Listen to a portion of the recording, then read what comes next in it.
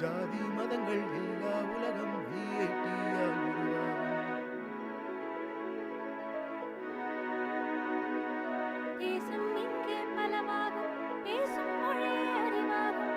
ஜாதி மதங்கள் இல்லா உலகம் விஐடியால் உருவாகும்.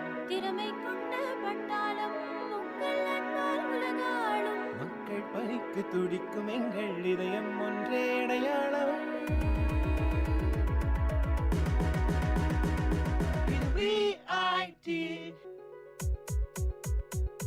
இது VIT 90.8 வேலூரில் நாங்கதாவே. VIT 90.8 வேலூரில் நாங்கதாவே.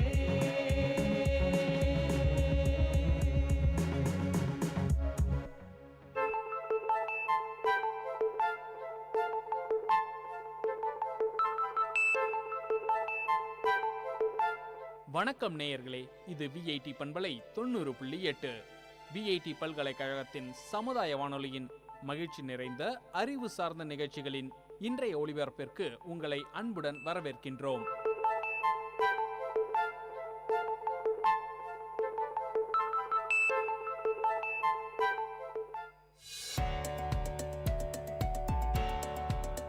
வணக்கம் வேலூர். இன்று 2023ஆம் ஆண்டு டிசம்பர் மாதம் 25ஆம் தேதி, சோபகிருது வருடம் மார்கழி மாதம் 9ஆம் நாள் திங்கட்கிழமை. உங்களது வாழ்க்கைக்கு ஒரு எல்லை அமைத்து வாழுங்கள், ஆனால் ஒருபோதும் எல்லைக்குள் உங்கள் வாழ்க்கையை அமைத்து விடாதீர்கள். இந்த ஒரு இனிய கருத்தோடு இன்றைய தினத்தை இனிதாய் துவங்குவோம்.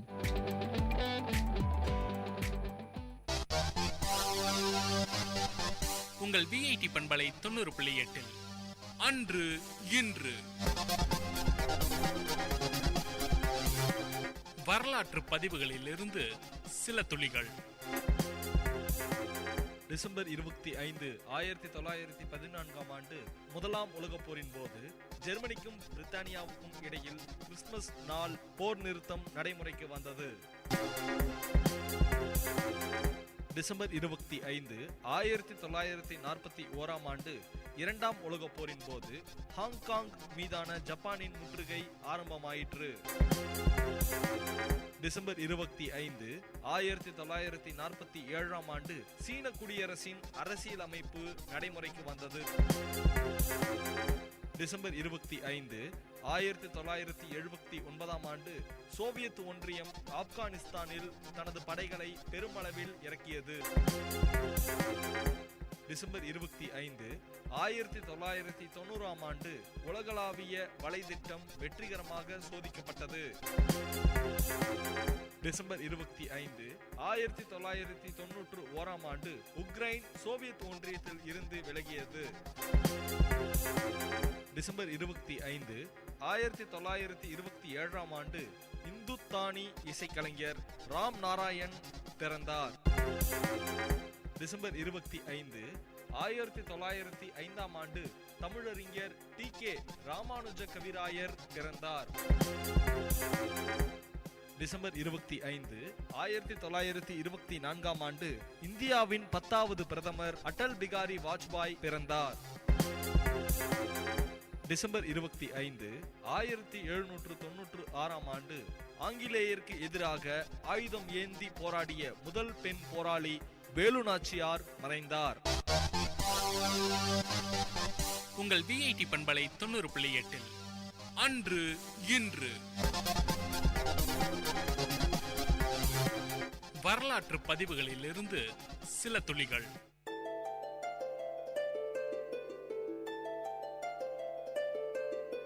வணக்கம் நேயர்களே, இது VIT பண்பலை 90.8 VIT பல்கலைக்கழகத்தின் சமுதாய வானொலி.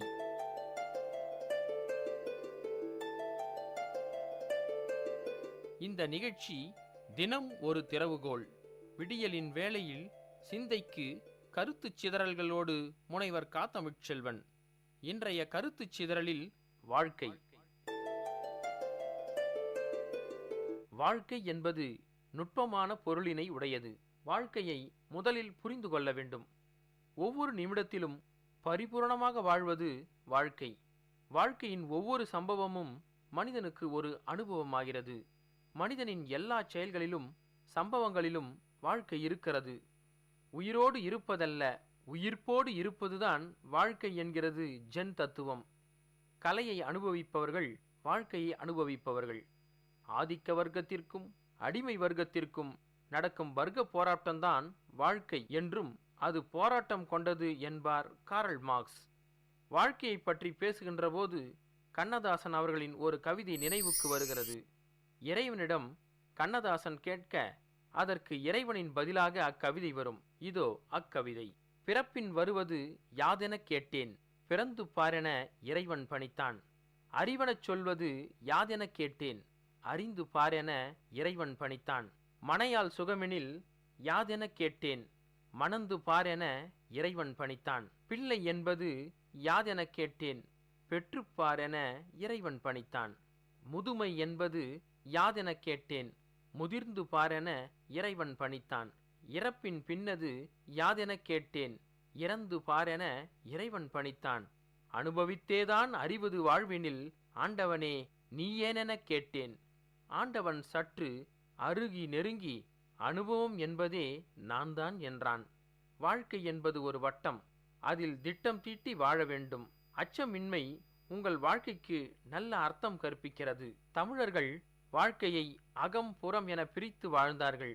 தங்களின் அக வாழ்க்கை அன்பு மற்றும் தூய்மையானதாகவும் புற வாழ்க்கை வீரம் கொடை நிறைந்ததாகவும் இருக்கிறது.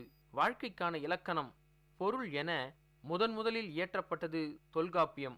எல்லா மொழியிலும் சொல்வதற்கான இலக்கணம் உள்ளது, எழுதுவதற்கான இலக்கணமும் உள்ளது. ஆனால் தமிழில் மட்டுமே வாழ்க்கை இப்படித்தான் வாழ வேண்டும் என முதலில் வாழ்க்கைக்கான இலக்கணம் வகுக்கப்பட்டது. வாழ்க்கை என்பது இரவும் பகலும் போல இன்பமும் துன்பமும் நிறைந்தது, போராட்டம் நிறைந்தது. அத்தகைய வாழ்க்கை வாழ்வதற்கே என்பது இன்றைய தினத்தின் திறவுகோள். இன்றைய கருத்து சிதறலில் சிந்தனை துளிகள் உங்களை சிந்திக்க வைத்திருக்கும் என்ற நம்பிக்கையோடு மற்றும் ஒரு தினம் ஒரு திறவுகோள் நிகழ்ச்சியில் சந்திக்கும் வரை உங்களிடமிருந்து விடைபெறுவது முனைவர் கா. தமிழ்ச்செல்வன். இது VIT பண்பலை 90.8 VIT பல்கலைக்கழகத்தின் சமுதாய வானொலி. நன்றி.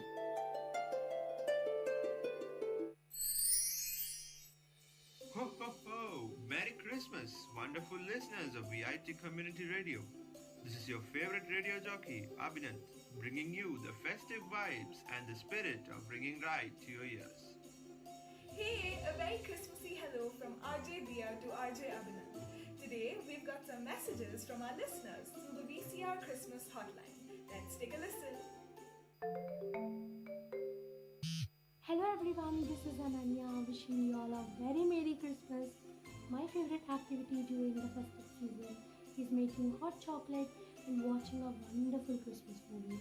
So I hope you all indulge in your favorite festive activities. Hey, it's Neil. I absolutely love all the decor put up for Christmas. This Christmas, I'm putting up a tree and decorating it with candy canes, bells and stars. Do comment on what you guys are putting up on your trees. Merry Christmas. That's about it from the VCR Christmas hotline. Wishing you hope, peace, and lots of Christmas cookies this holiday season. This message is brought to you by VIT Community Radio 90.8, wishing all listeners a Christmas that is merry and bright. வணக்கம் நேயர்களே, நீங்கள் கேட்டுக்கொண்டிருப்பது VITயின் பண்பலை 90.8. இது VITயின் சமுதாய வானொலி. பேசிட்டு இருக்கனா RJ தேவிஸ்ரீ. உங்களுக்கு விக்சித் பாரத் அட் 2047 பத்தி தெரியுமா? தெரியாதா? அப்போ நான் சொல்றேன். இந்தியாவோட 100வது சுதந்திர ஆண்டாக இருக்க போற 2047ல இந்தியாவை வல்லரசு நாடா மாத்தணும்னு அரசாங்கம் எடுத்திருக்க பிரச்சாரம் தான் இந்த விக்சித் பாரத் அட் 2047. பொருளாதார வளர்ச்சி, சமூக முன்னேற்றம், சுற்றுச்சூழல் மற்றும் நல்ல நிர்வாகம் உள்ளிட்ட வளர்ச்சியின் பல்வேறு அம்சங்களை இந்த பிரச்சாரம் உள்ளடக்கியதா இருக்கு. ஒரு பொறுப்பான இந்திய குடிமகனா, ஸ்டூடெண்டா இந்தியாவினுடைய இந்த வளர்ச்சி பாதைக்கு உங்ககிட்ட செம்மையான ஐடியாஸ் இருக்கா? அந்த ஐடியாஸ் எல்லாம் நீங்க கவர்மெண்ட் கிட்ட சமர்ப்பிக்கலாம். அதுவும் வெறும் 6 ஸ்டெப்ல. முதல்ல mygov.in அப்படின்ற இந்த போர்ட்டலுக்குள்ள போயிட்டு அங்க விக்சித் பாரத் கன்சல்டேஷன் செக்ஷனுக்கு போங்க. ரெண்டாவதா அடுத்து அங்க கேட்கப்படுற 2 கேள்விக்கும் உங்க ஆன்சரை சொல்லுங்க. மூணாவதா உங்க ஐடியாஸ் அண்ட் கான்ட்ரிபியூஷன் என்னவா இருக்க போதுன்னு எழுதுங்க. நாலாவதா ஃபில் பண்ண இந்த ஃபார்மை உங்க இமெயில் ஐடி கொடுத்து சப்மிட் பண்ணுங்க. உங்களுடைய சர்டிபிகேட்டும் டவுன்லோட் பண்ணிக்கோங்க. கடைசியா உங்களுடைய சர்டிபிகேட் கூட ஒரு அழகான செல்ஃபி எடுத்துட்டு உங்க இன்ஸ்டா பக்கத்துலயோ இல்ல FB பக்கத்துலயோ #ideas4viksitbharat அப்படின்ற ஹேஷ்டேகோட போஸ்ட் பண்ணுங்க. அந்த போஸ்ட்ல மறக்காம நம்ம VIT ரேடியோவையும் டேக் பண்ணுங்க.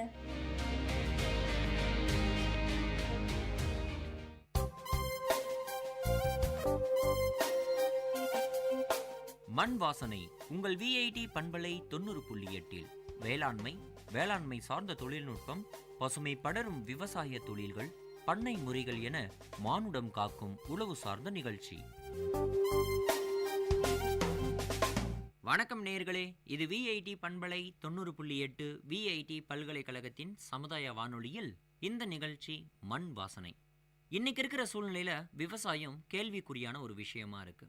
நீர் பற்றாக்குறையினால விவசாயம் செய்யறது கொஞ்சம் கொஞ்சமா குறைஞ்சிக்கிட்டு இருக்கு.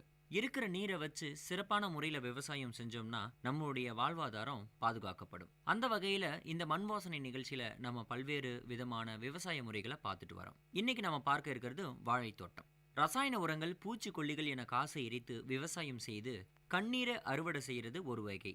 இயற்கை கழிவுகளை எரித்து இயற்கை விவசாயம் செய்து காசை அறுவடை செய்வது 2வது ரகம். இன்றைய சூழ்நிலையில விவசாயம் குறைந்த போதிலும் இது போன்ற இயற்கை விவசாயம் செய்து வாழையை பராமரிப்பது எப்படி என்பதை இன்றைய நிகழ்ச்சியில் நாம் பார்க்க இருக்கிறோம். வாழையை பொறுத்தவரையில எந்த ரகமா இருந்தாலும் சாகுபடி காலம்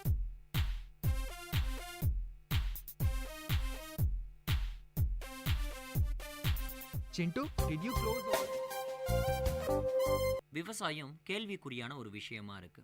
நீர் பற்றாக்குறையினால விவசாயம் செய்யறது கொஞ்சம் கொஞ்சமா குறைஞ்சிக்கிட்டு இருக்கு. இருக்கிற நீரை வச்சு சிறப்பான முறையில விவசாயம் செஞ்சோம்னா நம்மளுடைய வாழ்வாதாரம் பாதுகாக்கப்படும். அந்த வகையில இந்த மண் வாசனை நிகழ்ச்சியில நம்ம பல்வேறு விதமான விவசாய முறைகளை பார்த்துட்டு வரோம். இன்னைக்கு நம்ம பார்க்க இருக்கிறது வாழைத்தோட்டம். ரசாயன உரங்கள், பூச்சிக்கொல்லிகள் என காசை எரித்து விவசாயம் செய்து கண்ணீரை அறுவடை செய்யறது ஒரு வகை. இயற்கை கழிவுகளை எரித்து இயற்கை விவசாயம் செய்து காசை அறுவடை செய்வது 2வது ரகம். இன்றைய சூழ்நிலையில விவசாயம் குறைந்த போதிலும் இது போன்ற இயற்கை விவசாயம் செய்து வாழையை பராமரிப்பது எப்படி என்பதை இன்றைய நிகழ்ச்சியில் நாம் பார்க்க இருக்கிறோம். வாழையை பொறுத்தவரையில எந்த ரகமா இருந்தாலும் சாகுபடி காலம் மாறும். ஆனா பராமரிப்பு விஷயம் ஒண்ணுதான். 2 கிலோ தொழு உரம், 16 லிட்டர் தண்ணி, 200 மில்லி சூடோமோனாஸ் மற்றும் அசிட்டோபைரில்லம் இது எல்லாம் நல்லா கரைந்த கரைசல்ல விதைக்கிழங்க நனைச்சி நடவு செய்யணும். இந்த கரைசல் சுமார் 100 வாழைக்கண்ணுக்கு போதுமானதா இருக்கும். நடவு செஞ்ச உடனே முதல்ல தண்ணீர் கொடுக்கணும். அது பாய்ச்சல் நீரா இருக்கலாம் அல்லது சொட்டு நீர் பாசன முறையா இருக்கலாம். எந்த முறையா இருந்தாலும் நட்ட கண்ணுக்கு முதல்ல தண்ணீர் பாய்ச்சறது ரொம்ப அவசியமான ஒன்று. தண்ணீர் விட்ட 3 நாளைக்கு அப்புறமா 100 கிராம் வேப்பம் புண்ணாக்கு, 100 கிராம் கடலை புண்ணாக்கு 2யும் கலந்து கன்றுக்கு பக்கத்துல தூவி விட்டுட்டு 5 நாளைக்கு ஒரு முறை தண்ணி கொடுக்கணும். இந்த மாதிரி பராமரிச்சிட்டு இருக்கிற சூழ்நிலையில 15 நாள் கழிச்சு ஒவ்வொரு கன்றுக்கும் தொழு உரம் போட்டு களைகளை வெட்டி அந்த களைகளையே செடிக்கு பக்கத்துல மூடாப்பா போட்டோம்னா நல்ல மண்கண்டம் இருக்கிறதுனால செடி நல்ல சத்தான முறையில வளர்ந்து வர ஆரம்பிக்கும். முழுக்க இயற்கை உரம்ன்றதால பூச்சி அடிக்கிறது, நோய் தாக்குறது இருக்காது. இருந்தாலும் வாழையை பொறுத்த வரையில பழுப்பு நோய் எட்டி பார்க்கும். இந்த நோய் தாக்கிய வாழை இலை பழுத்து போயிருக்கும். இதை கட்டுப்படுத்த 1 லிட்டர் தண்ணியில 50 மில்லி நல்ல புளித்த மோரை சேர்த்து நம்ம எப்பயுமே விவசாயத்துக்கு ஸ்ப்ரேயர் வச்சிருப்போம். அந்த ஸ்ப்ரேயர் மூலமா மரம் முழுவதும் நம்ம தெளிச்சோம்னா பழுப்பு நீங்கும். அப்படியும் நீங்கள்னா 15 நாள் கழிச்சு 1 லிட்டர் தண்ணியில வேப்பெண்ணெய் கொஞ்சமும் காதி சோப்பு கலந்து அதே ஸ்ப்ரேயர்ல செடி முழுவதும் நம்ம அடிச்சோம்னா பழுப்பு நோய் கண்டிப்பா நீங்கும். இந்த மாதிரி நல்ல இயற்கையான முறையில நம்ம அந்த செடியை பராமரிச்சுட்டு வரதுனால செடி சிறப்பான முறையில வளர்ந்து வர ஆரம்பிக்கும். செவ்வாழை ரகத்துல ஆப்பிள் நோய் சீக்கிரமா தாக்கும். மரம் குலை தள்ளுறதுக்கு முன்னாடி இந்த நோய் தாக்குச்சுன்னா மரம் குலையே தள்ளாது, மல்ட்டு தன்மை ஆயிடும். பின்னாடி வந்ததுன்னா சற்று காய் சின்னதாயிடும், பழத்தின் நிறமும் மாறிடும். 40% செடியில மகசூல் இழப்பு ஏற்படும். மரத்தின் இலை சிறுத்து போவதுதான் இந்த நோய்க்கான முதல் அறிகுறி. இதை கண்டுபிடிச்ச உடனே 100 கிராம் வேப்பம் புண்ணாக்க 100 கிராம் கடலை புண்ணாக்குடன் கலந்து மரத்தை சுற்றிலும் போட்டு விட்டு தண்ணி விட்டோம்னா செவ்வாழை மரங்கள் 10 மாசத்துல அருமையா வளர்ந்து 12வது மாசத்துல அறுவடைக்கு வந்து நல்ல விதமான லாபம் தரும். வாழை சாகுபடிக்கு சின்ன மந்திரத்தை கடைபிடிக்கணும். அது என்னன்னா, ஒவ்வொரு கன்றுக்கும் 8 அடி இடைவெளி கண்டிப்பா விடணும். படத்தி ரக வாழையா இருந்ததுன்னா 15 அடி போதுமானது. பக்க கன்றுகளை வெட்ட வேண்டாம். ஒவ்வொரு மரத்திலும் 8 to 10 பக்க கன்றுகள் வரைக்கும் வரும். முதல் வாழையில 9வது மாசம் குலத்தள்ளும், அதிலிருந்து 3 மாசத்துக்கு ஒரு முறை பக்க கன்றுகள் குலைத்தள்ளும். அதையும் நம்ம வெட்டி எடுக்கலாம். தார் கொஞ்சம் சின்னதா இருந்தாலும் வருஷத்துல 6 to 8 தார் வெடிக்கும் ஒவ்வொரு மரத்திலையும் கிடைக்கும். இதனுடைய இலை, பூ, தண்டு அனைத்தையும் விற்று நம்ம நல்ல லாபம் பெறலாம். இயற்கையான முறைகளில் நாம் இந்த செடிகளை வளர்க்கறதுனால பழம் ரொம்ப டேஸ்டா இருக்கும். அதனால சந்தையில நல்ல விலை போகிறதுக்கான வாய்ப்புகள் அதிகம் இருக்கு. வாழை இலை, பழம், தண்டு, நார் என பல்வேறு பயன்களை அன்றாடம் நமக்கு தர்றதால குறைந்த செலவில் நிறைந்த லாபம் பெற்று நல்ல முறையில் நம்ம விவசாயம் செய்யலாம். இது போன்ற ஒரு இயற்கை முறை விவசாயத்துடன் அடுத்த ஒரு மண் வாசனை நிகழ்ச்சியில் உங்களை சந்திக்கும் வரை உங்களிடமிருந்து விடைபெறுவது உங்கள் கோவிந்தராஜ். நன்றி, வணக்கம்.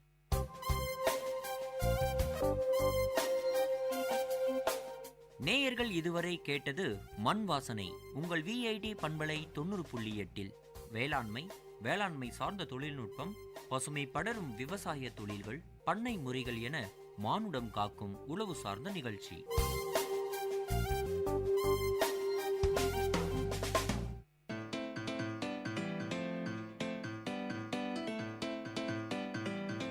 செவிச்செல்வம், VIT பண்பலையின் அறிவு களஞ்சியம்.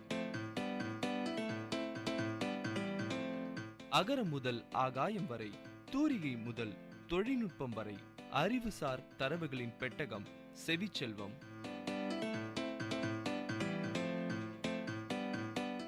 இது VIT பண்பலை 90.8 செவிச்செல்வம் நிகழ்ச்சியில் அருகம்புல் பற்றிய அறிவு சார்ந்த தொகுப்புகளோடு உங்கள் அரிதா. அருகம்புல் தாவர வகையில் மிகவும் பழமையானது. காலம் காலமாக அது பல்வேறு வளர்ச்சி படிகளை கடந்திருக்கின்றது என்றும் கூறலாம். அருகம்புல் கடும் வறட்சியை தாங்கக்கூடியது. இதன் அமோக வளர்ச்சிக்கு புல்லின் வேர்களில் சிறிதளவு ஈரப்பசை இருந்தால் போதும். இனி ஆய்வுகள் சிலவற்றில் கண்டறியப்பட்ட உன்னத தரவுகள் சிலவற்றை பார்ப்போம்.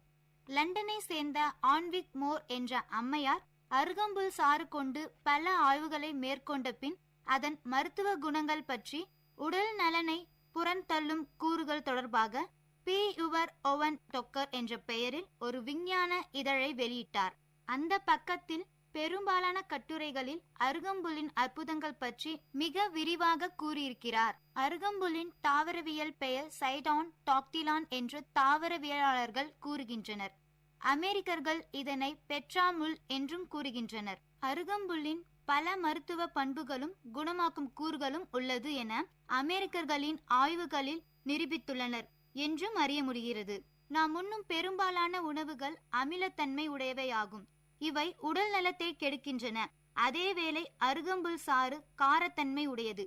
இது எமது ஆரோக்கியத்திற்கு உகந்ததாகும் என்று நீங்கள் நினைத்தால் இன்றைய காலகட்டத்தில் அருகம்புல் சாற்றை குடிக்க விரும்புவோர் ஆயுர்வேத மருத்துவரை அணுகி அவரது அறிவுத்தலின் படி அருந்தலாம். புராணங்களில் அருகம்புல் கணபதிக்கு பிடித்தமான புல் என்று கூறப்பட்டுள்ளது. இல்லங்கள் தோறும் நடைபெறுகின்ற ஆன்மீக சடங்கின் போது அருகம்புல் முக்கிய இடம் வகிக்கின்றது. இன்றைய காலகட்டத்தில் அறிவியல் அறிஞர்கள் அருகம்புல்லின் மீது வெறும் காலுடன் நடந்து சென்றால் உடல் நலம் பெற முடியும் என்று கண்டறிந்துள்ளனர். எனவே அப்படி நடப்பவர்களின் காலுக்கும் நுரையீரல்கள் ஆரோக்கியத்துடன் இருப்பதற்கும் நேரடி தொடர்பு உள்ளது என்கின்றனர்.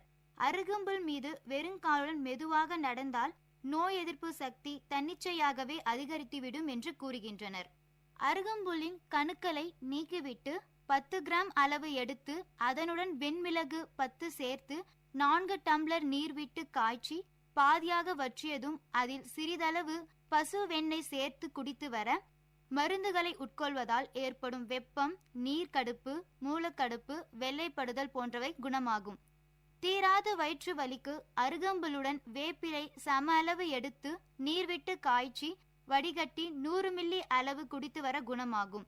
மருந்தின் நச்சு விலக அருகம்புல்லுடன் மாதுளை இலையை சேர்த்து கஷாயமாக்கி காலை மாலை 2 வேளையும் 100 மில்லி அளவு குடித்து வர இரத்தப்போக்கு கட்டுப்படும். அருகம்புல்லால் ஆகாததே எதுவும் இல்லை என்று ஒரு பழமொழி உண்டு. அந்த பழமொழியின் கூற்றுப்படி அருகம்புல்லினால் ஆவது என்ன தெரியுமா? நரம்பு தளர்ச்சியும் உடல் தளர்ச்சியும் நீங்கும், மலச்சிக்கல் தூக்கமின்மை குணமாகும், வயிற்றின் அமிலத்தன்மை குறையும், உடலில் தேங்கியுள்ள கழிவுகள் விஷத்தன்மை வெளியேறும், நீரிழிவு, கரப்பான், சொறி, சிரங்கு ஆகியவை குணமாகும், பல் சம்பந்தப்பட்ட நோய்கள், வாய்நாற்றம் போன்றவை விலகும், உடலுக்கு அழகும் வசீகரமும் தரும், உடல் வெப்பம் தணியும். இந்த பலன்களை நீங்களும் பெற வேண்டும் என்றால் தினமும் டீ காபி பதிலாக அருகம்புல் சாற்றுடன் தண்ணீர் அல்லது தேன் இளநீர் கலந்து சாப்பிடுங்கள். ஒரே ஒரு விதிமுறைதான் உள்ளது. தினமும் காலையில் வெறும் வயிற்றில் தான் இதை குடிக்க வேண்டும். அப்போதுதான் பலன் உண்டாகும். இதுவரை நீங்கள் கேட்டது செவிச்செல்வம் நிகழ்ச்சியில் அருகம்புல்லை பற்றிய அறிவு சார்ந்த தரவுகளை வழங்கியவர் உங்கள் ஹரிதா.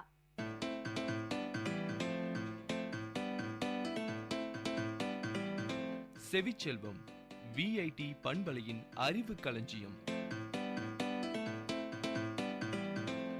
அகரம் முதல் ஆகாயம் வரை, தூரிகை முதல் தொழில்நுட்பம் வரை, அறிவுசார் தரவுகளின் பெட்டகம் செவிச்செல்வம்.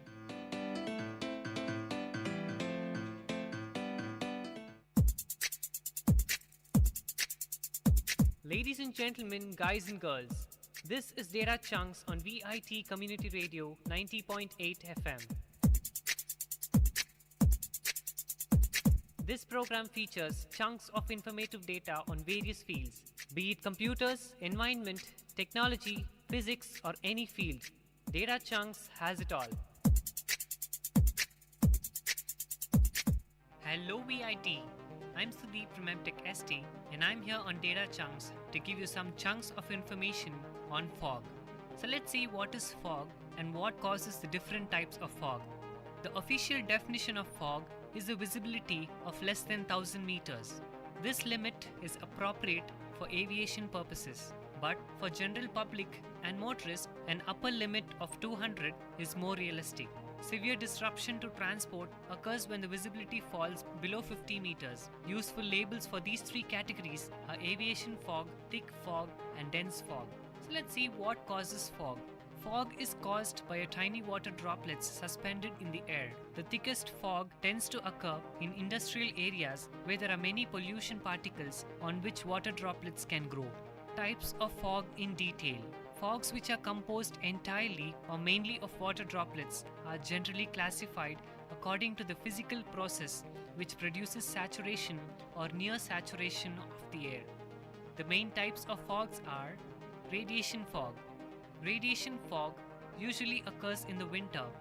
Aided by the clear skies and calm condition, the cooling of land overnight by thermal radiation cools the air close to the surface. This reduces the ability of the air to hold the moisture, allowing condensation and fog to occur. Radiation fog usually dissipates soon after sunrise as the ground warms. An exception to this can be in high elevation areas where the sun has little influence in heating the surface. The next type of fog is the valley fog.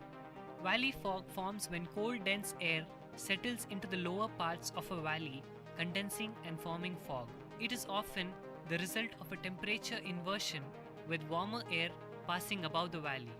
Valley fog is confined by local topography and can last for several days in calm conditions during the winter. The next type of fog is the advection fog. Advection fog occurs when moist air passes over a cool surface and is cooled. A common example of this is when a warm front passes over an area with snow cover. It is also common at sea when moist tropical air moves over cooler waters. If the wind blows in the right direction, then sea fog can become transported over the coastal land areas. The next type of fog is the upslope fog. Upslope fog or hill fog forms when the winds blow air up a slope called as orographic uplift. The air cools as it rises, allowing the moisture in it to condense. Next type, evaporation fog, is caused by cold air passing over warmer water or moist land. It often causes freezing fog or sometimes the types of frost. When some of the relatively warm water evaporates into low air layers, it warms the air, causing it to rise and mix with the cooler air that has passed over the surface. The warm, moist air cools as it mixes with the colder air, allowing condensation and fog to occur. Evaporation fog can be one of the most local forms of fog. It can happen when cold air moves over heated outdoor swimming pools or hot tubs where steam fog easily forms. It can also happen when cold fronts or cool air masses move over warm seas. This often occurs in autumn when sea temperatures are still relatively warm after the summer, but the air is already starting to cool. And the last type of fog is the freezing fog. Freezing fog is composed of supercooled water droplets which remain liquid even though the temperature is below the freezing point. One of the characteristics of freezing fog is that rime composed of feathery ice crystals is deposited on the windward side of vertical surfaces such as lamp posts, fence posts, overhead wires, pylons, and transmitting masts. You've heard about fog at Data Chunks with me, Sudeep. Ladies and gentlemen, guys and girls, this is Data Chunks on VIT Community Radio 90.8 FM. See you next time with another interesting, informative chunk of data on Data Chunks.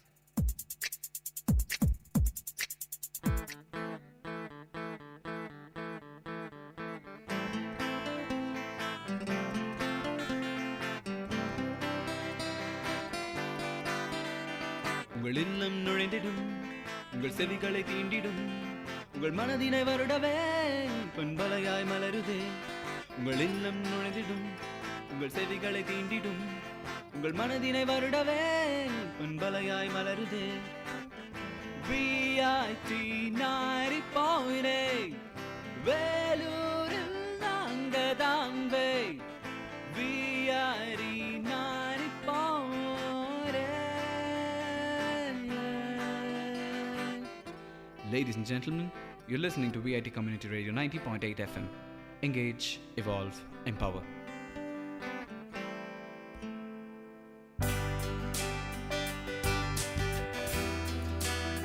உங்கள் VIT பண்பலை 90.8 அனுபவ மேடை. மக்கள் தங்கள் வாழ்க்கை அனுபவங்களையும் முன்னேற்ற பாதைகளையும் விரிவாக கலந்துரையாடும் நிகழ்ச்சி.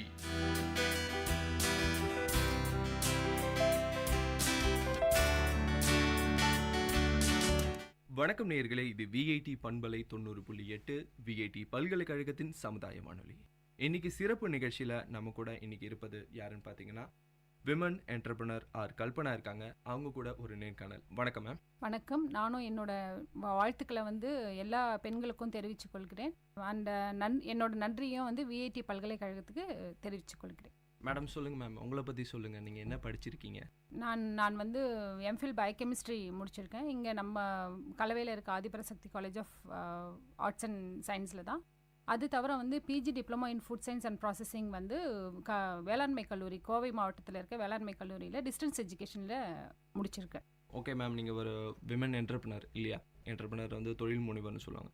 ஸோ நீங்கள் எந்த ஃபீல்டில் என்டர்பிரனராக இருக்கு? நான் இப்போ ஃபுட் ப்ராசஸிங், ஏன்னா நான் அது படிச்சிருக்கிறதுனால நான் ஃபுட் ப்ராசஸிங்கில் என்டர்பிரனராக இருக்கேன். மோரோவர் இப்போ அதுக்கு நல்ல எதிர்காலமும் இருக்கிறதுனால அதுவே நல்ல முன்னேற்றமாக இருக்கும் அப்படின்றது என்னோட கருத்து.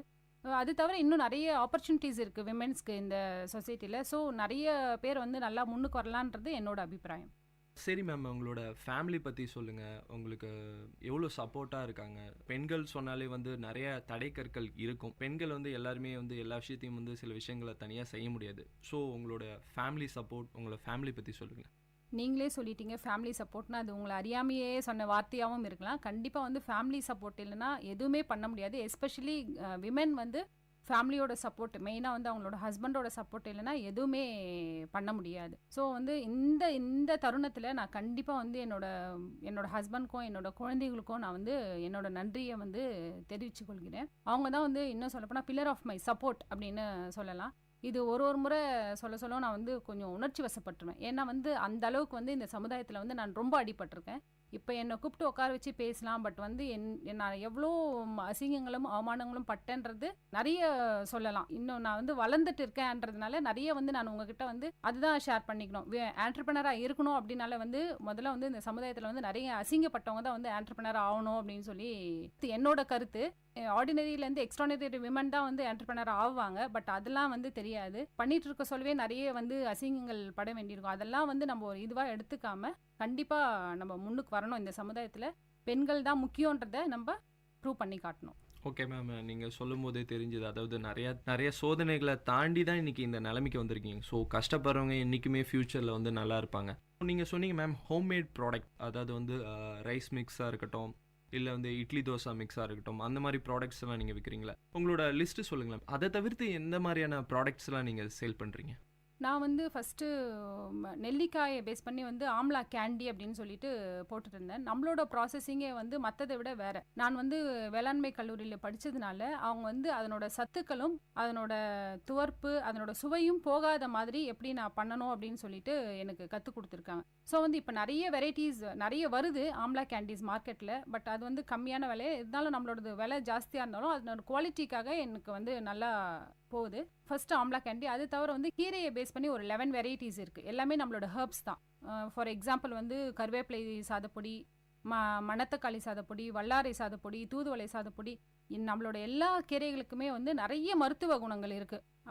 அதெல்லாம் வச்சு தான் வந்து நம்ம கீரையை வந்து யூஸ் பண்ணி நம்ம மக்களுக்கு வந்து எப்படியான நல்லது கொண்டு போய் சேர்க்கணும் அப்படின்ற ஒரே கான்செப்டில் கீரையை பேஸ் பண்ணி போட்டது. இன்னொன்று வந்து நிறைய மூலிகைகள் வந்து நிறைய டே டு டே லைஃப்பில் வந்து மக்கள் வந்து யூஸ் பண்ணாமல் இருக்காங்க. அதை எப்படியான அவங்கள யூஸ் பண்ண வைக்கணும் அப்படின்னு சொல்லிட்டு தான் இந்த பிரண்டை பொடி, கொள்ளு பொடி இது ரெண்டையும் வந்து நான் இன்ட்ரடியூஸ் பண்ணேன். இன்னொன்று வந்து உளுத்தங்கஞ்சி. இது வந்து எப்படி அப்படின்னா வந்து வயசுக்கு வந்த குழந்தைகள், பெண் குழந்தைகள் வந்து அந்த காலத்தில் வந்து வயசுக்கு வந்த ஒரு 5 days வந்து களி கலரி கொடுப்பாங்க. இப்போ வந்து யாருக்கும் அந்த கான்செப்டே போயிடுச்சு, களின்ற கான்செப்டே போயிடுச்சு.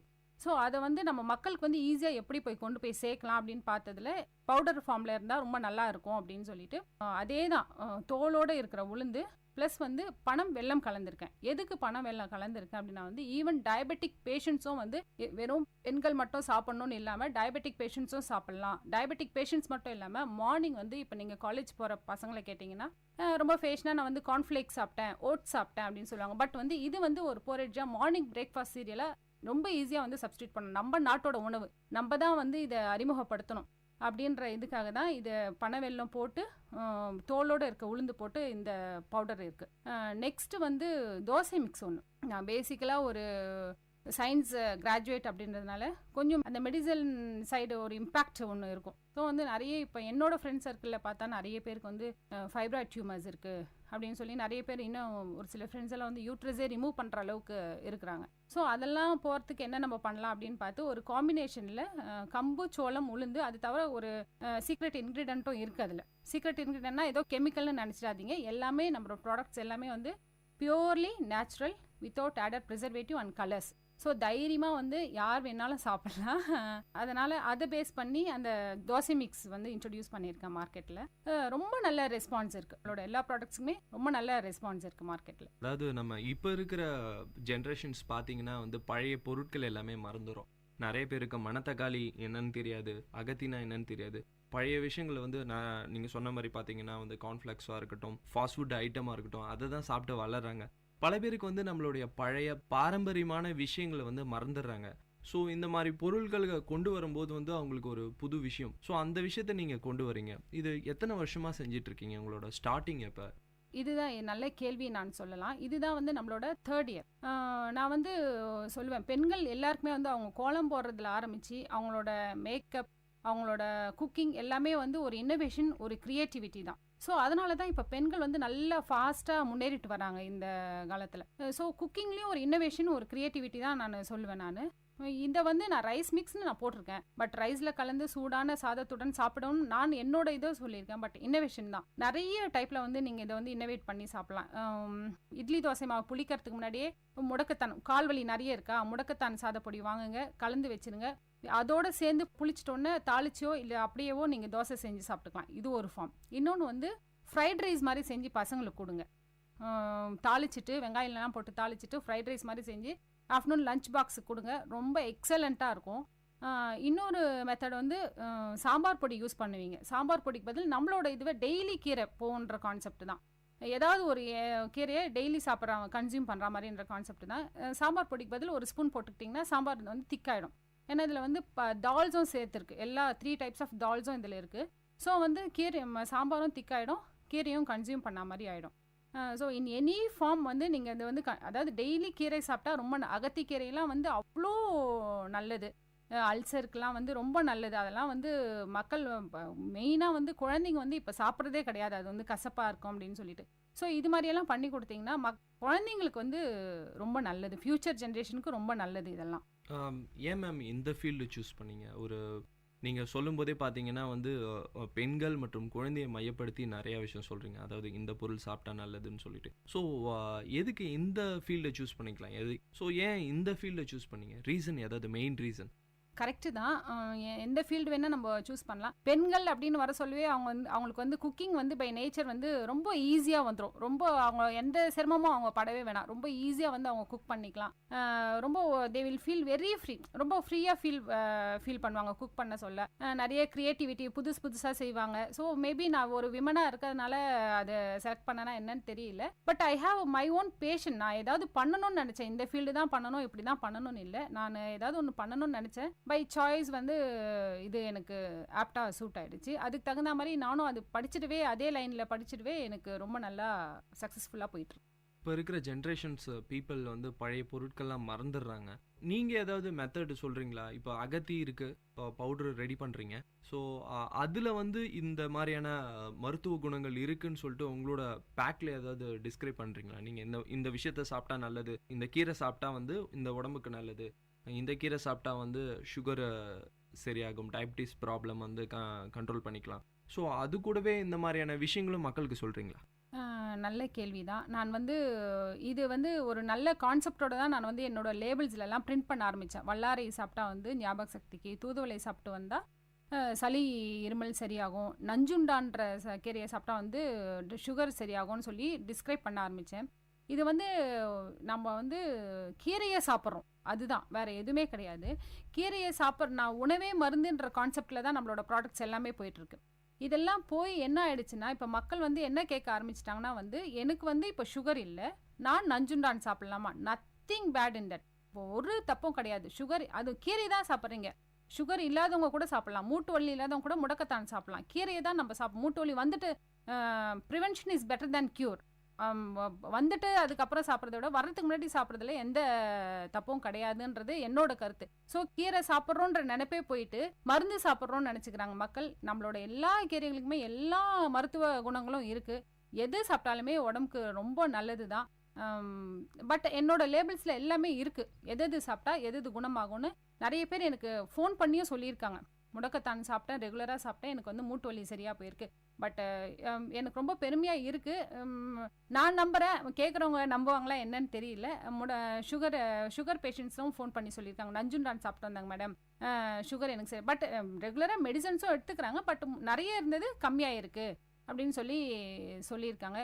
ரொம்ப சந்தோஷம் இதனால் எனக்கு. உங்களோட ப்ராடக்ட்ஸோட ரெஸ்பான்ஸ் எப்படி இருக்குது? மக்கள்கிட்ட வந்து அதை ஏற்றுக்கிறாங்களா? ஒரு பழைய விஷயத்த நம்ம வந்து புதுசாக்கி கொடுக்குறோம், கீரைன்னும் போதே வந்து அதை ரெடிமேடாக வாங்கி அப்பயே வாங்கி இன்ஸ்டண்ட்டாக வாங்கி சமைச்சு கொடுக்குற ஒரு ஐட்டம். இந்த ப்ராடக்ட்டை வந்து நிறைய பேருக்கு வந்து இப்போ வேலை பளு ஜாஸ்தியாக இருக்குது, ஸோ ஆஃபீஸ்க்கு போகிறாங்க, அந்த மாதிரி டைமில் வந்து இந்த மாதிரி ரெடிமிக்ஸாக இருக்கும்போது ஈஸியாக வந்து அக்செப்ட் பண்ணிப்பாங்க, ஓகே இன்னைக்கு ஒரு கீரை சாப்பிட்டாச்சுன்னு சொல்லிட்டு. அது ரெஸ்பான்ஸ் எப்படி இருக்குது, மக்கள்கிட்ட எப்படி இருக்குது? இல்லை, உங்கள் கேள்வியிலேயே என்னோட பதிலும் இருக்குன்னு நினைக்கிறேன். நான் நீங்களே சொல்லிட்டீங்க, எல்லா பெண்களும் இப்போ வீட்டில் இருக்கிறத விட வெளியே, ஈவன் நம்ம ஒரு சின்ன வில்லேஜுக்கு போனால் கூட அவங்கவுங்களுக்கான வேலைகளுக்கு அவங்கவுங்க போயிடுறாங்க. 100 நாள் வேலை திட்டம், விவசாயம் பண்ணுறாங்க. ஸோ அவங்கவுங்களுக்கான லைஃப் ஸ்டைலில் அவங்கவுங்க வேலைக்கு போயிட்டே தான் இருக்காங்க. விமென்ஸ்லாம் இப்போ யாரும் வீட்டில் இருக்கிறதே கிடையாது. ஸோ கொஞ்சம் கிராமத்தில் இருக்கிறவங்க வாங்குறது கஷ்டம், ஏன்னா அவங்க வீட்டு தோட்டத்திலேயே இந்த கீரைங்கள்லாம் பயிர் செஞ்சுப்பாங்க. வெளியே வந்தால் நம்ம டவுனுக்குலாம் வந்தால், வெள்ளூருக்குலாம் வந்தால் அந்த விமென்ஸ்க்குலாம் வந்து ரொம்ப யூஸ்ஃபுல்லாக இருக்கும். நான் என்ன சொல்கிறேன்னா வந்து ஊறுகாய், என்ன நிறைய பேர் கேட்டாங்க ஊறுகாய் போடுங்க அப்படின்னு சொல்லிட்டு. நம்மளோட கான்செப்ட் வந்து ஊறுகான்ற ஒரு கான்செப்ட் நம்ம போயிட்டாச்சுன்னா அதில் கண்டிப்பாக கெடாமல் இருக்கிறதுக்கு ப்ரிசர்வேட்டிவ் போட்டே ஆகணும். ப்ரிசர்வேட்டிவ் போடாமல் ஊறுகாய் செய்யவே முடியாது. நம்ம வந்து மக்களுக்கு நல்லது செய்யணும், ஏதாவது ஒரு வழியில் மக்களுக்கு நல்லது செய்யணும்னு இறங்கியாச்சு. அப்படி இருக்க சொல்ல பவுடர் ஃபார்மில் ஈவன் மாய்ஸ்சர் ஏதாவது ஒன்று ஆட் பண்ணாலும் ப்ரிசர்வேட்டிவ் ஆட் பண்ணணும், என்னோட கருத்து பிரகாரம். ஸோ நம்ம பவுடர் ஃபார்மில் கொடுத்துட்டா அவங்களுக்கு ப்ரிசர்வேட்டிவ்ஸு இல்லாமல் நல்லதாக போய் சேரும் அப்படின்றதுக்காக தான் இது போட்டேன்.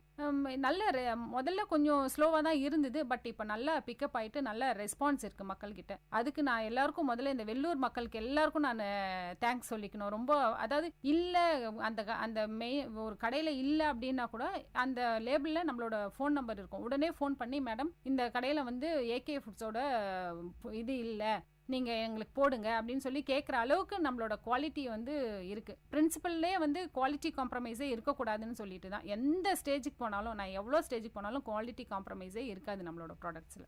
உங்களோட ப்ராடக்ட்ஸ் எல்லாத்தையும் வந்து எங்கெங்கெல்லாம் எக்ஸ்போர்ட் பண்ணுறீங்க? அதாவது இங்கே தமிழ்நாடு முழுவதுமா இல்லை வந்து வெளி மாநிலங்களுக்கு எக்ஸ்போர்ட் பண்ணுறீங்களா?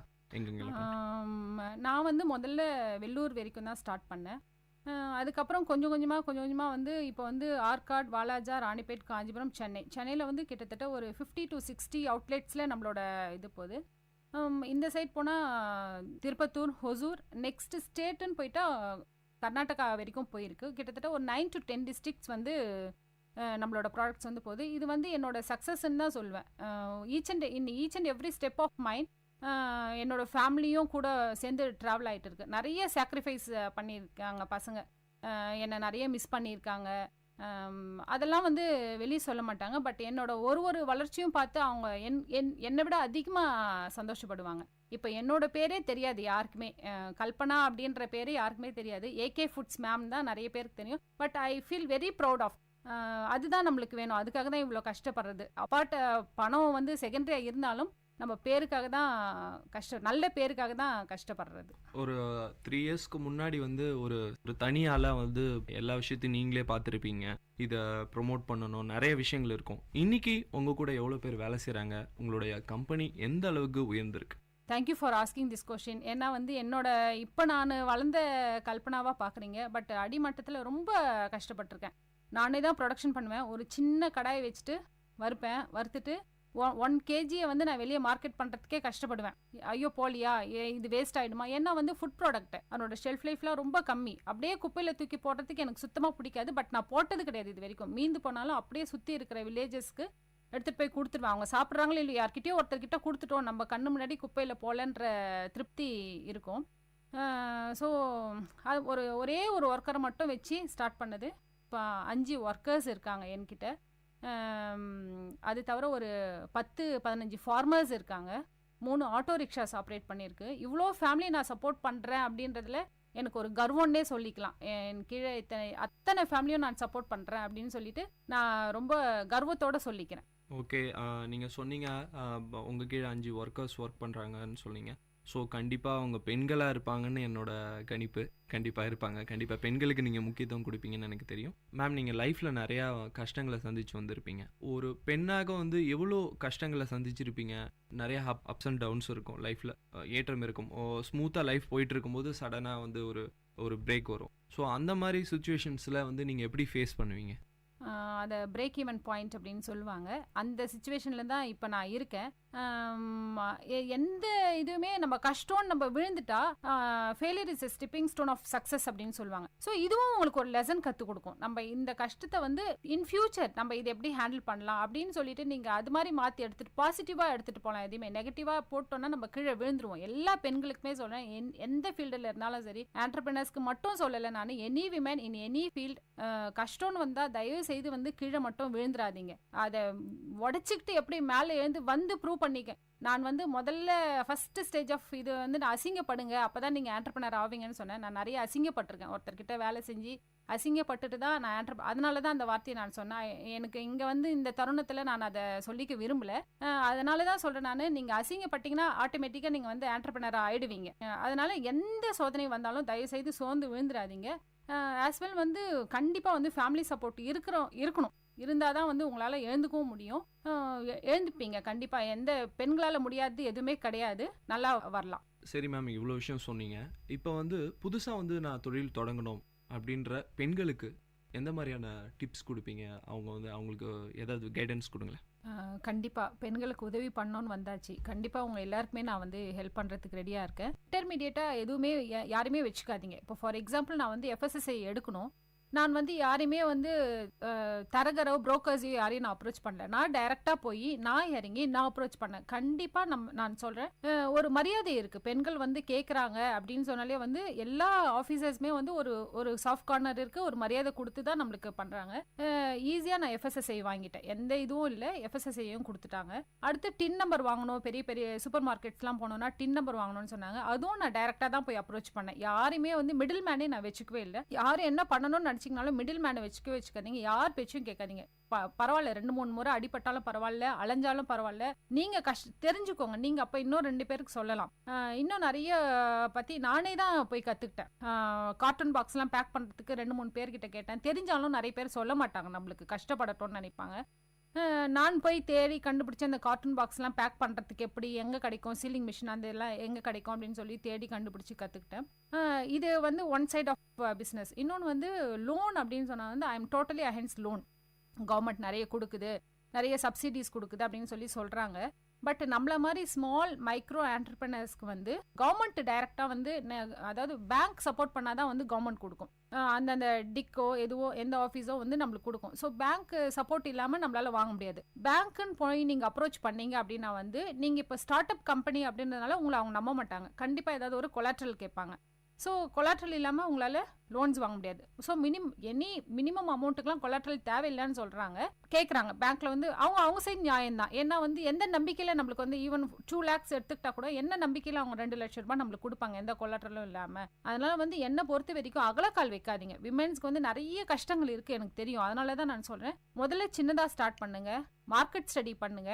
நீங்கள் பண்ணுற ப்ராடக்ட்டுக்கு மார்க்கெட்டில் எப்படி இருக்கும், முதல்ல நீங்கள் ப்ராடக்ட்டை வெளியே விடுறதுக்கு முன்னாடி மார்க்கெட் ஸ்டடி பண்ணுங்க. ஃபார் எக்ஸாம்பிள் இப்போ நீங்கள் குவில்லிங் பேப்பரில் நீங்கள் ஒரு ஏதோ ஒரு ஆர்னமெண்ட்ஸ் பண்ண போறீங்க, செயின் பண்ண போறீங்க, கம்பல் பண்ண போறீங்கன்னா ஃபர்ஸ்ட் உங்களோட ஃப்ரெண்ட் சர்க்கிள் கொடுங்க. நான் இன்ன தேதி வரைக்கும் நான் என்ன ப்ராடக்ட் பண்ணாலும் என்னோட ஃப்ரெண்ட்ஸுங்களுக்கு தான் ஃபர்ஸ்ட் அந்த ப்ராடக்ட்டை வந்து சாம்பிள் கொடுப்பேன். ஏன்னா வந்து ஃப்ரெண்ட்ஸ் ஆர் அவர் வெல் விஷர்ஸ். அவங்க வந்து பாசிட்டிவாக சொல்லணும், அது மாதிரி இருக்க ஃப்ரெண்ட்ஸுங்களுக்கு கொடுங்க. உங்களோட நெகட்டிவே சொல்ற ஃப்ரெண்ட்ஸுங்களுக்கும் கொடுக்காதீங்க, பாசிட்டிவே சொல்ற ஃப்ரெண்ட்ஸுங்களுக்கும் கொடுக்காதீங்க. ரெண்டுமே சேர்ந்து நம்ம ஃப்ரெண்டு நல்லா இருக்கணும்னு நினைக்கிறாங்க பார்த்தீங்களா, அவங்களுக்கு எடுத்துட்டு போய் கொடுங்க. ஸோ பேப்பர் கூலிங் ஆர்னமெண்ட்ஸ் செய்றீங்க அப்படின்னா வந்து எடுத்துட்டு போய் ஃப்ரெண்ட்ஸுங்களுக்கு கொடுங்க. எப்படி வேற என்ன மாதிரி இன்னோவேஷன்லாம் பண்ணலாம் அப்படின்னு அதில் பாருங்க. பார்த்துட்டு அதை இன்னோவேட் பண்ணி மார்க்கெட்டில் விட்டா என்ன ரேட்டில் ஃபர்ஸ்ட் மார்க்கெட்டில் அது இருக்குன்னு பாருங்க. அதை விட ஏன்னா நம்ம ஸ்டார்ட் அப் கம்பெனி இருந்ததுனா அதை விட 1 or 2 rupees கம்மியாக இருந்ததா மக்கள் வாங்குவாங்க. அதை விட கம்மியாக எப்படி கொடுக்கலான்னு பாருங்க.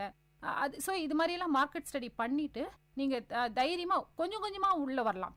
பெண்களை பொறுத்த வரைக்கும் சொல்கிறேன். ஏன்னா இன்னொரு ட்ராபேக் என்னன்னா, ஃபார் எக்ஸாம்பிள் க்ரோர் டுகெதர் நீங்கள் போட்டுட்டு நாளைக்கு அதை எடுக்க முடியலன்னா தூக்கம் வராமல் நம்ம தவிப்போம், நம்மளோட ஹெல்த் போயிடும். பெண்கள் வந்து சோர்ந்து போனால் குடும்பமே வந்து மொத்தமாக உடஞ்சி போயிடும். ஹஸ்பண்ட் கஷ்டப்படுவார், குழந்தைங்க கஷ்டப்படும், அவங்களோட ஹெல்த் போயிடும், அவங்களோட ஃபேமிலி போயிடும், எல்லாமே போயிடும். ஸோ சின்னதாகவே நம்ம வளருவோம். நான் அப்படி தாங்க வளர்ந்தேன். அதனால தான் என்னோட எக்ஸ்பீரியன்ஸை நான் சொல்கிறேன். நான் மொத்தம் லட்சக்கணக்கிலையோ கோடிக்கணக்கிலையோ நான் போட்டுட்டு வரல, 1000 கணக்கில் போட்டுட்டு தான் இப்போ வந்திருக்கேன் நான். ஸோ கொஞ்சமாக போடுங்க, கொஞ்சமாக ஸ்டார்ட் பண்ணுங்கள். முதல்ல உங்களோட சர்க்கிள் கொடுங்க, அப்புறம் உங்கள் ஏரியா கொடுங்க, அப்புறம் உங்கள் ஊர் கொடுங்க. தானாகவே உங்களோட நல்ல ப்ராடக்ட்டு அப்படின்னு இருந்தால் கண்டிப்பாக நீங்கள் வெற்றி அடைவீங்க, இது நிச்சயம். இப்போ நிறைய விஷயம் சொன்னீங்க, அதாவது புதுசாக தொழில் தொடங்குறவங்களுக்கு ஒரு கைட்லைன்ஸ் மாதிரி இருந்தது. ஸோ எல்லா விஷயமே நாமளே செய்யும்போது நிறைய விஷயம் நாமளே கற்றுக்குறோம் இல்லையா? யாருமே இல்லாமல் தரகர் இல்லாமலே நாமளே எல்லா விஷயத்தையும் அப்ரோச் பண்ணும்போது அந்த விஷயம் நம்மளுக்கு நல்லா ஞாபகம் இருக்கும். ஸோ சக்ஸஸ்ஃபுல் ஏதோ ஒரு விஷயத்தை கற்றுக்குறோம். உங்கள் ஃபீல்டில் வந்து இப்போ நிறைய ஹெர்ப்ஸ் யூஸ் பண்ணுறீங்க, அதாவது மூலிகைகள், கீரையாக இருக்கட்டும். அதுக்குன்னு நிறையா சீசனல் பீரியட்ஸ் இருக்குது. ஸோ அந்த டைமில் வந்து நீங்கள் ஏதாவது ஃபேஸ் பண்ணுறீங்களா, பிரச்சனைகள் ஃபேஸ் பண்ணுறீங்களா? எல்லா விஷயமும் எல்லா பொருளும் சாதாரணமாக கிடைக்கிறது இல்லை. ஸோ அந்த மாதிரி டைமில் வந்து உங்களுடைய பிரச்சனையை எப்படி நீங்கள் ஃபேஸ் பண்ணுறீங்க? நல்ல கேள்வி.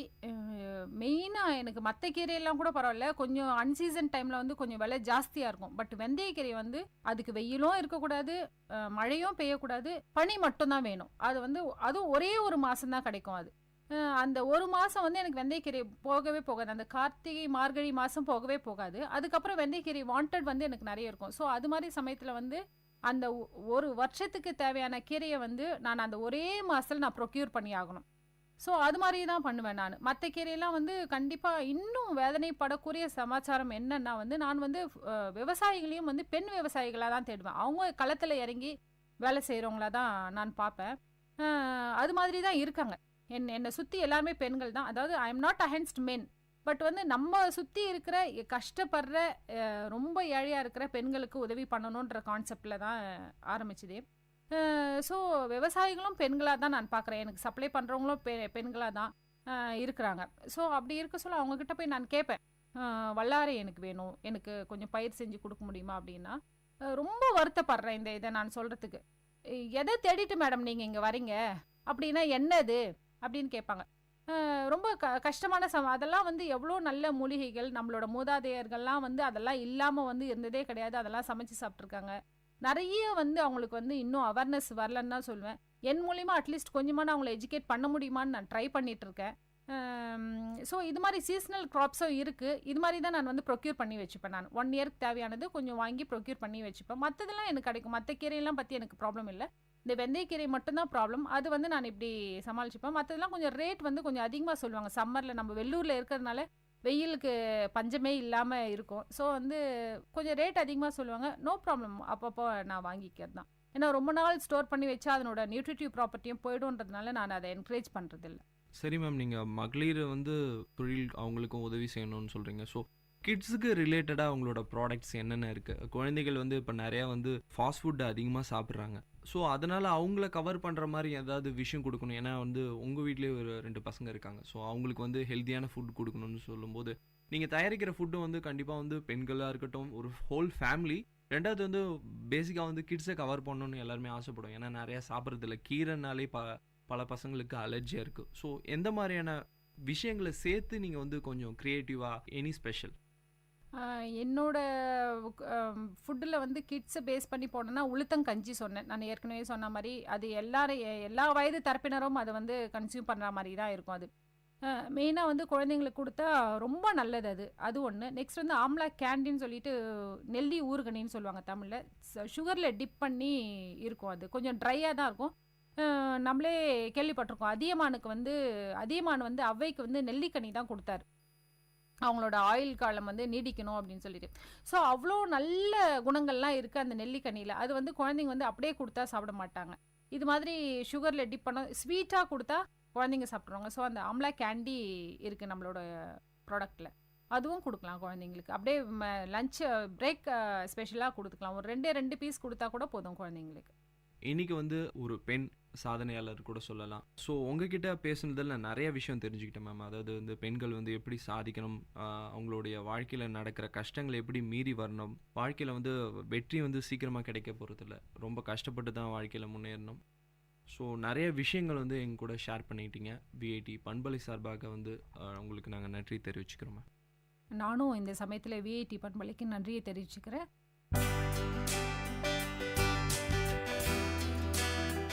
நேர்கள் இதுவரை கேட்டது அனுபவ மேடை. மக்கள் தங்கள் வாழ்க்கை அனுபவங்களையும் முன்னேற்ற பாதைகளையும் விரிவாக கலந்துரையாடும் நிகழ்ச்சி. உங்கள் விஐடி பண்பலை 90.8 விஐடி பல்கலைக்கழகத்தின் சமுதாய வானொலி.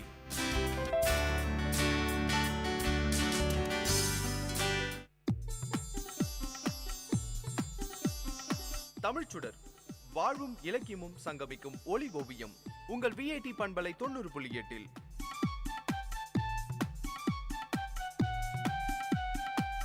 இன்றைய தமிழோவியம் தீட்டுபவர் ஜெயஸ்ருதி. வணக்கம். இன்னா செய்தாரே ஒருத்தல் அவர் நான நன்னயம் செய்துவிடல். ஒருவர் நமக்கு நல்லது செய்யாம தீமையை செய்தா நாம திரும்ப அவங்களுக்கு தீமை செய்வது பழிவாங்கும் எண்ணம். இந்த உணர்வு இயல்பாகவே நம்ம எல்லோரிடத்தும் அமைந்திருக்கு. ஆனா நல்லொழுக்கம், அமைதி, பொறுமை, பண்பாடுங்கிறது பழிவாங்காமைதாங்க. ஏன்னா உணர்ச்சி வசப்படுறது இயல்பான ஒரு செயல். ஆனா குற்றத்தை பொறுத்து கொள்வது கடினமான காரியம். பழிவாங்கும் நிகழ்வு மெகா சீரியலை போல தொடரும். ஆனா பொறுமைங்கின்ற நற்பண்பு அதற்கு ஒரு முற்றுப்புள்ளியை வைத்துவிடும். பழிவாங்கும் உணர்ச்சி வசப்பட்ட நிலையில் இருக்கிறவங்களுக்கு நிதானம் இருக்காது. அதனால பழிவாங்கும் உணர்ச்சியின் உச்சியில் நிற்பவனுக்கு மற்றவங்களுக்கு எப்படின்னா தீமை இழக்கணும்னு தோணும். ஆனால் மனித நேயமுடையவர்கள், சிந்திப்பவர்கள், வாழ்வாங்கு வாழ நினைப்பவர்கள் யாருக்கும் எந்த விதத்திலையும் தீங்கு செய்ய நினைக்க மாட்டாங்க. மாறாக மறப்பாங்க, மன்னிப்பாங்க, பகைமை பாராட்ட மாட்டாங்க. நமக்கு தீமை செய்த ஒருவரை பழி வாங்க வேண்டுமா? அவருக்கு நன்மை செய்வதன் மூலமே பழி வாங்குங்க. கட்டாயம் அதைத்தான் செய்யணுமே தவிர துன்பத்தை தரும் செயல்களை செய்யக்கூடாது.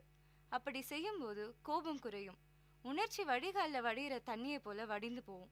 நாம மிருக நிலையிலிருந்து மனித நிலைக்கு இறங்கி வருவோம். ஒரு நாள் ஒரு பெண்மணியின் வீட்டுல அழைப்பு மணி ஒலித்தது. வெளியே நடுத்தர வயதுல ஒரு ஆணும் பெண்ணும் நின்றுருந்தாங்க. அப்பெண்மணி பேச ஆரம்பிச்சாங்க. அம்மா, நாங்க உங்க பக்கத்து வீட்டுல கல்யாண வயதுல ஒரு பெண் இருப்பதா கேள்விப்பட்டு இங்க வந்தோம். அந்த பெண்ணை என் பையனுக்கு பார்க்கலாமான்னு உங்ககிட்ட கேட்டுட்டு போகலாம்னு வந்தேன் என்றார். பக்கத்து வீட்டுக்கு அந்த குடும்பம் வந்ததுல இருந்து அந்த தெருவில் எல்லோருடையும் சண்டை தான். நேத்து கூட தன்னோட வீட்டுக்கு வந்த காய் வண்டிக்காரன் அவங்க வீட்டு வாசல்ல வண்டியை நிறுத்திட்டான்னு ஒரே சண்டை. அந்த தெருவில் யாரோடையும் ஒட்டுதல் கிடையாது அவங்களுக்கு. ஆனா அந்த வீட்டில் இருக்கும் அந்த கல்யாண வயதுள்ள பெண்ணை அதிகமாக வெளியில பார்க்க முடியாது. அவ்வளோ அமைதி. பெரும்பாலும் அந்த அம்மாவை அடக்கி உள்ள கூட்டி செல்வதே அந்த பெண்ணா தான் இருக்கும். ஒரு முறைக்கு 2 முறை தீர யோசிச்சு, நல்ல பொண்ணுமா, ரொம்ப அமைதியானவ, நீங்க உங்க பையனுக்கு பார்க்கலாம்னு கூறினார் அப்பெண்மணி. மாதம் கழிந்தது. காலிங் பெல் அடித்தது. வாசலில் பக்கத்து வீட்டு பெண்ணும் அவருடைய மகளும் கையில் வெற்றிலை தட்டோடு நின்றிருந்தாங்க. அந்த அம்மா தழுதழுத்த குரல்ல சொன்னாங்க, அம்மா, நீங்க அன்னைக்கு சொன்னதுனாலதான் இன்னைக்கு என் மகள் கழுத்துல தாலி ஏறுது. நீங்க மனசால பெரியவங்க, கட்டாயம் கல்யாணத்துக்கு வந்து வாழ்த்தணும்னு சொன்னாங்க. இதைத்தான் திருவள்ளுவர் 314வது திருக்குறள்ல இப்படி சொல்லியிருக்காரு, இன்னா செய்தாரே ஒருத்தல் அவர் நாணயம் நன்னயம் செய்து விடல்னு. நமது சிந்தனையும் அறிவும் உணர்வும் கெட்ட பிறகுதான் மற்றவங்களுக்கு கேடு செய்ய முடியும். நமக்கு கேடு செய்தவங்களுக்கு கூட நாம திரும்ப கேடு செய்யக்கூடாது. இப்படி தீமைக்கு தீமைன்னு தீமையோட தொடர் வரலாறாகிவிடும். நம்மள மட்டும் இல்லைங்க, நம்மளோட தலைமுறையினரும் இது தொடரும். எந்த சூழ்நிலையிலும் பொறுத்து ஆற்றும் பண்பே நல்ல பண்பு. பொறுத்து போறது ரொம்ப கடினமான விஷயம்ங்கிறது பொதுவான கருத்து. ஆனா அது மிகவும் எளிமையானது. அது ஆக்கத்துக்கு வழிவகுக்குது. அதற்கு நேர்மாறாக பழிவாங்கும் முயற்சி மிகவும் கடினமானது. அதனால இன்பமும் அமைதியும் குறையுது. பழிவாங்கும் மனப்போக்குல பழி பாவங்களுக்குரிய அச்சம் இருக்காது. ஏன், அறிவு கூட வேலை செய்யாது. ஆத்திரம் மட்டும்தான் வேலை செய்யும். புத்தியும் முடங்கி போகும். அதனால வள்ளுவர் சொல்றாரு, இன்னா செய்தாரே ஒருத்தல் அவர் நன்னயம் செய்து விடல்னு. எவருடனும் உடன்பட்டு நிற்க வேண்டும். அவருடைய நம்பிக்கையை பெற வேண்டும். பின் அவர்களை உங்கள் நெறிக்கு அழைத்துக் கொள்ளுங்கள். இது எளிய வாழ்வியல் உண்மை. சிந்தியுங்கள், செயல்படுங்கள். நன்றி.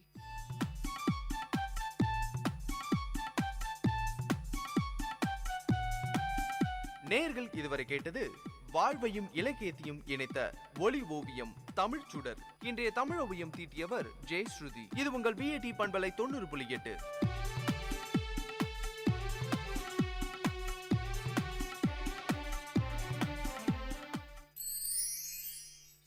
Ho ho ho! Merry Christmas, wonderful listeners of VIT Community Radio. This is your favorite radio jockey, Abhinand, bringing you the festive vibes and the spirit of bringing right to your ears.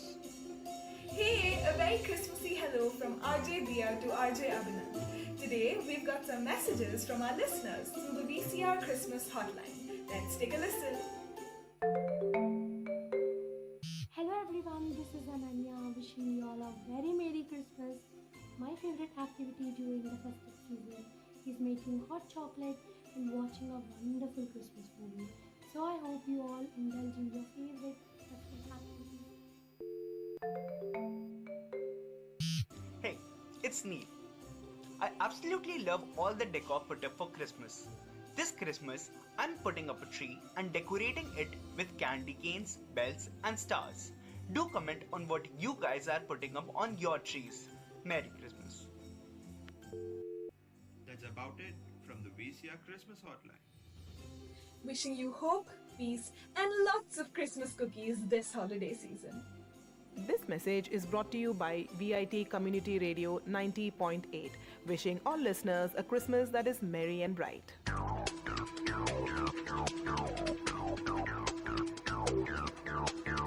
நேயர்களே, இது VIT பண்பலை 90.8. இந்த நிகழ்ச்சி திரைக்கடலோடி கண்டங்களை இணைக்கும் ஒரு புரிதல் தொடர்.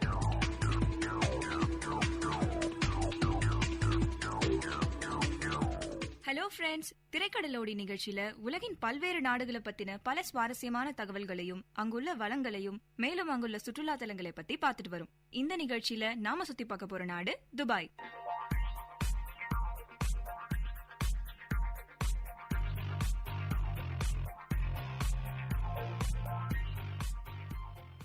Dubai அல்லது துபாய் என்பது ஐக்கிய அரபு நாடுகளின் 7 நாடுகளில் 2வது பெரியதும் அதில் உள்ள ஒரே ஒரு நகரத்தை குறிக்கும் வகையில் முதலாவது நகரம் ஆகும்.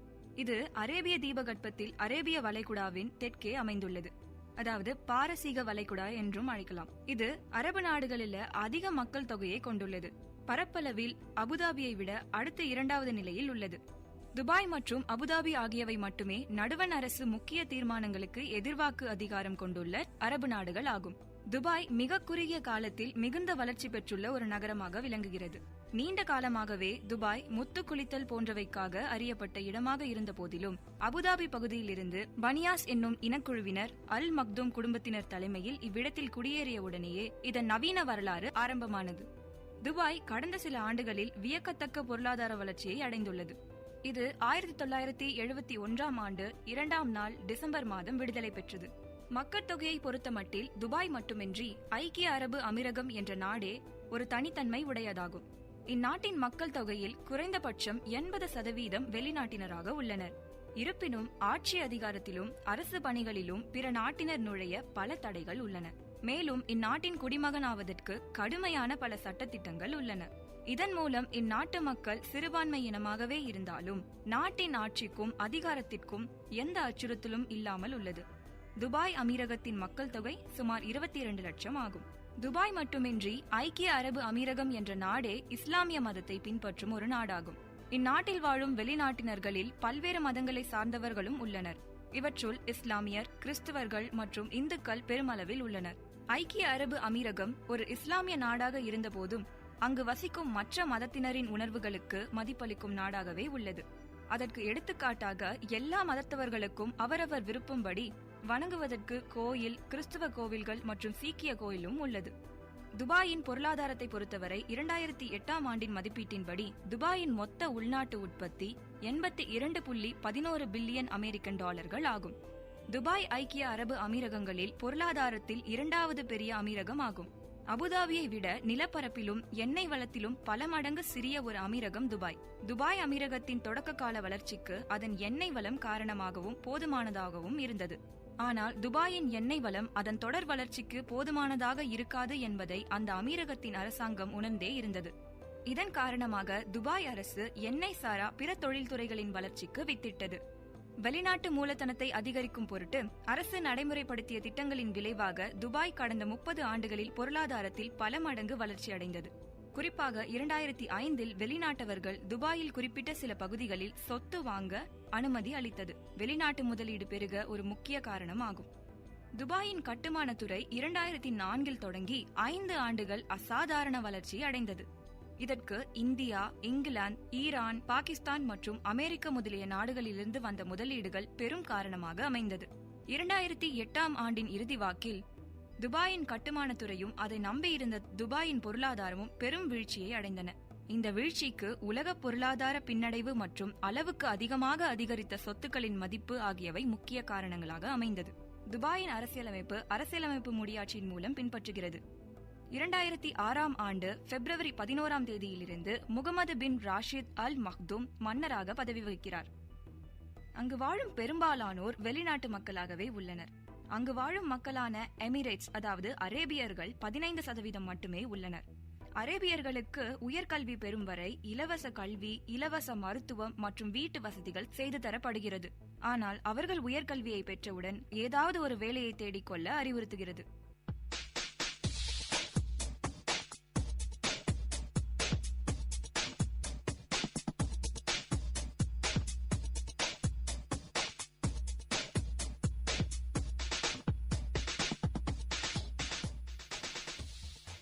துபாய் உலகிலேயே வளர்ந்து வரும் நாடுகளில் முதன்மையாக உள்ளது.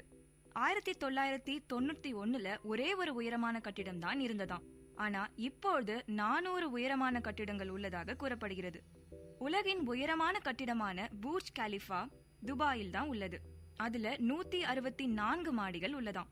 துபாயை பத்தின இன்னொரு ஆச்சரியமான தகவல் என்ன தெரியுமா? துபாயில பெர்மனன்ட் அட்ரஸ் சிஸ்டம்னு ஒண்ணு இல்ல. துபாயில டெலிவரி சர்வீஸ் செய்வது ரொம்பவே சேலஞ்சிங்கான விஷயமா இருக்கு. நம்ம ஊர்ல விண்ணப்பங்கள்ல அட்ரஸ்க்கு ஒரு லைன் கொடுக்கறது மாதிரி துபாயில அட்ரஸ்க்காக ஒரு தனி இடமே கொடுத்திருப்பாங்களாம். கொடுக்கும் அந்த இடத்துல ஒரு மேப் வரையவோ அல்லது அந்த இடத்தை சென்று சேர வழிமுறைகளும் கொடுக்கணுமா. இதுதான் துபாயில பின்பற்றப்படும் அட்ரஸ் சிஸ்டமா இருந்துட்டு வருது. 1966ஆம் ஆண்டு தான் துபாயில எண்ணெய் கண்டுபிடிக்கப்பட்டது. அதனால அங்க எண்ணெய் வளம் பெருமளவு இருந்தது. முதலில் எண்ணெய் வளம் பெருமளவில் இருந்தாலும் இப்பொழுது 11% மட்டுமே உள்ளது. துபாய் பொறுத்தவரை சுற்றுலாத்துறையும் வணிகமும் தான் பெரும் பொருளாதாரத்திற்கு வழிவகுக்கிறது. த துபாய் மால்னு சொல்லப்படும் ஒரு ஷாப்பிங் காம்ப்ளெக்ஸ் உலகின் மிகப்பெரிய ஷாப்பிங் காம்ப்ளெக்ஸா இருக்கு. அங்க கிட்டத்தட்ட 1200 கடைகள் உள்ளதா சொல்றாங்க. பெரும்பாலான அமெரிக்கன் கடைகளும் அங்க உள்ளதாம். துபாயின் மெட்ரோ ஸ்டேஷன் 2009ஆம் ஆண்டு திறக்கப்பட்டது. அந்த மெட்ரோ ஸ்டேஷன்ல கிட்டத்தட்ட 42 ஸ்டேஷன்ஸ் இருக்காம். அதுல ஒரு பெரிய சிறப்பம்சமே அந்த மெட்ரோ ஸ்டேஷன்ஸ் 18 மாதங்கள்ல கட்டப்பட்டது. ஆமாம், 42 ஸ்டேஷனும் 2 வருடங்களுக்கும் கம்மியான காலகட்டத்துல கட்டப்பட்டிருக்கு. துபாய் ஒரு முறை டிஸ்னிலேண்ட் கிட்ட தங்கள் நகரத்துல ஒரு ரிசார்ட்டை கட்ட சொல்லி வேண்டினாங்களாம். ஆனா துபாய் நகரம் சின்ன நகரமா இருக்குன்னு சொல்லி டிஸ்னிலேண்ட் அதை மறுத்துட்டாங்களாம். அதனால துபாய் தங்கள் நாட்டிலே ஒரு பெரிய தீம் பார்க் கட்டணும்னு முடிவெடுத்திருக்காங்க. அதற்கு துபாய் லேண்ட்னு பேர் வைக்கணும்னு முடிவு பண்ணிருக்காங்க.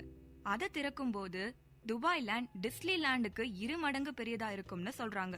அந்த துபாய் லேண்டை பார்க்க ஒரு நாளைக்கு கிட்டத்தட்ட 2 லட்சம் மக்களை இருக்கும்னு சொல்றாங்க. உலகின் மிக சொகுசான ஹோட்டல் துபாயில தான் இருக்கு. அது பேர் பூஜ் அல் அராப். துபாயில நிறைய மேன்மேட் ஐலாண்ட்ஸும் இருக்கு. அதுல ஒண்ணுதான் பனைமரை வடிவில் இருக்க பனைத்தீவு. இந்த பனைத்தீவுல பல தீவுகளும் ரெசார்ட்ஸும் ரெஸ்டாரண்ட்ஸும் பிரைவேட் ரெசிடென்ஸும் இருக்கு. வெயில் காலத்துல 120 டிகிரி செல்சியஸ் வெயில் வீசுமா, குறைஞ்சது 100 டிகிரி செல்சியஸ் ஆவது வீசுமா. துபாய் இஸ்லாமிய நாடுங்கிறதால பல மசூதிகள் இருக்கும். ஹோட்டல் ரூம்ஸ்ல கூட மெக்காவை நோக்கி தொழுகை செய்யறதுக்கு வசதியா ஒரு ஏரோ இருக்குமா. அந்த திசையில தொழுகையை நடத்தலாம். துபாய் ஒரு வெப்பமான நாடுங்கிறதால பெரும்பாலான இடத்துல ஏர் கண்டிஷனர் தான் இருக்குமா. அங்க செல்லும் பேருந்தில் கூட ஏர் கண்டிஷனர் தான் இருக்குமா.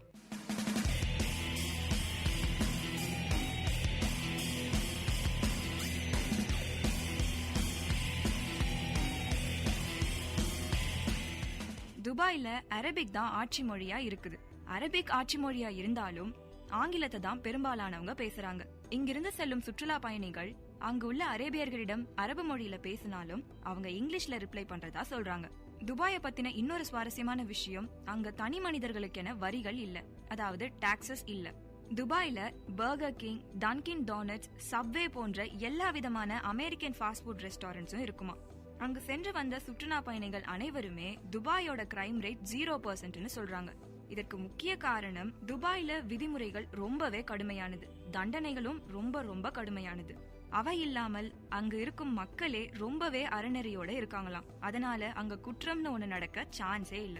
மேலும் ஸ்டஃப்ட் கேமல், அல் ஹரிஸ், ஷார்மன், அல் மக்போன் போன்ற உணவுகள் தான் துபாயோட ஃபேவரட் ஃபுட்ஸா இருக்கு. இந்த உணவு வகைகள் எல்லாமே அரபு நாட்டுக்கு சென்றா கண்டிப்பா சாப்பிட்டு வரணும்னு சொல்றாங்க. துபாயின் உடையை பொறுத்தவரை ஆண்களும் பெண்களும் வெயில்ஸ் என்ற நீளமான உடைய அணிந்துக்கிறாங்க. அவங்களுடைய பாரம்பரிய உடையாக அபாயாவை அணிஞ்சு ஹிஜாபும் அணிஞ்சுக்கிறாங்க. சில பெண்கள் நிக்காப்னஸையும் அணிஞ்சுக்கிறாங்க. அங்கு வாழும் ஆண்கள் கண்டூரா என்ற பாரம்பரிய உடைய அணிந்துக்கிறாங்க. அரேபியர்கள் 5 அல்லது 6 வயதிலிருந்தே இந்த பாரம்பரிய உடைய அணிந்துக்கிறாங்களாம். துபாய் மக்கள் இப்ப கூட அவ்வளவா யூரோப்பியன் ஸ்டைல் ட்ரெஸ்ஸஸ் அணிவதில்லையாம். ஆனா வெளிநாட்டுக்கு போனா மட்டும்தான் யூரோப்பியன் ஸ்டைல்ல அவங்க உடை அணிந்துக்கிறதா சொல்றாங்க. அங்க பயன்படுத்த வரும் நாணயத்தை தினார்னு சொல்றாங்க. துபாயில் இருக்கும் துபாய் ஜூ அரேபிய பெனின்சுலாவில பழமையான விலங்கியல் பூங்கா. அந்த துபாய் ஜூல மட்டும் கிட்டத்தட்ட 230 அனிமல் ஸ்பீஷிஸ் இருப்பதா சொல்றாங்க. அதுல 248 பாலூட்டிகள், நரிகள், லயன், பியூமாஸ், சிம்பான்சிஸ் போன்ற பாலூட்டிகளும் அங்க இருக்காம். அவை அல்லாத அரிய விலங்குகளான Bengal tiger, grey wolf, Siberian tiger போன்ற அரிய விலங்குகளும் இருக்காம். துபாயோட விளையாட்டை பொறுத்தவரை ஃபுட்பால் தான் ரொம்ப பாப்புலரா இருக்கு. 1990ஆம் ஆண்டு ஃபைஃபா வேர்ல்ட் கப்ல துபாய் ஃபைனல்ஸ்க்கு தகுதி பெற்றிருக்கு. பார்க்லேஸ் துபாய் டென்னிஸ் சாம்பியன்ஷிப்ஸ் துபாயில ரொம்பவே ஃபேமஸ் ஆனது. துபாயில உள்ள அனைத்து கட்டிடங்களும் இஸ்லாமிய ஸ்டைல்ல தான் இருக்குமா. துபாயோட கொண்டாட்டங்களை பொறுத்தவரை Dubai desert rock festival, Dubai international jazz festival போன்றவை ரொம்பவே ஃபேமஸ் ஆனது. துபாயோட வணிகம் ரியல் எஸ்டேட், ப்ராப்பர்ட்டி செல்லர்ஸ் போன்றவற்றிலும் பெருமளவு நம்பி இருக்கு. என்னங்க, துபாயை பத்தி பல சுவாரஸ்யமான விஷயங்களை தெரிஞ்சிருப்பீங்கன்னு நம்புறோம்.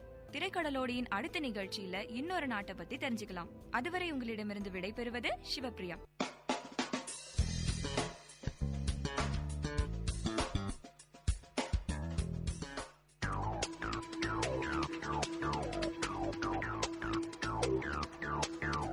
நேயர்கள் இதுவரை கேட்டது திரைக்கடலோடி. கண்டங்களை இணைக்கும் ஒரு புரிதல் தொடர்.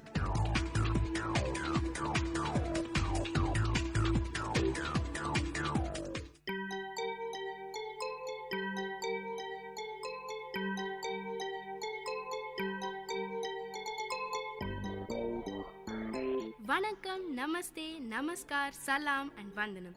நீங்கள் கேட்டுக்கொண்டிருப்பது விஐடி பண்பலை 90.8. இது விஐடி பல்கலைக்கழகத்தின் சமுதாய வானொலி. உங்க எல்லோரையும் புதுமை பெண்கள் நிகழ்ச்சிக்கு வரவேற்கிறேன். நான் உங்க அட்டானா. இந்த நிகழ்ச்சியில எவ்வளோ கடினமான சூழ்நிலையும் தனக்குன்னு ஒரு பாதையை அமைச்சுக்கிட்டு அதுல அவங்க பயணத்தை தொடர்ந்து அதுல வெற்றியும் அடைந்த பெண்களை பத்தி தான் நான் உங்களுக்கு சொல்ல போறேன்.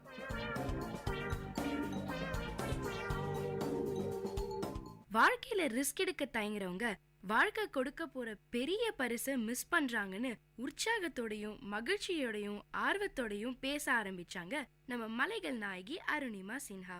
என்னடா இவன் ஏன் அருணிமா சின்ஹாவை மலைகள் நாயகின்னு கூப்பிட்டான்னு தெரியலையேன்னு ரொம்ப குழம்பாதீங்க. அது நானா அருணிமாக்கு வச்ச செல்ல பேரு. இவங்க உலகத்திலேயே ஏற ரொம்ப கடினமான மலைகள்ல ஏறி சாதனை செஞ்சிருக்காங்க. எவரெஸ்ட், கிளிமஞ்சாரோ இந்த மாதிரி பல மலைகள், கரடு முரடான பாறைகள், விஷ செடி கொடி, தன் பசிய போக்க தீவிரமா அலைஞ்சுக்கிட்டு இருக்க மிருகங்கள், உரைய வைக்கும் குளிர்னு தன்னை ஒரு பாதுகாப்பான கூட்டுக்குள்ள வச்சுக்கிட்டு இருக்கிற மலைகள்ல ஏறது அவ்வளோ சுலபமான காரியம் கிடையாதுங்க. ஏங்க, நான் கிளிமஞ்சாரோன்னு சொன்னதும் உங்களுக்கு எந்திரன் படத்துல நம்ம சூப்பர் ஸ்டார் ரஜினிகாந்த் நடிச்ச பாட்டு தானே ஞாபகத்துக்கு வந்திருக்கும். ரொம்ப ஃபீல் பண்ணாதீங்க. எனக்கும் அருணிமா சொன்னதும் ஞாபகத்துக்கு வந்தது அதான். நம்ம எல்லாரும் ஒரு சாதாரணமான எண்ணங்கள் கொண்ட மனிதர்கள் தான். ஆனா அந்த எண்ணங்களுக்கு எவ்வளோ முக்கியத்துவம் கொடுக்கறோம், அதை அடைய எவ்வளோ முயற்சி பண்றோங்கிறது தான் சாதனையாளர்களா மாறுறோம். அந்த மாதிரி தன் எண்ணங்களை மதிச்சு அதை அடைய அயராம உழைச்சு சாதிச்சிருக்கவங்க தான் நம்ம அருணிமா சின்ஹா. எவரெஸ்ட் சிகரத்திலையும் எல்ஃப்ரஸ் சிகரத்திலையும் கிளிமஞ்சாரோவிலும் செயற்கைக்கால் பதித்த முதல் பெண் நம்ம அருணிமா சின்ஹா.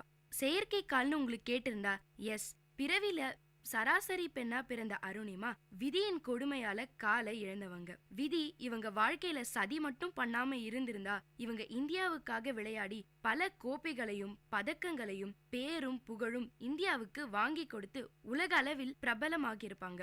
நல்ல வேளை நான் என் காலை மட்டும்தான் இழந்தேன், நம்பிக்கை இல்லைன்னு நம்ம அருணிமா பேச ஆரம்பிச்சதும் அவங்களோட அந்த உற்சாகம் நம்ம எல்லாருக்குமே தொத்திக்குதுங்க. சாதாரண பெண்ணா இந்த உலகத்தை சுத்தி வந்துகிட்டு இருந்த உங்க காலை கட்டி போட்டது என்னன்னு கேட்டதும் கடந்த கால நினைவுக்குள்ள நம்மள கூட்டிட்டு போனாங்க அருணிமா. தடதடக்கும் ரயில் சத்தத்துடன் வருது அவங்க பிளாஷ்பேக். இவங்க அப்பா ஹரேந்திர சின்ஹா ஆர்மில இருந்தவர். அம்மா ஞானபாலா சின்ஹா ஹெல்த் சூப்பர்வைசரா இருந்தவங்க. நம்ம அருணிமாக்கு ஸ்போர்ட்ஸ்ல சின்ன வயசுல இருந்தே இன்ட்ரெஸ்ட் உண்டாம். இதுக்கு காரணம் அவங்க அப்பா ஹரேந்திர சின்ஹா தானா. தன்னுடைய சின்ன வயசுல இருந்தே நாட்டு மேல அதிக பற்று கொண்ட ஒரு பெண்ணாம். இருக்காத பின்ன அப்பா மிலிட்டரியில வேலை செஞ்சாருன்னா தன்னால முடிஞ்ச பேரையும் புகழையும் நம்ம தாய்நாட்டுக்கு வாங்கி கொடுக்கணும்னு இவங்க ஆசைப்பட்டாங்க. சரி, நமக்கு ஸ்போர்ட்ஸ்ல தானே இன்ட்ரெஸ்ட், அது மூலியமாவே நம்ம ஆசையை நிறைவேற்றலாம்னு நினைச்சாங்களாம். சர்வதேச அளவுல வாலிபால் போட்டிகள்ல ஜெயிச்சு இந்தியாவுக்கு பேர் சேர்க்கணும்ங்கிறதா இவங்களுக்கு நினைவு தெரிஞ்ச நாள்ல இருந்து ஆசையாம், கனவாவும் இருந்துச்சாம். தன்னுடைய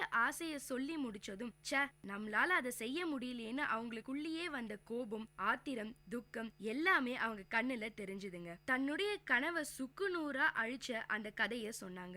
லக்னோல இருந்து டெல்லிக்கு போற பத்மாவதி எக்ஸ்பிரஸ்ல போயிட்டு இருந்தாங்களாம். சரி, எவ்வளவு நேரம் தான் உட்கார்ந்துகிட்டே இருக்கிறது, ரொம்ப டயர்டா இருக்கு, முகத்தை கழுவிட்டு வரலாம்னு போனாங்களாம். அங்க இருந்த 4 பேர் எதிர்பார்க்காத சமயத்துல திடீர்னு அருணிமா கழுத்துல இருந்த செயினையும் அவங்க கையில வச்சிருந்த ஹேண்ட்பேக்கையும் பறிக்க முயற்சி பண்ணாங்களாம். அருணிமா தன்னை காப்பாத்திக்க பலமா கத்திருக்காங்க. சே, என்னடா இந்த பொண்ணு கத்தியே நம்மள மாட்டி விட்டுருவா போலன்ற பயத்துல அவங்க அருணிமாவை வயித்துல உதைச்சு ட்ரெயினுக்கு வெளியே தள்ளி விட்டுட்டாங்களாம்.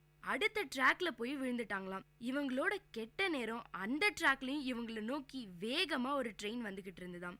அதை பார்த்துட்டு தான் உயிரை எப்படியாவது காப்பாத்திக்கணும்னு எழுந்திருக்க முயற்சி செஞ்சாங்களாம். ஆனா அவங்க வயத்துல உதித்த பலமான அடியால இவங்களால எந்திரிக்க முடியலையாம். அதுக்குள்ள ட்ரெயின் அருணிமா கால்ல ஏறிடுச்சு. இன்னொரு கால் எலும்போ 3 துண்டா உடைஞ்சிருச்சாம். இது மட்டும் இல்ல, இடுப்பு எலும்பையும் பெரிய டேமேஜ்.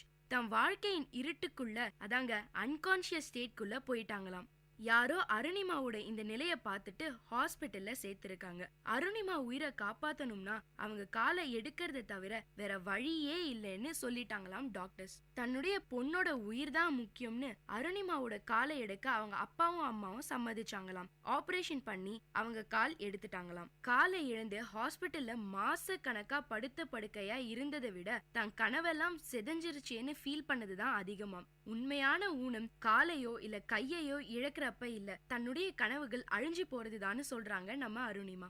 ஹாஸ்பிட்டல்ல இருந்த போது கூட மனசு முழுக்க வாழ்க்கை இப்படியே முடங்கிடக் கூடாது, இதுல இருந்து எப்படியாவது மீண்டு வந்து நிச்சயமா பெருசா எதையாவது சாதிக்கணுங்கிற இவங்க எண்ணம் எப்பவுமே ஓடிக்கிட்டே இருந்துதாம். இந்த மாதிரி ஒரு சூழல்ல எந்த எண்ணங்கள் உங்களை எதையாவது சாதிச்சே ஆகணுங்கிற உங்க வெறிய ஏத்துச்சுன்னு கேட்டப்போ அவங்க சொன்ன பதில் எங்க எல்லாரையுமே ஒரு நிமிஷம் வியப்புல ஆழ்த்திருச்சுங்க. நம்ம கிரிக்கெட் பிளேயர் யுவராஜ் சிங் தான் அருணிமாவோட இன்ஸ்பிரேஷனா. கேன்சர்ல இருந்து மீண்டு மறுபடியும் கிரிக்கெட் ஆட வந்த அவரை போலவே என்னாலையும் சாதிக்க முடியும்னு நம்பினாங்களாம். ஆனா எந்த துறையில சாதிக்க முடியும்னு ஒவ்வொரு நாளும் ஒவ்வொரு நொடியும் சிந்திச்சாங்களாம். காலையில எழுந்ததும் சாப்பிடும் போதும் ஏன் தூங்கும் போதும் கூட இதே யோசனையா தான் போயிட்டு இருந்ததாம். இன்னைக்கு வரைக்கும் எவரெஸ்ட் சிகரத்துல ஏறணுங்கிற ஆசை எப்படிதான் வந்ததுன்னே தெரியலையாம் அருணிமாக்கு.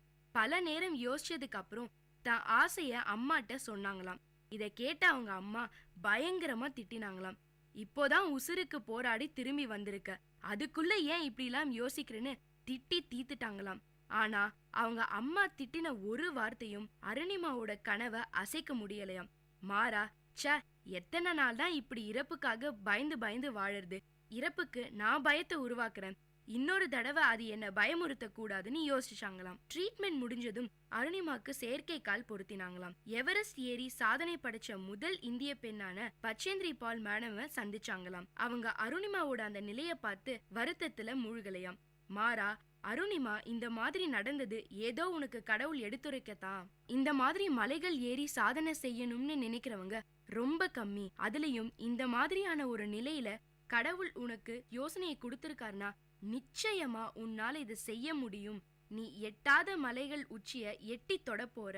அதனால எதை பத்தியும் யோசிக்காம தைரியமா நீ எடுத்த முடிவுல பயணத்தை தொடங்குன்னு சொன்னாங்களாம். அது மட்டும் இல்லைங்க, அதுக்கான அத்தனை வழிகளையும் ஆலோசனைகளையும் சொல்லி தந்தாங்களாம் பச்சேந்திரி பால் மேடம். உத்தர்காசியில உள்ள நேரு இன்ஸ்டிடியூட் ஆஃப் மவுண்டனியரிங்ல பச்சேந்திரி பால் மேடம் கிட்டேயே 28 நாள் ட்ரைனிங் எடுத்துட்டாங்களாம். அந்த கடுமையான பயிற்சிக்கு அப்புறம் தன்னால நிச்சயமா இதை செய்ய முடியுங்கிற அவங்க நம்பிக்கை அதிகமாச்சாம் அருணிமாக்கு.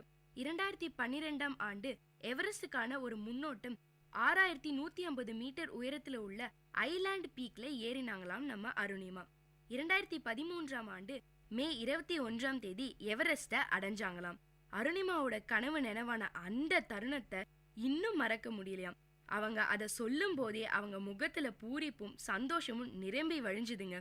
அந்த எவரெஸ்ட் மலை உச்சியில ஏறி நின்னு பார்த்தப்ப இந்த உலகமே அவங்க ஆசைக்கும் லட்சியத்துக்கும் முன்னாடி ரொம்ப சின்னதா தெரிஞ்சுதாம். 58 நாள் முயற்சிக்கு பிறகு கிடைச்ச அந்த வெற்றி அது வரைக்கும் நான் பட்ட எல்லா கஷ்டத்தையும் காணாம போக வச்சிருச்சுன்னு கண்கள் விரிய பேசினாங்க நம்ம அருணிமா. உயரத்தை தொட்டதன் பின்னணியில உள்ள வலி நிறைந்த ரத்தம் சிந்திய தருணங்களையும் நமக்காக சொன்னாங்க. முதல் விஷயம், செயற்கை கால் என்ற விஷயமே அவங்களுக்கு புதுசு. அதுக்கு பழகவே அருணிமாக்கு பெரிய சவாலா இருந்துச்சாம். அருணிமா கூட எவரெஸ்ட் ஏறின மத்தவங்க எல்லாம் ஸ்பீடா மேல ஏறி போயிட்டே இருந்தாங்களாம். செயற்கை காலோட ஒவ்வொரு அடியையும் எடுத்து வச்சு போக அவங்களுக்கு ரொம்ப நேரம் எடுத்துதான். மேல போனவங்க திரும்பி வந்த போதுதான் அருணிமா பாதி தூரத்தை கூட கடக்காம மெதுவா நகர்ந்துட்டே இருந்தாங்களாம். இத பார்த்துட்டு பயங்கரமா கிண்டல் பண்ணி சிரிச்சாங்களாம் மத்தவங்க. உனக்கெல்லாம் எதுக்கு இப்படி ஒரு விபரீத ஆசைன்னு முகத்துக்கு நேராவே கேட்பாங்களாம். ஆனா அதையெல்லாம் பொருட்படுத்தாம அவங்க கவனத்தை ஏறி முடிக்கிறதுல மட்டுமே செலுத்தினாங்களாம். நம்மளால எதை செய்ய முடியாதுன்னு மத்தவங்க சொல்றாங்களோ அதை முடிச்சு காட்டுறதுல இருக்க சந்தோஷமே தனின்னு சொல்றாங்க நம்ம அருணிமா. அவங்களோட அந்த கேலி பேச்சு கூட பல நேரங்கள்ல அருணிமாக்கு தூண்டுகோலா இருந்துருச்சாம். அது மட்டும் இல்லைங்க, எவரெஸ்ட் ஏறும்போது எத்தனையோ முறை அருணிமாவோட செயற்கை கால் கழண்டு போயிருக்காம். கூட போனவங்க எல்லாம் அருணிமாவை தனியா விட்டுட்டு போயிருக்காங்களாம். ஆக்சிஜன் சிலிண்டர் காலியாகி என்ன பண்றதுன்னே தெரியாம தவிச்சு போயிருக்காங்களாம். ஆனாலும் இது எதுவுமே அருணிமாவோட லட்சியத்தை கொஞ்சம் கூட அசைக்கல. எப்படியும் நினைச்சதை செய்வேன்னு தன்னையே இல்ல தன்னை மட்டுமே நம்பினாங்களாம். அதே மாதிரி தான் நினைச்சத சாதிச்சாங்க அருணிமா. மீடியா வெளிச்சம் முழுக்க அருணிமா மேல தானா. கேலி செஞ்சவங்க அவமானப்படுத்தினவங்களும் தேடி வந்து பாராட்டினாங்களாம். தனக்கு நடந்த எல்லாத்தையும் வெற்றிக்கு மைல்கல்லா மாத்திருக்காங்க நம்ம அருணிமா. உடம்புல உண்டாகிற ஒரு ஊனம் மனச எந்த வகையிலும் பாதிக்கிறது இல்லைன்னு நிரூபிக்க நினைச்சாங்க. அதே மாதிரி நிரூபிச்சும் காட்டியிருக்காங்க. இவ்வளவு பெரிய சாதனை செஞ்சதுக்கு அப்புறமும் தன்னடக்கத்தோட தன் கதைய சொன்ன அருணிமாவுக்கு கனவுகள் இன்னும் மிச்சம் இருக்கு. இதுதான் என் சாதனைன்னு திருப்தி அடைய முடியல, செய்ய வேண்டிய விஷயங்கள் இந்த உலகத்துல நிறைய இருக்குன்னு மனசு சொல்லிட்டே இருக்குன்னு நம்மள ஆச்சரியத்துல தள்ளுறது இவங்களோட பேச்சு. இது மட்டும் இல்லைங்க, மாற்றுத்திறனாளி குழந்தைகளை ஸ்போர்ட்ஸ்ல சாதிக்க வைக்க இலவசமா ஸ்போர்ட்ஸ் அகாடமி ஆரம்பிக்கிற ஐடியாவும் இருக்காம். என்னோட தனிப்பட்ட செலவுகளுக்காகவும் ட்ரீட்மெண்ட்காகவும் வரும் பணத்தை இந்த அகாடமிக்காக ஒதுக்கி வச்சிட்டு இருக்கேன்னு சொன்னது என்ன வியப்புல ஆழ்த்திருச்சுங்க. ஒருத்தர் 10 பேர் முன்னாடி ஒரு ஜோக்க சொன்னாராம். முதல் முறை சொன்னப்போ 10 பேரும் சிரிச்சாங்களாம். 2வது முறையும் அதே ஜோக்க சொன்னாராம். 5 பேர் மட்டும்தான் சிரிச்சாங்களாம். அதே ஜோக்க 3வது முறை சொல்லும் போது யாருமே சிரிக்கலையாம். சிரிப்பை ஏற்படுத்தின ஒரு விஷயமே அடுத்தடுத்த நிமிஷங்கள மாறிடும் போது சோகத்துக்கு காரணமான விஷயங்கள் மட்டும் ஏன் அப்படியே மனசுலயே இருக்குன்னு இவங்க கேட்ட அந்த கேள்விக்கு பதில் தெரியாம தான் நம்ம எல்லாருமே இருக்கும். நமக்கு எது கஷ்டத்தை தந்துச்சோ அதையே தான் பிடிச்சிட்டு தொங்கிட்டும் இருக்கும். இந்த எண்ணத்தை மாத்தினா நம்மளும் நம்ம வாழ்க்கைய கிளியரா தீர்மானிக்க முடியும். வாழ்க்கையில எல்லாருக்கும் கஷ்டங்கள் இருக்கு. அதை தாண்டிட்டா நிச்சயமா ஒரு சந்தோஷமும் காத்துக்கிட்டு இருக்கு. ஆனா அந்த காத்திருப்புக்காகத்தான் யாருமே தயாரா இருக்கிறது இல்ல. கஷ்டத்துக்கும் சந்தோஷத்துக்குமான அந்த சின்ன பாதையை கடக்கிறத ரிஸ்க்னு நினைச்சு அலட்சியம் பண்றவங்க அவங்களுக்காக காத்துக்கிட்டு இருக்க எத்தனையோ நல்ல விஷயங்களை மிஸ் பண்றாங்கன்னு சொல்லுறாங்க நம்ம மலைகளின் செல்ல பிள்ளை அருணிமா. அருணிமாவின் அழகான வார்த்தைகள் வாழ்க்கையை அர்த்தப்படுத்துகின்றது. என்ன நேயர்களே, அருணிமாவோட வாழ்க்கை பயணம் நம்ம எல்லாருக்குமே நம்பிக்கையை தந்திருக்கும். உங்களிடமிருந்து விடைபெறுவது உங்க அட்டானா.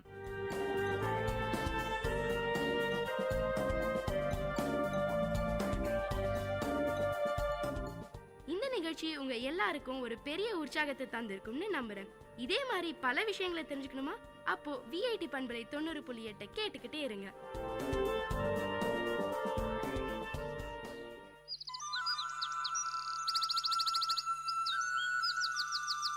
விஐடி பண்பலை 90.8 கவிதை கேளுங்கள்.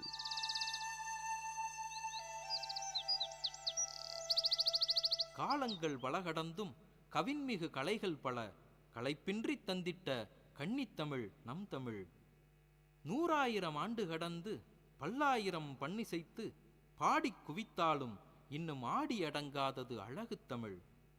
இடர்பாடில்லா சொல்வளம் அது சுடர் போல பிரகாசிக்க உடற்பயிற்சி அதை வாய்க்குத் தரும் நல் தடாகத் தாமரை என பூத்த தமிழ் நம் புன்னகை தமிழ். இடர்பாடில்லா சொல்வளம் அது சுடர் போல பிரகாசிக்க உடற்பயிற்சி அதை வாய்க்குத் தரும் நல் தடாகத் தாமரை என பூத்த தமிழ் எம் புன்னகை தமிழ். நன்னறி கூறும் நல்வுலகம் வாழ்வின் 12 கோட்பாட்டை பக்குவமாய் சகலர்க்கும் உணர்த்திட்ட நிகரில்லா செம்மொழியாம் எம் தமிழ். நன்னறி கூறும் நல்வுலகம் வாழ்வின் 12 கோட்பாட்டை பக்குவமாய் சகலர்க்கும் உணர்த்திட்ட நிகரில்லா செம்மொழியாம் எம் தமிழ். எண்ணிலடங்கா படைப்புகள் ஏற்றம் கொண்டு தன்னடக்கி விண்ணுலகம் விஞ்சி நிற்கும் நாட்டின் மண்மனம் பரப்பும் எம் தமிழ். பாரது வியந்து போற்றிட புவி மீதிங்கு உதித்த சுடர் நல் தேனது இனிமையென தேடிக் கிடைத்திட்ட எம் தமிழ். பாரது வியந்து போற்றிட புவி மீதிங்கு உதித்த சுடர் நல் தேனது இனிமையென தேடிக் கிடைத்திட்ட எம் தமிழ். முதிர்ச்சியது முடிவு எனும் தளர்ச்சியது தன்னுள் இல்லா கிளர்ச்சி பல வாரித்தந்த புது உணர்ச்சியதன் பிரவாகம் எம் தமிழ். முதிர்ச்சியது முடிவு எனும் தளர்ச்சியது தன்னுள் இல்லா கிளர்ச்சி பல வாரித்தந்த புது உணர்ச்சியதன் பிரவாகம் எம் தமிழ். சொற்சுவைக்கும் பொருட்சுவைக்கும் அர்ப்பணமாய் அருமருந்தாய் கற்காலம் கடந்து வந்து இன்னும் பற்பல விந்தை செய்யும் எம் தமிழ். நூல் பலவற்றின் நூதன உத்தியாய் பால்மணம் மாறா பசுமை சக்தியாய் பல்லாண்டு பறைசாற்றி இன்னும் கற்கண்டு சுவைவற்றா எம் தமிழ். நூல் பலவற்றின் நூதன உத்தியாய் பால்மணம் மாறா பசுமை சக்தியாய் பல்லாண்டு பறைசாற்றி இன்னும் கற்கண்டு சுவைவற்றா எம் தமிழ். சகலருக்கும் சாமானியமாய் சரளமான நடையுத்தி கொண்டு புகழாரம் சூடிக்கொண்ட புதுமை பன்மொழியாம் எம் தமிழ். சகலருக்கும் சாமானியமாய் சரளமான நடையுத்தி கொண்டு புகழாரம் சூடிக்கொண்ட புதுமை பன்மொழியாம் எம் தமிழ். பார் முழுதும் பண்பாடுதனை சீர்கொண்டு செதுக்கிட்ட ஊர்மெச்சும் உயர்வுதனை நூறாண்டாய் நல்கி வரும் எம் தமிழ். பரணி பாடிய காலந்தொட்டு தரணியாலும் தாரகமாய் உறுதி கொண்ட மாமலையாய் இறுதி வரை உலகாலும் எம் தமிழ். பரணி பாடிய காலந்தொட்டு தரணியாலும் தாரகமாய் உறுதி கொண்ட மாமலையாய் இறுதி வரை உலகாலும் எம் தமிழ். நேரம் காலம் எல்லை தாண்டி தூரம்பல கடந்த பின்னும் ஆரவாரமது செறிந்திட்ட சோரம்போகா வன்மொழியாம் எம் தமிழ். ஆழமது வெளுது போல பன்மொழிக்கு பாதை தந்து தாயுள்ளங் காக்கும் தனித்துவமாய் மானுடம் வென்றிட்ட எம் தமிழ். அறவழி சித்தாந்தம் அதை ஆத்மார்த்தமாய் நல்கிட்ட அரும்பேறு கொடை கண்ட அழகு செம்மொழியாம் எம் தமிழ். அறவழி சித்தாந்தம் அதை ஆத்மார்த்தமாய் நல்கிட்ட அரும்பேறு கொடை கண்ட அழகு செம்மொழியாம் எம் தமிழ். மானிட வாழ்வதனை மாசின்றி மறுசுழற்சி செய்ய திருக்குறள் வடிவம் தந்து உருவகப்படுத்திய உண்மை தமிழ் எம் தமிழ். மானிட வாழ்வதனை மாசின்றி மறுசுழற்சி செய்ய திருக்குறள் வடிவம் தந்து உருவகப்படுத்திய உண்மை தமிழ் எம் தமிழ். பங்கமில்லா பக்குவமாய் உயர் சங்கம் வைத்து தனை வளர்த்து பார் அங்கமது அகிலமாட்கொள்ள எங்கும் நிறை ஏற்றம் கொண்ட தமிழ் எம் தமிழ். காதல் வீரம் இரு கண்களாக மானம் ஈரம் இரு தோள்களாக அகிலத்தார்க்கு அறிவுரை வழங்கிட்ட பகலவனாய் பரிமளிக்கும் தமிழ் எம் தமிழ். காதல் வீரம் இரு கண்களாக மானம் ஈரம் இரு தோள்களாக அகிலத்தார்க்கு அறிவுரை வழங்கிட்ட பகலவனாய் பரிமளிக்கும் தமிழ் எம் தமிழ். வானம் பூமி காற்றாக தானியங்கும் மூற்றாக வையம் காக்கும் வளமையாம் வாழிய வாழிய எம் தமிழ். கேட்ட கவிதையை வழங்கியவர் பேராசிரியர் முத்துராஜா. நேயர்கள் கேட்டது விஐடி பண்பலை 90.8 கவிதை கேளுங்கள்.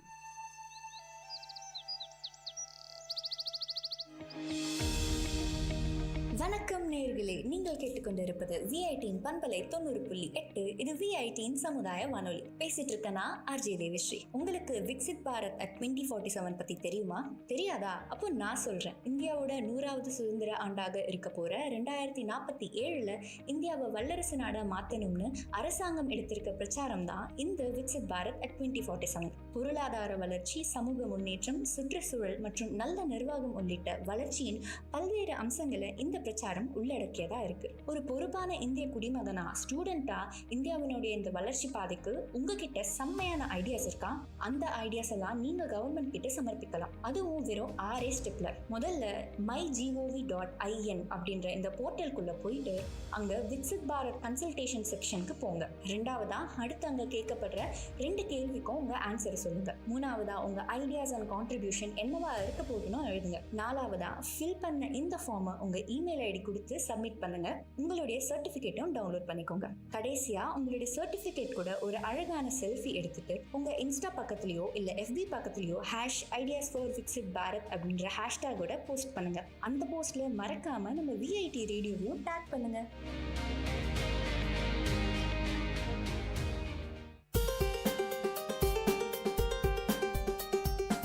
வல்லுனர் பார்வை.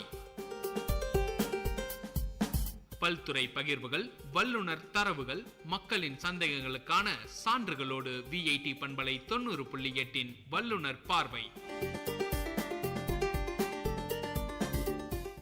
வணக்கம் நேயர்களே, விஐடி பண்பலை 90.8 இது வல்லுனர் பார்வை. பல்வேறு துறைகளில் தேர்ச்சி பெற்ற வல்லுநர்களின் கலந்துரையாடல்கள், அவர்களின் கருத்துக்கள், எண்ணங்கள், பதில்களுக்கான கேள்விகளோடு முனைவர் கா. தமிழ்ச்செல்வன். இன்றைய வல்லுனர் பார்வையில் தமிழகத்தின் பாரம்பரிய கலையின் அடிப்படையான கூத்து பற்றி நம்முடன் கலந்துரையாட கூத்து கலைஞரும் கூத்து பற்றிய ஆராய்ச்சியாளரும் வேலூர் திருவள்ளுவர் பல்கலைக்கழக பேராசிரியருமான முனைவர் கா. ரமேஷ் ஐயா அவர்களை வரவேற்கிறோம். ஐயா வணக்கம். ஐயா வணக்கம். ஐயா, கூத்து ஆரம்பிக்கும் போது மங்களகரமா ஆரம்பிக்கிறது நம்ம வழக்கம்.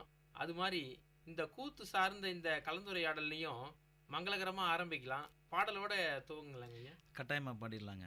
இப்போ தெருக்கூத்து ஆரம்பிக்கிறப்ப முதல்ல கணபதி துதி தான் பாடுவாங்க. அந்த துதி வந்து இப்போ பாடுவோம். கணபதி வந்தனா வந்தானோ தந்தானோ இஞ்ஞானோ சுந்தர கணபதி வந்தானோ. சிறப்பா இருந்ததுங்க ஐயா. ஐயா, தெருக்கூத்துனா என்ன, அது எப்ப தோன்றுச்சுங்க ஐயா? பொதுவாக நம்ம தமிழகத்தில் வந்து கலை வடிவங்கள்னு எடுத்துட்டாவே பெரும்பாலான கலை வடிவங்கள் வந்து சாமானிய மக்கள்கிட்ட தான் தோன்றுச்சு. அதே போல தான் இந்த தெருக்கூத்தும் தோன்றியிருக்கலாம். இப்போ மன்னராட்சி காலத்தில் பார்த்தீங்க அப்படின்னா மக்கள் வந்து நிறைய கடின உழைப்பு உழைச்சிருக்காங்க. அந்த உழைப்பின் காரணமாக அவங்க என்ன பண்ணுறாங்கன்னா பெரும்பாலான நேரம் வந்து அவங்களுக்கு உழைப்பிலே போயிடுது. அப்போ என்ன பண்ணுறாங்க, மாலை பொழுதுகளில் அவங்க என்ன பண்ணுறாங்க அப்படின்னா அவங்க கையில் இருக்கிற ஒரு பானை, சிறு சிறு கற்கள், இதை வச்சு அவங்க ஒரு இசை அமைக்கிறாங்க. அப்போ இசை அமைக்கிறப்ப என்ன ஆகுதுன்னா இதான் முதல்ல வந்து அடிப்படையாக நமக்கு இசையாக கிடைச்சிருக்கு. அதுக்கப்புறம் பார்த்தீங்க அப்படின்னா ஒப்பனைன்னு பார்த்தோன்னா அருகில் இருந்த கறிக்கொட்டை, சாம்பல் அந்த மாதிரி எடுத்து பூசிக்கிட்டு இந்த இசையும் இந்த ஒப்பனை அந்த இசைக்கேற்றவாறு ஆடல்கள் தொடங்குறப்ப நமக்கு ஒரு கலை வடிவம் கிடைக்குது. அந்த மாதிரி தான் இந்த தெருக்கூத்தும் ஏற்பட்டுக்கலாம்ன்றது அறிஞர்களுடைய கருத்து. ஆனால் எந்த ஆண்டு தோன்றுச்சு, என்ன காலகட்டம்ன்றது நம்ம சரிவரைய நம்ம சொல்ல முடியாது. இந்த கூத்தோட சிறப்புன்னு ஒன்று பார்த்தோன்னா இயல், இசை, நாடகம் இது மூணுமே இருக்கு. இயலும் இருக்கு, இசை இருக்கு, நாடகம் இருக்கு.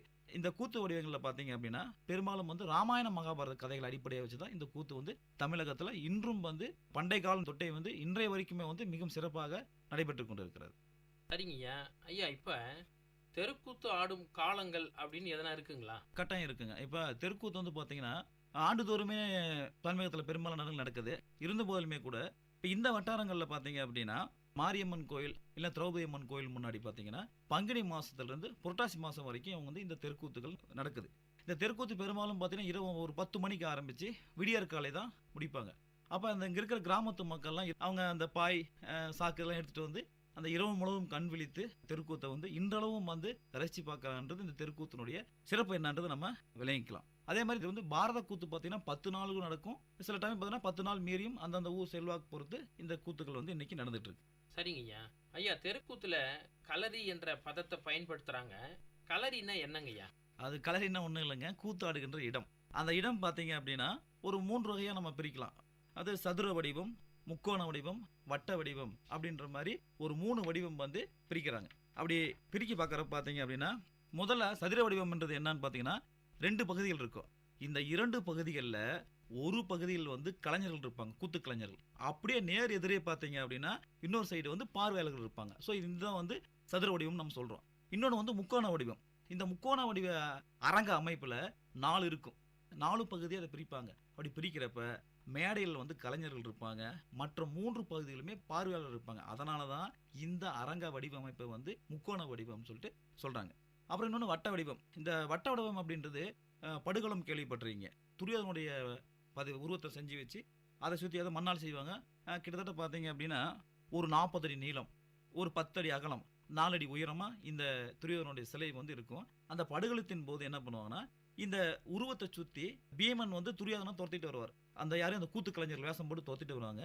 அப்படி துரத்திட்டு வரப்ப பார்த்தீங்க அப்படின்னா இந்த உருவத்தை சுற்றி என்ன இருப்பாங்க, கூத்து கலைஞர்களை ரசிக்கின்ற அந்த மக்கள் இருப்பாங்க. அப்போ இது என்ன ஆகுனா இந்த இடம் வந்து வட்ட வடிவமானதாக இருக்கும். அப்புறம் இன்னொன்று சொல்லலாம், இன்னொரு வடிவம் என்னன்னா அர்ஜுனன் தவசை நீங்கள் பார்த்துருப்பீங்க. அதில் பார்த்தீங்கன்னா இந்த அரங்கம் என்ன ஆகுதுன்னா மேல் நோக்கி இருக்கு. மேல் நோக்கி அந்த தவச மரத்தில் ஏறி அவர் அங்கே உட்காவார். அப்போ இந்த மாதிரியாக இது பலவிதமான தலங்கள் இருக்குது. இதில் மேடைன்னு ஒன்று இல்லைன்னா கூட அது ஒரு சமயத்தில் என்ன ஆகுனா அந்த ஊர் சுற்றி வரும் பொழுது அந்த ஊரே அரங்கமாக, அந்த ஊரே மேடையாக மாறும். சில டைம் பார்த்தீங்கன்னா மக்கள் வந்து அவங்களும் ஒரு கதாபாத்திரமாக அதில் வந்துடுவாங்க. அந்த மாதிரியான ஒரு சிறப்பம்சம் கொண்டது இந்த களரி என்ற இந்த இடம். ஐயா, தெருக்கூத்துல பாத்திர பிரவேசம் அப்படின்னு சொல்றோம் இல்லைங்களா, அது எப்படி இருக்குங்க ஐயா? அது ஒன்றும் இல்லைங்க. இப்போ பாத்திர பிரவேசம் வந்துன்னா ஒவ்வொரு கதாபாத்திரம் வரும்பொழுது அந்த கதாபாத்திரம் வந்து தன்னை அறிமுகப்படுத்தி கொள்ளும். நான் இன்னார் அப்படின்னு சொல்லி அந்த கதாபாத்திரத்தை அறிமுகப்படுத்திட்டோம். அப்புறம் அறிமுகப்படுத்திட்டு அதுக்கப்புறம் தான் பார்த்தீங்க அப்படின்னா வெளியே வருவாங்க. எப்படி அப்படின்னா ஒரு வெள்ளை துணி இருக்கும். அந்த வெள்ளை திரையில் வெள்ளை திரைக்கு அந்த பக்கம் அந்த கூத்து கலைஞர் இருப்பான், அந்த திரைக்கு இந்த பக்கம் மக்கள் இருப்பாங்க. அப்படி இருக்கிறப்ப அந்த திரைக்கு பின்னால் இருக்கிறப்ப நான் யார், நான் ஏற்ற கதாபாத்திரம் என்னன்றது பாடல் மூலமா சொல்லுவார். அதுக்கப்புறம் பார்த்தீங்கன்னா தான் அந்த பாட்டு முடிஞ்சு திரைக்கு பின்னாடி வந்து தான் அந்த கதாபாத்திரமாக மாறி தாயார், தந்தையார், ஆண்டு கொண்டிருக்கிற நாடு என்ன அப்படின்ட்டு அந்த நிகழ்வுக்கு அப்படி வர்றாரு. இப்போ பார்த்தீங்கன்னா இப்போ சொன்னீங்க பாத்திர பிரவேசம்ட்டு. இப்போ ஒவ்வொரு பாத்திரமும் தன்னை அறிமுகப்படுத்த சொன்னோம் பார்த்தீங்களா. இப்போ கட்டிங்காரன் வராருன்னு வச்சுக்கோங்களேன். அவர் எப்படி வருவாருன்னா வந்தான் இதென்ன பாருங்க, கட்டியங்காரன் வாரான் இதென்ன பாருங்க, வந்தான் இதென்ன பாருங்க, கட்டியங்காரன் வாரான் இதென்ன பாருங்க, அக்கேணி துஜம் கொடுத்து கட்டியங்காரன் அழகான பாகை உடுத்தி அக்கினி துஜம் தொடுத்து கட்டியங்காரன் அழகான பாகை உடுத்தி செந்தூர பொட்டும் இட்டு செஞ்சிலம்பு காலில் கட்டி கோணக்குள்ளாவும் போட்டு குந்தி குந்தி நடை நடந்து வந்தான் இதென்ன பாருங்க, கட்டியங்காரன் வாரான் இதென்ன பாருங்க. ஸோ இந்த பாடல் மூலியமாகவே நான் வருகின்றேன், இந்த அரிதாரம் பூசி அந்த திரைக்கு பின்னால் இருக்கிறப்ப வருகிறான் அப்படின்னு சொல்லுவோம் அந்த கதாபாத்திரம். அந்த திரையை நீக்கினோடனே வந்தான் அப்படின்ற மாதிரி அந்த கதாபாத்திரங்கள் வந்து பாத்திர பிரவேசம் வந்து இப்படி ஒவ்வொரு கேரக்டருமே எல்லா கேரக்டருமே பார்த்தீங்கன்னா துரியோதனன், துச்சாதனன், பீமன், தர்மர் எல்லாத்துக்கும் இந்த பாத்திர பிரவேசம் பண்ணுறது இந்த மாதிரி தான் வந்து தெருக்கூத்தில் இருக்குங்க. சிறப்பாக சொன்னீங்க ஐயா. தெருக்கூத்தில் மக்களின் பங்களிப்பு எந்த விதத்தில் இருக்குதுங்க? இப்போ மக்களின் பங்களிப்புன்னு சொல்லி பார்த்தோம் அப்படின்னா, இப்போ இன்னைக்கு வந்து நாகரிக உலகில் பார்த்தீங்க அப்படின்னா எவ்வளவோ ஊடகங்கள் மூலியமாக சினிமா, டிவி அப்படின்னு எவ்வளவோ வந்திருந்தாலுமே கூட இன்னும் வந்து அந்த தெருக்கூத்தை வந்து ரசிக்கிறதுக்கான ஆட்கள் இன்னுமே இருக்கிறாங்க. ஏன் இப்படி ஊன்றி இருக்காங்க அப்படின்னா, அந்த கலை வடிவம் பார்த்தீங்கன்னா மேக்கப், அதனுடைய ஒப்பனை, அலங்காரம், அந்த வர தோரணை, அதுக்கும் மேலே முக்கியமான விஷயம் என்னன்னா இந்த தெருக்கூத்தானது மக்களுக்கு வந்து எப்படின்னா வாழ்வியல் விளிமைகளை சொல்லுது. இப்போ வந்து துச்சாதனன் அப்படின்ற ஒரு கேரக்டர் இருக்குது அப்படின்னா இந்த மாதிரி எண்ணங்கள் இருந்தால் வாழ்வியல் இப்படி தான் முடியும், துரியோதனன் தான் இப்படி தான் முடியும், தர்மராக இருந்தால் இப்போ கிராமத்தில் சொல்லுவாங்க அப்பா அவன் தர்மர் மாதிரிப்பா அப்படிம்பாங்க. அப்போ தர்மர்னா பொறுமை காத்தல். அப்போ இந்த மகாபாரத ராமாயண கதாபாத்திரங்கள் சொல்லி இருக்கின்ற அந்த வாழ்வியல் விளிமைகளை மக்களுக்கு அது சொல்லுது. அதனால தான் அவங்க வந்து அதை உள்வாங்கி கொண்டு அது இன்னும் கூட இன்றைய ஊடகங்கள் எவ்வளோ ஊடகங்கள் வந்து மக்களை வந்து ஆக்கிரமிப்பு செய்தாலும் கூட அவர்கள் இந்த தெருக்கூத்து என்ற இந்த கலையை இன்னும் நேசித்து கொண்டு இருக்கிறார்கள். அதாவது அவர் இந்த தெருக்கூத்தை பார்த்தீங்க அப்படின்னா சில பகுதி மக்களுடைய வாழ்வின் அங்கமாகவே இது இருக்குது. அப்புறம் பார்த்தீங்கன்னா இவங்க இந்த தெருக்கூத்து தொடர்ந்து பார்த்து என்ன பண்ணிடுறாங்கன்னா அந்த தெருக்கூத்து கதை, அந்த பாட்டு வடிவம் எல்லாமே தெரியும். சில டைம் கலைஞர்கள் என்ன பண்ணுவாங்கன்னா ஒரு வரி விட்டு போனாலோ இல்லை கதையில் ஏதோ சொல்லாமல் விட்டாலோ அடுத்த நாள் வந்து அந்த மாஸ்டர் குருவிட்டு சொல்லுவாங்க, ஐயா பாருங்க இந்த கதாபாத்திரத்தில் இது விட்டு போச்சு. அந்த அளவுக்கு அதாவது இன்னைக்கு என்னன்னா தெருக்கூத்து கலைஞர்கள் வந்து எந்த விதத்திலும் தவறு செய்ய இயலாத அளவுக்கு அந்த ரசிகர்கள் வந்து அவ்வளவு ஊன்றி போய் தெருக்கூத்தில் இருக்கிற ஆட்களும் மக்கள் இன்னைக்கு இருக்கிறாங்கன்றது தான் இது நம்மளுடைய பெருமைப்பட வேண்டிய ஒரு விஷயமா இருக்கு. நன்றிங்க. அப்புறம் இந்த தெருக்கூத்துல கட்டியங்காரன் என்று சொல்ற அந்த கதாபாத்திரத்தினுடைய பங்கு என்னங்கய்யா? இந்த தெருக்கூத்தை பொறுத்த வரைக்கும் பார்த்தீங்கன்னா இந்த கட்டியங்காரன் தான் ரொம்ப முக்கியமான கதாபாத்திரம்னு சொல்லலாம். ஏன் அப்படின்னு சொல்லி பார்த்தோம் அப்படின்னா இந்த கதை தொடக்கமாகி அது மங்களம் என்று சொல்லக்கூடிய முடிகிற வரைக்குமே வந்து இந்த கதாபாத்திரம் எல்லா கதாபாத்திரங்களுடைய இது என்ன பண்ணணும்னா பயணம் செய்யும். இந்த கட்டியங்காரன் வந்து எல்லா கதாபாத்திரனுடைய கதைகளையுமே எல்லாமே அந்த என்ன சொல்றதுன்னா கதை பற்றின முழுவதுமான ஒரு விஷயத்தை வந்து இவர் அறிஞ்சு வச்சிருக்காரு. இன்னொரு விஷயம் பார்த்தீங்க அப்படின்னா ஒரு கதாபாத்திரம் வந்து வருவதற்கு தாமதமாச்சுன்னா வெளியே வந்து கூட அந்த மக்களை வந்து அவர் பண்ணுவார்னா ஒரு நகைச்சுவை காட்சிகளால் அதை நிரப்பி அந்த இடத்தை வந்து நிரப்புவார். அதாவது ஒரு கதாபாத்திரம் வருவதற்கு தாமதமாச்சுன்னா அந்த வெறுமையான அந்த நேரத்தை வந்து இவர் வந்து தற்காலத்தில் இருக்கிற பிரச்சனைகளை வந்து கூத்து வடிவிலே சொல்லி அந்த நேரத்தை வந்து நிரப்புவார். அப்புறம் பார்த்தீங்க அப்படின்னா இந்த கூத்திற்கு மட்டும் இல்லை கூத்திற்கு வெளியேகும் ஒரு பாத்திரமாகவும் வந்து இந்த கட்டியங்காரன் வந்து ரொம்ப ஒரு முக்கியமான கதாபாத்திரம்னு சொல்லலாம். அப்புறம் பார்த்தீங்க அப்படின்னா நான் முன்னாடியே சொன்னேன் ஒரு துடியான பாத்திரங்கள் வருது. அவங்க வந்து பாடுறப்ப என்ன ஆகணும் பாடி கொஞ்சம் களைப்பில் இருப்பாங்க. அதுக்கு வந்து இவங்க என்ன பண்ணணும் அப்படின்னா கொஞ்சம் டைம் வேணும் இல்லையா, அவங்க வந்து இன்னும் கொஞ்சம் நேரம் எடுக்கணும் அடுத்த இதுக்கு போகிறதுக்கு. ஏன்னா துடியான கதாபாத்திரங்களோட பாடல்கள் எல்லாமே கொஞ்சம் வேகமாகவும் ரொம்ப ஆட்டம் ஆடி இந்த கிரிக்கின்னு சொல்லுவாங்க, அந்த கிரிக்கெலாம் அடித்து வந்து உட்கார்றப்ப அவங்களுக்கு என்ன நேரம் தேவைப்படுது. அந்த நேரத்தில் சில நாட்டுப்புற பாடல்களையும் வந்து இந்த கட்டியங்காரன் போடுவாங்க. பார்த்தீங்க அப்படின்னா ஒரு பாடல் பாடலாமாங்கய்யா? பாடுங்க. மல்ல கொட்ட மலன்னு குட்டி மாமரம் சலன்னு அட மல்ல கொட்ட மலன்னு குட்டி மாமரம் சலன்னு அட மறக்க உருண்டு போச்சு எங்க மாமமாக திரண்டு விட்ட அட மறக்க உருண்டு போச்சு எங்க மாமமாக திரண்டு விட்ட அட திரண்ட புட்டு கொடுக்கலேன்னு அவ தேம்பி அழுவுறாளாம் அட திரண்ட புட்டு கொடுக்கலேன்னு அவ தேம்பி அழுவுறாளாம். ஆக இந்த மாதிரி பாடல்கள் பாடுறப்ப அவர் வந்து ஆசுவாசப்படுத்திக்கிட்டு அடுத்து தன்னுடைய வசனத்துக்கோ இல்லை பாடலுக்கோ அவர் தயாராகிறார். அதனால கட்டியங்காரன்றது கதையை முதல் கடைசி வரைக்கும் பயணம் சென்ற ஒரே கதாபாத்திரம் இந்த கட்டியங்காரன் தான் நம்ம சொல்லலாம். கட்டியங்காரனுடைய பங்கு அந்த அளவுக்கு இருக்குதுங்க. ஆமாங்க கூத்துன்ற பட்சத்துல. ஆமா சரிங்கய்யா. ஐயா அடுத்த கேள்வி என்னன்னா தெருக்கூத்துல ஒப்பனை எப்படி இருக்குதுங்க? தெருக்கூத்துல ஒப்பனைன்றது மக்கள் பார்க்குறப்ப அவ்வளோ அழகா பிரமாதமாக இருக்கும். ஆனால் பார்த்தீங்கன்னா அந்த ஒவ்வொரு கதாபாத்திரமும் ஏற்கிறவங்க அவங்கவுங்களுக்கான ஒப்பனையை அவங்கவுங்களே செஞ்சுக்குவாங்க. மற்றபடி இந்த கிரீடம் பூஜம் கட்டுறப்ப மற்றவங்களோட துணை எல்லாம் பண்ணும்போது அப்போ வந்து அவங்க உதவி பண்ணுவாங்க. இதில் பார்த்தீங்கன்னா ஒவ்வொரு கதாபாத்திரத்துக்கும் ஒவ்வொரு விதமான ஒப்பனை இருக்கு, அந்த நிறம் இருக்கு. இப்போ துரியோதனன், துச்சாதனன், தர்மர், பீமன் இவங்களுக்கெல்லாம் பார்த்தீங்கன்னா மஞ்சள் நிறம். இப்போ பீமனுக்கு பார்த்தீங்கன்னா மஞ்சள் நிறமும் பச்சை நிறமும் வரும். அதே மாதிரி அர்ஜுனன் பார்த்தீங்கன்னா அர்ஜுனனுக்கு வந்து நீல மேகம் தான் அதுக்கு அவங்க வந்து கொடுக்குறாங்க. இந்த ராமன், கர்ணன் அவங்களுக்கு நீல மேகம் தான். இந்திரஜித்துக்கு கருப்பு, அங்கதனுக்கு சிவன். சில பகுதிகளில் பார்த்தீங்க அப்படின்னா நல்ல துடியான கோபமான ஒரு கதாபாத்திரத்துக்கு சிவப்பு நிறத்தில் வந்து கொடுப்பாங்க. சில பேருக்கு அது பார்த்தீங்கன்னா ரொம்ப சாந்தமான கேரக்டருக்கு மஞ்சள். சிவப்பு என்பது அந்த கோபத்தை தெரிவிக்கின்ற அந்த குறியீடாகவே. இந்த ஒப்பனை என்பது வெறும் சாயங்கள் மட்டும், நிறங்கள் மட்டும் அல்ல. அந்த சிவப்பு என்பது கோபத்தை குறிக்கிற ஒரு குறியீடாகவும் வருது. அந்த மஞ்சள் என்பது பார்த்தீங்க அப்படின்னா ஒரு சாந்தத்தை குறிக்கிற. இந்த மாதிரி இது வந்து நாமக்கல் போன்ற சேலம் மாவட்டங்களில் இந்த மாதிரி குறியீடுகளுடைய அந்த ஒப்பனைகள் தெரிவிக்கின்ற மாதிரியான இதுவும் இருக்குங்க. சரிங்கய்யா. இப்போ அந்த ஒப்பனைகள் வந்து அந்த கதாபாத்திரத்துக்கான பாவனையை கூட தெரிவிக்குதுன்றீங்க. ஆமா, கட்டாயமா ஒரு குறியீடாகவும் அது இருக்கு. தெருக்கூத்து கலைஞன் என்ன கதாபாத்திரம் ஏற்றிருக்கின்றானோ அதன் குணாதிசயத்தை, அதான் முக்கியம், அந்த குணாதிசயத்தை காண்பிக்கின்ற மாதிரி இருக்கும். ஒன்று பார்த்தீங்கன்னா இப்போ அரக்கர் வேஷம் போடுறான்னு வச்சுக்கோங்களேன். மற்றவங்களுக்கெல்லாம் கிரீடம் பூஜம் கட்டிப்பில் அரக்கர் வேஷம் போட்டீங்கன்னு பார்த்தீங்கன்னா நிறைய முடிகள் வந்து பார்த்தீங்கன்னா ஒரு என்ன சொல்லுவாங்க, அந்த ட்ரோப்பா வேகம் அந்த மாதிரி இருக்கும். அந்த கண்களுக்கு முட்டை வடிவம் வச்சு, அதாவது அந்த கதாபாத்திரம் வந்தாவே அவன் அரக்கன்னு சொல்லுமா ஆடியன்ஸுக்கு வந்து அவன் வந்து நான் சொல்லணும்னு அவசியமே கிடையாது. பார்த்த உடனே இவர் தான் அப்படின்ற மாதிரி. அது ஒப்பனைன்றது ரொம்ப அழகானதாகவும் ஒரு முக்கியமான ஒரு விஷயமா தெருக்கூத்துல இருக்கு. அதனால தான் 64 ஆயக்கலைகள்ல ஒப்பனை கலையும் ஒரு கலைன்றத பதிவச்சு சேர்ந்திருக்காங்க. கட்டாயமாங்க ஐயா. அப்புறம் எவ்வகையான இசைக்கருவிகள்லாம் இதில் பயன்படுத்துறாங்க ஐயா? இதில் பார்த்தீங்கன்னா மிருதங்கம், தாளம், நம்ம ஜால்ரான்னு சொல்லுவோம், ஆனால் அதுக்கு வந்து தாளம்னு சொல்லுவாங்க. அதுக்கப்புறம் முகவீணை, அப்புறம் ஹார்மோனியம். இதுதான் வந்து தெருக்கு ரொம்ப அடிப்படையான இதுதான். இந்த விஷயங்கள் வந்து எல்லா ஊர்லேயும் இசை வாத்தியங்கள் இருக்கும். சில ஊர்களில் மட்டும் புல்லாங்குழல் பயன்படுத்துகிறாங்க. மற்றபடி மேற்சொன்ன அந்த அந்த மிருதங்கம், தாளம், முகவினை, ஹார்மோனியம் இதுதான் வந்து தெருக்கூத்தில் மிக முக்கியமான ஒரு பங்கு இருக்கும். ஐயா, அடுத்த ஒரு கேள்வி, தெருக்கூத்தில் எத்தனை அடவுகள் இருக்குங்க ஐயா? இப்போ பழங்காலத்தில் பார்த்தீங்க அப்படின்னா ஒரு 50, 100ன்னு சொல்கிறாங்க. பழங்காலத்தில் வந்து அடவுகள் வந்து நிறையா இருந்திருக்கு. இப்போ வந்து பார்த்தீங்கன்னா ஒரு 10-15 அடவுகள் தான் இருக்குது. ஆனால் இந்த 10-15 அடவுகளையும் வந்து நம்ம என்ன பண்ணலாம்னா விரிவுபடுத்திக்கலாம். ஆனால் இன்றைக்கு அடவுகளுக்கு, இன்றைய கலைஞர்கள் வந்து அடவுகளுக்கு முக்கியம் கொடுக்காம அந்த காட்சியை நகர்த்துவதற்காக அந்த பாடல்கள் வசனங்களை வைத்து அந்த அடவுகள் வந்து அந்த அளவுக்கு இல்லைன்றது சில அறிஞர்களுடைய கருத்து. அதே மாதிரி பார்த்தீங்க அப்படின்னா பெண் கதாபாத்திரம் போடுறாங்க இல்லையா, அவங்களுக்கு வந்து அந்த பெண்ணிற்கு தனி அடவுகள் இருக்கு.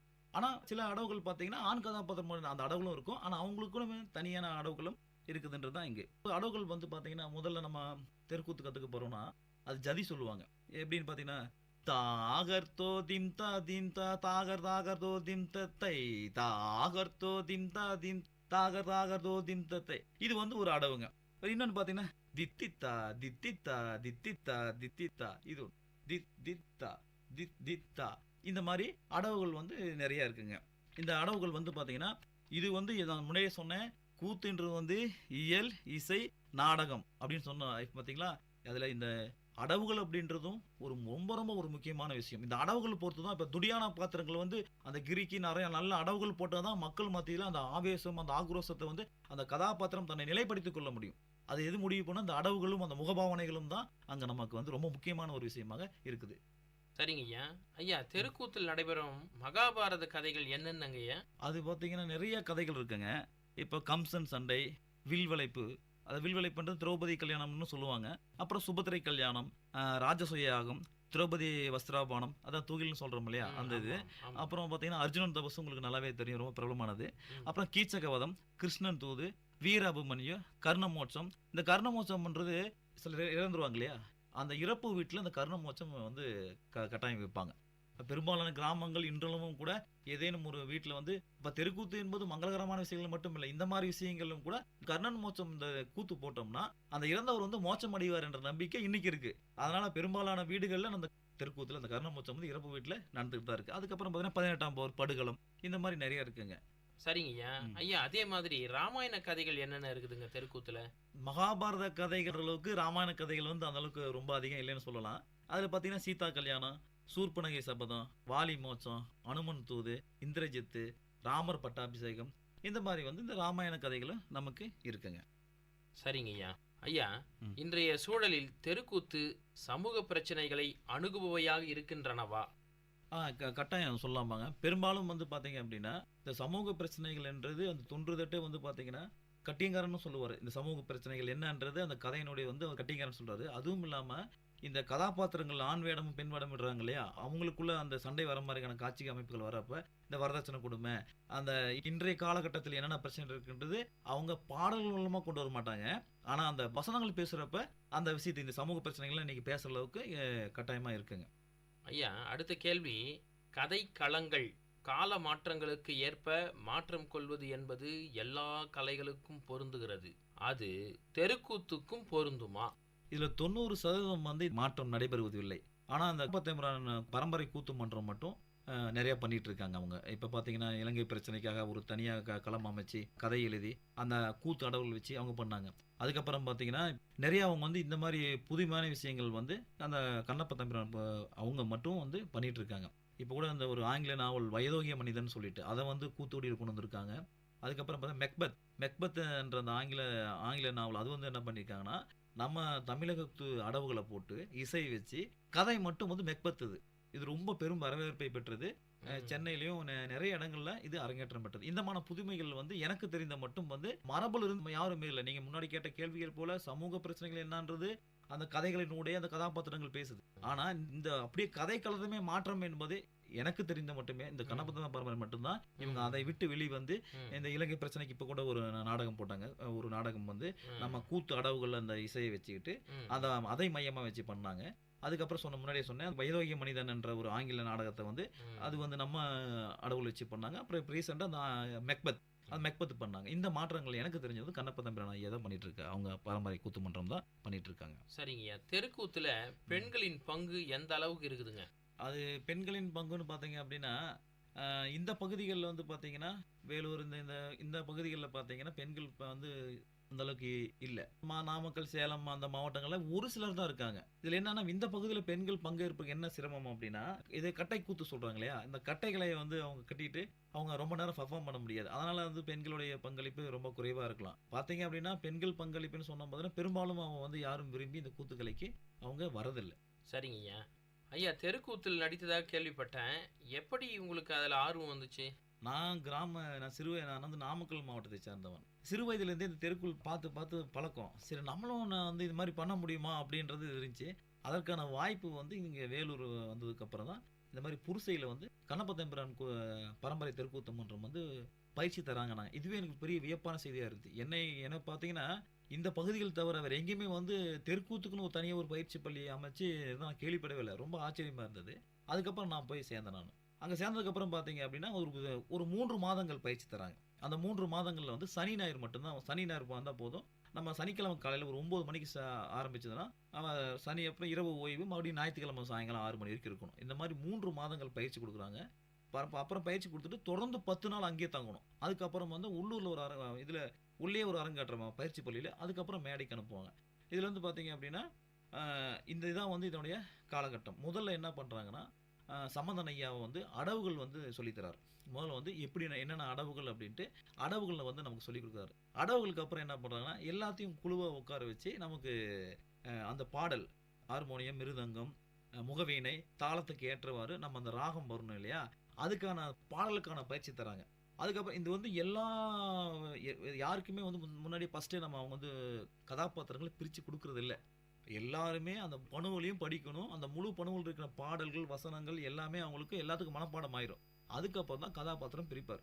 அதில் கதாபாத்திரம் பிரிக்கிறதுல கரெக்டாக தான் இருக்கும். அந்த கதாபாத்திரம் ஏற்ற உயரம், அதுக்கான சுறுசுறுப்பு இருந்தால் மட்டும்தான் கொடுப்பார். எவ்வளவு பழகை இருந்தால் கூட யாரும் அவர்கிட்ட கதாபாத்திரம் கேட்டு பெறவே முடியாது. நான் வந்து துரியோதனன் கேரக்டருக்கு ரொம்ப ஆசைப்பட்டேன். ரொம்ப நெருக்கமாயிட்டாரு. ரொம்ப நல்ல ஒரு குடும்பம் மாதிரி ஆயிட்டோம். அப்பவும் கூட ரமேஷ் உனக்கு தர்மர் தான்ப்பா கரெக்டாக இருக்குன்னு மறுத்துட்டார். அதாவது எனக்கு ரொம்ப பிடிச்சி போச்சு. ஒருவேளை கொடுத்துருந்தா அது எப்படின்னு தெரியல. ஆனால் அவர் வந்து எப்பவுமே அந்த கதாபாத்திரங்கள் பிரிக்கிறதுல யாரோட பேசியும் கேட்க மாட்டாங்க. அவர் குறிப்பிட்ட கதாபாத்திரம் நடிக்கலை, அவர் சொல்லி நடிக்கலைன்னா அது வேறொருக்கு போயிடும். அதே தன்மை இல்லை. அதில் வந்து ஐயா வந்து சம்பந்தன் ஐயா வந்து ரொம்பவே ஸ்ட்ரிக்டாக இருப்பாருங்க. கதாபாத்திரம் சொன்னீங்க. உங்களுக்கு பிடித்த கதாபாத்திரத்திலிருந்து ஒரு பாடல் பாடுங்க ஐயா. பார்த்தீங்க அப்படின்னா இப்போ தர்மர் வந்து நான் தர்மர் வேஷம் தான் போட்டு ரொம்ப பிடிக்கும். தர்மர் வந்து முதல்ல அந்த அரங்கில் வந்து அவர் தன்னை அறிமுகப்படுத்திக்கிறாரு. அப்போ ஒரு பாட்டு, ராஜாத்தி ராஜனாம் தர்ம ராஜனாம் சீமாச்சே நாமே ராஜாத்திராஜனாம்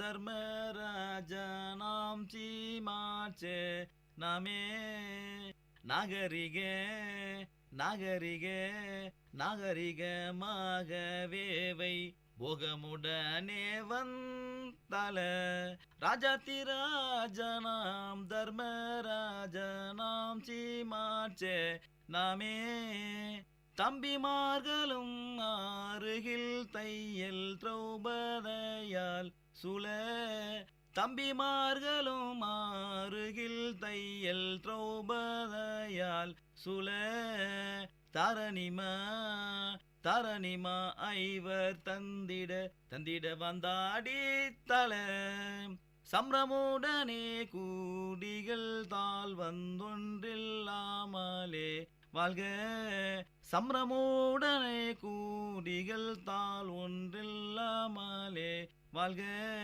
சத்தியச சத்திய சாமனரைவர் தந்திட வந்தாடி தல ராஜாத்திராஜனாம் தர்மராஜனாம் சீமாச்சே நாமே. ஐயா சிறப்பாக பாடி காட்டினீங்க. என்னுடைய இன்னொரு கேள்வி என்னன்னா, தெற்கத்திய கூத்திற்கும் வடக்கத்திய கூத்திற்கும் என்ன வேறுபாடு இருக்குன்னு நினைக்கிறீங்கய்யா? இதில் பார்த்தீங்க அப்படின்னா, இப்போ இந்த பகுதிகளில் பார்த்தீங்க நம்ம வாழ்ந்துருக்க இந்த வேலூர் காஞ்சிபுரம் இந்த மாவட்டங்களில் பார்த்தீங்கன்னா வந்து கட்டைகள் கட்டிட்டு ஆடுவாங்க. அங்கே வந்து அது இல்லை. அப்புறம் பார்த்தீங்கன்னா இங்கே வந்து அடவுகள் என்னை பொறுத்த வரைக்கும் அடவுகள் ரொம்ப கம்மியாக இருக்குது. அங்கே வந்து அடவுகள் வந்து எல்லா கதாபாத்திரங்களும் அடவுகளும் வேகமாக இருக்கும். இங்கே துடியான கதாபாத்திரங்கள் மட்டும்தான் அடவுகள் கொஞ்சம் வேகமாக இருக்கும். எல்லா எல்லா அடவுகளுமே ரொம்ப அதிகமாக இருக்கும். அப்போ நம்ம ஒரு முறை பார்க்குற அடவு இன்னொரு முறை பார்க்கவே முடியாது. அது ரொம்ப அடவுகள் அங்கே அதிகம். அதே மாதிரி பார்த்தீங்கன்னா இந்த பகுதி கூத்துக்களில் முதல்ல வந்து கதாபாத்திரம் இப்போ நான் பாடுனீங்களா ராஜா தீராஜனம் அப்படி அந்த கதாபாத்திரம் பாடிச்சுன்னா அதே வரையும் பின்பாட்டு பாடுவாங்க. இந்த பின்பாட்டு பாடுகின்ற முறை வந்து அந்த நாமக்கல் சேலம் மாவட்டங்களில் வந்து இந்த பின்பாட்டு பாடுகின்ற அந்த முறை வந்து இல்லை. இந்த மாதிரி வந்து சின்ன சின்ன விஷயங்கள் வந்து நிறைய முகவினை பார்த்தீங்கன்னா கொஞ்சம் சின்னதாக இருக்கும், கொஞ்சம் பெருசாக இருக்கும்.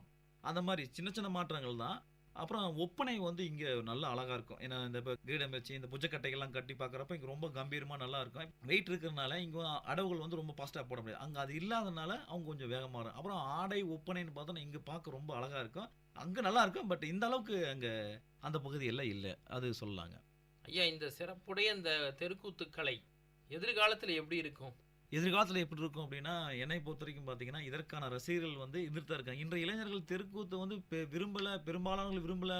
என்னதான் நம்ம வந்து நகரத்தை நோக்கிய நாகரிக வாழ்க்கை இருந்தாலும் பல ஊடகங்கள் வந்து நம்ம ஆக்கிரமிச்சாலுமே கூட, ஆனால் தெருக்கூத்து அதற்கான அழியணும்னா எப்பயும் அழிஞ்சிருக்கலாம். இன்னைக்கு பார்த்தீங்கன்னா பாருங்க, இன்னைக்கு சினிமா துறைக்குங்க பெரும்பாலானவர்கள் பார்த்தீங்க அப்படின்னா சம்பந்தனையாகிட்ட வந்து தெருக்கூத்து கற்றுட்டு போறாங்க. இப்போ நாடக நடிகர்கள் இப்போ வந்து பார்த்தீங்கன்னா நாடக குழுக்கள் வந்து தமிழகத்தில் நிறைய இடங்கள் இருக்கு. அந்த நாடக குழுக்கள் இருக்கிற மாணவர்கள் வந்து இங்கே தங்கி பயிற்சி பெற்று போறாங்க. அது மட்டும் இல்லை, அயல்நாட்டவர்களும் வந்து என்ன பண்றாங்கன்னா வந்து இங்கே தங்கி இருந்து தெருக்கூத்தை கற்றுட்டு போறாங்க. ஸோ என்னை பொறுத்த வரைக்கும் எதிர்காலம் வந்து அதாவது சடங்குகளோடு இயைந்த நிகழ்கலைகள் அழியாதம்பாங்க. அப்போ இது வந்து சடங்கோடு இயைந்த நிகழ்கலை, இந்த நிகழ்கலை அழிவதற்கான சாத்தியக்கூறுகள் ரொம்ப ரொம்ப கம்மி. இன்னும் நல்லா சிறப்பாக இருக்குன்றது தான் என்னுடைய கருத்துங்க. ஐயா சிறப்பாக சொன்னீங்க.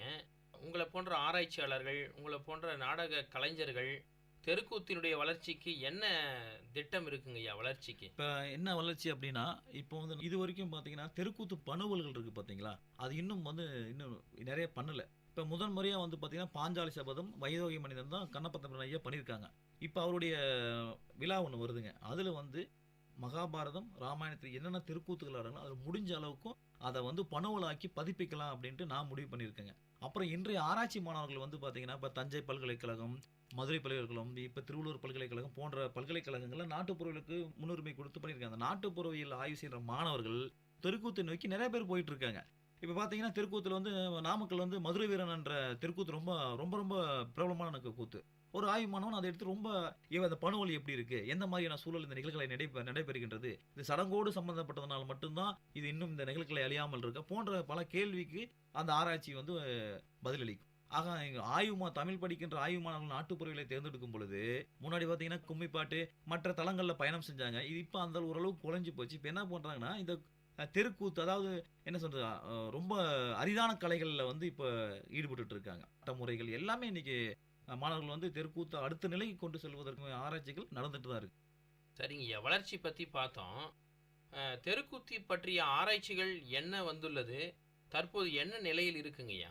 இப்போ நான் முன்னாடியே சொன்னது தான். இப்போ பார்த்தீங்கன்னா மூர் ராமசாமி ஐயா அவர் தான் வந்து ஆராய்ச்சியாளர்கள்லாம் வந்து அந்த தெருக்கூத்து பற்றின அடிப்படையான விஷயங்கள் வந்து நிறைய நூல்களாக நமக்கு கிடைக்குது. இப்போ இன்றைய ஆய்வு மாணவர்களும் என்ன பண்ணுறாங்கன்னா அது இன்னும் ஆழமாக எப்படி நம்ம ஆய்வு செய்ய முடியுமன்ற அந்த நோக்கில் வந்து இன்னும் ஆராய்ச்சிகள் வந்து நடந்துக்கிட்டு தான் இருக்குது. இப்போ முக்கியமாக பண்ண வேண்டியது என்னன்னா, நமக்கு வந்து முன்னாடி நம்ம சங்க இலக்கியங்கள் எப்படி ஓலைச்சுவடுகள் இருந்து இப்போ நம்ம பணுலாக்கம் செஞ்சோமோ, இதுவும் இன்னும் வந்து நிறைய கூத்துக்கள் பார்த்தீங்கன்னா அவங்களுடைய மனப்பாடமாக தான் இருக்கும். இதில் பேப்பரில் இருக்காது. நீங்கள் நம்ம நாடக பிரதியை வச்சுட்டுலாம் இங்கே கூத்து பிரதியை வச்சுட்டுலாம் அவங்க எல்லாமே இருக்குது. எல்லா குழுக்களும் அப்படி கிடையாது. அதான் நாடகம் அந்த மேடையில் இறங்கினோடனே அவங்களுக்கு ஆமா. அறிவு மாதிரி கொட்டும். ஏன்னா இது வந்து நீங்கள் பெரும்பாலான தெருக்கூத்து கலைஞர்கள் யாரும் படித்தவங்க கிடையாது. அவங்க சிறு வயதுல இருந்தே பார்த்து கேட்டது. அப்போ தெருக்கூத்து பிடிச்சி போய் அங்கே போய் சேர்ந்தாங்கன்னா அவங்களுக்கு என்ன பண்ணுறாங்கன்னா அந்த அந்த கதாபாத்திரம் என்ன அவங்களுக்கு பிடிக்குதோ அந்த பாட்டை கேட்டு பாடி அந்த மாதிரி தான். அவங்களுக்கு தனியாக ஒரு டெக்ஸ்ட்லாம் வச்சு அவங்க ஃபாலோ பண்ணுறது கிடையாது. அதனால நான் என்ன சரி நம்ம இந்த தெருக்கூத்து பிடிச்சிருக்கு நம்ம என்ன பண்ணலாம் முடிவு பண்ணுறப்ப தான் ஐயாவுக்கு அந்த கணபதி ஐயா எடுக்கின்ற விழாவில் வந்து நம்ம இந்த பணுலாக்கம் செஞ்சு ஒரு பதிப்பை கொடுக்கணும் அப்படின்றது தான் இந்த நிலையில தான் இப்போ நான் போயிட்டு இருக்கேங்க. ரொம்ப நன்றிங்க ஐயா. தமிழகத்தின் பாரம்பரிய கலையின் அடிப்படையான கூத்து பற்றியும் அது வாழ்வியல் விழுமியங்களை உணர்த்துகின்ற முறை பற்றியும் தங்களுடைய பொன்னான நேரத்தை ஒதுக்கி கலந்துரையாடியதற்கு நன்றிங்க ஐயா. நன்றிங்க. நேயர்களே, அடுத்த வல்லுநர் பார்வை நிகழ்ச்சியில் வேறொரு துறை சார்ந்த வல்லுநருடன் அவருடைய கருத்துக்களை கேட்கும் வரை உங்களிடமிருந்து விடைபெறுவது முனைவர் கா. தமிழ்ச்செல்வன். நன்றி. நேயர்கள் இதுவரை கேட்டது பல்துறை பகிர்வுகள், வல்லுநர் தரவுகள், மக்களின் சந்தேகங்களுக்கான சான்றுகளோடு விஐடி பண்பலை 90.8 வல்லுநர் பார்வை. நன்றி, வணக்கம்.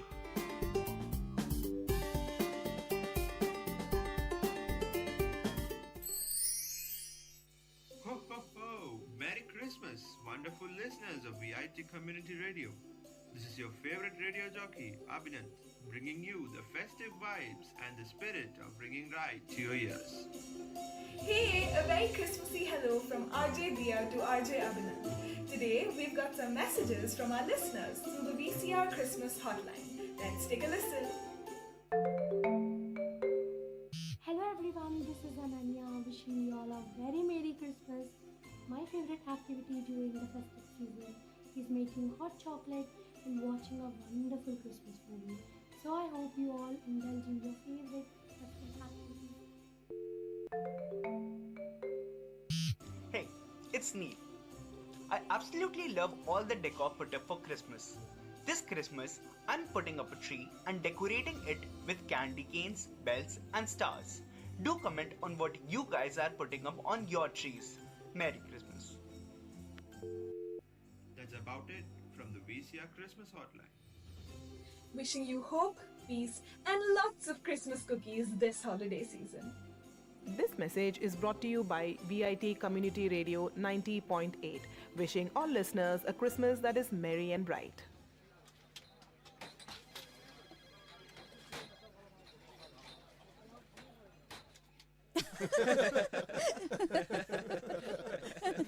என்ன கேண்டீன் அண்ணா, இன்னைக்கு டீல இஞ்சி வாசனையே இல்லையே. ஐயா, இஞ்சி ரேட்டு அதிகமாக இருக்கு. ஆனால் நீங்கள் அதிக காசு கொடுத்து டீயை வாங்க மாட்டீங்க. அதனால தான் நானும் இஞ்சியை சேர்க்கல. என் நிலைமையையும் கொஞ்சம் யோசிச்சு பாருங்க. ஸ்ரீராம், இஞ்சி டீ குடிக்காம உன்னால வாழ முடியாதா? நீ என்னதான் செய்வியோ டீ குடிக்காம? ஜோக்கு நல்லா தான் இருக்கு. ஆனா அவங்க உண்மையிலே நல்லவங்கன்னா மற்றவங்கள பத்தியும் யோசிக்கணும். இப்போ நம்ம தலைவரை பாருங்க, அவர் நாட்டில் இருக்கிற எல்லார பத்தியும் யோசிக்கிறார்ல, அந்த மாதிரி நாமளும் இருக்கணும். அது சரி, மற்றவங்களுக்கு பயனுள்ளவங்களா கொஞ்சமாச்சும் இருக்கணும். இல்லனா இந்த வாழ்க்கை பயனற்றது. அப்புறம் விலங்குக்கும் மனுஷனுக்கும் என்ன வித்தியாசம்? ஆமா, நீங்க சொல்றது ரொம்ப சரி. நீங்க ஒரு உண்மையான மனுஷனா இருந்தா மனிதநேயத்தை பின்பற்றி அதே மாதிரி நடக்கணும். என்னாச்சு தம்பி? ஸ்ரீராம் மாமா, கடவுள் ரொம்ப மோசமானவர். ஷாருக் தம்பி, என்ன நடந்துச்சு? நீங்க என்ன பண்ற? என்னாச்சு தம்பி, சொல்லுங்க. ஏன் இப்படி பேசுறீங்க? ஸ்ரீராம் மாமா, உங்க அசிஸ்டன்ட் மேனேஜர் இருக்கார்ல பீட்டர், அவரோட பையன் மெல்வின் என்னோட உயிர் நண்பனா இருந்தான். தம்பி, நண்பனா இருந்தான்னு ஏன் சொல்றீங்க? இப்போ அவர் உங்க நண்பன் தானே? இல்ல, இப்போ அவன் இல்ல, இனிமேலும் வரமாட்டான். மெல்வின் ஹெல்மெட் போடாம பைக் ஓட்டிட்டு போனான். அப்போ அவனுக்கு விபத்து ஏற்பட்டுருச்சு. அவனுக்கு தலையில பலமான காயம். அவனை ஹாஸ்பிட்டலுக்கு கொண்டு போனாங்க. ஹாஸ்பிட்டல்ல சேர்த்ததும் டாக்டர் அவனுக்கு எல்லா டெஸ்ட்டும் எடுத்துட்டு அவனோட மூளை இறந்துருச்சுன்னு சொன்னாரு. அதான் பீட்டர் மாமா அவருக்கு லீவ் அப்ளை பண்ண என்ன ஆஃபீஸ்க்கு அனுப்புனாரு. அவனோட சின்ன பையனை பீட்டர் இழந்துட்டான்ப்பா. ரொம்பவே கஷ்டமா இருக்கு. ஆனா மாமா, மெல்வின் தன்னோட உடல் உறுப்பை தானம் பண்ணி 9 பேருக்கு உயிர் கொடுத்துருக்கான். அவன் சாகும் போது கூட ஒரு பெரிய தானம் பண்ணியிருக்கான். எப்படி? பீட்டர் மாமா குடும்பத்தை சேர்ந்தவங்க சரியான நேரத்துல மெல்வினோட உடல் உறுப்பை தானம் செஞ்சு ஒரு பெரிய உன்னதமான காரியம் செஞ்சாங்க. அப்படியா? உறுப்பு தானம்னா என்ன? நாங்க அத பத்தி கேள்விப்பட்டிருக்கோம். ஆனா என்ன நடக்குது எப்படிங்கறத பத்தி எங்க கிட்ட முழுமையான தகவல் இல்ல. இதோ உங்க பாஸ் வராரு, அவர்கிட்டயே கேளுங்க. ஏன்னா அவர்தான் உறுப்பு தானம் செய்ய பீட்டர் மாமாக்கு அறிவுறுத்தினாரு. சார், உறுப்பு தானம் பற்றி எங்களுக்கு சொல்லுங்க. உறுப்பு தானம்னா என்ன? நீங்க உடல் உறுப்பு தானம் பத்தி கேட்கறது எனக்கு ரொம்ப சந்தோஷமாவும் பெருமையாவும் இருக்கு. இறந்த பிறகு நாம உடல் உறுப்பு தானம் செஞ்சு பிறருடைய வாழ்க்கையை காப்பாத்தலாம். அதோட ஒரு நபரோட வெவ்வேறு உறுப்புகள் மூலமா நீங்க 9 பேருக்கு வாழ்க்கை கொடுக்கலாம். 9 பேருக்கு வாழ்க்கையா? ஆமா, உடல் உறுப்பு தானங்கிறது மெல்வின் மாதிரியான ஒருத்தருடைய மூளைச்சாவு அடைஞ்சதுக்கு அப்புறம் தான் நடக்குது. உடல் உறுப்பு சேதமடைஞ்சு மாற்று அறுவை சிகிச்சை தேவைப்படுறவங்க இங்க நிறைய பேர் இருக்காங்க. இவங்களுக்கு உடல் உறுப்பு தேவை. அப்பதான் இவங்க உயிரோட வாழ முடியும். அதோட மூளை இறந்ததுக்கு அப்புறம் தான் உறுப்பு தானம் செய்ய முடியும். அவங்களுடைய குடும்ப உறுப்பினர்கள் அவங்க சொந்த விருப்பத்துல தான் உறுப்புகளை தானம் செய்யறாங்க. ஆனா சார், பொதுவா உறுப்புகளை தானம் செஞ்சா அடுத்த ஜென்மத்துல அந்த உறுப்புகள் இல்லாம பொறப்போன்னு நிறைய பேர் சொல்றாங்க. இப்படி யோசிச்சு பாருங்களேன். நீங்க இறந்ததுக்கு அப்புறம் உங்க இதயம் தானம் செய்யப்பட்டிருந்தா அடுத்த வாழ்க்கையில இதயம் இல்லாம ஒரு நபர் பிறக்க முடியுமா? இதெல்லாம் வெறும் மூட நம்பிக்கை தான். மூட நம்பிக்கையில இருந்து வெளியில வாங்க. ஜீவா, நீங்க உங்க இதயத்தை எத்தனை பேருக்கு கொடுத்திருக்கீங்கன்னு எனக்கு நல்லா தெரியும். நல்ல காமெடி. ஆனா சார், உடல் உறுப்பு தானம் நம்ம சாஸ்திர சம்பிரதாயத்துக்கு எதிரானது இல்லையா? மரணத்துக்கு அப்புறம் கடைசி காரியங்கள் செய்யறது நம்ம வழக்கம் இல்லையா? அதெல்லாம் எப்போ செய்ய? நம்மோட வேதங்கள் சொல்லி இருக்கிற மாதிரி கஷ்டப்படுறவங்களுக்கு உதவி செய்யறதும் மற்றவங்களுக்கு சேவை செய்யறதும் தான் உண்மையான பக்தி. அதோட உடல் தானம் செய்பவருடைய உடல் தானத்துக்கு அப்புறமா அது சிதைக்கப்படுறது இல்ல. உடல் ரொம்ப மரியாதையோட திருப்பி தரப்படுது. ரொம்ப சரியா சொன்னீங்க. ஒருத்தர் வாழும்போது நிறைய சேவைகள் செய்யலாம். ஆனா இறந்த பிறகும் நிறைய பேரை வாழ வைக்கிறவன் தான் உண்மையான மனுஷன். இந்த ஒரு உன்னதமான காரணத்துக்காகத்தான் உடல் உறுப்பு தானம் பத்தி நம்ம எல்லாருமே சிந்திக்கணும். முதலாளி சார், நான் என் உடல் உறுப்புகளை தானம் செய்ய விரும்பினா அதுக்கு நான் என்ன செய்யணும்? உண்மையிலேயே நீங்க ஒரு முக்கியமான கேள்வி கேட்டிருக்கீங்க. இது ரொம்ப சரியான ஒரு யோசனை. உடல் உறுப்பு தான சேவைக்காக மோகன் ஃபவுண்டேஷன் நிறைய வேலைகளை செஞ்சிருக்காங்க. அவங்கள நாம தொடர்பு கொண்டா உடல் உறுப்பு தானம் பத்தி எல்லா விஷயங்களையும் தெரிஞ்சுக்க முடியும். இந்த எண், அதாவது 180010371000. இது புனித சேவைக்காக 24 மணி நேரமும் இயங்குது. இங்க நீங்க எல்லா தகவலையும் பெற முடியும். இங்க பாத்தீங்களா, இதுதாங்க என்னோட உடல் உறுப்பு தான அட்டை. இது கண்டிப்பா யாராவது ஒருத்தருக்கு பயனுள்ளதா இருக்கும். நீங்களும் உடல் உறுப்பு தானம் செய்ய ஆர்வமா இருந்தீங்கன்னா கண்டிப்பா இந்த உறுப்பு தான அட்டையை வாங்கிக்கோங்க. சார், நாங்களும் அந்த மாதிரி உறுப்பு தான அட்டையை பதிவு செய்ய விரும்புறோம். இந்த வாழ்க்கை யாருக்காவது பயனுள்ளதா இருந்தா அது மிகவும் நல்லதுதானே சார்? இதே மாதிரி எல்லாருமே ஒரு சிறந்த மனுஷனா மாறதுக்கு சபதம் எடுத்து நீங்க உறுப்புகளை தானம் செய்யுங்க. உடல் உறுப்பு தானம் பற்றி மேலும் விவரங்களுக்கு அழைக்கவும் 180010371000. இந்த படைப்பு SBI ஃபவுண்டேஷன், SBI கார்ட்ஸின் ஆதரவால் மோகன் ஃபவுண்டேஷனால் வழங்கப்பட்டது.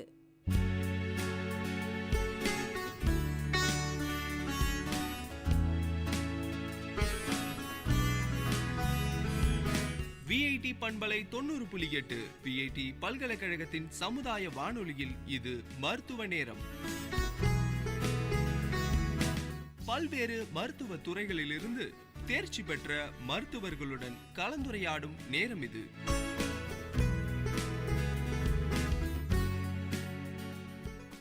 வணக்கம் நேர்களே, இது VIT பண்பலை 90.8 VIT பல்கலைக்கழகத்தின் சமுதாய வானொலி. இந்த நிகழ்ச்சி மருத்துவ நேரம். மருத்துவ நேர நிகழ்ச்சியில ஒவ்வொரு நிகழ்ச்சியிலும் ஒரு மருத்துவம் துறை சார்ந்த நம்ம பேசிட்டு இருக்கோம். இன்னைக்கு நம்ம மருத்துவ நேரம் நிகழ்ச்சியில நம்ம கூட பேச போறது யாருன்னு பாத்தீங்கன்னா RK செந்தில்குமார், ஆக்குபேஷனல் தெரபிஸ்ட். அது மட்டும் இல்லாம head of Kripa special school. அவர்கிட்ட தான் நம்ம இன்னைக்கு பேச போறோம். வணக்கம் சார், நிகழ்ச்சிக்கு உங்களை அன்போடு வரவேற்கிறோம்.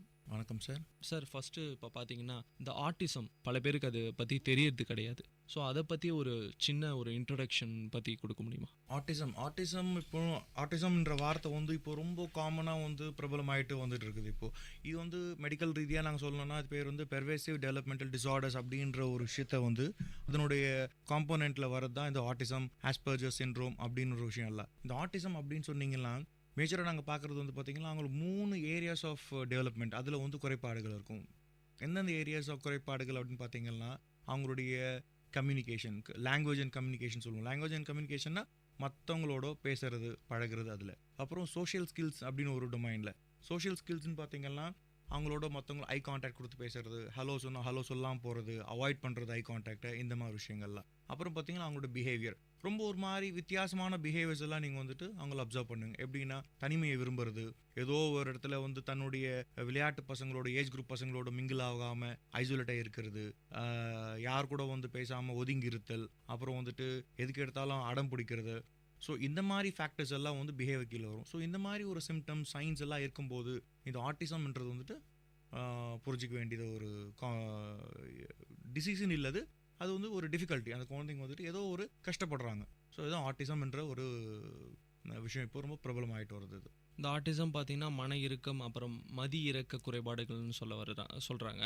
ஸோ இப்போ பார்த்தீங்கன்னா சார், சில அதாவது ஒரு தாய் வந்து கர்ப்பமாக இருக்காங்கன்னா அவங்க கருவிலே வந்து இப்போ ஸ்கேன் பண்ணி பார்த்துட்டு உடலில் ஏதாவது குறைபாடுகள் இருக்கான்னு நிறைய டெக்னாலஜி வந்துடுச்சு. இப்போ ஏதாவது உடலில் ஏதாவது வளர்ச்சி குறைபாடு இருந்தாக்கா அதுக்கு வந்து ட்ரீட்மெண்ட் வந்து அப்பயே எடுக்க ஆரம்பிச்சிடலாம். இல்லை குழந்தை பிறந்த உடனே அடுத்து வந்து ரெடியாகி அதுக்கான ட்ரீட்மெண்ட்லாம் எடுக்க ஆரம்பிச்சிடறாங்க. அதே மாதிரி இந்த ஆட்டிசம் வந்து எந்த வயசில் கண்டுபிடிக்க முடியும், இல்லை கருவிலே வந்து கண்டுபிடிக்கிறதுக்கான வாய்ப்புகள் ஏதாவது இருக்கா சார் இதில்? முதல் கேள்வி வந்து பார்த்தீங்கன்னா கருவிலேயே ஒரு குழந்தை வளரும் போது ஆட்டிசமா அப்படின்னு கண்டுபிடிக்கிறது வந்து பார்த்தீங்கன்னா இம்பாசிபிள். ஏன் இம்பாசிபிள் அப்படின்னு சொல்லும்போது சொல்கிறோன்னா, ஆட்டிசம் அப்படின்னு சொல்லும்போது நான் சொன்ன மாதிரி ஒரு 3 ஏரியாஸ் ஆஃப் டெவலப்மெண்ட் தான் வந்துட்டு ரொம்ப ரிமார்க்கபிள் டிஃப்ரென்ஸ் தெரியும். எப்படி சொன்னும்போது சோஷியல் ஸ்கில்ஸ், மற்றவங்களோட பழகிறது, அவங்களுடைய லாங்குவேஜ், அவங்களுடைய அந்த பேச்சு திறந்த லாங்குவேஜ், ப்ளஸ் வந்து அவங்களுடைய பிஹேவியர், இதெல்லாம் கருவில் தெரியாது. அந்த குழந்தை வளர்ந்து மற்றவங்களோட இன்ட்ராக்ட் பண்ணும்போது தெரிய வேண்டிய விஷயம். இப்போது கிராஜுவலாக பார்த்தீங்கன்னா நிறைய ரிசர்ச் பண்ணிட்டு இருக்காங்க.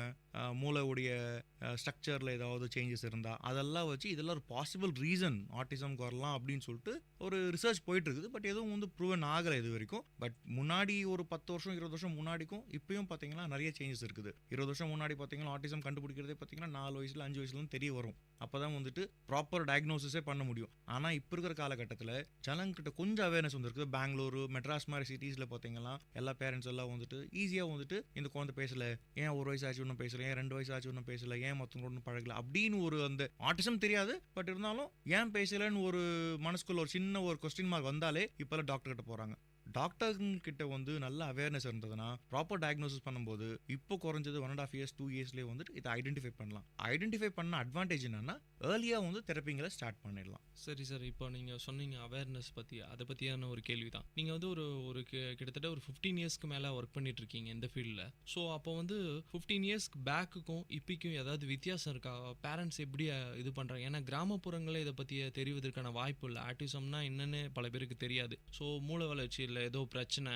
ஸோ அப்படி இருக்கும்போது இப்போ எப்படி அவேர்னஸ் இருக்குது? சிட்டியாக இருக்கட்டும் இல்லை வந்து ரூரல் அந்த சைடாக இருக்கட்டும், எப்படி வந்து அவங்ககிட்ட அவேர்னஸ் இருக்குது சார் மக்கள்கிட்ட? இப்போ இதில் 2 விஷயம். ஒன்று வந்து ரூரல், இன்னொன்று வந்து அர்பன் பாப்புலேஷன். இப்போ அர்பன் பாப்புலேஷன் சொன்னீங்கன்னா இந்த மெட்ராஸ், பெங்களூர் மாதிரி இடத்துல எல்லாருமே வந்து பார்த்தீங்கன்னா most of the parents are well educated. அவங்களுக்கு வந்துட்டு இந்த ஆட்டிசமோட அவேர்னஸ் பார்த்தீங்கன்னா ரொம்ப அதிகமாக இருக்குது.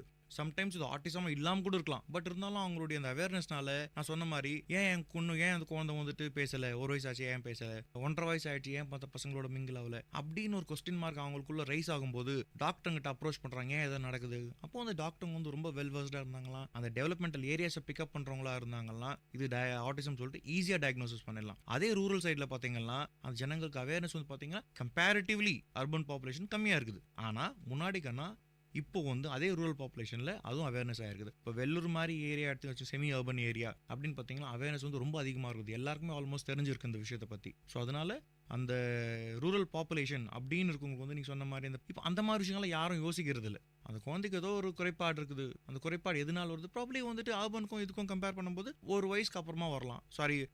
ஒரு 3 வயசுல 4 வயசுல கொண்டு வராங்க. முன்னாடி இது பற்றின அவேர்னஸ் இல்லாமல் அப்படியே விட்டுடுவாங்க, ஐசோலேட் ஆகிட்டு லெஃப்ட் ஆகிடுவாங்க அந்த பசங்கள்லாம். இப்போ அவேர்னஸ் வந்துருக்குது, அந்த குழந்தைங்களை தெரப்பிக்கும் கூப்பிட்டு வராங்க. அதுவே வந்து ஒரு பெரிய சேஞ்ச் நம்ம வெள்ளூர் மாதிரி ஒரு செமி அர்பனில் நடக்கிற சேஞ்சஸ்.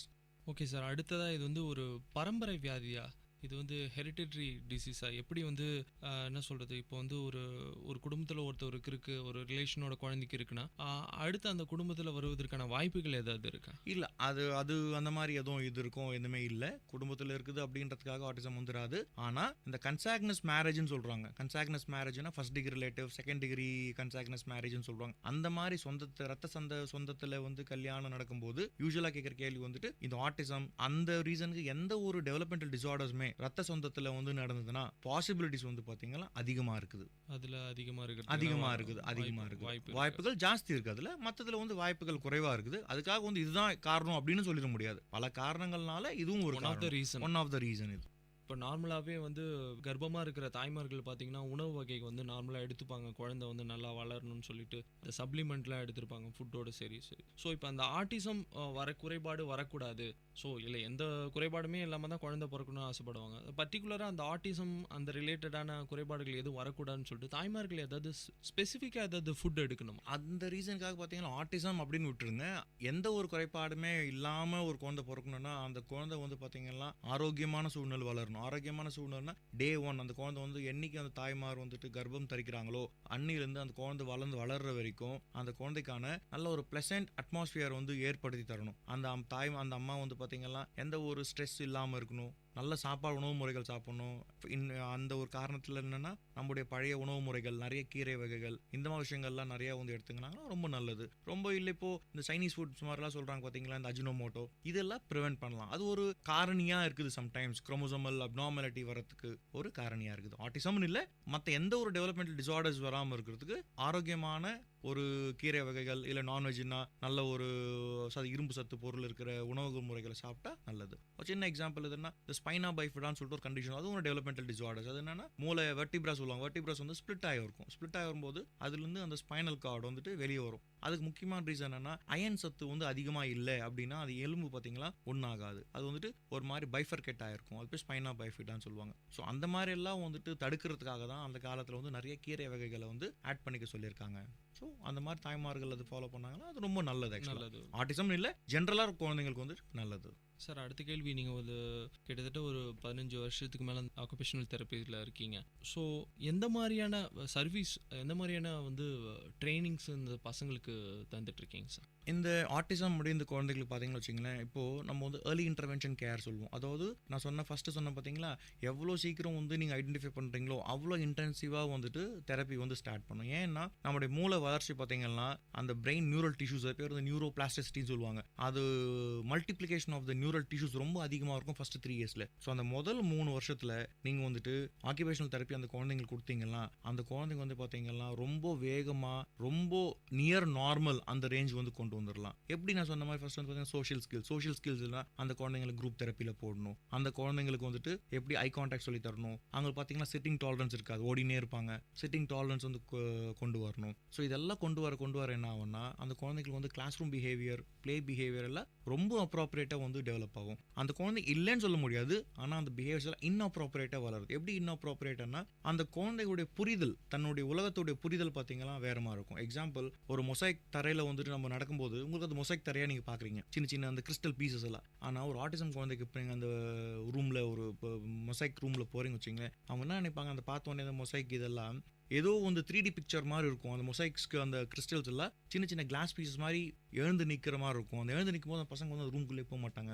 ஸோ அவங்களுக்கான அந்த புரிதல், பார்க்குற விஷயத்திலான புரிதல் வந்துட்டு வேற மாதிரி இருக்கும். கேட்குற விஷயத்தில் புரிதல் வேறு மாதிரி இருக்கும். மூவ் பண்ணுற விஷயத்தில் புரிதல் வேறு மாதிரி இருக்கும். இதெல்லாம் நாங்கள் என்ன சொல்லுவோம்னா சென்சரி இஷ்யூஸ்ன்னு சொல்லுவாங்க. சென்சரி இஷ்யூஸ்னால் பார்த்து மூளை புரிஞ்சு பதில் சொல்லணும், கேட்டு மூளை புரிஞ்சு ஆர்கனைஸ் பண்ணி பதில் சொல்லணும். மூவ் பண்ணும்போது நம்ம பிரெயின் வந்து இன்ஃபர்மேஷன் எடுத்துக்குது. எப்படி எடுத்துக்குதுன்னா நம்ம மூவ் பண்ணுறத வச்சு எவ்வளோ தூரம் பேலன்ஸ் நடக்கிறாங்க, எவ்வளோ தூரம் கோஆர்டினேட்டட் நடக்கிறாங்க அப்படின்னு மூளை வந்து அதை அண்டர்ஸ்டாண்ட் பண்ணி நமக்கு ஒரு சிக்னல் தருது, நீ இப்படி தான் நடக்கணும்னு சொல்லிட்டு. இதில் அந்த குழந்தைங்களுக்கு பார்த்தீங்கன்னா டிஃப்ரெண்ட்டாக பர்சீவ் பண்ணுவோம். அவங்களுக்கு இல்லைன்னு சொல்ல முடியாது, அவங்களுடைய புரிதல் வேறு மாதிரி இருக்கும்.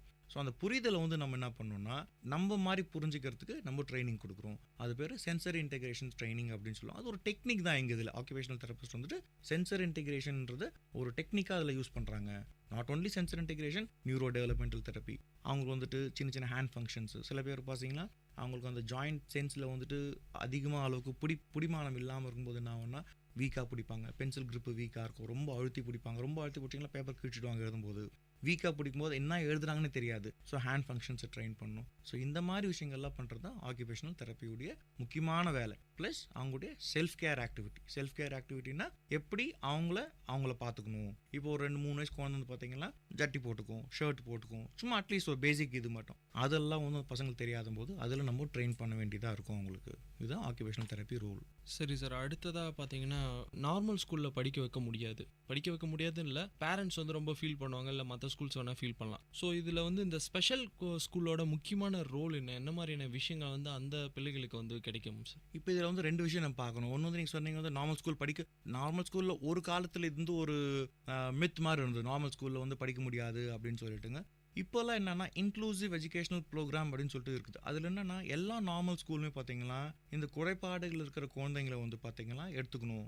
ஏன்னா இந்த குறைபாடு உள்ள குழந்தைங்கள் வந்துட்டு மற்ற நார்மல் பசங்களை பார்க்கும்போது அவங்க பண்ணுற பிஹேவியர் வந்து இவங்க வந்து கற்றுக்கிறதுக்கான சான்சஸ் அதிகமாக இருக்குது. ஸோ ஃபர்ஸ்ட் சாய்ஸ் வந்து பார்த்தீங்கன்னா ஒரு ஹை ஃபங்க்ஷனிங்கோ இல்லை மாடரேட் ஃபங்க்ஷனிங்காக இருக்கிற ஆர்டிஸ்டிக்கோ வந்து நார்மல் ஸ்கூலில் போடும்போது அவங்கள பார்த்து பிஹேவியர் கற்றுன்னு ப்ராப்ளி நியர் நார்மல் 95% நார்மலாக வந்து பிஹேவ் பண்ணலாம். நீங்கள் சொன்ன மாதிரி ஸ்பெஷல் ஸ்கூல் அது ஒரு ஆப்ஷன். ஏன்னா வந்து இப்போ வந்துட்டு ரொம்ப மோசமாக இருக்கிற குழந்தை, ரொம்ப ஒன்றுமே முடியாத குழந்தை, எல்லாமே இண்டிபெண்ட்டாக இருக்கிற குழந்தைங்க வந்து பார்த்தீங்கன்னா நீங்கள் நார்மல் ஸ்கூல் போக முடியாது. அப்போ அந்த ஸ்பெஷல் ஸ்கூல்ன்றது அவங்களுக்கு உதவி பண்ணணும். இப்போது எங்கள் வெள்ளூரில் வந்து பார்த்தீங்கன்னா நாங்கள் கிருப்பா ஸ்பெஷல் ஸ்கூல் வந்து வச்சுருக்கோம். அதனுடைய ரோல் பார்த்தீங்கன்னா அந்த பசங்களுக்கு வந்துட்டு நாங்கள் வந்துட்டு 3 ஏஜ் குரூப்பாக பிரிச்சிருக்கிறோம். ப்ரீ பிரைமரி பிரிச்சிருக்கிறோம், பிரைமரி ஸ்கூல் பிரிச்சிருக்கிறோம், கொஞ்சம் ஹையர் ஃபங்க்ஷனிங் பசங்களுக்கு பார்த்தீங்கன்னா செகண்டரி கிளாஸ்ன்னு பிரிச்சிருக்கோம். இந்த ப்ரீ பிரைமரி வந்து தான் நான் ரொம்ப இம்பார்ட்டண்டாக ஃபோக்கஸ் பண்ணுறேன். அந்த 3 to 7 years அப்படின்னு ஒரு விஷயம் தான் வந்து ப்ரீ பிரைமரி. அந்த பசங்க வந்து ஸ்கூல் போகிறதுக்கு முன்னாடி ஸ்கூலுக்கு தேவையான அத்தனை ஸ்கில்ஸுமே நாங்கள் வந்து ப்ரீ பிரைமரி ப்ரோக்ராமில் வந்துட்டு ஒர்க் பண்ணுறோம். என்னென்ன தேவைப்படுது ஸ்கூல் போகிற பசங்களுக்கு வந்துட்டு எது தேவைப்படும்? நல்லா உட்காரணும், டீச்சர் சொல்கிறத நல்லா கவனிக்கணும்,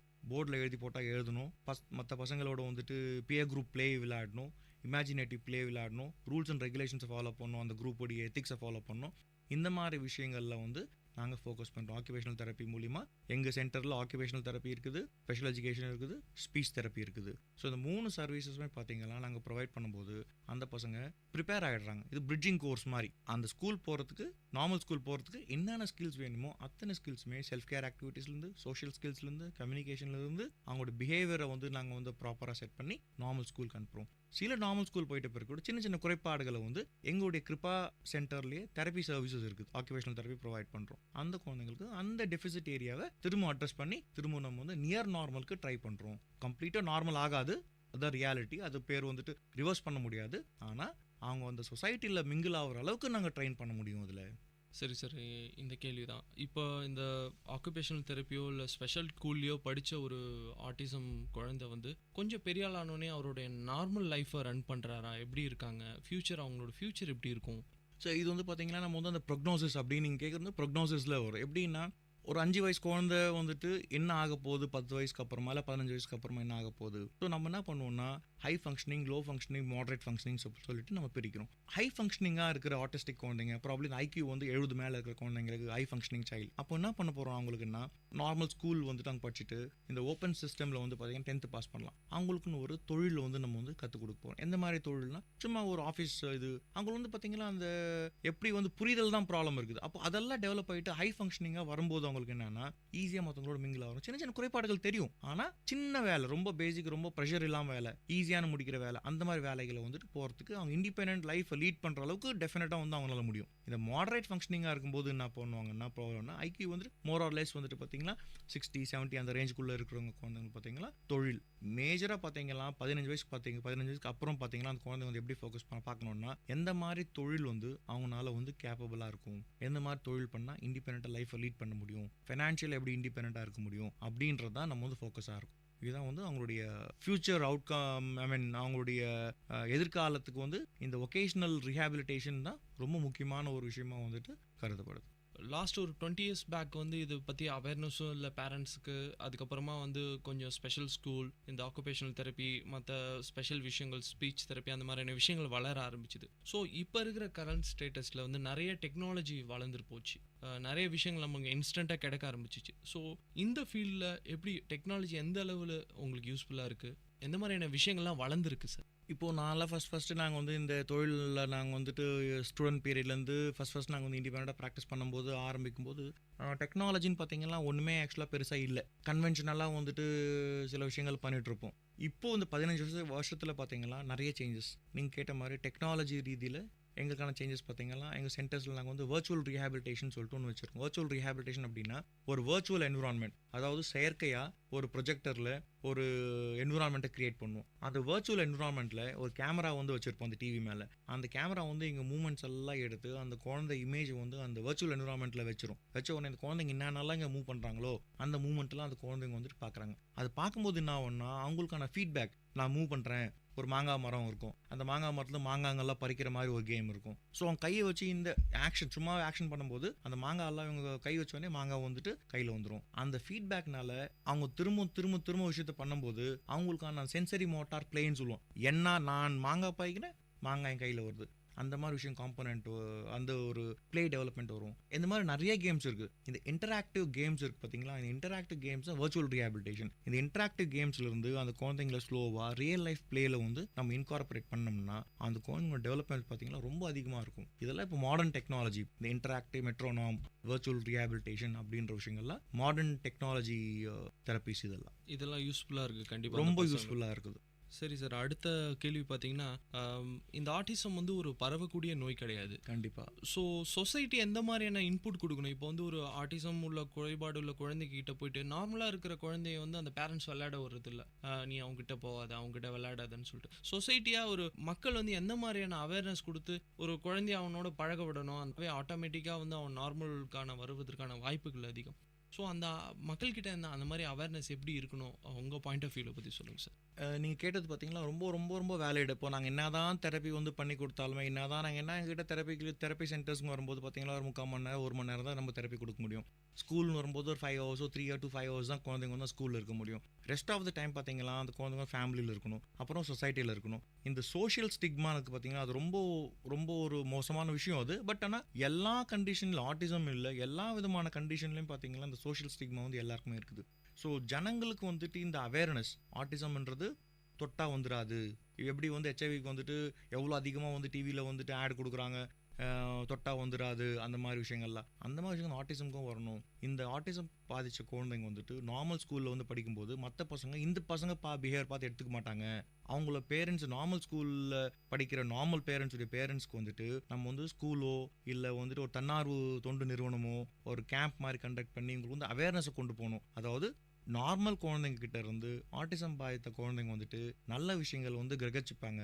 கிரகிக்கும் போது உங்களுக்கு தெரியாமல் உங்களுடைய கான்ட்ரிபியூஷன் அந்த குழந்தைங்களுக்கு வந்துட்டு ரொம்ப உதவியாக இருக்கும். ஸோ அந்த குழந்தை வெளியே வரத்துக்கு அவங்களுடைய கான்ட்ரிபியூஷன் எவ்வளோ இருக்குது அப்படின்னு அவங்களை என்கரேஜ் பண்ணணும். அது வந்து பார்த்தீங்கன்னா எங்களை மாதிரி இண்டிபெண்ட்டாக வந்துட்டு ஒரு தெரப்பி சென்டர் வச்சுன்னா யாரும் வந்து கேட்க மாட்டாங்க. ஏன் கேட்க மாட்டாங்கன்னா நாங்கள் தெரப்பி சென்டர் பண்ணுறோம். ஆனால் ஒரு தன்னார்வத்தோன் பெரிய லெவலில் இந்த அவேர்னஸ் ப்ரோக்ராம் வந்து கொண்டு போனாங்கன்னா ரொம்ப நல்லாயிருக்கும் அந்த சோஷியல் ஸ்டிக்மாவை பிரேக் பண்ணுறது. அந்த குழந்தைகளை ஒதுக்கி வைக்காமல் இருந்தாலே அதுவே இன்க்ளூசிவ். அந்த இன்க்ளூசிவ்னஸ் தான் வந்து நான் வந்துட்டு கடந்த ஒரு 10 வருஷமா அந்த இன்க்ளூசிவ்னஸ் பற்றி தான் நிறைய பேர்கிட்ட பேசுகிறேன். என்னுடைய ஸ்கூல் கூட பார்த்தீங்கன்னா இந்த குழந்தைக்கு அந்த ப்ரீ பிரைமரிலாம் ஹெல்ப் பண்ணுறேன். அதனால செகண்டரிக்கு போகல. ஏன்னா ஸ்பெஷல் ஸ்கூலில் ரெஸ்ட்ரிக்ட் ஆகக்கூடாது, அவங்க வந்து நார்மல் ஸ்கூல் போகணும். நார்மல் ஸ்கூல் போகிறதுக்கு எதெல்லாம் நம்ம ஸ்கில்ஸ் ஒர்க் பண்ணுமோ அந்த ஸ்கில்ஸ் எல்லாம் எங்கள் சென்டரில் வந்து அந்த ப்ரீ பிரைமரி ப்ரோக்ராம்லையோ தெரப்பி சென்டர்ஸ்லையோ நாங்கள் வந்து ஃபோக்கஸ் பண்ணுறோம் ஜாஸ்தி. ரொம்ப நல்ல விஷயம் பண்ணுறீங்க. இந்த கேள்வி பார்த்தீங்கன்னா இப்போ இந்த ஸ்பெஷல் ஸ்கூல் அது மட்டும் இல்லாமல் உங்களோட related subject related occupational therapy, so அந்த மாதிரியான ஃபீல்டை சூஸ் பண்ணணும், இந்த ஸ்பெஷல் ஸ்கூலுக்கு வரணும், ஒரு சர்வீஸ் மோட்டிவோட பண்ணணும். ஜாப் ஃபீல்டு வேறு ஆஸ் வெல் அஸ் இதில் வந்து ஒரு சர்வீஸ் கண்டிப்பாக இருக்குது இதில். ஸோ இந்த ஃபீல்டுக்கு வரணும், தெரப்பி அந்த மாதிரியான விஷயங்களை கற்றுக்கணும். ஸோ இதில் இருக்கிற ஃபியூச்சர் பற்றி கொஞ்சம் சொல்ல முடியுமா சார்? இந்த ஃபீல்டை பற்றி கொஞ்சம் சொல்ல முடியுமா? இப்போ நாங்கள் பண்ணது இந்த கோர்ஸ் பேர் பார்த்தீங்கன்னா ஆக்குபேஷனல் தெரப்பி டிசிப்ளின். இதுக்கு தமிழ்நாட்டில் இந்தியா ஃபுல்லாக இந்த கோர்ஸ்க்கான காலேஜஸ் எல்லா இடத்துல யூஜி இருக்குது, பிஜி இருக்குது, பிஹெச்டி எல்லாம் இருக்குது.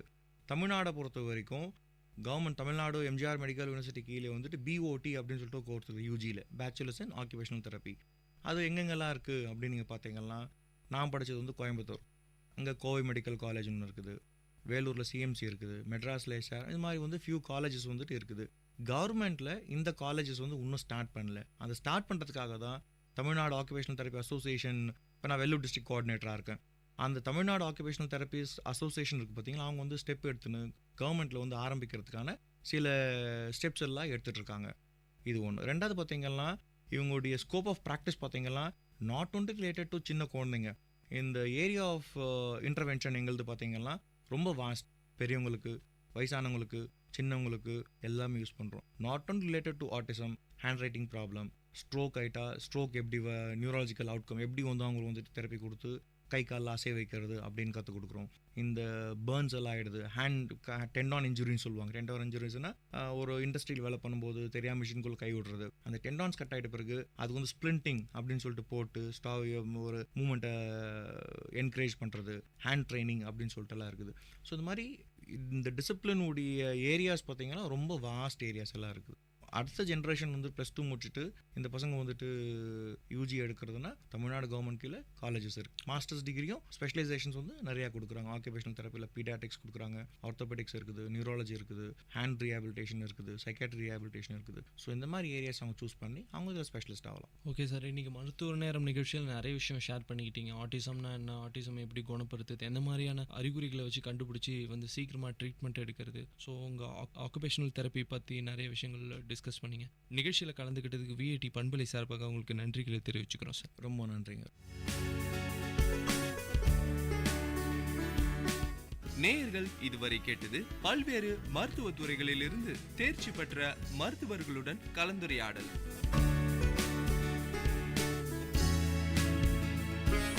மருத்துவ நேரம் விஐடி பண்பலை 90.8.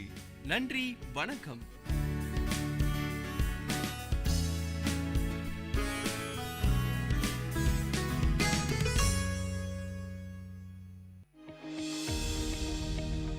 వింటున్నారు విఐటి కమ్యూనిటీ రేడియో 90.8 FM. నేను మీ ఆర్జే సింధు. 100 సంవత్సరాల స్వాతంత్ర దినోత్సవం వేడుకలు అభివృద్ధి చెందిన దేశంగా రూపొందాలి అని మన ప్రభుత్వం నిర్ణయం చేసింది. దీని వికసిత్ భారత్ అనే పేరుతో ప్రజల్లోకి వచ్చేసింది. అందులో భాగంగా మన ఆలోచనలు మరియు సలహాలు ప్రభుత్వం దృష్టికి తీసుకురావచ్చు. నా ఆలోచన అయితే స్ట్రీట్ లైట్స్ కి సోలార్ ప్యానెల్స్ ఉపయోగిస్తూ సంఖ్య పెంచాలి. దీనివల్ల కరెంట్ని చాలా ఆదా చేయొచ్చు. మరి మీ ఆలోచనలు ఏంటి? మై గోవ్ పోర్టల్లో వీక్షిత్ భారత్ ఫామ్ ఫిల్ చేసి మీ ఫోటోలు మరియు మీ ఆలోచనని సోషల్ మీడియాలో ప్రచారం చేసేయండి. #ఐడియాస్ ఫర్ వీక్షిత్ భారత్ ఉపయోగిస్తూ చేయండి. మంచి సలహాకి మొదటి బహుమతిగా 5 లక్షలు, రెండో బహుమతిగా 3 లక్షలు మరియు మూడో బహుమతిగా 2 లక్షలు ఇస్తారు. సో మీ వంతు కృషి చేస్తారు అని ఆశిస్తూ ధన్యవాదాలు.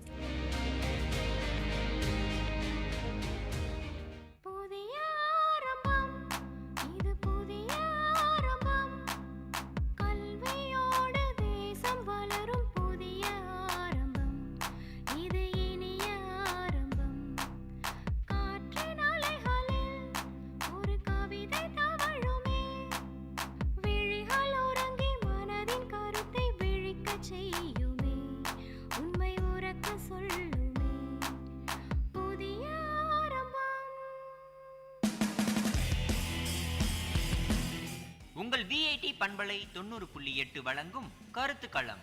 மக்கள் கருத்துக்கள் அரங்கேறும் ஒளித்தளம். உங்கள் குரல்களில் ஒருங்கிணையும் கருத்துக்களம். விஐடி பல்கலைக்கழகத்தின் சமுதாய வானொலியில். வணக்கம் நேயர்களே, இது விஐடி பண்பலை 90.8 விஐடி பல்கலைக்கழகத்தின் சமுதாய வானொலி. இந்த நிகழ்ச்சி கருத்துக்களம். இன்னைக்கு நம்ம கருத்துக்களம் நிகழ்ச்சியில் டிகேஎம் மகளிர் கல்லூரியில் தான் இருக்கோம். இங்கே இருக்கிற மாணவிகள் கிட்ட தான் நம்ம இன்னைக்கு பேச போகிறோம். நிகழ்ச்சி எதை பற்றின்னு பார்த்தீங்கன்னா ஆண்களுக்கு நிகர் பெண்கள், அந்த மாதிரியான ஒரு தலைப்பை தான் நம்ம எடுத்திருக்கோம். இங்கே இருக்கிற மாணவிகள் கிட்ட அவங்களோட கருத்துக்களை தான் நம்ம இன்னைக்கு கேட்க போகிறோம். நம்ம நிகழ்ச்சியில் ஒரு மாணவி நம்ம கூட இருக்காங்க, அவங்க கூட பேச போகிறோம். வணக்கம், உங்கள் பேர் சொல்லுங்கள். என்னோட பேர் ஹேமஷாலினி. எந்த டிபார்ட்மெண்ட் படிச்சுட்டு இருக்கீங்க? நான் காமர்ஸ் டிபார்ட்மெண்ட். ஓகே, நிகழ்ச்சியோட தலைப்பு தெரியும் இல்லையா, அதாவது ஆண்களுக்கு நிகர் பெண்கள். உங்களோட கருத்தை கொஞ்சம் சொல்ல முடியுமா? ஆண்களுக்கு பெண் நிகர் தான். அவங்களுக்கு வந்து எல்லா ரைட்ஸுமே ஈக்குவலாக கிடைக்கணும். யாருமே இந்த உலகத்தில் டாமினேட் பண்ணக்கூடாது. அது கேர்ளாக இருந்தாலும் சரி, பாயாக இருந்தாலும் சரி, ஈக்குவல் ரைட்ஸ் வேணும். அதே போல் இல்லாமல் அவங்க எல்லாமே இன்றைக்கி மோஸ்ட் ஆஃப் பாய்ஸோட கேர்ள்ஸ் தான் வந்து இன்றைக்கி சாதிக்கிறாங்க. ஸோ மோஸ்ட் ஆஃப் பாய்ஸ் வந்து பெண்களுக்கு ஃபுல் சப்போர்ட் கொடுக்கணும். ஸோ அப்படி சப்போர்ட் கொடுத்தாங்கன்னா நிச்சயம் அவங்க வாழ்க்கையில் வெற்றி பெறுவாங்க. ஓகே, உங்கள் லைஃப்பில் நீங்கள் சொன்னீங்க, அதாவது ஆண்களும் பெண்களும் சமம்னு சொன்னீங்க. அவங்க வந்து ஆண்கள் வந்து சப்போர்ட் பண்ணணும்னு சொன்னீங்க. உங்கள் லைஃப்பில் எந்த ஆண் வந்து உங்களுக்கு ரொம்ப சப்போர்ட்டிவாக இருக்குது? அது வந்து என்னோட அப்பா தான் சொல்லுவேன். அது ஏன்னாக்கா நான் வந்து ஒரு பெரிய ஸ்போர்ட்ஸ் பிளேயராக ஆகணும்னு ஆசைப்பட்டேன். நான் 10th ஸ்டாண்டர்ட் படிக்கும்போது கிரவுண்டில் நேதாஜி ஸ்டேடியம் அங்கே போயிட்டு நான் வந்து ப்ராக்டிஸ் பண்ணிகிட்ருப்பேன். ஆனால் எனக்கு ஒரு ஆசை, அப்பா வந்து எனக்கு சப்போர்ட் பண்ணணும் அப்படின்னு. அப்பா வந்து இன்ஜினியர்ன்றதுனால அப்பாவுக்கு டைம் இல்லை. ஸோ எனக்காக டேடி ஒரு சர்ப்ரைஸ் கொடுக்கணுன்றதுக்காக ஒரு நாள் ஈவினிங் வந்து என்னோட பொண்ணு எப்படி விளையாடுறாங்க பார்க்குறாங்கன்னு சொல்லிட்டு அந்த கோச் கிட்ட போய் கேட்டு அப்புறம் அவங்க சொன்னாங்க என்னோட பொண்ணுக்கு வந்து நீங்கள் ஃபுல் சப்போர்ட் பண்ணுங்கள், நானும் சப்போர்ட் பண்ணுறேன்னு சொல்லிட்டு டேடி நான் போகிறேன்றதுக்காக டேடி எனக்காக நைட் அண்ட் டே ஒர்க் பண்ணி எனக்காக ட்ரெயின் பண்ணாங்க. ஸோ அன்னைக்கு ஒரே ஒரு நாள் நான் மெடல் வாங்கும்போது என்னோட அப்பா என் கூட இருந்தாங்க. ஸோ அது எனக்கு வந்து ஒரு டேடின்றது ஒரு ஃபுல் சப்போர்ட் எனக்கு கொடுத்தாங்க. ஸோ அதனால் பாய்ஸ் வந்து ஈக்குவல் கேர்ள்ஸ்க்கு அப்படின்னு அன்றைக்கி முடிவு பண்ணேன். ஓகே, உங்கள் வீட்டில் உங்கள் அப்பா வந்து உங்களுக்கு அந்த நிகழ்வில் வந்து உங்கள் கூட இருந்திருக்காரு. உங்களுக்கு மறக்க முடியாத ஒரு நிகழ்ச்சி அது இல்லையா? ஆமாங்க. இப்போ இருக்கிற பெண்கள் எந்த மாதிரி நடந்துக்கணும்? இப்போ ஆண்கள் என்ன செய்கிறாங்களோ அதையே பெண்கள் இப்போ செஞ்சுட்டு இருக்காங்க. வேறு எந்த மாதிரி பெண்கள் வந்து தன்னைத்தானே உயர்த்திக்கணும்னு நீங்கள் நினைக்கிறீங்க? எந்த மாதிரியான விஷயத்தை வந்து அவங்க வளர்த்துக்கணும்னு நீங்கள் நினைக்கிறீங்க? மோஸ்ட்டாக கேர்ள்ஸ்ன்றவங்க பார்த்தீங்கன்னா அவங்க வந்து படிக்கிறாங்களே கண்டி ஜாபுன்னு அப்படின்னு அடுத்த லெவலுக்கு அவங்க போக மாட்டிருக்காங்க. ஸோ அதுக்கப்புறம் அவங்க மேரேஜ் லைஃப் அப்படின்னு அவங்களோட லைஃப் இப்படி டேர்ன் பண்ணிக்கிறாங்களே கண்டி. ஸோ ஒர்க் அதுக்காக அவங்க போக மாட்டிருக்காங்க. ஸோ படித்து அதை ஸ்டாப் பண்ணாமல் மேற்கொண்டு அடுத்த ஸ்டெப் அவங்க எடுத்து வச்சு ஜாபுக்கு போனால் நிச்சயம் அவங்க லைஃப்பில் சக்ஸஸ்ஃபுல்லாக வருவாங்க அப்படின்னு நம்புகிறேன். ஓகே, நிகழ்ச்சியில் கலந்துக்கிட்டதுக்கு ரொம்ப நன்றி. வணக்கம். இது விஐடி பண்பலை 90.8 விஐடி பல்கலைக்கழகத்தின் சமுதாய வானொலி. நம்ம முன்னாடி இன்னொரு மாணவி இருக்கிறாங்க, அவங்க கிட்ட கேட்கலாம் இன்னைக்கு ஆண்களுக்கு நிகர் பெண்களா என்று. வணக்கம் நேயர்களே, நீங்கள் கேட்டுக்கொண்டிருப்பது விஐடி பண்பலை 90.8 விஐடி பல்கலைக்கழகத்தின் சமுதாய வானொலி. மாணவி இருக்கிறாங்க, அவங்க கிட்ட கேட்கலாம் ஆண்களுக்கு பெண்கள் நிகரா என்று இந்த தலைப்பில். வணக்கம் மேம். வணக்கம். உங்கள் பேர்? செந்தமிழ்ச்செல்வி. செந்தமிழ்ச்செல்வி. செந்தமிழ்ச்செல்வி என்ன டிபார்ட்மெண்ட் படிக்கிறீங்க? பிஎட் ஃபஸ்ட் இயர் படிக்கிறேன். பிஎட் ஃபஸ்ட் இயர் படிக்கிறீங்க. BA Tamil first year. உங்களுடைய கருத்தை சொல்லுங்கள், ஆண்களுக்கு நிகர் பெண்களான்ட்டு. ஆண்களுக்கு நிகர் பெண்கள். ஏன்னா பேச்சு உரிமையிலையும் வாக்கு உரிமையிலும் எல்லா உரிமை சுதந்திர உரிமையிலும் பெண்களும் முன்னேற்றம் அடைந்திருக்கிறாங்க. பெண்கள்னால் கல்வியிலையும் முன்னேற்றம் அடைந்திருக்கிறாங்க. ஆண் செய்ய வேண்டிய வேலையும் இப்போ பெண்களும் செய்கிறாங்க. ஆமாங்க, ஆண்களும் செய்கிற வேலை பெண்களும் செய்கிறாங்க நீங்கள் சொல்கிறீங்க. நீங்கள் என்னென்ன நினைக்கிறீங்க? பெண்கள் வந்து என்னால் சாதிக்க முடியும்னு நினைக்கிறீங்களா? சாதிக்க முடியுங்க. இப்போது ஆண்கள் மட்டும்தான் பஸ் ஓட்டுவாங்கன்ட்டு நம்ம பார்த்துருக்கோம். இப்போ பெண்களும் பஸ் ஓட்டுறாங்க. எல்லா துறைகளுமே இப்போ பெண்கள் முன்னேறி வந்துட்டுருக்காங்க. ஆமாங்க, பெண்கள் முன்னேறிட்டு வந்துருக்காங்க நீங்கள் சொல்கிறீங்க. உங்களுடைய கருத்தை சொல்லுங்களேன். பெண்கள் வந்து சுதந்திரமாக எப்படி இருக்கணும் அப்படின்றத நீங்கள் வெளிப்படுத்துகிறீங்களா? பெண்கள்னால் கல்வி மட்டும் கற்றால் போதாது, அது வந்து அனைவருக்குமே பயனுள்ளதாக இருக்கணும். அவங்க ஒவ்வொரு கல்வி கற்று போகும்போது அடுத்தடுத்த லெவலில் வந்து தாண்டி பேஸ் பண்ணிட்டு போகணும். அவங்க சொந்த காலில் நிற்கணும். பெண்கள் யாரோட உதவி இல்லாமல் பெண்கள் நம்மளும் சாதிக்கலாம் அப்படின்ற ஒரு உறுதுணையோடு நின்னா பெண்கள் எல்லா துறையிலும் சாதிக்க முடியுங்க. சரிங்க, உங்களுக்கு ஏதாவது சப்போர்ட் பண்ணுற ஒரு ஆண்மகன் இருக்கிறாங்களா? இருக்காங்க. அப்பா இருக்காங்க. ஏன்? அப்பா வந்து படிக்க வைக்கிறாங்க. நல்லா நான் எதெல்லாம் கேட்குறனோ, எனக்கு எதுலெல்லாம் பார்ட்டிசிபேட் பண்ணணுன்ட்டு நான் நினைக்கிறேனோ அதெல்லாமே அப்பா கூட இருந்து நிறைவேற்றுறாங்க. அதனால் அப்பாவை எனக்கு ரொம்ப பிடிக்கும். தேங்க்யூ. நன்றி. தேங்க்யூ.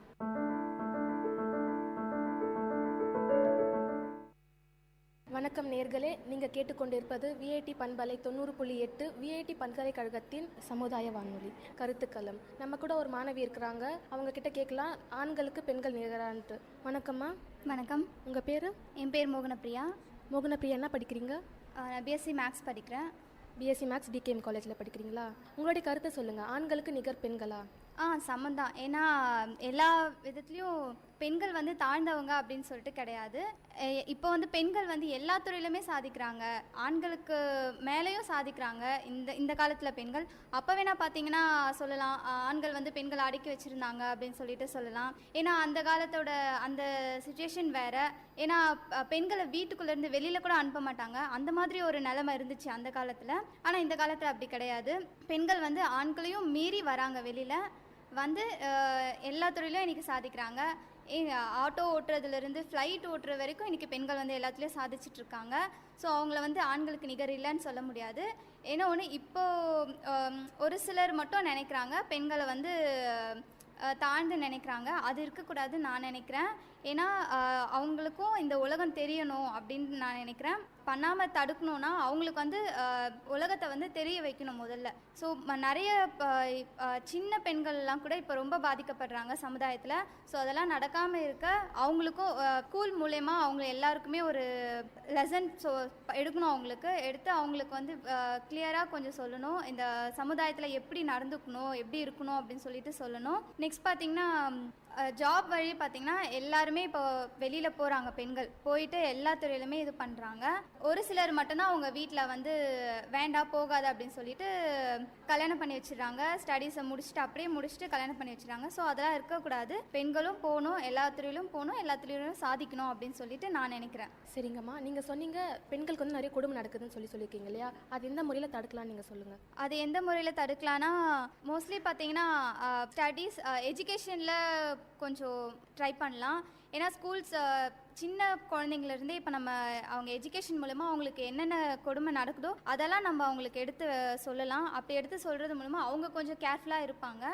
ஸோ இந்த வழியில் நம்ம ஸ்கூல்ஸ் வந்து இதை கொஞ்சம் மெயின்டைன் பண்ணலாம். இவங்களோட சொல்லுவாங்களே தன்னைத்தானே காப்பாற்றி கொள்ளுது அப்படின்னு சொல்லிட்டு. ஸோ அதை வந்து அவங்க எப்படி பண்ணிக்கணும், அவங்க வந்து எப்படி அவங்கள பாதுகாப்பாக வச்சுக்கணும் அப்படின்றத ஸ்கூல்ஸ் மூலமாக எஜுகேஷன் மூலமாக அவங்களுக்கு சொல்லலாம். தேங்க்யூ. தேங்க்யூ.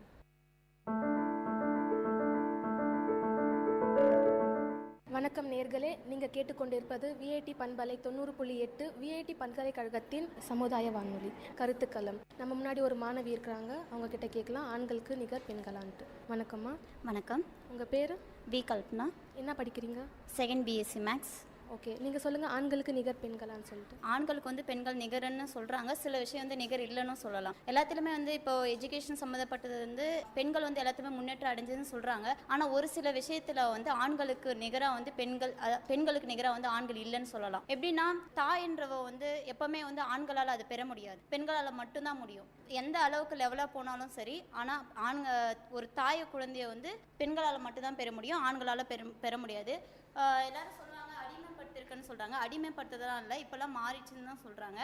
அந்த அளவுக்கு வந்து நம்மளுடைய உலகம் வந்து முன்னேற்றம் அடைஞ்சுன்னு தான் இருக்குது.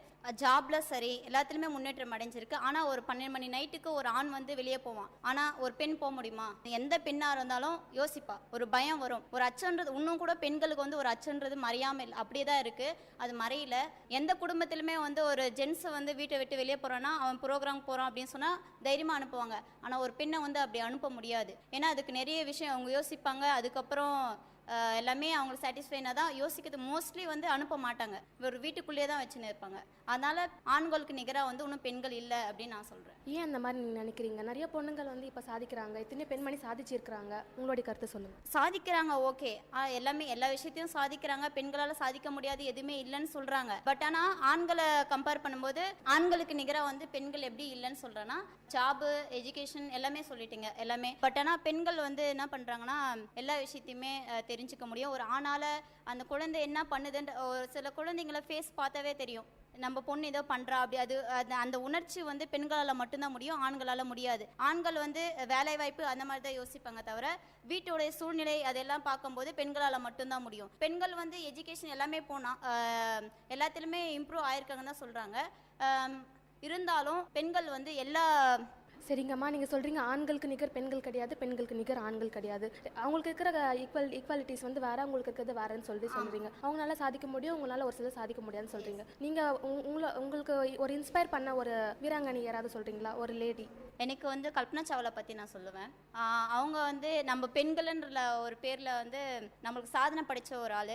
எல்லாமே வந்து வீட்டுக்குள்ளேயே அடுப்படையிலே இருக்கணும்னு சொல்லிட்டு அந்த காலத்தில் என்ன பண்ணுவாங்கன்னா வீட்டை விட்டு வெளியே அனுப்புறதுக்கு ரொம்ப கஷ்டப்படுவாங்க. ஆனால் நம்ம அதெல்லாம் ஒரு அந்த மாற்றத்தை கொண்டு வரணும், நம்ம உலகத்தில் வந்து மாற்றத்தை கொண்டு வரணும்னு சொல்லிட்டு கல்பனா சாவ்லா வந்து விண்வெளியில் வந்து போயிட்டு ஒரு சாதனை படிச்சிருக்காங்க. அதன் மூலமாக வந்து நிறைய பேர் வந்து இப்போ வந்து போகிறாங்க சர்ச் பண்ணுறதுக்கு. அதுக்கு முன்னாடியெல்லாம் யாரும் அனுப்ப மாட்டாங்க, ரொம்ப வீட்டிலலாம் நிறைய நினைப்பாங்க. பட் ஆனால் இப்போ வந்து அந்த கல்பனா சாவ்லா ஒரு விண்வெளிக்கு போயிட்டு சாதனை படிச்சதுனால பெண்கள் எல்லாருமே சாதனை படைக்கலாம் அப்படின்ற ஒரு எடுத்துக்காட்டாக வந்து நம்ம கல்பனா சாவ்லாவை சொல்லலாம். ரொம்ப நன்றிங்கம்மா, இந்த நிகழ்ச்சிக்கு நீங்கள் பங்கு பெற்றதுக்கு ரொம்ப நன்றி.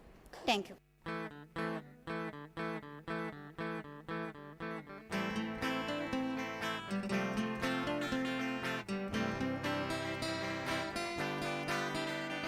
உங்கள் இல்லம் நுழைந்திடும், உங்கள் செவிகளை தீண்டிடும், உங்கள் மனதினை வருடவே பண்பலையாய் மலருதே உங்கள் இல்லம் நுழைந்திடும், உங்கள் செவிகளை தீண்டிடும், உங்கள் மனதினை வருடவே பண்பலையாய் மலருதே. VIT 90.8 வேலூரில் நாங்க தாம்பே. VIT 90.8.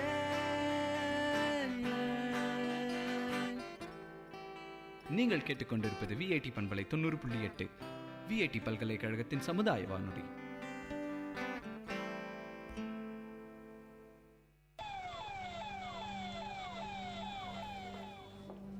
நர்ஸ், அந்த பேஷண்டோட ரிலேட்டிவ்ஸ் யாராவது வந்திருக்காங்களா? இதோ இருக்காங்க சார். டாக்டர், என் பையனை எப்படியாவது காப்பாத்துங்க டாக்டர். அதுக்கு தான் முயற்சி பண்ணிட்டு இருக்கோம். உங்க பையனோட பிளட் குரூப் ரொம்ப ரேர் குரூப். எங்க பிளட் பேங்க்ல அது அவைலபிள் கிடையாது. உங்க குடும்பத்துல யாருக்காவது இருக்கும், அவங்கள கொடுக்க சொல்லுங்க, கண்டிப்பா காப்பாத்திடுவோம். என்னோட ரத்தத்தை எடுத்துங்க டாக்டர், என் பையனோட உயிரை காப்பாத்துங்க. நீங்க ரொம்ப வீக்கா இருக்கீங்க. உங்களோட பிளட் குரூப் ஒண்ணா இருந்தாலும் எடுக்க முடியாது. வேற யாராவது? மாமா, கொஞ்ச நேரம் இங்கே இருங்க. வேற எங்கேயாவது யார்கிட்டயாவது ரத்தம் கிடைக்குதான்னு பார்த்துட்டு வரேன். அப்ப நீங்க ரத்தம் கொடுக்க முடியாதா மாப்ள?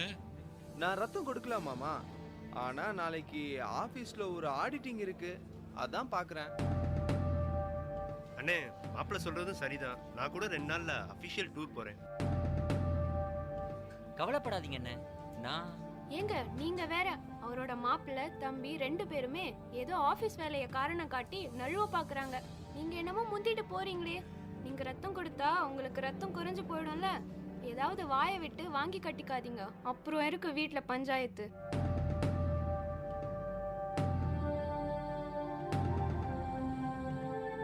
தாத்தா தாத்தா, நானே அப்பாக்கு ரத்தம் தரேன் தாத்தா, என்கிட்ட இருந்து எடுத்துக்க சொல்லுங்களேன். தம்பி, நீ பிளட் கொடுக்கணும்னு சொல்றது சந்தோஷமா இருக்கு. ஆனா நீ ரொம்ப சின்ன பையன். உனக்கு 18 வயசு ஆனாதான் பிளட் டொனேட் பண்ண முடியும். டாக்டர், பிளட் பேங்க் வாலண்டியர் வந்திருக்காரு. அவர் பிளட் கொடுத்துட்டு இருக்காரு. சீக்கிரம் வாங்க டாக்டர். உயிர் காக்க இரத்த தானம் செய்யுங்கள். முகம் தெரியாத அவர் முகத்தில் புன்னகையை உண்டாக்குங்கள்.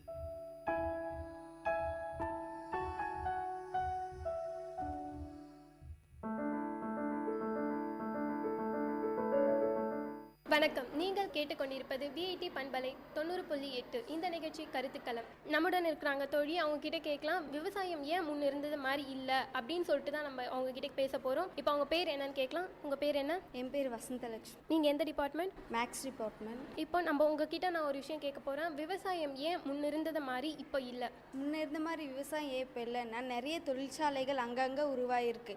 இப்போ கூட பார்த்தீங்கன்னா கார்பன் அப்படி எடுக்கின்றதுக்காக அது ஒரு தொழிற்சாலை ஆரம்பிக்கிறாங்க. அதனால வந்து நிறைய லேண்ட்ஸ் வந்து ஸ்பாயில் ஆகுது.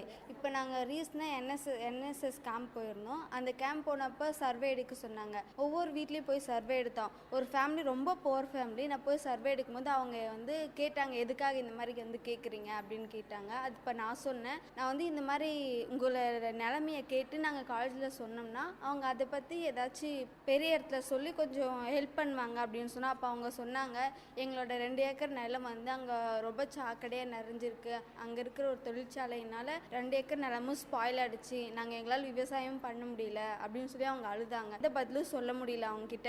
நான் ஒரு ஸ்டூடெண்ட்டாக இருக்கிறேன், என்னால் எந்த பதிலும் சொல்ல முடியல. ஸோ அதனால் இப்போ வந்து தொழிற்சாலைகள்னால ரொம்ப லேண்ட்ஸ் ப்ராப்ளமாக இருக்குது. அதனால விவசாயம் பண்ண முடியாதுன்னு நான் நினைக்கிறேன். இப்போ பார்த்தீங்கன்னா ஒரு ஸ்டூடெண்ட் கிட்ட போய் ஒரு ஸ்கூல் போனீங்களாலும் எங்கே போனீங்கன்னா ஒரு ஸ்டூடெண்ட் கிட்ட கேட்டு நீ என்ன ஆகணும் அப்படின்னு சொல்லி கேட்டேன்னா அவங்க சொல்லுவாங்க, நான் டாக்டர் ஆகணும், இன்ஜினியர் ஆகணும், டீச்சர் ஆகணும், ஐடியில் ஒர்க் பண்ணணும், சாஃப்ட்வேர் ஆகணும்னு தான் சொல்லுவாங்க. ஒருத்தரும் விவசாயி ஆக போகிற அப்படின்றத சொல்லவே மாட்டேங்கிறாங்க.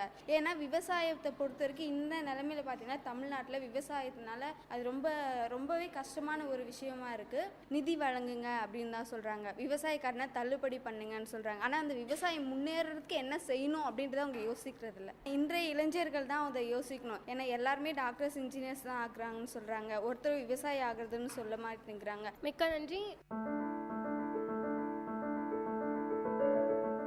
வணக்கம் நேயர்களே, இது VIT பண்பலை 90.8 VIT பல்கலைக்கழகத்தின் சமுதாய வானொலி. இந்த நிகழ்ச்சியின் கருத்துக்களம். நான் உங்கள் நிவேதா. இப்போ நம்ம பார்க்க போகிற தலைப்பு என்னென்னா, ஆண்களுக்கு பெண்கள் நிகரா இல்லையா.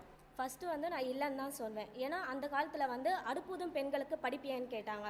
அதுக்கு வந்து தந்தையார் பாடுபட்டு ஆண்களுக்கு நிகராக பெண்களை வந்து படிக்க வச்சாங்க. அது மட்டும் இல்லாமல் ஆண்கள் வந்து தமக்கு வேண்டிய வரதட்சணை கொடுமை அது இதையெல்லாம் செஞ்சிருந்தாங்க. பட் இப்போ வந்து பெண்கள் வந்து அதை எதிர்த்து நிற்கிறாங்க. பெண்கள்ன்ற ஒரு தைரியத்தை காமிக்கிறாங்க அந்த இடத்துல. அதுக்கப்புறம் வந்து தற்காப்பு கலையை நிறைய கற்று வச்சுட்டு இருக்காங்க. இப்போ பார்த்தீங்கன்னா முதலமைச்சர் ஜெயலலிதா கூட ஒரு பெண் தான். அவங்க கூட நம்ம நாட்டை ஆளும் தகுதியுடையவராக இருந்தாங்க. அது மட்டும் இல்லாமல் ஆண்களுக்கு நிகராக அவங்க வந்து செயல்பட்டாங்க. நீங்கள் சொல்கிறீங்க ஆண்களுக்கு நிகராக பெண் இருக்காங்க அப்படின்னு சொல்லிட்டு, என்ன மாதிரியெல்லாம் இருக்காங்கன்னு நீங்கள் நினைக்கிறீங்க? அதாவது எஜுகேஷன், ஸ்போர்ட்ஸு, எந்த துறையிலும் பெண்கள் சாதிச்சு தான் இருக்காங்க, சாதிக்கவும் போகிறாங்க. நீங்கள் சொன்னீங்க எல்லாத்துலேயும் பெண்கள் சாதிக்கிறாங்கன்னு. ஆணோட சப்போர்ட் இல்லாமல் பெண்கள் சாதிக்கிறாங்கன்னு நீங்கள் நினைக்கிறீங்க? நிச்சயம் முடியும். ஏன்னா தனக்கு வரப்போகிற கனவை அதுக்கு ஒத்துழைச்சா முடியும். பட் இல்லைன்னா முடியாது. வணக்கம் நேயர்களே, இது விஐடி பண்பலை 90.8 விஐடி பல்கலைக்கழகத்தின் சமுதாய வானொலி. இந்த நிகழ்ச்சியின் கருத்துக்களம். நான் உங்களோட தோழி நிவேதா வந்திருக்கேன். உங்களோட பேர் சொல்லுங்க. என் பேர் ஸ்ரீமதி. என்ன படிக்கிறீங்க? Second BSc maths. இப்போ நம்ம பார்த்துட்டு இருக்க டாபிக் வந்து ஆண்களுக்கு நிகர் பெண், ஆமாவா இல்லையா? ஆண்களுக்கு நிகர் பெண்கள் நிகர் தான் எப்பவுமே, எந்த நேரத்துலையுமே. ஏன்னா ஒரு தாய் வந்து குழந்தைய தாங்குறான்னா அப்பா வந்து அவங்க மனசால அந்த குழந்தை எப்படி பருக்கும்போது எப்படியெல்லாம் நடக்குமோ அப்படியெல்லாம் மனசால நினைப்பாங்க. சில விஷயத்துல நம்ம வீட்டில் ஏதாவது ஒரு செயல் செய்யணும்னா கூட அவங்க ஒரு ஆண் துணை இல்லாமல் செய்ய முடியாது. அதாவது குறிப்பாக நம்ம அப்பா அப்படி கல்யாணம் ஆயிடுச்சுன்னா ஒரு கணவர், ஒவ்வொரு பெண்ணு வெற்றிக்கு பின்னாடி ஒரு ஆண் இருக்காங்க எப்போவுமே நான் சொல்வேன். அது எப்பவும் நடந்துக்கு. எங்கேயோ சில விஷயத்தில் சில இடங்கள்ல மட்டும்தான் பெண்களுக்கு எதிரான குற்றம் நடக்குது. அதை வந்து நம்ம தடுக்க என்னென்ன முயற்சி பண்ணலாம், சில விஷயங்களில் கொண்டு வரலாம். பெண்களுக்கு வந்து தற்காப்பு கலைகள்லாம் கற்றுக் கொடுக்கலாம். அதை பற்றிலாம் நிறைய யோசிக்க கல்வியில் சில மாற்றம் கொண்டு வந்தால் நல்லாயிருக்கும். நீங்கள் சொன்னீங்க பெண்களுக்கு வந்துட்டு ஆண் சப்போர்ட் பண்ணுறாங்க அப்படின்னு சொல்லிட்டு, அந்த மாதிரி உங்களுக்கு ஏதாவது ஒரு இன்சிடென்ட் நடந்திருக்கா? இல்லை யாராவது சப்போர்ட் பண்ணியிருக்காங்களா ஒரு ஆண்? எங்கள் அக்கா வந்து மேரேஜ் ஆகிட்டுக்கப்புறம் அவங்க போதும் படிச்சது அப்படின்னு, அதாவது அவங்க ஹஸ்பண்டோட கிராண்ட் மதர் சொன்னது படிச்சது போதும். அவங்க மதர் இன்லாவும் அதே சொன்னாங்க, அவங்க ஃபாதர் இன்லாவும் அதே சொன்னாங்க. ஆனால் அவங்க ஹஸ்பண்ட் வந்து நீ படின்னு சொல்லிட்டு அவங்க தான் இது வரைக்கும் ஃபீஸ் கட்டினுங்க, எந்த ஒரு எதிர்பார்ப்பும் இல்லாமல் எல்லா விஷயங்களும் ஸ்டடீஸ்க்கு என்னென்ன ஹெல்ப் பண்ண முடியுமோ எல்லா விஷயங்களும் அவங்க செஞ்சு கொடுத்துருக்காங்க. அதனால இது வச்சு நான் தேங்க்யூ. வணக்கம் நேயர்களே, இது விஐடி பண்பலை 90.8 விஐடி பல்கலைக்கழகத்தின் சமுதாய வானொலி. இன்றைக்கி நம்ம பார்த்து கொண்டிருக்க நிகழ்ச்சி வந்து கருத்துக்களம். இந்தியோட தலைப்பு என்னென்னு பார்த்தீங்கன்னா, இப்போ ஆண்களுக்கு பெண்கள் நிகராக. நம்மளோட ஒரு தோழி எழுந்திருக்காங்க, அவங்க கிட்ட கேட்போம். ஆண்களுக்கு பெண்கள் நிகராக உங்களோட கருத்து. வணக்கம். வணக்கம். உங்கள் பேர்? பிரதீபா. இந்த தலைப்பை பற்றி என்ன நினைக்கிறீங்க? ஆண்களுக்கு பெண்கள் நிகராக இல்லையா? ஆண்களுக்கு பெண் வந்து என்னை பொறுத்த வரைக்கும் எப்பவுமே ஆண்களுக்கு பெண் வந்து நிகர் தான். ஏன்னா இப்போ எல்லா இடத்துலையும் ஆண் ஆண் ஆண் சொல்லிகிட்டே இருக்கக்கூடாது. பெண்கள் வந்து அதனாலே ரொம்ப அடிமட்டமாக ஆகிட்டு போயிட்டு இருக்காங்க. இப்போ ஆண் ஏதாவது ஒரு வேலை செய்கிறான்னா அதை விட பயங்கரமாக நம்ம செய்யணுன்றதுக்காகவே நம்ம முன்னே போய் நின்று நம்ம அவங்கள விட அதிகமாக செய்யணும். அப்போ தான் அந்த இடத்துல பெண்ணும் செய்வா அப்படின்னு ஒரு எண்ணம் மற்றவங்களுக்கு வரும். அது போல் செஞ்சாவே பெண் வந்து நிகர் அப்படின்றது மற்றவங்களோட தாட்டாகவும் வரும். மற்றவங்க எல்லாம் வந்து இப்போ இன்னும் வரைக்கும் கூட பெண் வந்து ஆணை விட குறைச்சவ தான் அப்படியே தான் நினச்சிட்டு இருக்காங்க. அதே மாதிரி பெண்கள் வந்து படிக்கிறாங்க, ஆனால் வேலைக்கு போகணும். படிச்சுட்டு அந்த பெண் வந்து வேலைக்கு போகாமல் வீட்டிலே இருக்கிறதுனால தான் அவளை வந்து ஆண் வந்து மட்டமாக பண்ணுறாங்க அவங்க அந்த பெண்ணோட வீட்லேயும் சரி. அதனால அந்த பெண் வந்து வேலைக்கு போனால்னா அந்த வீட்டில் வந்து அவள் வேலைக்கு போகிறான், நம்ம இப்படி பேசக்கூடாது அப்படின்ற ஒரு மைண்ட் செட் அவங்களுக்கும் வரும். அப்போ தான் வந்து பெண்ணை வந்து குறைச்சலாகவும் பேச மாட்டாங்க. இப்போதைக்கு ப்ரெசென்ட்ல எல்லா வீட்லேயும் வந்து பெண்ணை வந்து எங்கன்னா வெளில போயிட்டு வரேன் அப்படின்னு சொன்னால், ஐயோ நீ பொண்ணு, நீலாம் போகக்கூடாது, நீலாம் எதுக்கு போகிற அப்படின்னு ஒரு கேள்வி தான் வருது. ஆனால் நான் எக்ஸாம்பிளாக சொல்லணும்னா, நான் எங்கள் வீட்டில் எங்கள் அப்பாவை சொல்லுவேன், நான் எங்கன்னா போயிட்டு வரேன் அப்படின்னு சொன்னால் போயிட்டு வா அப்படின்னு தான் சொல்லுவாங்க. இப்போ நிறைய வீட்டில் வந்து நைட்டு ஒரு 8 o'clock ஆனாவே போதும், எங்கே போகிற, வெளியே போகிறேன், எதனா கடைக்கு சும்மா போனாவே எங்கே போகிறேன் அப்படிலாம் இல்லாமல் எப்போ வந்து நம்ம பெண்ணை வந்து தைரியமாக அனுப்பி வைக்கிறோமோ அப்போ தான் இந்த சமுதாயத்தில் வந்து பெண் உயர்ந்து வருவா. என்னோட தாட்டை தான். ஓகே, நீங்கள் இப்போ வந்து ஆண்களுக்கு பெண் நிகர்ன்னு சொல்கிறீங்க. உங்களை இன்ஸ்பயர் பண்ண ஒரு பெண்ணை பற்றி சொல்ல முடியுமா? என்னை வந்து இன்ஸ்பயர் பண்ண பெண் அப்படின்னு பார்த்தா எனக்கு தெரிஞ்சு யாரும் இல்லை. அப்படியே எக்ஸாம்பிளாக எல்லாருக்கும் சொல்லணும்னா நான் என்னையே சொல்லிக்குவேன். ஓகே, தங்களோட கருத்துக்களை பகிர்ந்து கொண்டு நன்றி. தேங்க்யூ.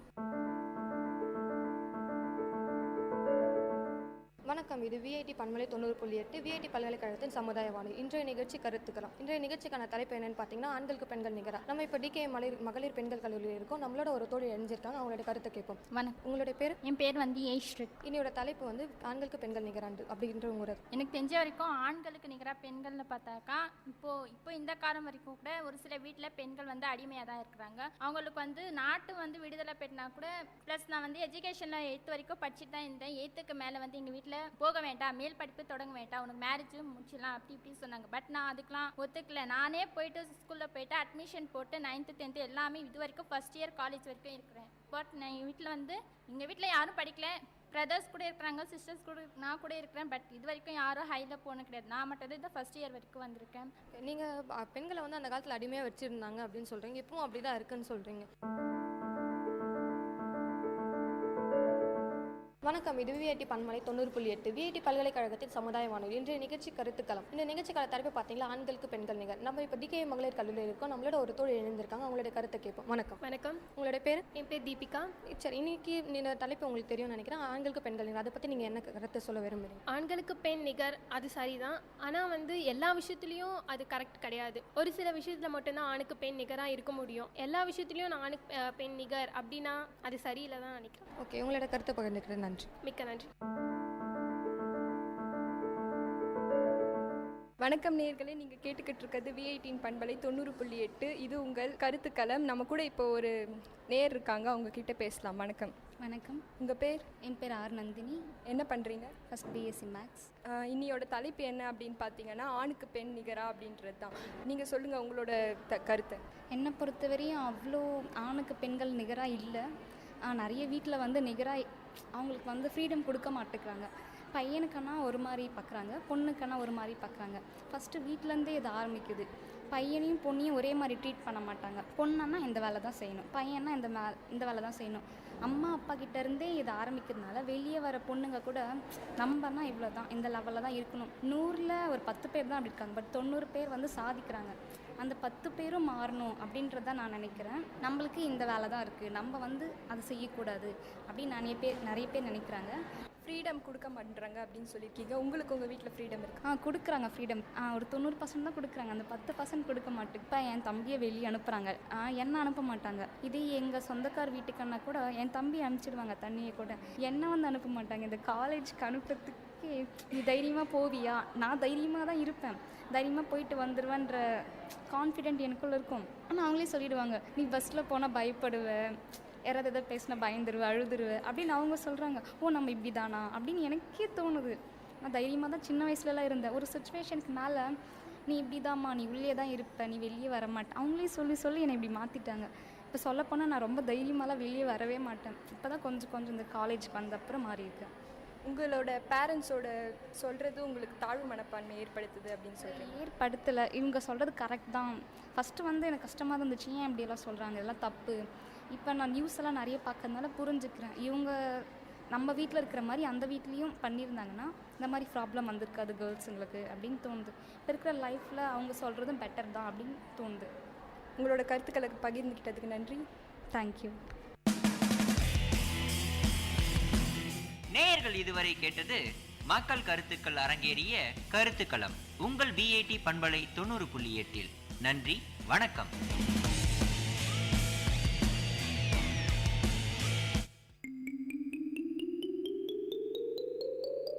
ஹாய் குட்டீஸ், இது விஐடி பண்பலை 90.8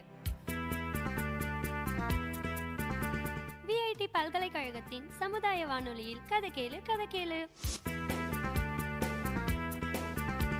சின்ன கதை சொல்லி பெரிய கருத்தை சொல்ல வந்திருக்கோம். நான் உங்கள் லீஷு.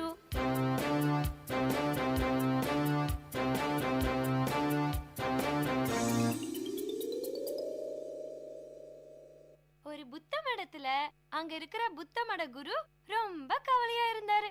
ஏன்னா ஒரு காலத்துல அந்த புத்த மடம் ரொம்ப சிறப்பா இருந்துச்சு. எங்கெங்கோ இருந்து எல்லாரும் அந்த மடத்துக்கு வருவாங்க. அதனாலேயே என்னமோ அந்த புத்த மடம் ரொம்ப ஃபேமஸாவும் இருந்துச்சு. அப்பெல்லாம் அங்க வரவங்கள அங்க இருக்கிற ஆட்கள் ரொம்ப மரியாதையாவும் நடத்துவாங்க. எல்லார்கிட்டயும் அன்பாவும் இருப்பாங்க. ஆனா அதுக்கப்புறம் அங்க வரவங்களோட எண்ணிக்கை குறைஞ்சிடுச்சு.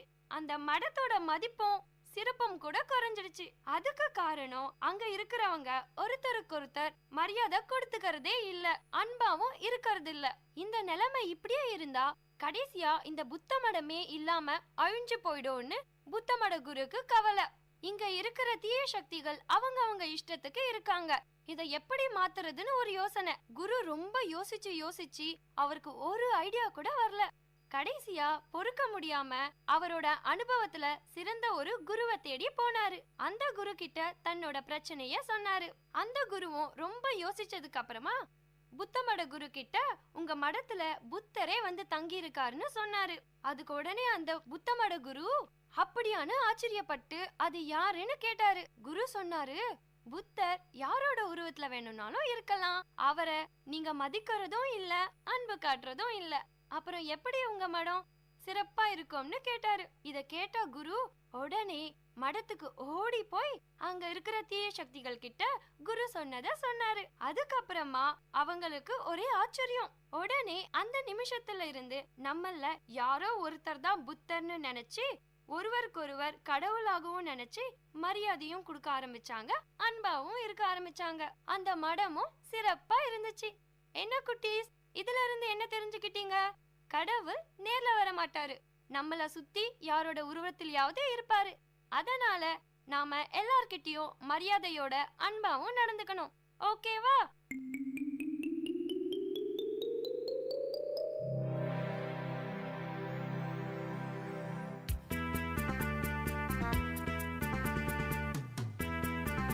இதே மாதிரி இன்னொரு கதையோடையும் கருத்தோடையும் அடுத்த கதை கேளு நிகழ்ச்சியில சந்திப்போம்.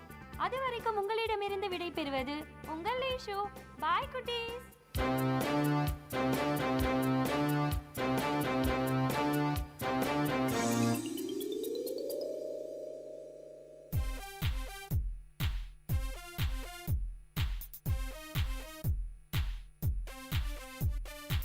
Chintu, did you close all the windows and door properly before coming out? Yeah, I did. And did you switch off all the lights and all the electricals?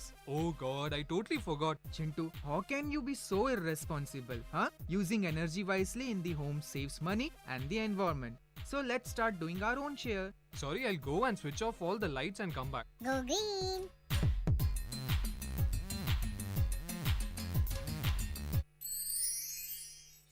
Ho ho ho! Merry Christmas, wonderful listeners of Vit Community Radio. This is your favorite radio jockey, Abhinand, bringing you the festive vibes and the spirit of bringing right to your ears. Hey, a very Christmassy hello from RJ Dia to RJ Abhinand. Today, we've got some messages from our listeners through the VCR Christmas hotline. Let's take a listen. Hello everyone, this is Ananya wishing you all a very Merry Christmas. My favorite activity during the festive season is making hot chocolate and watching a wonderful Christmas movie. So I hope you all indulge in your favorite festive activities. Hey, it's Neil. I absolutely love all the decor put up for Christmas. This Christmas, I'm putting up a tree and decorating it with candy canes, bells and stars. Do comment on what you guys are putting up on your trees. Merry Christmas.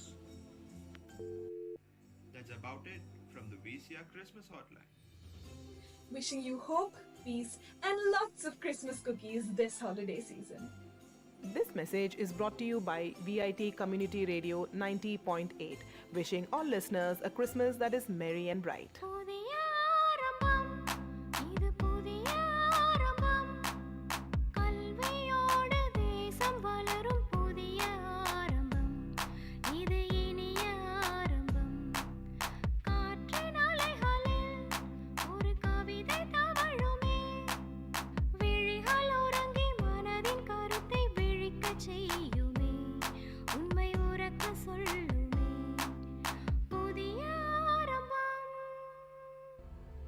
Exchange of ideas.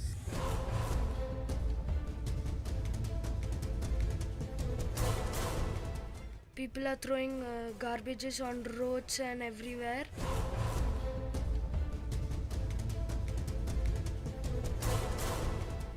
Even if we give two different bins, biodegradable and non-biodegradable, why don't they do it correct?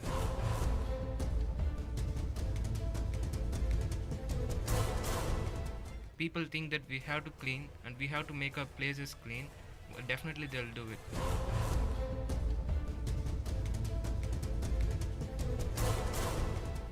Have you thrown any plastic bottles all around the way?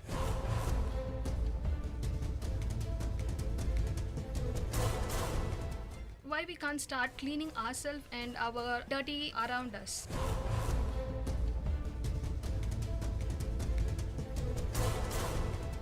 Once the company starts reducing the production of plastic bags and plastic materials, the people will buy less plastics.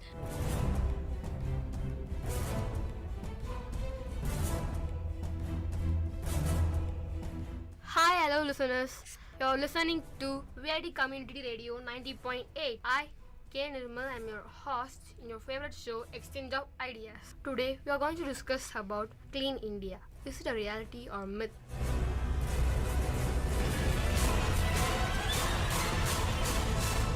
Here I have with me 6 members to discuss about this topic. First, we have Deepika, Suresh, Alice, Abhurvan, Akhilesh, and Arunachalam. In the first segment, we are going to know about what is cleanliness and why we need it. All we know is cleanliness is something we need in a daily life, and if we are clean only, we can stop our diseases. So, what do you think about it, Akhilesh? Cleanliness is the only way for everyone to be healthy. So we must also be clean. Each and everyone must follow that, and we must also be clean. So we must take care of our surroundings as well. For examples, we should not throw the garbages around the dustbins, and but not in the dustbin. And also there are many different kinds of waste like biodegradable and non-biodegradable. That may also help people to stay clean. So Akhilesh, what is stopping us from being clean? What is the problem? Why we are not clean? As I said, people are throwing garbages on roads and everywhere. It is helping the people walking on the road to smell that, and which may cause them many heart problems, also lungs problem also. You have said it very nicely, Akhilesh. And Arunachalam, what do you think of it?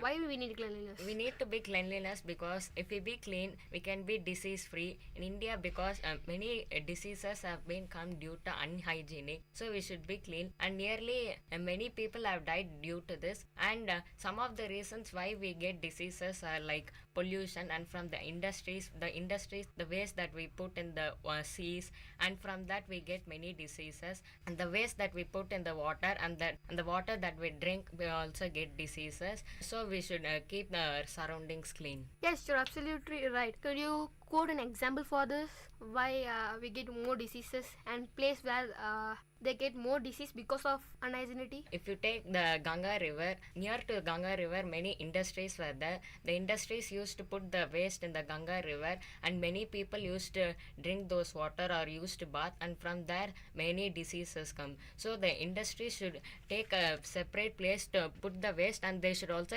try some methods to stop putting those waste in the water. You have given a good example, Arunachalam. So why and what restricts those company people and industry people? Why are they so careless? They are so careless because if they throw those waste near their industries, they may get a bad impression from the people, because the people may feel that this industry is bad, it may be unhygienic, so they throw it in the rivers, and they do not find any places to where to dump it, so they just throw it in the rivers.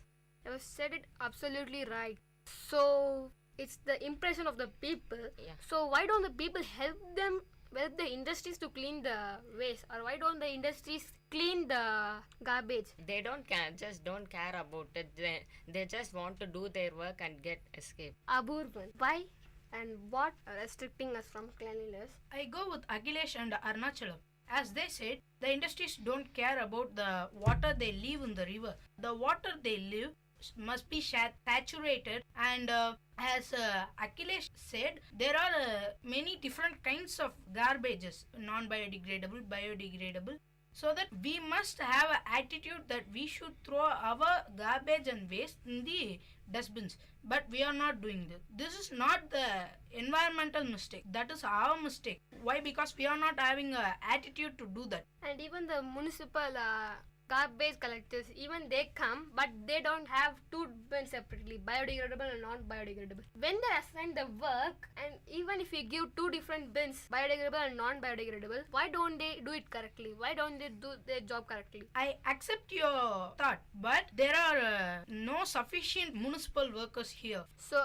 Alice, you know that India is a populous country and more than the required number of people in a square meter.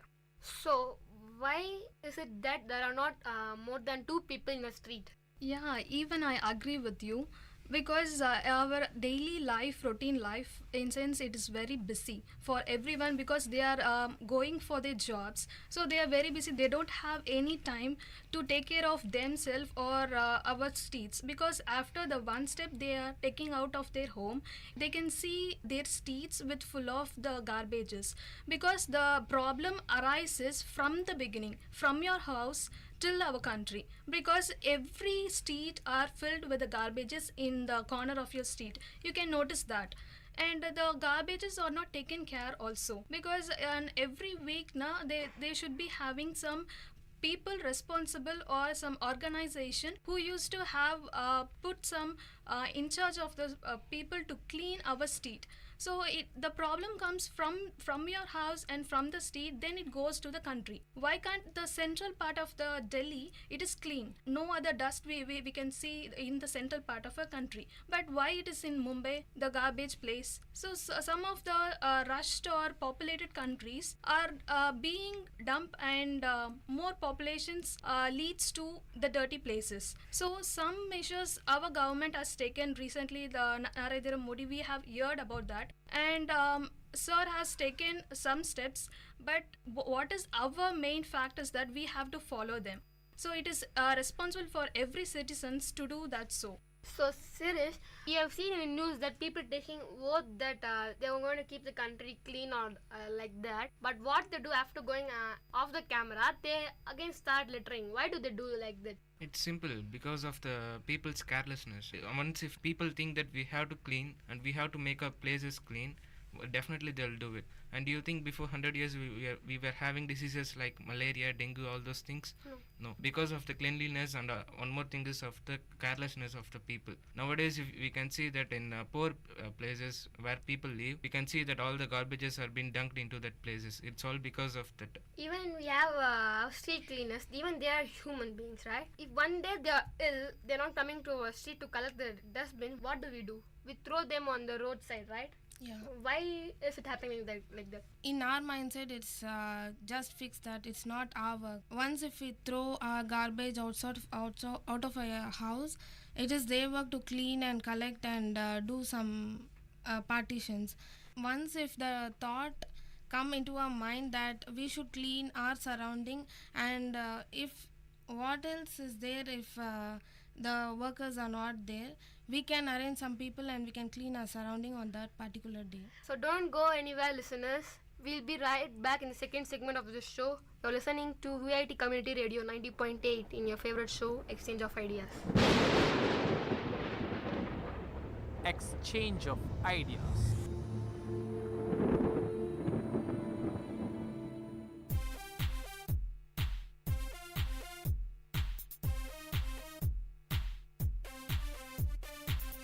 Hey Mintu, do you know anything about waste sorting? Now, is that any of your new eco-conservation ideas? Exactly, you know me so well. Yeah. Tell me, what is it? Actually, this is very simple. Just sort waste into biodegradable and non-biodegradable waste bins, and this way you can do some waste management. That sounds cool. Go green!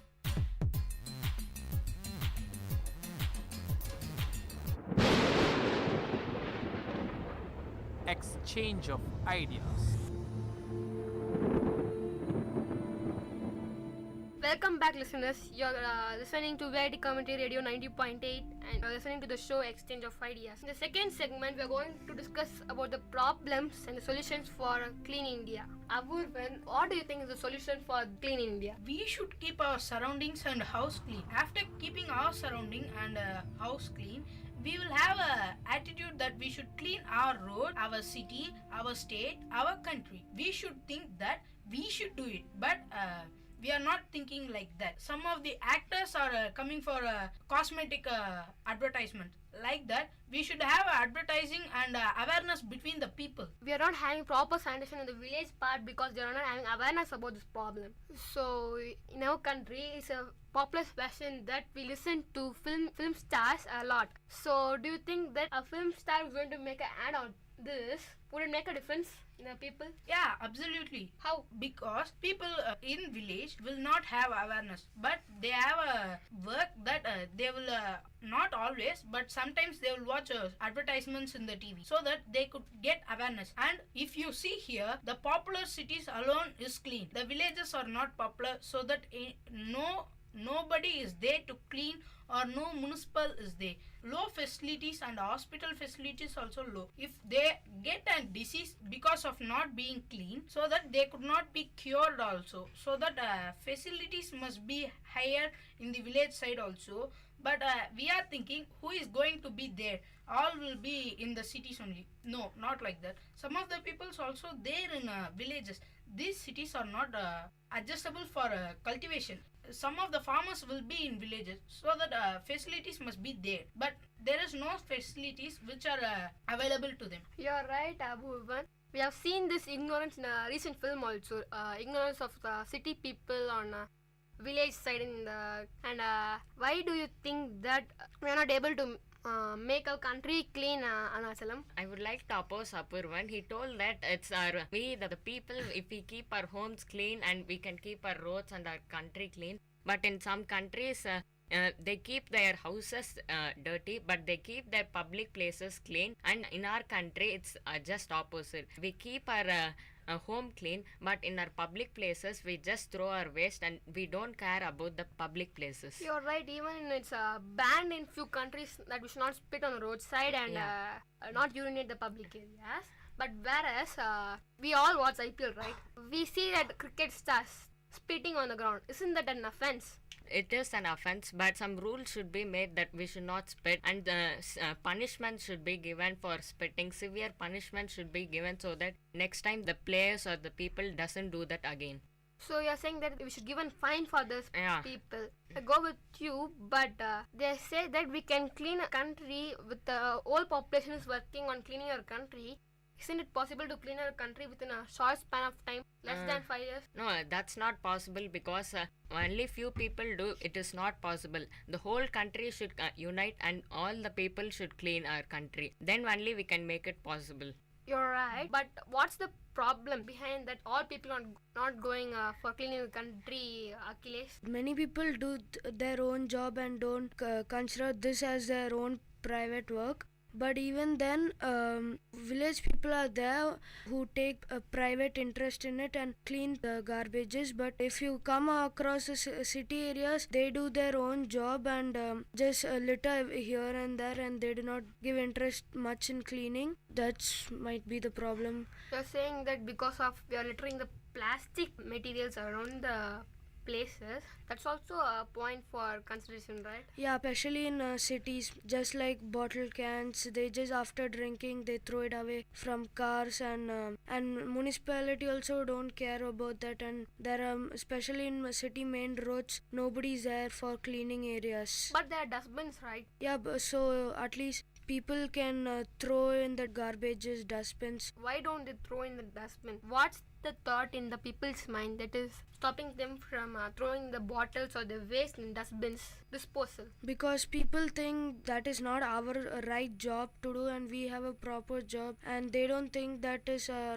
nation work and keep our nation clean. You are saying that people think that high-born people let the low-class people do that. You're saying like that? Some people have that in their mind, and also if some people have like it is some others' work to do, whoever drank, and it's their job to do those. stuff of throwing it in the dustbin after drinking plastic, and even many people drink plastic soda juice, and that may.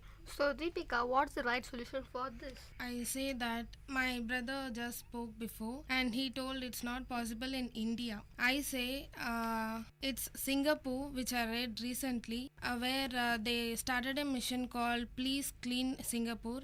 And that was a successful project, and they cleaned the Singapore city. The whole place was clean in just 2.5 years.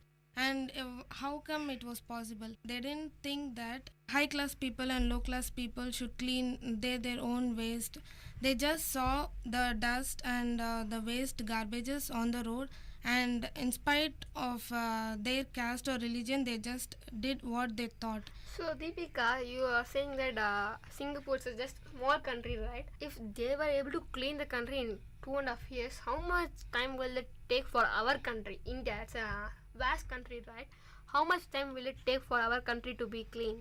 I say that this 5 years, that Clean India mission, this project is enough to clean our country in just 5 years if each and every person from their home start cleaning their own waste and start preparing to clean their own surroundings, and it will be successful in 5 years.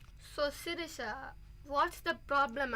How to stop the throwing of plastic bottles and plastic covers here and there? What can we do? What's the solution? Before you answer, I want to ask you a question. Have you thrown any plastic bottles all around the way? I mostly reuse the plastic bottles.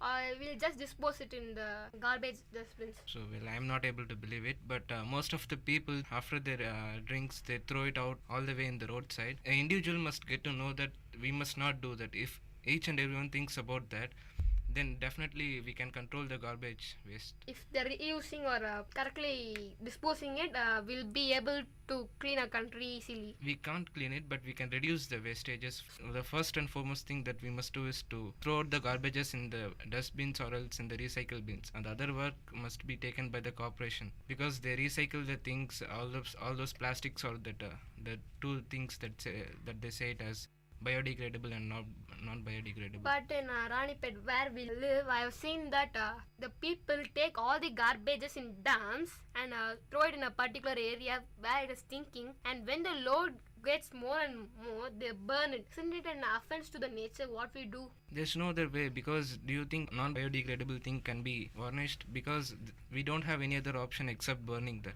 But due to burning plastics, they emit a toxic gas in the atmosphere, right? Yes, of course they do it, but there are a few technologies which have been invented in order to recycle it, and a few chemicals are also been invented in order to decompose the plastics. You're right, and I go with your point, but I think that there's a problem because there are a few types of bottles which cannot be reused or recycled. So what do you think about the Dallas? Yeah, I would be very much happy to the person who is listening here, who is using the plastic. He should have certain thing that he should put that all those plastics into a dustbin, not throwing into out, wasting it or some other thing. So for every individual, he should have certain responsibility to do all the cleanliness habits of our everyday life. As Sirish said, the person who is listening over here, he should have think whatever we have discussed here. He should have think that why we can't do certain actions, why we can't start cleaning ourselves and our dirty around us. So it is our responsibility first that we should have to take measures, not only listening, but we should do it in action. So what are the major source for plastic? Plastic, in sense, we are taking the plastics out, and it is being recycled and using by many industries we have, who's having only the plastics input to it, and all plastics gets recycled and a new product has been forming. There is the industries are there in India, but I think it is in small amount of industries are there. But shouldn't we stop buying those plastic covers? Even big retail shops nowadays to stop these things. First of all, plastic bags were free. Now in big retail stores, if we need a plastic bag, we need to give a specific charge. Do you think that it is a way to stop plastic, or they are just thinking that it's profit made? No, it is the solution. I will go with you, because once a product is payable, people will think whether we have to buy it or why we should waste the money over a plastic bag. Because we can take it now. This VIT University have changed all the plastic bags into a paper bags. We are providing all the bags as a paper bags. So it is a little kind of a change over the first step over avoiding all the plastics. You are absolutely right, Alice. So, Aburvan, what do you think the solution for this problem? You are saying that burning of garbages is pollutable, but biodegradable waste can be dumped and can be recycled as methane gas and can be used as a fuel for vehicles. And non-biodegradable waste, they are some of the plastics and other materials. They can be recycled. And Alice said that there is a small amount of industries to recycle it. You are also right. I'm asking the solution at large for the whole India. In Singapore, there is a less population. They clean the Singapore in two and a half years. But in India, the population is higher, and India is the second population in the world. So that if we start to clean from now onwards, Prime Minister said, Mr. Narendra Damodar Das Modi, we can clean it in 5 years. On 2019, our India will be cleaned fully. You're absolutely right. The solution at large for a country to be clean is that Swachh Bharat Abhiyan started by our respected Prime Minister Narendra Modi. So you're saying that we'll be able to clean, right? Yeah. We'll be right back on Exchange of Ideas after a short break with the third segment. You're listening to VIT Community Radio 90.8. Exchange of Ideas.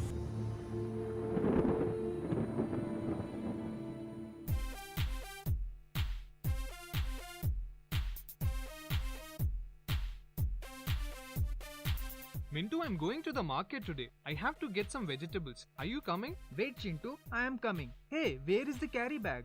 Carry bag? Huh? Why? Don't worry, we will get plastic bags there, no? Don't be so stupid. You know how much waste is generated every year by plastic bags. So please save your planet by carrying your own bags to the market. Alright, I got it. Let's go now. Go green.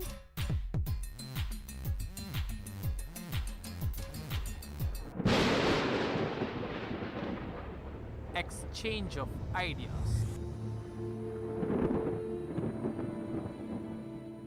We are back after the break in VIT Community Radio 90.8. Now, for last section of Exchange of Ideas, we are going to see the ultimate solution, the next level of solutions for clean India. Now, we'll start with Aburvan. Okay, I think all of us will know 3 R's. In that, I am going to say one. Reuse. We can reuse the biodegradable waste when it is separated, biodegradable waste, and convert it as a methane gas, and we can use as a fuel for our vehicles. Now they also invented a vehicle which uses a methane gas as a fuel.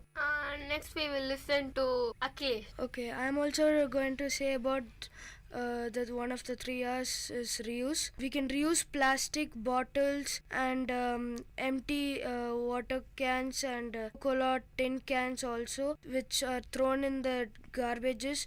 Instead of polluting them, we can reuse them. Next we'll go with Arnachalam. I will also say one of the 3 R's, reduce. When you go out of your home, fans, tube lights, bulbs are all off, and you also check your pipes are closed so that the water doesn't leak. I will end with a quote: the energy saved is the energy produced. Next we'll go with Alice. I will say the second R, that is reduce. Reduce the production of plastics, because once the company starts reducing the production of plastic bags and plastic materials, the people will buy less plastics. So once they reduce the production, all things will get set right. It's the major point, so that there will be no toxic in our nature, and all can lead a healthy life. Next we'll go with Sirish. So the solution I prefer is recycle. I think so you guys have heard about the dress showroom about Levi's. So Levi's has created a pants that we wear, men's pant made out of plastic bottles. So using that plastic waste, we can recycle and then we can create new things, so which is completely harmless. So people can prefer it. We can also recycle the plastic bottles to create home decorations. Yeah, of course. Many of the industries use these plastic bottles to create those decorative articles which is present in our homes. So people must encourage it so that the industries of this recycling industries will grow in our India. Finally, we'll ask Deepika's suggestion for this problem. Yeah, and I was thinking about Sirish idea, and it's that recycling the plastics, and they make a very beautiful flower petals and they are selling it, and many craft items are also even being sold in China, and it's a very popular kind of art, and this can be followed in any ways, and they can earn money using that. We got the suggestions from the 6 members here, which are the 3 R's: reduce, reuse and recycle. If we all start reducing the usage of plastics, reusing the paper waste and plastic waste, and start recycling the banana peels and other things, even save a lot of energy, and we can also make our country clean. If all of us put our hearts and minds cleaning our country, even it is possible to clean our country with 2 years, because we have a lot of population in our country, but we need all members to cooperate. So don't say you're going to clean the country, all start acting upon it, and we'll have a clean India in the next generation to come.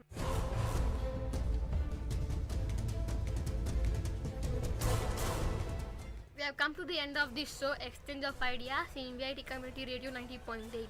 I'm your host Nirmal with Alice, Deepika, Akhilesh, Aburvan, Arunachalam and Sirish. We'll be back in your next show. Thank you. Keep listening to VIT Community Radio 90.8. Exchange of Ideas. This is VIT Community Radio 90.8.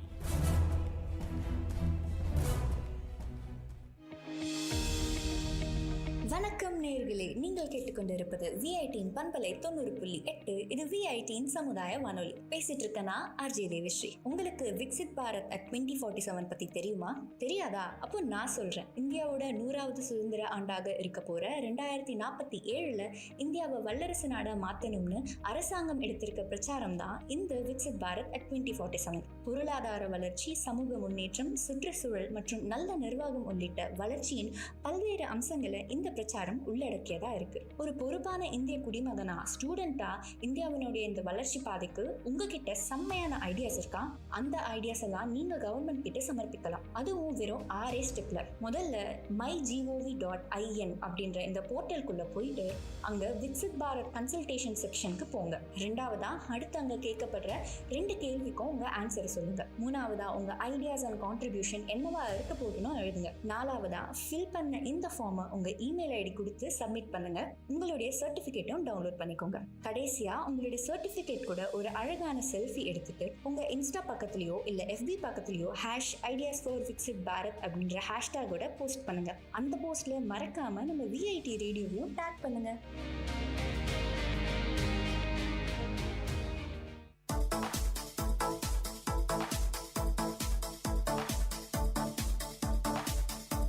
Welcome to the Noble Lectures, an audio lecture series of VIT Community Radio 90.8 FM.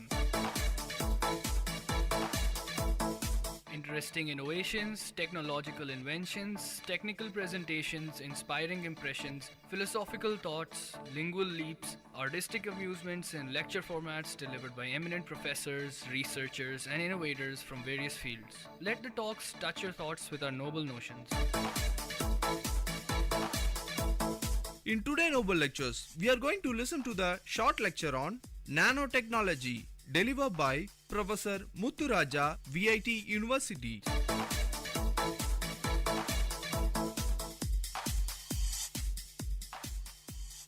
I am Professor S. Muthuraja, School of Electronics Engineering, VIT University. Today I am going to share some of my ideas and the review of nanotechnology. Truly, revolutionary nanotechnology products, materials and applications such as nanorobotics are heirs in the future. What qualifies as nanotechnology today is basic research and development that is happening in laboratories all over the world. Nanotechnology products that are on the market today are mostly gradually improved products where some form of nanotechnology enabled material or nanotechnology process is used in the manufacturing process.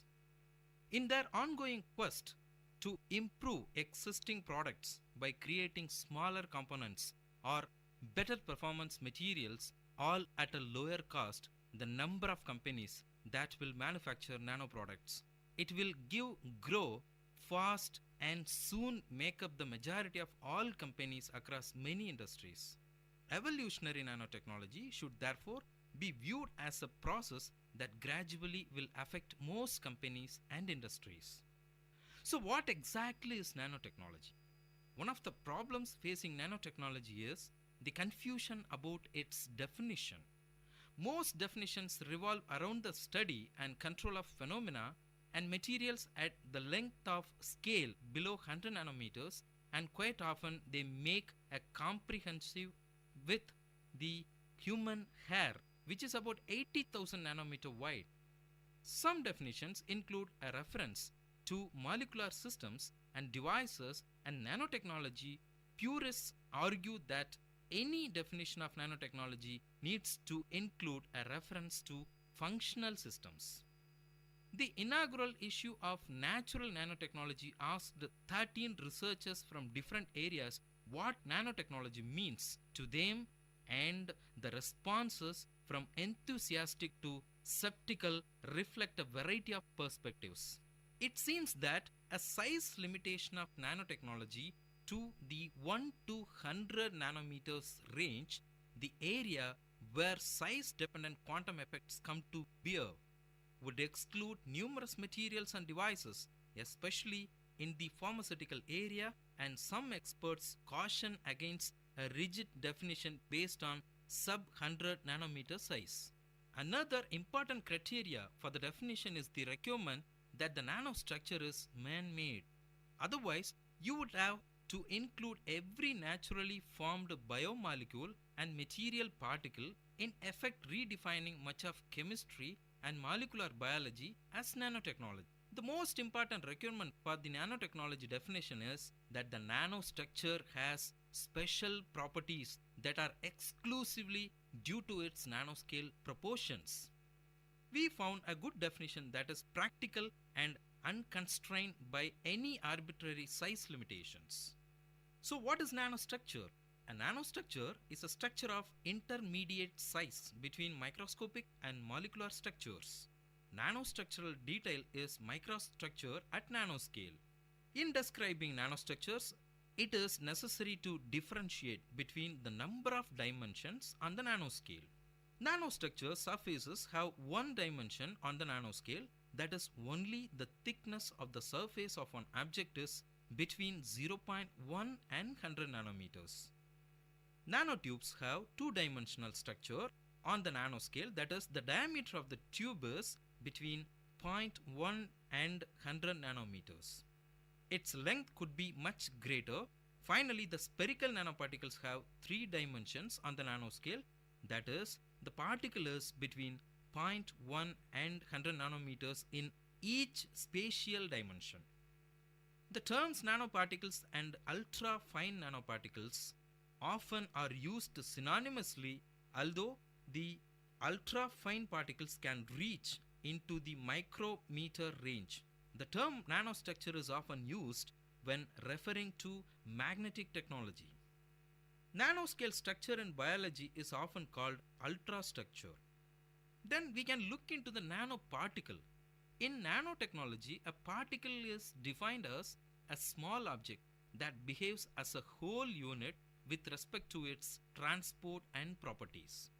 Particles are further classified according to the diameter. Coarse particles cover a range between 2500 and 10,000 nanometers. Fine particles are sized between 100 and 2500 nanometers. Ultra-fine particles or nanoparticles are between 1 and 100 nanometers in size. So in this particular range of the particle sizes we are interested on. The reason for this double name of the same object is that during 1970 and 80s, when the first throw fundamental studies with nanoparticles were underway in the United States of America and Japan. They were called ultra-fine particles.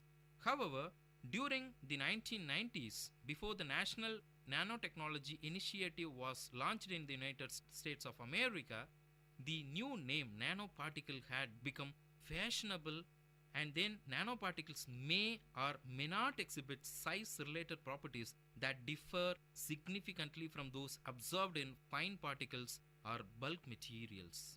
Although the size of most molecules would fit into the above outline, individual molecules are usually not referred to as nanoparticles. Nanoclusters have at least one dimension between 1 and 10 nanometers and a narrow size distribution. Nanopowders are agglomerates of ultra-fine particles. Nanoparticles are nanoclusters. Nanometer-sized single crystal or single domain ultra-fine particles are often referred to as nanocrystals. Nanoparticle research is currently an area of intense scientific interest due to a wide variety of potential applications in biomedical industries, optical and electronic fields, even in many more areas. Although in general, nanoparticles are considered a discovery of modern science, they actually have a very long history. Nanoparticles were used by artisans as far back as the 19th century for generating a glittering effect on the surface of parts. Today, the application of nanotechnology is not restricted to a particular specific area. Nanomaterials describe in principle materials of which a single unit is sized in at least one dimension between 1 and 1000 nanometers, but is usually 1 to 100 nanometers. Nanomaterials research takes a material science based approach to nanotechnology, leveraging advantages in materials, metrology, and synthesis which have been developed in support of microfabrication research. Materials with a structure at the nanoscale often have unique optical, electronic, or mechanical properties. The field of nanomaterial is closely organized like the traditional field of chemistry into organic or carbon-based materials and nanomaterials such as fluorescence and inorganic nanomaterial based on the other elements such as silicon. Today's manufacturing methods are very crude at the molecular level. Casting, grinding, milling, and even lithography move atoms in great, thundering statistical heads. It's like trying to make things out of LEGO blocks with the boxing gloves on your heads. Yes, you can push the LEGO blocks into great heaps and pile them up, but you can't really snap them together the way you had liked. In the future, nanotechnology, that is molecular nanotechnology, will let us take off the boxing gloves. We will be able to snap together the fundamental building blocks of nature easily, inexpensively, and in most of the ways permitted by the laws of nature. This will let us continue the revolution in computer hardware to its ultimate limits. Molecular computers made from molecular logic gates connected by molecular wires. This new pollution-free manufacturing technology will also let us inexpensively fabricate cornucopia of new products that are remarkably light, strong, smart, and durable. Nanotechnology has become something of a buzzword and is applied to many products and technologies that are often largely unrelated to molecular nanotechnology. While these broader usages encompass many valuable evaluationary improvements of existing technology, molecular nanotechnology will open up qualitatively new and exponentially expanding opportunities on a history predominant scale. We will use the word nanotechnology to mean molecular nanotechnology soon. Nanotechnology will let us achieve the ultimate in precision, almost every atom in exactly the right place. Nanotechnology will let us make complex and molecularity intricate structures as easily and inexpensively as simple materials. Nanotechnology will let us reduce the manufacturing cost to little more than the cost of the required raw materials and energy. While technologies that lack one or more of these characteristics can be quite valuable, by definition, they are not molecular nanotechnology. Molecular nanotechnology will let us build new and entirely novel molecular machines like the planetary gear illustrated already in the literature survey.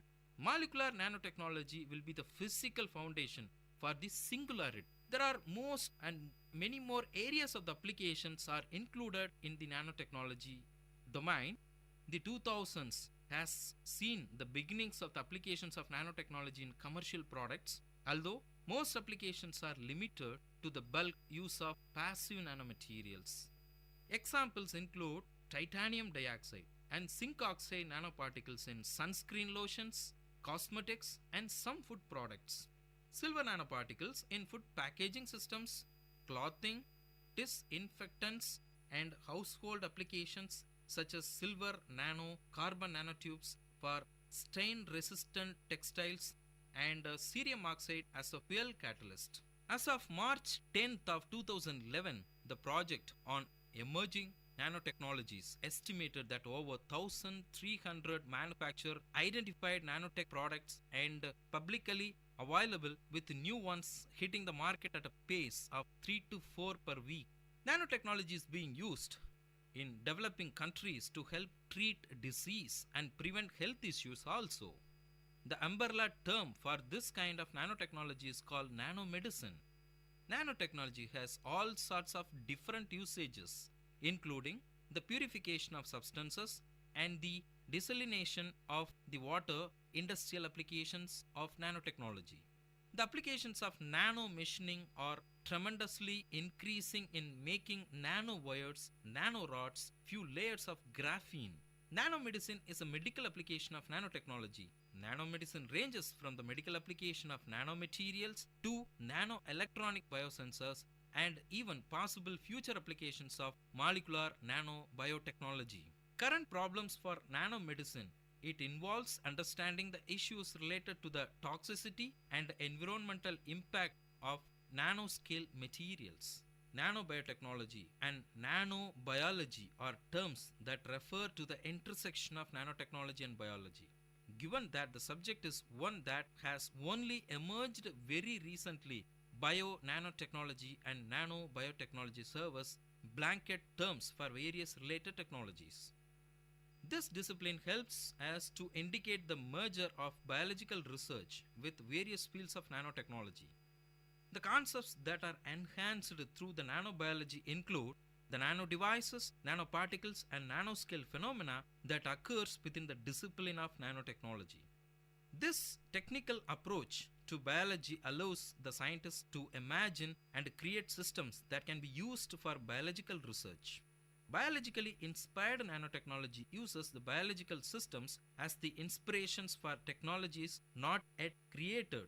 However, as with nanotechnology and biotechnology, bio-nanotechnology does have many potential ethical issues associated with it. Green nanotechnology refers to the use of nanotechnology to enhance the environmental sustainability of processes producing negative externalities. It also refers to the use of products of nanotechnology to enhance sustainability.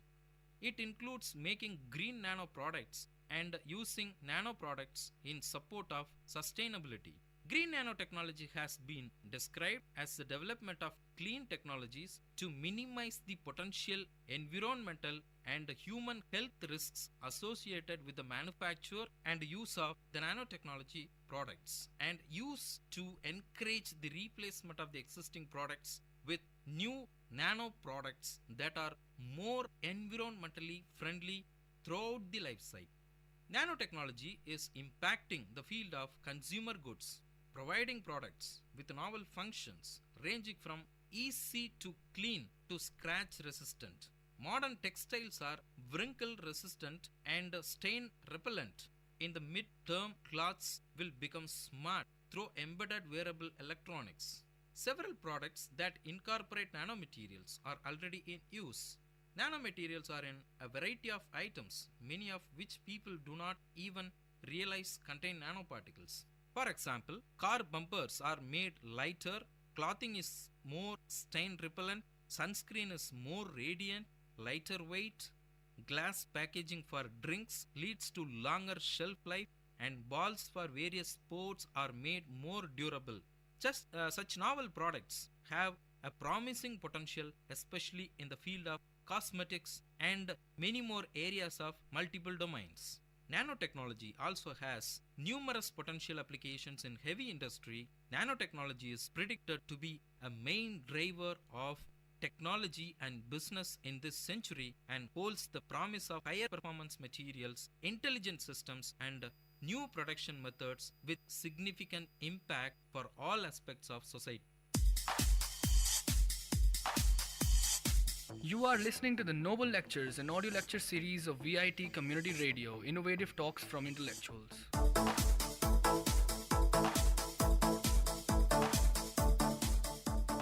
Next, we are going to listen to the short lecture on the effect of carbonated drinks on human health, delivered by Professor Ram Babu, VIT University. This is Professor Ram Babu from Chemical Division of SMBS, VIT University, and today I am going to talk about one of the most important topic of recent time, that is the effects of carbonated drinks on human health. Several years back, there were just a few of the carbonated drinks in the market. Today, there are a plethora of brands, each having a number of varieties of the carbonated beverages which are drunk, usually chilled. These varieties of carbonated drinks, like the sodas, energy drinks, and juices made of artificial flavors and essences, have become a grace among us, especially the youth of today. As these beverages are chilled before consumption, they no doubt give us a feeling of instant cooling, but on the other side, they are highly harmful to the body in a long-term usage. These soft drinks do not contain nutrients. Instead, they provide empty calories. Many types of the artificial colors, essences, and sugars have been added to make the soft drink more attractive and palatable. These chemical additives gives rise to numerous disorders for human health when used over a long period of time. Before knowing about the side effects of the carbonated drinks in detail, we will first understand what is a carbonated drink. A carbonated drink is a drink that bubbles and fizzes with carbon dioxide gas. The process by which the gas dissolves in the drink is known as carbonation. This process can occur naturally, as in the case of natural carbonated mineral water that absorbs carbon dioxide from the ground, or it can be a man-made process, as in the case of most of the soft drinks and soda waters. The process involves pumping carbon dioxide into the drink at a high pressure and then sealing the container at the very same pressure. The maximum amount of carbon dioxide that can be dissolved in pure water is 8 grams per liter, and the dissolving capacity of the carbon dioxide increases with the addition of flavors to the water. Hence, carbonated drinks have a solubility limit greater than 8 grams per liter due to various flavors and ingredients added to the drink. The process of artificial carbonation was invented by Dr. Joseph Priestley in England in 1767, and the first commercialization was made by Mr. Jacob Sweeps when a carbonated beverage of mineral water was prepared in Switzerland for the first time in 1783. Since then, carbonated drinks had a rising popularity and become very familiar throughout the world around 20th century. In many soft drinks, the carbonation process is used as a super added taste to the flavor. Interestingly, the fizzy sensation of the drinks is caused by the presence of dilute carbonic acid created during the carbonation process. This acid creates a mild tingling sensation on the human tongue. The carbonated drinks are considered dangerous to human as they cause a number of health problems in humans. Some of them are as given. Carbonated drinks are known to weaken bones due to leaching out of the calcium by the carbon dioxide gas present in the carbonated drinks. Apparently, they seem to give a relief from gas, but in reality, they cause hyperacidity. Carbonated beverages also causes belching and heartburn. These drinks contain dissolved carbon dioxide, which becomes a gas when it warms up to the body temperature in our stomach. Frequent consumption of the carbonated soft drink may cause repeated belching as our stomach stretches out due to the accumulation of carbon dioxide gas. Food and stomach acid may come up our digestive tract and reach our food pipe as we belch, causing heartburn and sour taste in our mouth. Carbonated drinks are one of the primary reasons for the increased risk of obesity in humans. Consuming sugar-sweetened carbonated drinks adds up a huge calories to our diet. Consuming sugar-sweetened carbonated drinks adds up a huge calories to our regular diet, which may increase the risk of overweight and obesity. In a health article published in 2007 by the Indian Medical Association, it has been clearly mentioned that the risk of overweight and obesity associated with the consumption of sugar-sweetened carbonated beverages is greater for women than men and also for adults compared to the children and adolescents. Overweight and obesity are significant risk factors for the development of type 2 diabetics, heart disease, and osteoarthritis. In reality, the high content of sugar in these carbonated drinks causes dehydration by removing water from the tissues. Thus, these carbonated drinks increase the thirst instead of quenching them. Consumption of these carbonated drinks can also adversely affect our overall nutrient intake. Drinking these beverages may reduce our regular consumption of proteins, starch, dietary fiber, and vitamin B2. A recent research clearly states that people who drink carbonated beverages tend to eat less and drink less fruit juices compared to those who do not drink carbonated drinks. Regular consumption of carbonated drinks can even harm our teeth. Our mouth contains a certain bacteria that feed on sugar, producing the chemicals that can break down the hard enamel of our teeth.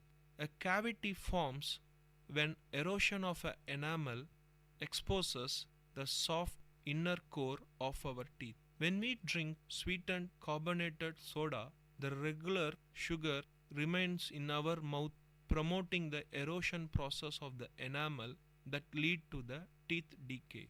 Also, the carbonic acid present in these drinks further increase the likelihood of gum loosening in our teeth, thereby weakening the teeth and ultimately leading to teeth falls. Added to these points, the craze of carbonated energy drinks is on rise. Even young children can be seen getting addicted to them. The moment one feels a bit run down or tired, these drinks immediately comes to mind. We usually find new brands of these energy drinks springing up all over regularly. Though these energy drinks claim to remove fatigue and tiredness and make one fit, they indeed cause increased excitability. In fact, no amount of chemical additives can make one fit from tiredness. Though these drinks do make us to be alert, refreshed, and indeed reduce sleeplessness, their usage has resulted in more harm than good. Carbonated energy drinks are usually a mix of caffeine, vitamin B complex, sugars, and some herbs like guarana, ginseng seeds, etc. The main ingredient and the one that causes the boost of energy in this carbonated energy drinks is caffeine. Though up to 200 mg of caffeine is considered as safe to be consumed daily, these drinks can contain more than this amount of caffeine in just one serving. Not only this, certain herbs like guarana and herba that are actually included in this carbonated energy drinks also contain caffeine themselves. As is known, excessive caffeine consumption can lead to sleeplessness, abnormal cardiac activities, high BP, kidney disorders, etc. Also, caffeine causes dehydration since it has a diuretic action. Carbonated energy drinks also gives us a rich supply of vitamin B complex. No doubt, vitamin B complex are good to health. However, excess of vitamin B complex intake is very much harmful to human health. Vitamin B3 and vitamin B6, if consumed in excess, can cause severe nervous symptoms, numbness, flushing of skin, inflammation of liver, vision problems, etc. Coming to the various herb ingredients of carbonated energy drinks, these herb ingredients are usually added in a powdered seed form.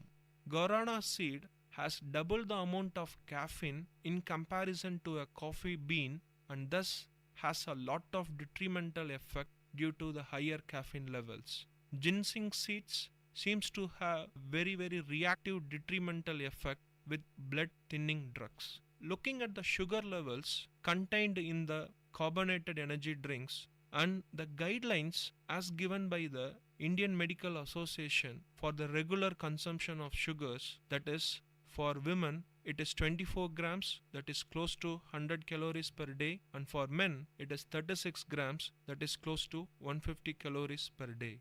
Most of the carbonated energy drinks contains about 13 to 50 grams of sugar per 100 ml. Consumption of just one can of 250 ml gives us more than the daily allowance of sugar. The excess sugar gives us an instant boost rise, but also it drops at the very same level as it shoots up, giving us again a feeling of being low down. Also, the excess sugar comes with an unwelcome weight tag, that is obesity. Now, having known all these side effects of carbonated energy drinks and also finally understanding that these carbonated drinks are bad to our health, it is time to give some serious thinking to its consumption. Looking at the alternate options, the best option seems to be the preference to traditional drinks which are quite natural. Some of them are fresh lime juice to which water is added and sweetened with natural honey. If required, ginger, black salt, mint or roasted and powdered cumin seed could be added to give a variety in taste as well as the health benefits. Mango panna is a suitable natural alternate for this softened carbonated drinks, as this mango panna is rich in protein and comes with absolutely no side effects. Buttermilk, sweet or salted lassi are also other viable alternatives. Fresh coconut water seems to be an excellent alternative in place of carbonated drinks, as this fresh coconut water is an excellent thirst quenching rehydration drink and also cools the body at a faster rate. Certain other alternatives which are not quite natural are cold tea and cold coffee. However, there is a botheration on the caffeine level which may be present with the cold tea and cold coffee, and the side effect of the caffeine level is already been outlined. Though all these options seems to be good, there is nothing to beat the good old pure water. It is thus best to give preference to pure drinking water over everything else when it is available readily. The other option discussed here thus become secondary. Finally, I would like to conclude that people, especially the youth of today, should give a serious thought process regarding the consumption of carbonated drinks. Next time, when we want to refresh ourselves, search out for the best natural and healthy refreshing drink rather than a harmful carbonated soft drink. Thank you. I hope this lecture touched your thoughts with a noble notion. Tune into the Noble Lecture series of VIT Community Radio for another noble talk from eminent professors, researchers, and innovators from different fields. You are listening to VIT Community Radio 90.8 FM, Let the talks touch your thoughts with our noble notions.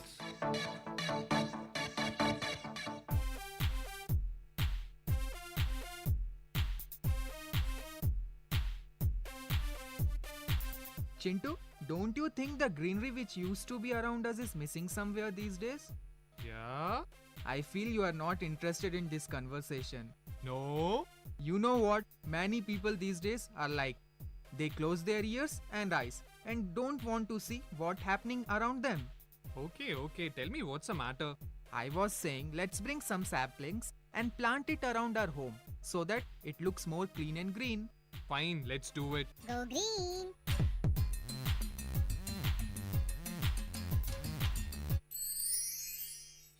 Ho ho ho! Merry Christmas, wonderful listeners of VIT Community Radio.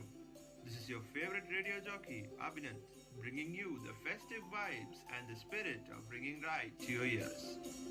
Hey, a very Christmassy hello from RJ Dia to RJ Abhinand. Today, we've got some messages from our listeners through the VCR Christmas hotline. Let's take a listen. Hello everyone, this is Ananya wishing you all a very Merry Christmas. My favorite activity during the festive season is making hot chocolate and watching a wonderful Christmas movie. So I hope you all indulge in your favorite festive activities. Hey, it's Neil. I absolutely love all the decor put up for Christmas. This Christmas, I'm putting up a tree and decorating it with candy canes, bells and stars. Do comment on what you guys are putting up on your trees. Merry Christmas. That's about it from the VCR Christmas hotline. Wishing you hope, peace, and lots of Christmas cookies this holiday season. This message is brought to you by VIT Community Radio 90.8, wishing all listeners a Christmas that is merry and bright. மழலைகளின் மொழிகளோடும் மாணவர்களின் திறன்களோடும் வாராவாரம் ஆர்ப்பாட்டம் பள்ளி பிள்ளைகளின் கொண்டாட்டம் உங்கள் VIT பண்பலை 90.8 பள்ளிக்கூடம் வேலூர் நகரின் பள்ளிகளில் இருந்து மாணவர்களின் பல்சுவை நிகழ்ச்சி.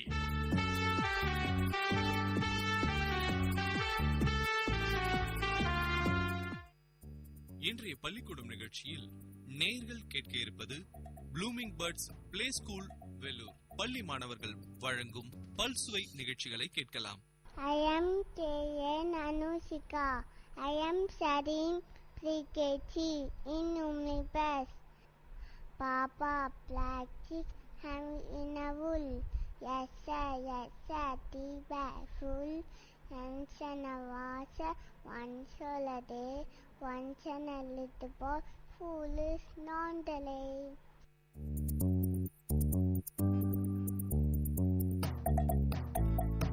Jovina Valan, Ringa pocket full of bosses, Asa, Busa, Atsa, Don, Tidakudan, Agana Mudala, Yedetelam, Adi Pagavan, Udate Udake, Kaka Kasararan, Tata Vai, Tata Pet, Nika Alkatagar, Tina, Suttapon, Ullaram, Adare, Namina, Suttavare, Selutu Sevam, Sedi Chevam, Achalan, Selutu Elam Dale, Nia Uravaga, Inada Kula, Tani Reba Kai Kavandate. Thank you.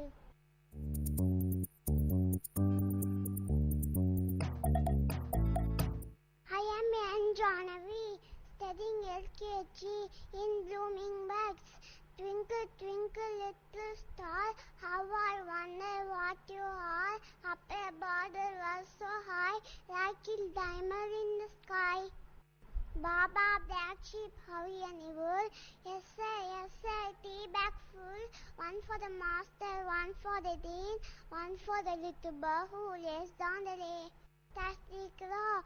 Once the crow was very thirsty, look for water here and there. At last, keys iron, potter, little water. He got an idea. He dumped his stall one by one. It is the pot. He watered Keyman at grow, Johnny water and spray happily. Thank you. Good habits Get up early in the morning, brush your teeth twice a day, take a bath every day, eat healthy food, drink plenty of water, go to school every day, play daily, finish your homework daily, use kerchief when you sneeze, always put the cabbage in dustbin, cut your nails regularly, go to bed on time.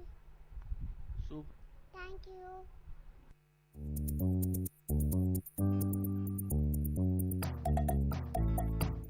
Once a fox over one chocolate, hand me some plan. She want a necklace, jumped and jumped again.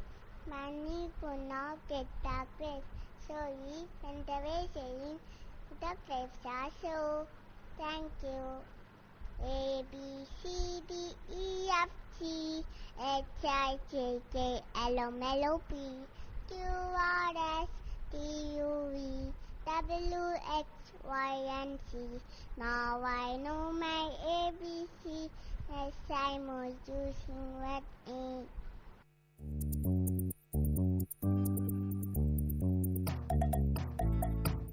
G Ari Bloomy Bud G Chubby Cheap Dimple Cheap Dirty Lip Deeply Holy Air Early Fair I shall boot love it too Teacher Phil Etario Johnny Johnny yeah Papa eating sugar no Papa Silly lies no Papa open your mouth ah ah ah.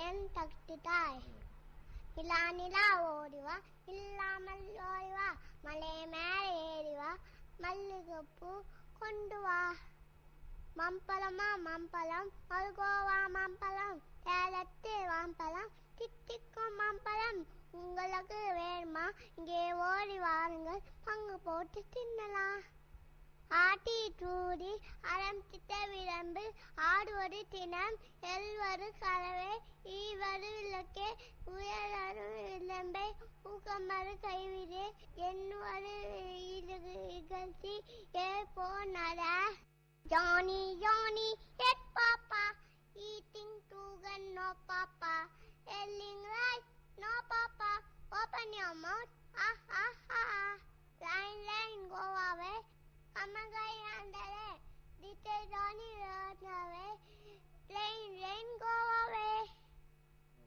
Tati go one by one report water came up row வண்டி water டுவலி happily. நேர்கள் இதுவரை கேட்டது blooming buds play school Vellore மாணவர்கள் வழங்கிய பல்சுவை நிகழ்ச்சிகளை கேட்டீர்கள்.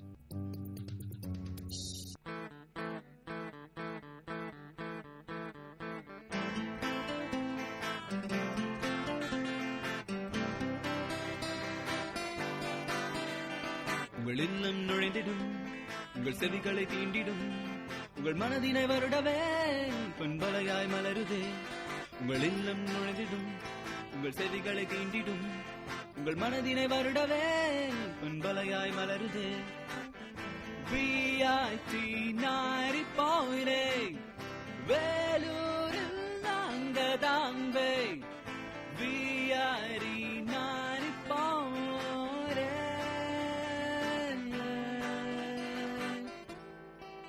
நீங்கள் கேட்டுக்கொண்டிருப்பது விஐடி பண்பலை 90.8 விஐடி பல்கலைக்கழகத்தின் சமுதாய வானொலி.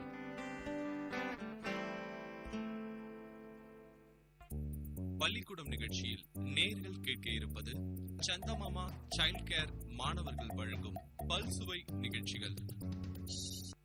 I am D. Sarvajit from grade 3 PSBB school. I am going to tell Aathichudi and Crooketry story. Aathichudi அறம் செய்ய விரும்பு ஆர்வது சினம் ஈழ்வது கரவேல் ஈவது விளக்கேல் உடையது விளம்பேல் ஊக்குமது கைவிடேல் எண்ணெழுத்து இகழேல் இருப்பது இகழ்ச்சி ஐயமிட்டுவன் ஒப்புரவு ஒழுகு.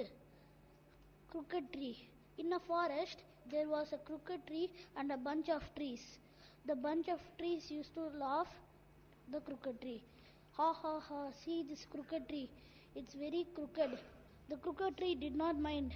Next day, an old person was passing by the forest. He said, "Oh God, it's sunny today. What shall I do today? You come and rest in my shed, the crooked tree."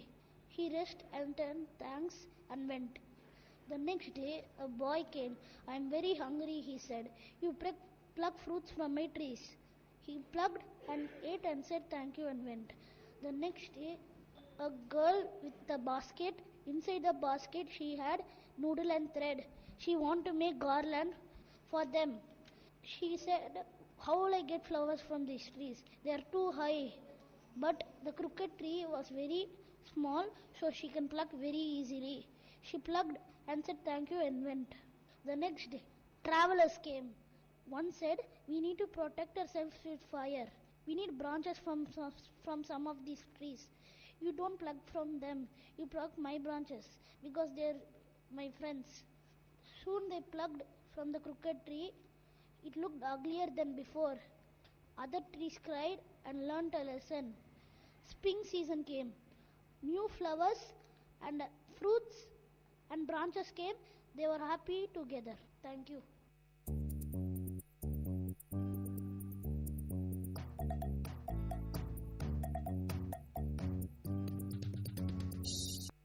My name is G. Udayamaran. I am going to 4th standard. I am from Sunbeam School. I am going to tell Thirukkural புதியாத்திச்சுடி என் நல்வழி அகர முதல எழுத்தெல்லாம் ஆதி பகவன் முதற்றே உலகு துப்பார்க்கு துப்பாய துப்பாக்கி துப்பார்க்கு துப்பாய தூவும் மழை அன்பிலார் எல்லாம் தமக்குரியர் அன்புடையர் என்பும் உரியர் பிறர்க்கு ஈன்ற பொழுதின் பெரிதுவக்கம் தன் மகனை சான்றோன் என கேட்ட தாய் இனிய உளவாக இன்னாத கூறல் கனி இருப்ப காய் கவர்ந்தற்று பிறர்க்கின்னா முற்பகல் செய்யின் தமக்கின்னா பிற்பகல் தாமே வரும் அறிவுடையார் ஆவது அறிவார் அறிவிலார் அக்தரி கல்லாதவர் ஒழுக்கம் விழுப்பம் தரலாம் ஒழுக்கம் விழுப்பம் உயிரின ஓம்பப்படும் நன்றி மறப்பது நன்றன்று நன்றல்லது அன்றே மறப்பது நன்று கற்க செட கற்பவை கற்றபின் நிற்க அதற்கு தக நல்வழி உதவி செய்வோரே உயர்ந்தவர் ஜாதி இரண்டொழிய வேறில்லை சாற்றுங்கால் நீதி வழுவா நெறிமுறையின் மேதினியில் இட்டார் பெரியோர் இடாதோர் இடிகுலத்தோர் பட்டாங்கில் உள்ளபடி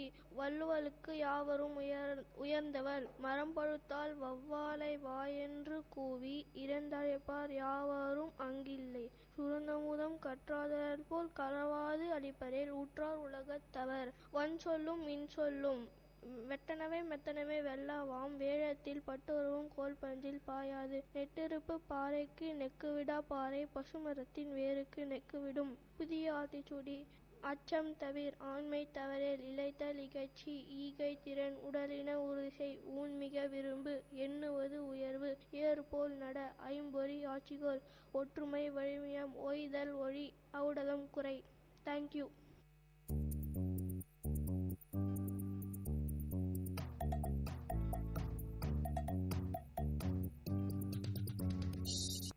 My name is A. Bharatwaj.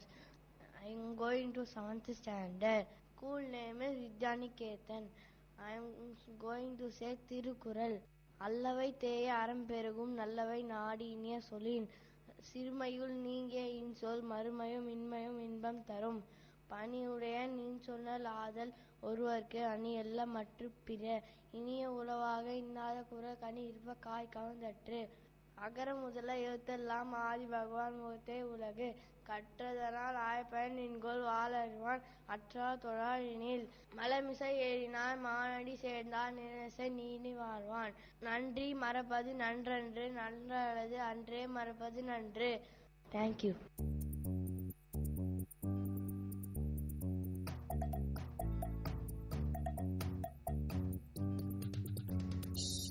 I am Jerry Abraham Matthew, studying in 1st standard to 2nd standard.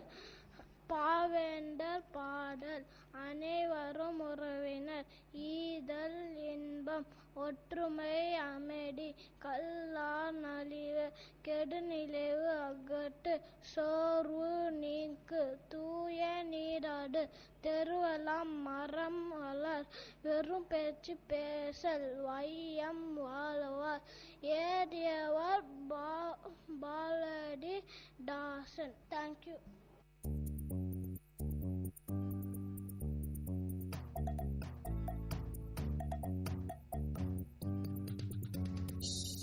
My name is Nitin Teja. I studying in 2nd to 3rd. School name is Kingston. அருள் செய்ய விரும்ப தேஜா பூஜான்னு ஒருத்தங்க இருந்தாங்க. அவங்க படிச்சுட்டு இருந்தாங்க. அப்போ அவங்க அம்மா சாப்பாடு செய்திருந்தாங்க. சாப்பிடும்போது ஒரு பிச்சைக்காரன் வந்து சாப்பாடு வேணும்னு சொல்லி பூஜா சொன்னாங்க. ஃபஸ்ட்டு நம்ம அவத்துக்கு கொடுத்துட்டு தான் சாப்பிட்ணுன்னு சொன்னாங்க. கொடுத்துட்டு போனாங்க. ஸ்கூலுக்கு போகும்போது பால் பாக்கெட் கொடுத்தாங்க கோயிலுக்கு. அப்போ பிச்சைக்காரங்க இருந்தாங்க. அவங்களுக்கு பிச்சைக்காரங்க அம்மா வந்தாங்க. 2 நாளாக சாப்பிடாம அவங்க கொடுத்துட்டாங்க. பால் பாக்கெட் இன்னும் வரல சொன்னாங்க. அவங்க அம்மா சொன்னாங்க. அந்த பால் பாக்கெட் என்ன தேஜா சொன்னாங்க. நான் தான் வேணாம் சொன்னேன். அப்புறமா பூஜா தான் கொடுத்துட்டாங்க. அம்மா 2 நாளாக சாப்பிடாம ஒரு குழந்தைக்கு கொடுத்துட்டேன். அப்புறமா அவங்க அப்பா சொன்னாங்க அறம் செய்ய விரும்ப அதான் செஞ்சுருக்காங்க. தேங்க்யூ. நேயர்கள் இதுவரை கேட்டது உங்கள் விஐடி பண்பலை 90.8 பள்ளிக்கூடம் வேலூர் நகரின் பள்ளிகளில் இருந்து மாணவர்களின் பல்சுவை நிகழ்ச்சி.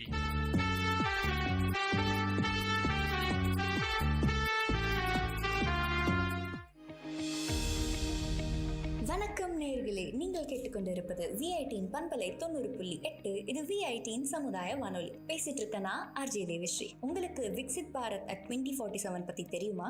தெரியாதா? அப்போ நான் சொல்றேன். இந்தியாவோட 100வது சுதந்திர ஆண்டாக இருக்க போற 2047 இந்தியாவை வல்லரசு நாடா மாத்தணும்னு அரசாங்கம் எடுத்திருக்க பிரச்சாரம் தான் இந்த விக்சித் பாரத் அட் 2047. பொருளாதார வளர்ச்சி, சமூக முன்னேற்றம், சுற்றுச்சூழல் மற்றும் நல்ல நிர்வாகம் உள்ளிட்ட வளர்ச்சியின் பல்வேறு அம்சங்களை இந்த பிரச்சாரம் உள்ளடக்கியதா இருக்கு. ஒரு பொறுப்பான இந்திய குடிமகனா, ஸ்டூடெண்டா இந்தியாவினுடைய இந்த வளர்ச்சி பாதைக்கு உங்ககிட்ட செம்மையான ஐடியாஸ் இருக்கா?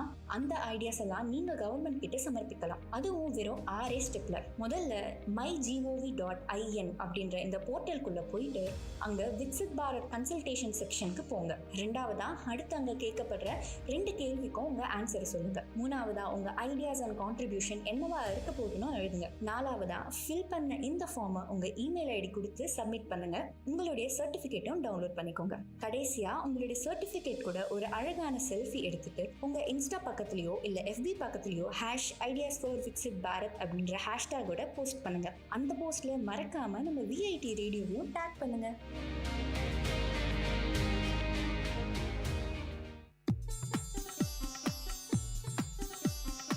தமிழ்ச்சுடர் வாழ்வும் இலக்கியமும் சங்கமிக்கும் ஒலி ஓவியம் உங்கள் விஐடி பண்பலை 90.8.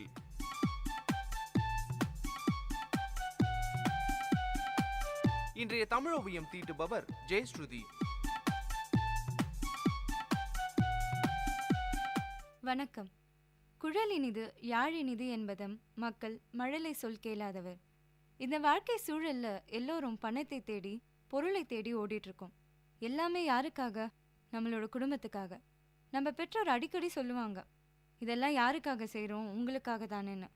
எல்லாம் சரிதான். 1000 கணக்கில் செலவு செஞ்சு அவங்களுக்கு தேவையான எல்லாத்தையும் செஞ்சாலும் 1 மணி நேரம் அவங்க கூட மனம் விட்டு பேசி விளையாடி அவங்கள மகிழ்ச்சி படுத்துறதுக்கு இணையாகுமா? பிள்ளைங்க கிட்ட பேசுறதுக்கு கூட அப்பாயின்மெண்ட் தர பெற்றோர்களும் இருக்காங்க. காலையில் பரபரப்பாக வேலைக்கு கிளம்பும் அம்மாக்கள், வேலை அவசரத்தில் இருக்கும் அப்பாக்கள். அப்போ குழந்தை தன்னோட மழலை குரல்ல, அப்பா நான் ஸ்டோரிங் டெல்லிங்கில் முதல் பரிசு வாங்கினேன்னு தேனொழுக சொல்லும். ஆனால் அதை கூட காதில் வாங்காமல் பல பெற்றோர்கள் வேலையில் மூழ்கிடுவாங்க. அப்போது சிறு வயதிலிருந்தே அந்த குழந்தைக்கு நம்பிக்கை குறையுது. இதெல்லாம் பத்தாதுன்னு இப்போல்லாம் மூளைக்கு மூளை ப்ளே ஸ்கூல்னு ஆரம்பிச்சிடுறாங்க. வேலைக்கு போகும் பெற்றோர்களும் அவங்கள அங்கே விட்டுட்டு போயிடுறாங்க. அன்னைக்கு அப்படி தான் வேலையை எல்லோரும் முடிச்சுட்டு இரவு 10 மணிக்கு வீடு வந்து சேர்ந்தார் ஒருவர். அவருடைய 5 வயது மகன் அவருக்காக வாசல்ல காத்திருந்தான். அவன், அப்பா உங்ககிட்ட நான் உனக்கு கேட்கட்டுமான்னு தயங்கி நின்னான். அவரும் தலையசைக்க அவன் ஒரு கேள்வி கேட்டான். நீங்க 1 மணி நேரத்துக்கு எவ்வளோ சம்பாதிப்பீங்கன்னு கேட்டான். அடுத்தது அந்த தந்தை என்ன சொன்னார்னு தெரியுமா? அதை தெரிஞ்சிட்டு நீ என்ன பண்ண போற, அமைதியா போய் தூங்கு அப்படின்னு சொன்னாரு. அவன் மறுபடியும் கேட்க 1000 ரூபான்னு சொல்லி முடிச்சாரு. அப்போ எனக்கு ஒரு 500 ரூபாய் தருவீங்களான்னு கேட்டான். அப்பா இருந்த கோவத்துல அவனை திட்டிட்டு தூங்க போயிட்டாரு. கொஞ்ச நேரம் கழித்து தன் தவறை உணர்ந்த தந்தை மகனை பார்த்து, மன்னிச்சுக்கோ, வேலையில இருந்த டென்ஷன் தான் உன் மேல காமிச்சிட்டேன், இந்தாப்பா நீ கேட்ட 500 ரூபான்னு படத்தை கொடுத்தாரு. மகன் தன் தலைகாணி அடியில் இருந்த சில ரூபாய்களை எடுத்து, அப்பா இப்போ என்கிட்ட 1000 ரூபாய் இருக்கு, உங்களை நான் 1 மணி நேரத்துக்கு வாங்கிக்கட்டுமா? நாளைக்கு கொஞ்சம் சீக்கிரம் வாங்க, இரவு உங்க கூட சேர்ந்து சாப்பிடணும்னு ரொம்ப ஆசையா இருக்கு, ப்ளீஸ்பா அப்படின்னு அழுகை கலந்த குரல்ல கேட்டான். குழந்தை முகத்தை நேர்ல கூட பார்க்க முடியாம வெளியூர்கள்ல இருந்து வீடியோ சாட் செய்யற பெற்றோர்கள் எண்ணிக்கை அதிகமாயிடுச்சு. என்னத்தான் அப்படி ஒரு வசதி இருந்தாலும் குழந்தை தன்னோட மழலை குரல்ல அப்பா அம்மானு கூப்பிடுற தருணத்தை பல பேர் இழந்து விடுறாங்க. பெற்றோர்கள் தங்கள் குழந்தைகளுக்கு நல்ல நண்பர்களாக வழிகாட்டியாக நடந்து கொள்ள வேண்டும். அவங்களோட எவ்வளோ நேரம் கலந்துரையாட முடியுமோ அவ்வளோ நேரம் கலந்துரையாட வேண்டும். அப்போதான் குழந்தைகளின் எண்ண ஓட்டம் சீராகும். ஒரு நேர்காணலின் போது ஒரு இசையமைப்பாளர் இடையில தன்னோட உதவியாளரை அழைத்து, ஒரு முக்கியமான அழைப்பு வரும், என் ஃபோனை கொண்டு வான்னு சொல்லி அனுப்பிச்சாரு. அவரது மொபைல் ஃபோன் கொண்டு வரப்பட்டது. நேர்காணல் எடுக்க வந்தவரது மனதுக்குள்ள ஒரு ஃப்ளாஷ்.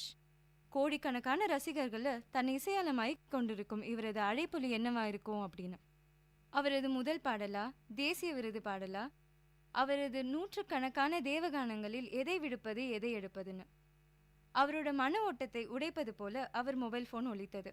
அந்த ரிங்டோன், ராகம், சுதி, சுருதி எல்லாத்துலேயும் அடங்காத ஒரு குழந்தையின் குரல்ல நிலா நிலா ஓடிவான்னு பாடியது. இசையமைப்பாளர் சிரித்துக்கொண்டே, இதுதான் என் மகள் பாட முயற்சித்த முதல் பாடல் என்று சொல்லி முடித்தார்.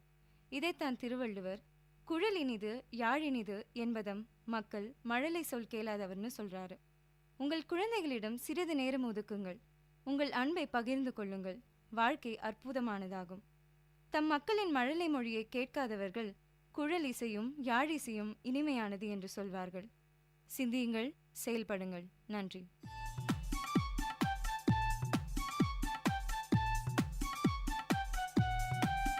நேயர்கள் இதுவரை கேட்டது வாழ்வையும் இலக்கியத்தையும் இணைத்த ஒலி ஓவியம் தமிழ் சுடர். இன்றைய தமிழ் ஓவியம் தீட்டியவர் ஜெயஸ்ருதி. இது உங்கள் விஐடி பண்பலை 90.8.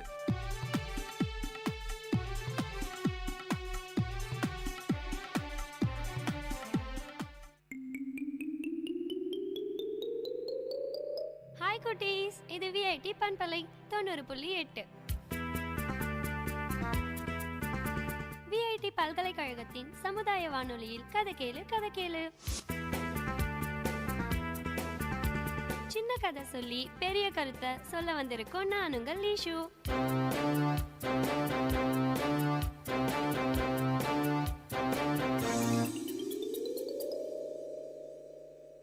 ஒரு புத்த மடத்துல அங்க இருக்கிற புத்த மட குரு ரொம்ப கவலையா இருந்தாரு. ஏன்னா ஒரு காலத்துல அந்த புத்த மடம் ரொம்ப சிறப்பா இருந்துச்சு. எங்கெங்கோ இருந்து எல்லாரும் அந்த மடத்துக்கு வருவாங்க. அதனாலேயே என்னமோ அந்த புத்த மடம் ரொம்ப ஃபேமஸாவும் இருந்துச்சு. அப்பெல்லாம் அங்க வரவங்கள அங்க இருக்கிற ஆட்கள் ரொம்ப மரியாதையாவும் நடத்துவாங்க. எல்லாரும் எல்லார்கிட்டயும் அன்பாவும் இருப்பாங்க. ஆனா அதுக்கப்புறம் அங்க வரவங்களோட எண்ணிக்கை குறைஞ்சிடுச்சு. அந்த மடத்தோட மதிப்பும் சிறப்பும் கூட குறைஞ்சிடுச்சு. அதுக்கு காரணம் அங்க இருக்கிறவங்க ஒருத்தருக்கொருத்தர் மரியாதை கொடுத்துக்கிறதே இல்ல, அன்பாவும் இருக்கிறது இல்ல. இந்த நிலைமை இப்படியே இருந்தா கடைசியா இந்த புத்த மடமே இல்லாம அழிஞ்சு போயிடும்னு புத்த மட குருக்கு கவலை. இங்க இருக்கிற தீய சக்திகள் அவங்க இஷ்டத்துக்கு இருக்காங்க. இத எப்படி மாத்துறதுன்னு ஒரு யோசனை. குரு ரொம்ப யோசிச்சு அவருக்கு ஒரு ஐடியா கூட வரல. கடைசியா பொறுக்க முடியாம அவரோட அனுபவத்துல சிறந்த ஒரு குருவை தேடி போனாரு. அந்த குரு கிட்ட தன்னோட பிரச்சனைய சொன்னாரு. அந்த குருவும் ரொம்ப யோசிச்சதுக்கு அப்புறமா புத்த மட குரு கிட்ட, உங்க மடத்துல புத்தரே வந்து தங்கி இருக்காருன்னு சொன்னாரு.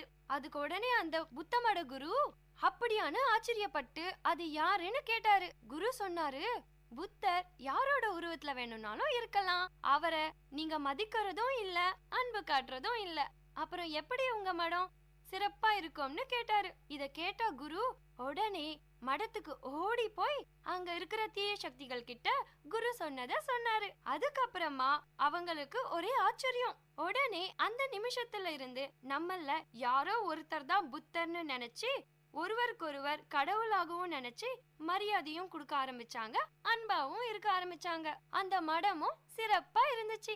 என்ன குட்டீஸ், இதுல இருந்து என்ன தெரிஞ்சுக்கிட்டீங்க?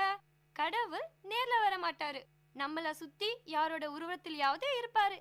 அதனால நாம எல்லார்கிட்டயும் மரியாதையோட அன்பாவும் நடந்துக்கணும். ஓகேவா?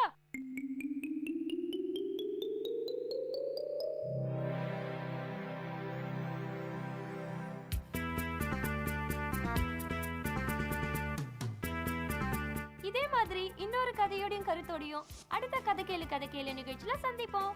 அது வரைக்கும் உங்களிடமிருந்து விடை பெறுவது உங்கள் லேஷு. பாய் குட்டீஸ்.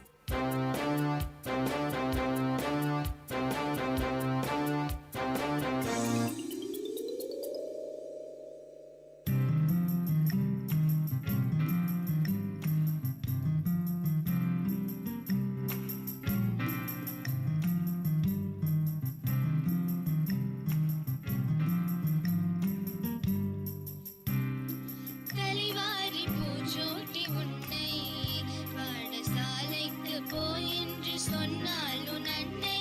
கலிவாரி பூச்சோட்டி உன்னை பாடசாலைக்கு போய் என்று சொன்னால் உன் அன்னை. சிலை போல ஏனங்கு நின்றாய், சிலை போல ஏனங்கு நின்றாய். நீ சிந்தாத கண்ணீரை ஏன் சிந்துகின்றாய்? கலிவாரி பூச்சோட்டி உன்னை பாடசாலைக்கு போய் என்று சொன்னால் உன் அன்னை. பிளிர் போட்டு வாங்கவா முடியும்? கல்வி வேலை தோறும் கற்று வருவதால் படியும். விலை போட்டு வாங்கவா முடியும்? கல்வி வேலை தோறும் கற்று வருவதால் படியும். மலைவாழை அல்லவோ கல்வி, மலைவாழை அல்லவோ கல்வி. நீ வாயார உண்ணுவாய் போயேன் புதல்வி. கலிவாரி பூச்சூட்டி உன்னை பாடசாலைக்கு போய் என்று சொன்னால் உன் அன்னை. படியாத பெண்ணாயிருந்தால் கேலி பண்ணுவார் உன்னையே ஊரார் அறிந்தால். படியாத பெண்ணாயிருந்தால் கேலி பண்ணுவார் உன்னையே ஊரார் அறிந்தால். கடிகாரமோடு முன்னோடு, கடிகாரமோடு முன்னோடு. என் கண்ணல்ல அண்டை வீட்டு பெண்களோடு. கலைவாரி பூச்சோட்டி உன்னை பாடசாலைக்கு போய் என்று சொன்னால் உன் அன்னை. கடிதாக இருக்கும் இப்போது கல்வி கற்றிட கற்றிட தெரியும் அப்போது. கடிதாக இருக்கும் இப்போது கல்வி கற்றிட கற்றிட தெரியும் அப்போது. கடல் சூழ்ந்த தமிழ்நாடு, கடல் சூழ்ந்த தமிழ்நாடு. பெண் கல்வி என்றதன்போடு. கலிவாரி பூச்சோட்டி உன்னை பாடசாலைக்கு போய் என்று சொன்னால் உன் அன்னை. கலிவாரி பூச்சோட்டி உன்னை, கலிவாரி பூச்சோட்டி உன்னை.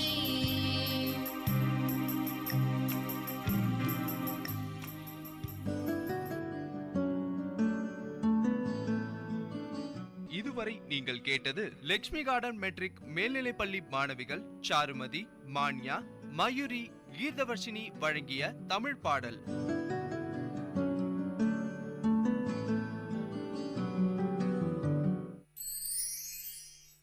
Ho, ho, ho! Merry Christmas, wonderful listeners of VIT Community Radio. This is your favorite radio jockey, Abhinand, bringing you the festive vibes and the spirit of bringing right to your ears. Hey, a very Christmassy hello from RJ Dia to RJ Abhinand. Today, we've got some messages from our listeners through the VCR Christmas hotline. Let's take a listen. Hello everyone, this is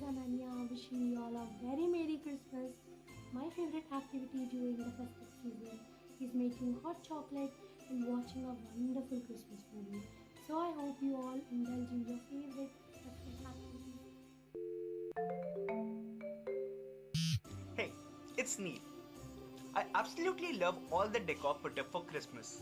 This Christmas, I'm putting up a tree and decorating it with candy canes, bells, and stars. Do comment on what you guys are putting up on your trees. Merry Christmas. That's about it from the VCR Christmas hotline. Wishing you hope, peace, and lots of Christmas cookies this holiday season. This message is brought to you by VIT Community Radio 90.8, wishing all listeners a Christmas that is merry and bright.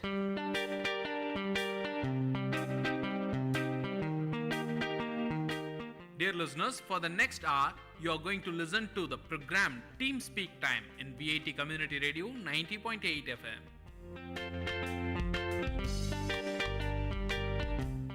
आज फिर दस्तक दी है एक पुरानी याद ने, क्योंकि आप सुन रहे हैं VIT कम्युनिटी रेडियो 90.8 FM के साथ धुंधली यादें, और मैं हूं आपके साथ शिमोना। कैसे हर दिन हर पल हमारी ज़िंदगी से यादें जुड़ती जाती है ना, कभी किसी चेहरे से, कभी किसी जगह से, तो कभी किसी चीज़ से। फिर कहीं किसी दिन अचानक ये याद एक दिन दस्तक दे जाती है, कुछ हमारे चेहरे पर मुस्कुराहट छोड़ जाती है, तो कुछ आँखों में आंसू।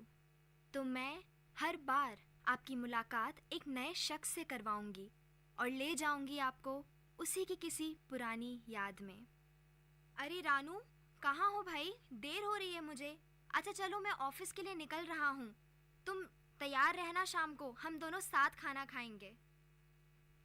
ये थे मेरे पति पवन और मैं हूँ रानू। वैसे तो हमारी शादी को 5 साल हो चुके हैं, पर पिछले 1 साल में हमारा रिश्ता एक अलग ही मुकाम पर पहुँच चुका है। और पहुँचता भी क्यों नहीं।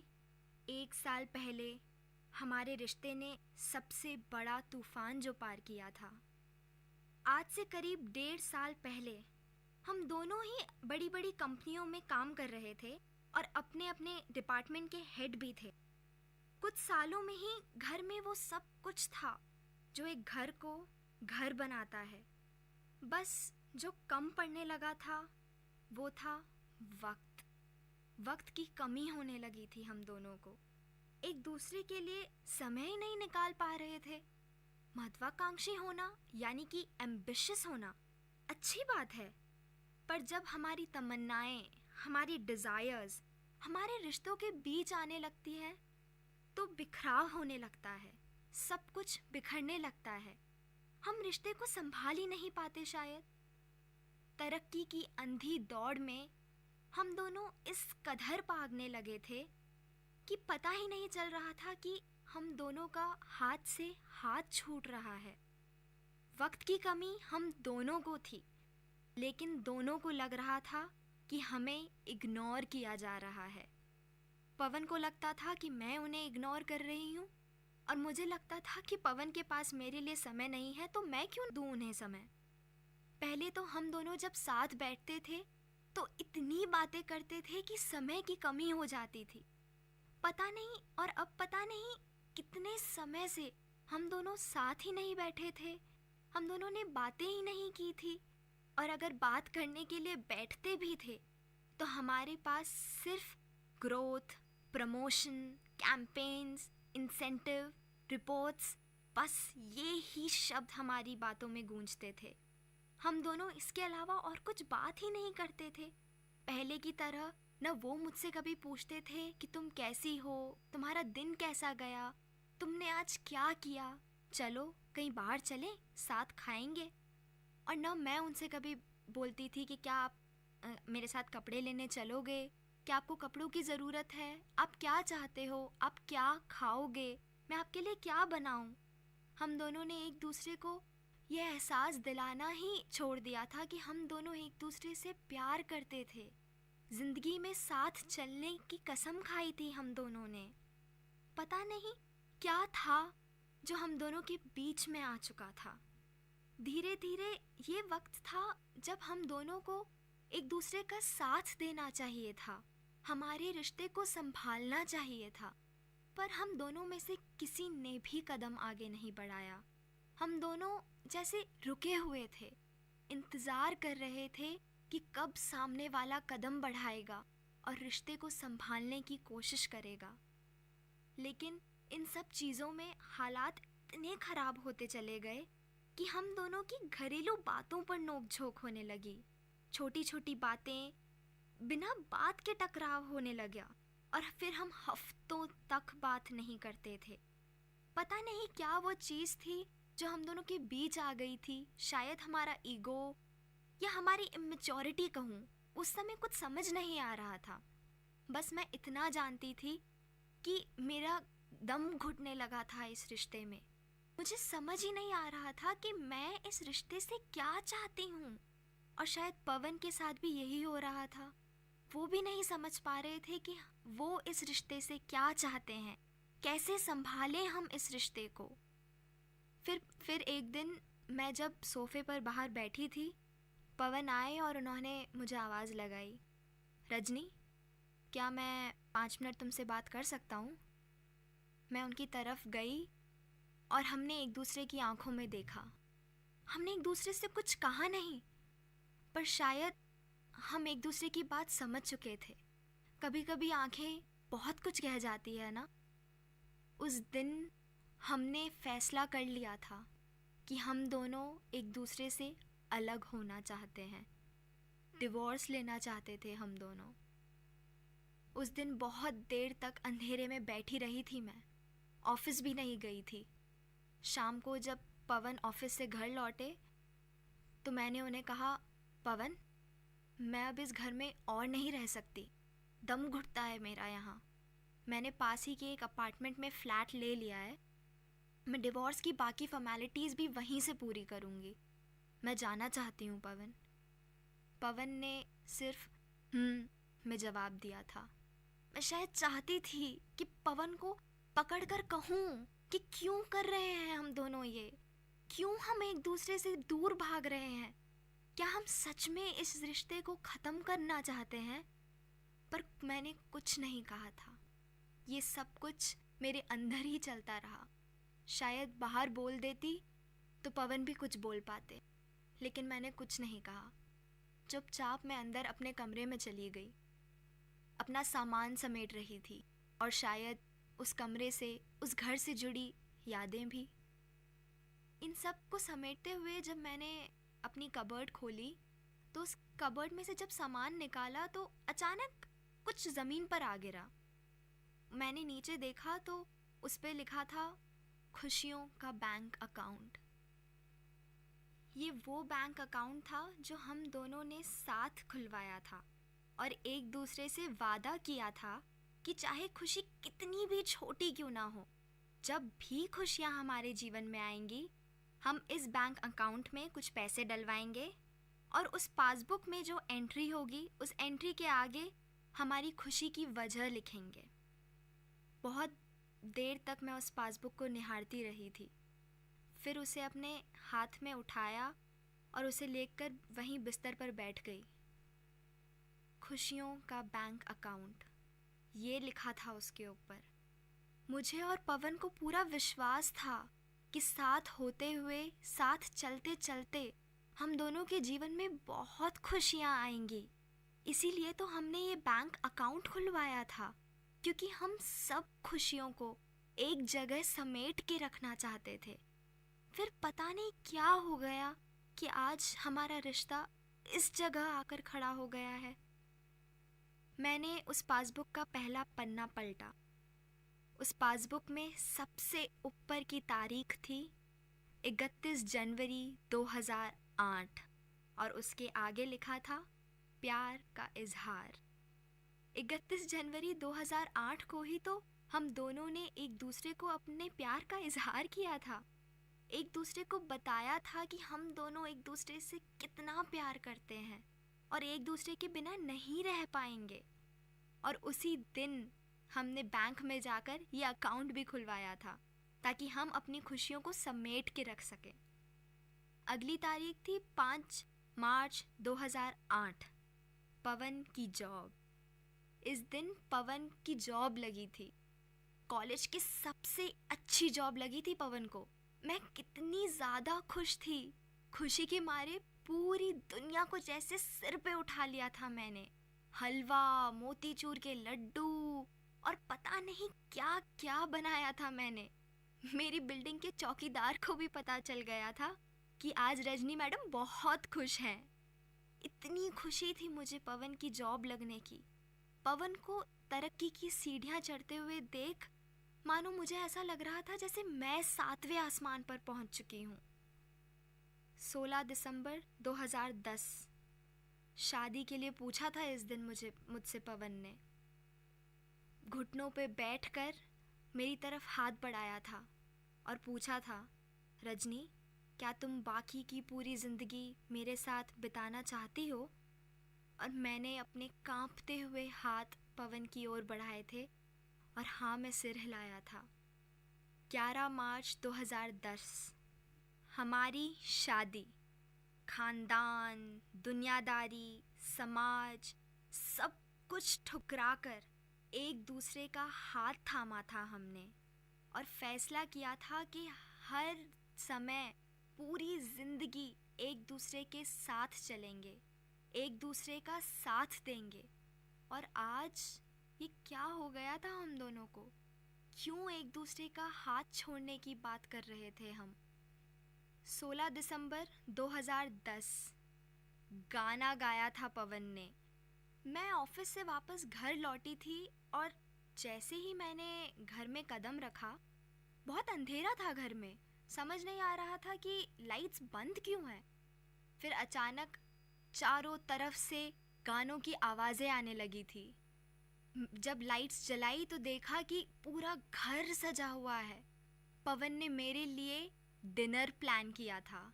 वो चाहते थे कि उस दिन की शाम हम दोनों एक साथ खुशी खुशी बिताएं, एक दूसरे का साथ होने का एहसास हो हम दोनों को। बहुत ही खूबसूरत रात थी वो। बहुत खुश थी मैं कि मुझे पवन जैसा जीवन साथी मिला है। 14 अगस्त 2011 रजनी का प्रमोशन, यानी कि मेरा प्रमोशन हुआ था उस दिन मेरा। पवन इतने ज़्यादा खुश थे कि उन्होंने पूरे ऑफिस को, पूरे बिल्डिंग, चौकीदार, एक एक इंसान को चीख चीख कर बोला था कि रजनी का प्रमोशन हुआ है। हाँ, मेरी बीवी का प्रमोशन हो गया है। मैंने इतना खुश पवन को कभी नहीं देखा था। उन्हें इतनी खुशी होती थी मेरी तरक्की से।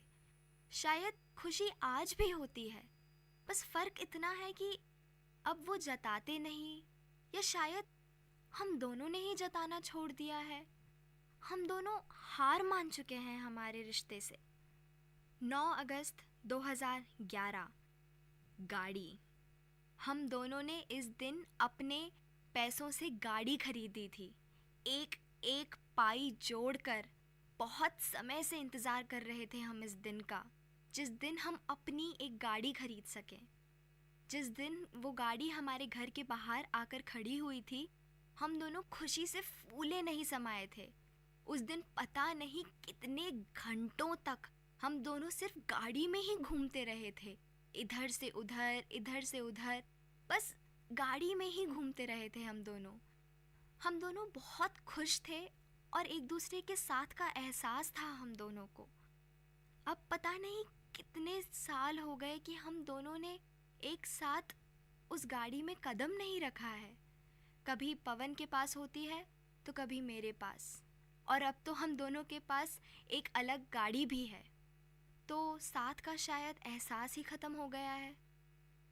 15 सितंबर 2013 को हम दोनों ने पूरा दिन साथ बिताया था। छुट्टी ली थी हम दोनों ने अपने अपने ऑफिस से और एक दूसरे से वादा किया था कि हम पूरे दिन एक दूसरे के साथ रहेंगे। सुबह 8 बजे ही घर से निकल गए थे। गोलगप्पे खाए, टिकिया खाई, उसके बाद हम दोनों ने बहुत सारी खरीदारी करी। पवन ने मेरे लिए कपड़े खरीदे और मैंने पवन के लिए। घर के कुछ ज़रूरी सामान खरीदे, पूरा दिन साथ बिताया, मूवी देखी और शाम को वापस खाना खाकर ही घर लौटे। हम दोनों के पास इतना ज़्यादा समय था एक दूसरे के लिए। काम हम तब भी कर रहे थे और काम हम आज भी कर रहे हैं, पर पता नहीं क्यों शायद हमने एक दूसरे को नज़रअंदाज करना शुरू कर दिया था, या फिर जो हम कहते हैं ना, एक दूसरे को फॉर ग्रांटेड लेना शुरू कर दिया था। 25 दिसंबर 2013 ये था वो दिन जब पवन का प्रमोशन हुआ था। ये छोटी छोटी खुशियाँ ही हमारे जीवन को बनाती हैं और इन सब चीज़ों से ही तो हमारा रिश्ता चल रहा था। हम दोनों बहुत खुश थे, एक दूसरे की तरक्की से बहुत खुश थे, एक दूसरे के साथ बहुत खुश थे, एक दूसरे के साथ का एहसास था हम दोनों को। हम दोनों जानते थे कि हमारे खुश होने से या दुखी होने से कोई एक दूसरा इंसान है जिसे फ़र्क पड़ता है, जो सिर्फ इसलिए जीता है क्योंकि हम उनके साथ हैं। पर पता नहीं क्यों समय के साथ साथ हम इन सब चीज़ों को भूल ही गए थे शायद। इन सब तारीखों के अलावा भी पता नहीं कितनी हज़ारों तारीखें थी इस बैंक अकाउंट में, और साथ साथ बहुत से पैसे भी। एक एक पैसा, एक एक तारीख गवाह थी हमारे प्यार की। गुजरा हुआ सारा वक्त मेरी आंखों के सामने आ गया था। कितना प्यार था हमारे बीच, कितने खुश थे हम दोनों एक दूसरे के साथ। इतना सारा प्यार कम कैसे पड़ गया? कैसे हम दोनों ने सोच लिया कि हम दोनों एक दूसरे के बिना खुश रह सकते हैं और ये रिश्ता हमारे लिए घुटन बन चुका है। पता नहीं कितनी चीज़ें मेरे दिमाग में आ रही थी उस वक्त, पर तो भी शायद मैंने फैसला बदलने का सोचा नहीं, या फिर शायद बदलना चाहती थी लेकिन कदम आगे नहीं बढ़ाया। अपने आंसुओं को रोकते हुए मैंने अपना सामान उठाया और बाहर की तरफ चल दी। बाहर हॉल में पवन किसी गहरी सोच में डूबे हुए थे। मैं उनकी तरफ बढ़ी और बोला, पवन, मैं जा रही हूँ, ये पासबुक है, आपको याद है ना, ये बैंक अकाउंट हमने साथ खुलवाया था कि हम इसमें खुशियाँ भरेंगे अपनी, पर जब अब साथ ही नहीं रहा है तो इस अकाउंट का भी कोई मतलब नहीं है। आप प्लीज़ बैंक जाकर इस अकाउंट को बंद करवा लीजिएगा और जो भी हो उसके बाद आप मुझे बता दीजिएगा। पवन ने उस पासबुक को लेने के लिए हाथ आगे नहीं बढ़ाया था। मैंने ही वो पासबुक टेबल पर छोड़ दी थी और अपने आंसुओं से झगड़ते हुए आनन फानन में कमरे से बाहर निकल आई थी, और उस घर से भी, इस आशा में कि शायद पवन उस पासबुक को खोलेंगे और शायद कुछ होगा। अगले ही दिन जब मैं अपने नए अपार्टमेंट में थी तो अचानक घंटी बजी। मैंने गेट खोला तो देखा नीचे पासबुक पड़ी थी, खुशियों का बैंक अकाउंट। आंखों से आंसू थमने का नाम ही नहीं ले रहे थे। मैंने वो पासबुक उठाई और उसके पन्ने पलटे। उस पासबुक में एक नई एंट्री थी, 17 अप्रैल 2015, और उसके आगे पवन ने अपनी हैंडराइटिंग में लिखा हुआ था, शादी दोबारा। मैंने पासबुक से नज़रें ऊपर उठाई और इधर उधर देखा। वहीं कोने में पवन खड़े थे। मैं पवन की ओर आगे बढ़ी। उन्होंने मेरी आंखों में झांका और पूछा, रजनी, शादी करोगी मुझसे दोबारा? तो देखा आप लोगों ने कैसे ज़िंदगी की छोटी छोटी खुशियों को समेट के रख लेने से ज़िंदगी की बड़े बड़े दुख भी ख़त्म किए जा सकते हैं। रजनी और पवन को एक दूसरे के साथ का एहसास तो जैसे ख़त्म ही हो गया था। जब वापस उनकी आंखों के सामने वो पुराने पल, वो खुशियों के लम्हे दोहराए गए तो उन दोनों को एहसास हुआ कि वो दोनों एक दूसरे के साथ कितने खुश रह सकते हैं, और वो दोनों एक दूसरे के बिना जैसे अधूरे से हैं। तो आप लोग भी आदत डालिए किसी भी तरीके से, चाहे वो डायरी मेंटेन करना हो, चाहे वो तस्वीरें खींचना हो, किसी भी तरीके से अपने जीवन के छोटी छोटी खुशियाँ, उन सब खुशियों को समेट के रखने की आदत डालिए। क्योंकि हो सकता है कि आज आपके लिए वो खुशी बहुत छोटी हो, लेकिन आगे जाकर वही छोटी छोटी खुशियाँ आपके जीवन के बड़े बड़े दुखों को ख़त्म कर दे।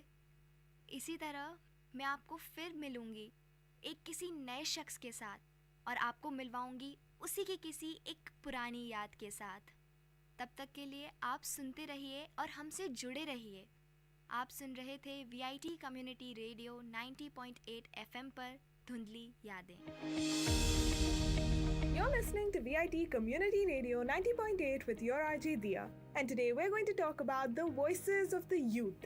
I'm sure everyone would have already heard about the Viksit Bharat, the 2047 campaign that was launched on 11th December by our Honorable Prime Minister Narendra Modi ji. Yes, you all heard the Prime Minister right. He wants us to fulfill our dream of a developed nation by the 100th year of independence. And how do I feel we can achieve that? By being responsible for our developed country. There are plenty of ways we can do this, but let's start with one small step.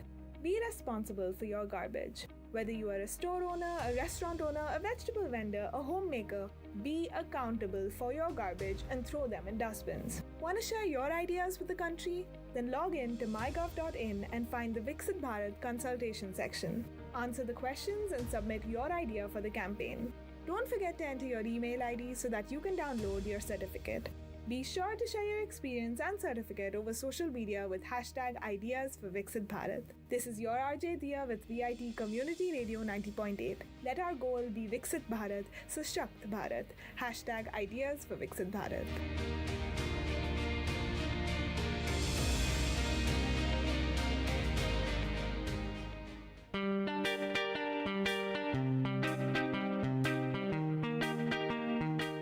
Dear listeners, you're listening to VIT Community Radio 90.8 and this program is Team Speak Time.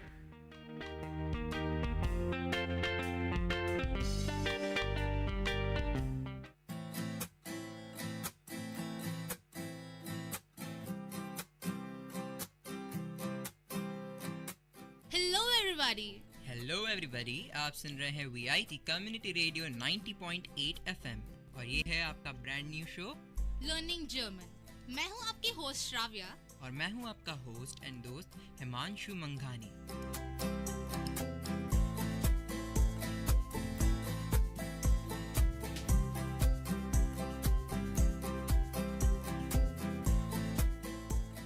दोस्तों, आखिर learning German ही क्यों?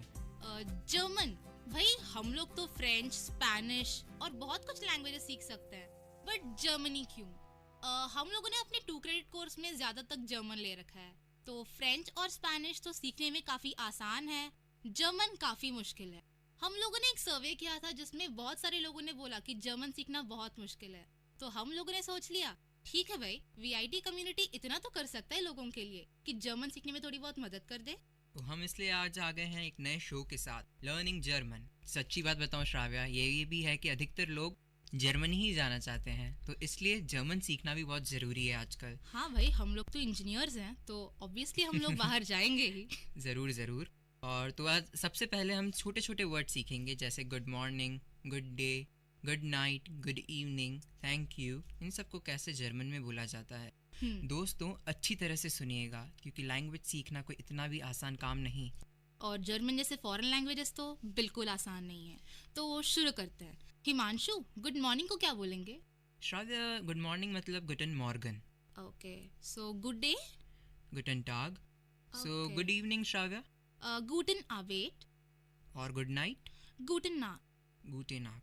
तो चलिए एक बार वापस से revision करा देते हैं लोगों का इन 5 शब्दों के लिए।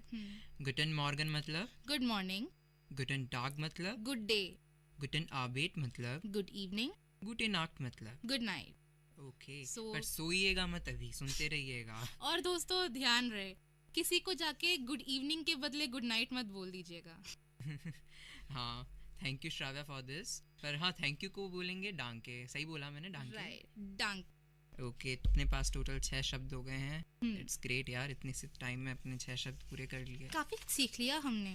वैसे डांके हिमांशु इस आइडिया को लाने के लिए. Thank you Shravya. डांके यू टू. मानता हूँ थोड़ा फनी है. डांके नहीं बोलना चाहिए. You is supposed to say you're welcome. You're welcome का मतलब है बाइटर. बाइटे. हाँ, नाइस. गलती करके ही सीखते हैं तो कुछ जल्दी समझ आता है. कोई बात नहीं है. बाइटे इज वेलकम. सो अभी हम चलते हैं बेसिक कंट्रीज के बारे में. फॉर एग्जाम्पल अभी हम जर्मनी सीख रहे हैं, तो जर्मनी को जर्मन में ड्यूचलैंड बोलते हैं और जर्मन को जर्मन में ड्यूच बोलते हैं. कुछ समझे हिमांशु? हाँ, मैं वापस से बोलूँगा अपने लिसनर्स को बताने के लिए. जर्मन को बोलते हैं ड्यूश और जर्मनी को बोलते हैं ड्यूशलैंड.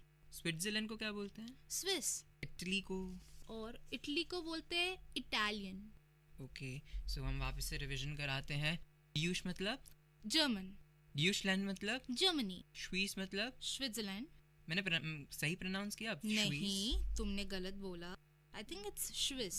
डांके Shravya. Thank you Shravya, improve कराया तुमने. बाइटर. बहुत फनी हो रहा है, मज़ा भी बहुत आ रहा है दोस्तों. हमें लग रहा होगा आपको भी बहुत मज़ा आ रहा होगा. और वैसे भाई हम लोग भारत देश के हैं, तो इंडिया को क्या बोलेंगे भाई जर्मन में हम लोग? इंडियन. मैं श्योर नहीं हूँ, बट मेरा प्रोनाउंसिएशन हो सकता है गलत है. मैं चाहूँगा श्राव्या तुम बताओ.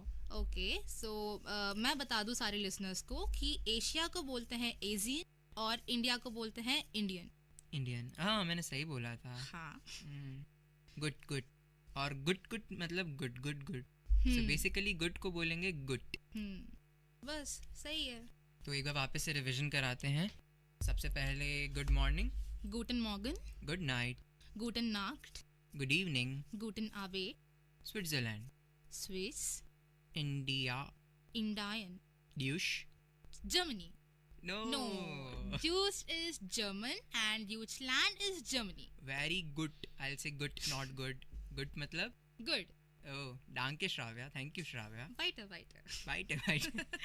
So, अब चलते हैं हम मंथ्स के ऊपर. मंथ से पहले मुझे एक बात याद आया. हर लैंग्वेज में हमारे लिए 3 लिंग होते हैं. अभी हिंदी में देखो तो स्त्रीलिंग, पुल्लिंग और नपुंसकलिंग. Am I right? नपुंसकलिंग. Okay, fine, sorry. तो ऐसे ही जर्मन में भी 3 जेंडर्स है. It's like male, female and neutral.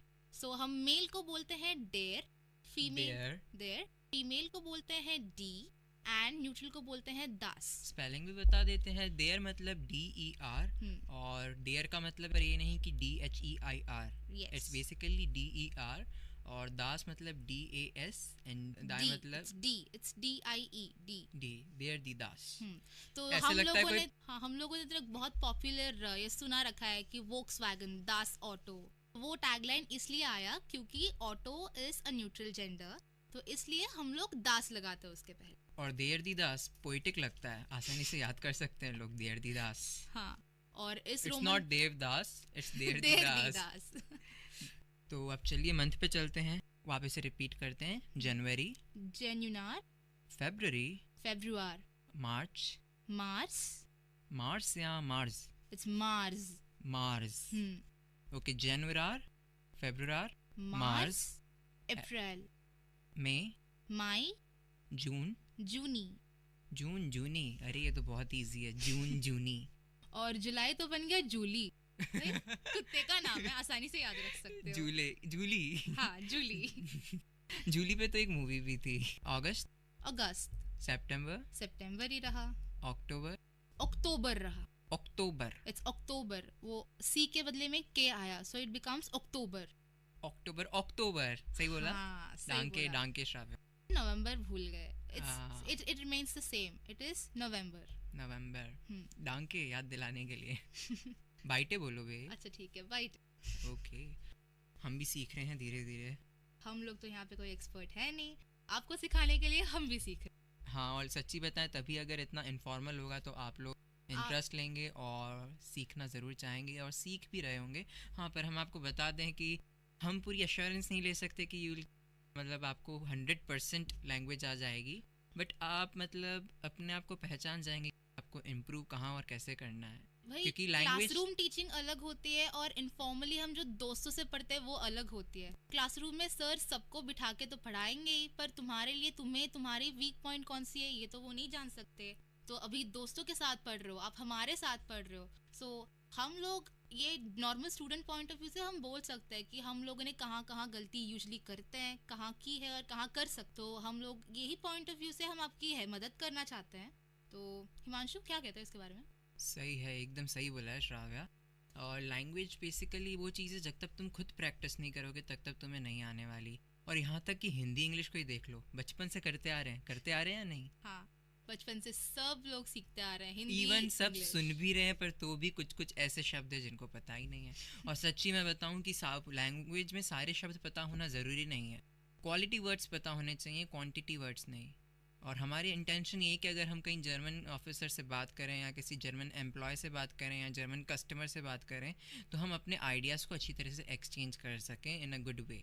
ऐसे नहीं कि मतलब I know very good German तो इसलिए मैंने ये शब्द बोला पर सामने वाला समझा नहीं। अपन को पता होना चाहिए कि लैंग्वेज एक एक्सचेंज ऑफ आइडियाज़ है। इट्स नॉट समथिंग कि अपन को एक इम्प्रेशन क्रिएट करना है। फॉर एग्जाम्पल अभी मैंने अपनी बीटेक 4 साल यहाँ पे ख़त्म कर ली। मुझे एमएस के लिए मुझे एक बहुत नहीं ख़त्म करी अभी, इमेजिन बस सोचो। ओके। एंड मैं गई जर्मनी, मुझे वहाँ पे किसी से बात करनी होगी तो मैं अच्छे से मतलब डिक्शनरी वाली जर्मनी शुरू करूँगी या नॉर्मल वाला जर्मन बात करूँगी जिससे वो समझ। तो इस शो का मेन मकसद है कि अगर हम वहाँ पे जाएं तो हम उनसे कम्युनिकेट कर सिंपली बात कर सकें। अभी हम लोग जैसे दिल्ली जाते हैं या फिर बॉम्बे या कोई अदर प्लेस तो हम लोग जैसे जिस कंफर्टेबल लेवल से हम उनसे बात कर सकेंगे उसी लेवल में हम जर्मन में भी बात कर सकेंगे। तो हिमांशु हम और क्या क्या चीज़ें सीखेंगे आज? पहले रिवीजन कर लेते हैं जो अभी सीखा है। हाँ। गुड मॉर्निंग इज गुटन मॉर्गन, गुटन टाग is good day. Good evening is guten Abend. And gute Nacht. Good night. Danke. Thank you. Bitte. Yeah, well. Thank you as well. Welcome as well both. Okay, so douche. Douche is German. Doucheland. Germany. और अब तुम मुझसे पूछो। Schweiz. Switzerland. Very good. और अभी Indian क्या है? India को कौन भूल सकता है भाई, इंडिया। तो अभी हम सूद इंडिया में हैं। सूद इंडिया? South India. ओके, सूद मतलब साउथ। यस। तो नॉर्थ को क्या बोलेंगे? नॉर्ड। नर्ड मत बोल देना, नॉर्ड है। नर्ड मतलब तुम्हें पता ही होगा क्या ये नर्ड इंडिया तो है नहीं यहाँ पे। तो बिल्कुल नहीं है। हमारे यहाँ नॉर्थ इंडिया और सूद इंडिया है। नॉर्थ इंडिया, सूद इंडिया। ईस्ट को क्या बोलेंगे? ऑस्ट इंडिया। ओके, ये भी चलो बहुत अच्छा सीख गए अभी तक। तो आशा है आप लोग भी सीख रहे होंगे। अगर आपको समझ नहीं आ रहा हो इतना तो आप अब वापस से हमारा शो सुन सकते हैं, इसका रिपीट टेलीकास्ट भी होगा। सो सुनते रहिए। अब आगे बढ़ते हैं। कुछ शब्द जो कॉमन शब्द हैं, नॉर्मल शब्द हैं, उनको कैसे बोलेंगे? जैसे कॉमन मतलब जैसे जाना, कहीं जाना, टू गो। गेहन। और आना यानी टू कम, कॉमन। ओके। श्राइबन इज टू राइट। एंटवार्टन इज टू आंसर। फ्रैगन आस्क। श्राव्या, फ्रैगन मतलब आस्क। सिंगन इज टू सिंग। अर्बाइटन इज टू वर्क। ओके, अर्बाइटन वर्क। मैं और श्राव्या जर्मन लैंग्वेज को सिखाने के लिए अर्बाइटन कर रहे हैं। हम आना थोड़ा फनी है बट इससे तुम्हें शब्द तो पता होगा। अर्बाइटन मतलब टू वर्क। वोहनन स्टे। अब जैसे हम भी हॉस्टल्स में रह रहे हैं तो हम वोहनन इन हॉस्टल्स। इसमें आप लिटरली अगर आप हिंदी और अगर इन कुछ शब्दों को मिक्स करके बोलेंगे तो सच्ची में आपको कुछ जल्दी समझ आएगा और आप कन्वर्स भी करेंगे अगर इस टोन में तो आपके दोस्त भी आपको अच्छी तरह से समझ पाएंगे। माना थोड़ा इंटरेस्टिंग है और नहीं थोड़ा ऑकवर्ड है बट इंटरेस्टिंग भी और मज़ेदार भी है। प्लीज़ आजमाएं। हिंदी और इंग्लिश को कुछ मिक्स तो करते ही हैं, आज चलिए जर्मन और हिंदी को मिक्स कर लेते हैं। और भाई कॉलेज ही है मस्ती और मजाक करने के लिए और नई चीज़ें सीखने के लिए। तो अभी हमारे पास तो टू डू लिस्ट में नई चीज़ है जर्मन सीख। मज़े करिए, जर्मन सीखिए, अपने दोस्तों से और जितनी हो सके उतनी बातें कीजिए। अभी मैं देखिए हिमांशु के साथ बातें कर रही हूँ इतनी स्टूपिडली, और मैं भी कुछ ज़्यादा जीनियस बातें नहीं कर रहा यहाँ पर। We are all equal. हाँ वो तो है। चलिए वापस से इन 10 शब्दों का वापस से हम आपको रिवीजन कराते हैं। मैं बोलूँगा, श्राव्या मुझे जर्मन में बोलेगी और मैं पूरा इंग्लिश में उसको बताऊँगा। तो चलते हैं, स्टार्ट। एंड वॉटन इज टू आंसर, एंड फ्रैगन टू आस्क, गेहन टू गो, श्राइबन to write. Very good Himanshu, बहुत जल्दी सीख रहे हो आप। और कॉमन, टू कम। ओके, और स्टे को क्या बोलते हैं? वोहनन। और कैसी और क्या क्या शब्द है हमारे पास सीखने के लिए आज? इतना ज्यादा सीख पाएंगे सब एक बार में? हाँ, कोई भी नए लैंग्वेज को ना एक ही बार बैठ के सीखेंगे तो पूरा दिमाग का दही बन जाएगा। तो हम लोग अभी बहुत वेट करेंगे, तो वेट को क्या बोलेंगे? वॉटन। सो अभी हम वॉटन करेंगे, अभी हम वेट करेंगे थोड़ा। तो आज के लिए काफ़ी है इतना, आई गेस। तो आज हमने क्या क्या पढ़ा? सबसे पहले टू विश, कैसे विश करते हैं, फिर को in all points of time of the day. और उसके बाद क्या सीखा? हमने ये सीखा कि थैंक यू कैसे बोलते हैं और योर वेलकम कैसे। वो विशेस में ही आ गया। ठीक है। और हमने ये भी सीखा आज कि जर्मनी को क्या बोलते हैं जर्मन में। सो बेसिकली हमने आज डिफरेंट सिटीज़, जो नॉर्मल कंट्रीज़ हैं, उनको जर्मन लैंग्वेज में कैसे बोलते हैं वो सीखा। उसके बाद हमने क्या सीखा? हमने देर, दास और डी भी सीख लिया, that is the articles of a word. और हमने आज नॉर्ड और सूद भी सीख लिया। नॉर्ड और सूद यानी नॉर्थ साउथ और ईस्ट मीन ऑस्ट। ये। और एक और हमने आज मंथ सीखे हैं, जैसे जूली, जुलाई। हाँ, सबसे प्यारा महीना है वो। और हमने और क्या क्या सीखा आज? उसके बाद हमने कुछ वर्ब्स सीखे, नॉर्मल वर्ब्स जो होते हैं 10 वर्ड, जैसे आना, जाना, रुकना, रहना, लिखना। एंड हिमांशु, एंड आंसर करना, आंसर करना। हाँ। तो चलिए एक बार अब वापस से इसका रिवीजन करा देते हैं, और हम इस बार कुछ भी बकवास नहीं करेंगे आपसे, फिर ये चीज़ भी सुन लें तो आपने जो आज सीखा है वो अच्छी तरह से समझ पाएं कि आपने क्या सीखा है। गुटन नाक, गुड इवनिंग, गुटन आबेट, थैंक यू, डंके, बाइटे, यू आर वेलकम। देयर किसके लिए होता है? मेल के लिए होता है। और दी? फीमेल के लिए। दास? दास ऑटो, वोक्सवैगन, न्यूट्रल जेंडर। देयर दी दास पोएटिक है, नॉट देवदास, इट्स देयर दी दास। सब देखते हैं। ठीक है। जनवरी, जेन्युनार, फेब्रुअरी, फेब्रुआर, मार्च, मार्च, अप्रैल, अप्रैल, मई, मई, जून, जूनी, जुलाई, जुलाई, जूली, ओह शिट मैं भूल गई, जूली द डॉग। अगस्त ही होगा। सितंबर, अक्टूबर, इट्स अक्टूबर, द के वाला साउंड, के from the epiglottis. Okay fine, कुछ भी। ओहो। नवंबर, दिसंबर, the Z comes in place of C। और हमने आज कुछ verbs भी सीख लिए, जैसे common, to come, ओके, गहन, to go, हम जाएंगे अभी थोड़ी देर में, निकल रहे हैं। ठीक है भाई, ठीक है। Schreiben, to write, antworten, to answer, fragen, to ask, singen, to sing, la la la la la, arbeiten, to write, arbeiten is to work, Himanshu. oh my god, work का इतना लोड आ गया कि मैं arbeiten ही भूल गया। हाँ, हम यहाँ पे नौटंकी कम और थोड़ा काम ज्यादा करेंगे तो बेहतर होगा। और wohnen, to stay, राइट। बस आज के लिए तो यही था आई गेस। अब हम टाटा बाय बाय करते हैं आपको अपने डेली रूटीन में। तो मैं था आपका होस्ट एंड दोस्त Himanshu, and this was Shravya, signing off from Learning German show, and keep listening to VIT Community Radio 90.8 FM.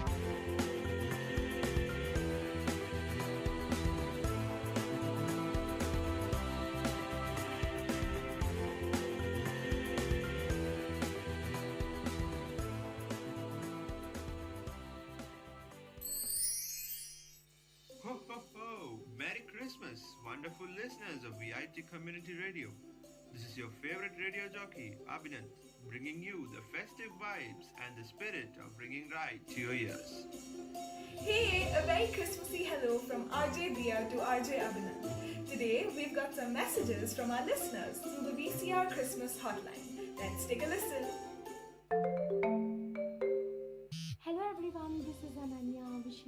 a very Merry Christmas. My favorite activity during the festive season is making hot chocolate and watching a wonderful Christmas movie. So I hope you all indulge in your favorite festive activities. Hey, it's Neil. I absolutely love all the decor put up for Christmas. This Christmas, I'm putting up a tree and decorating it with candy canes, bells, and stars. Do comment on what you guys are putting up on your trees. Merry Christmas. That's about it from the VCR Christmas Hotline. Wishing you hope, peace, and lots of Christmas cookies this holiday season. This message is brought to you by VIT Community Radio 90.8, wishing all listeners a Christmas that is merry and bright.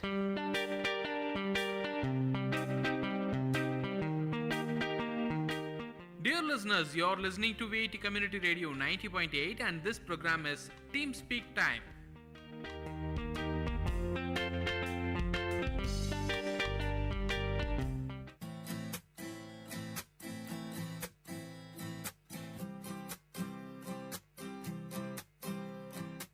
नमस्कार दोस्तों, आप सुन रहे हैं VIT community radio 90.8 FM और ये है आपका brand new show learning German.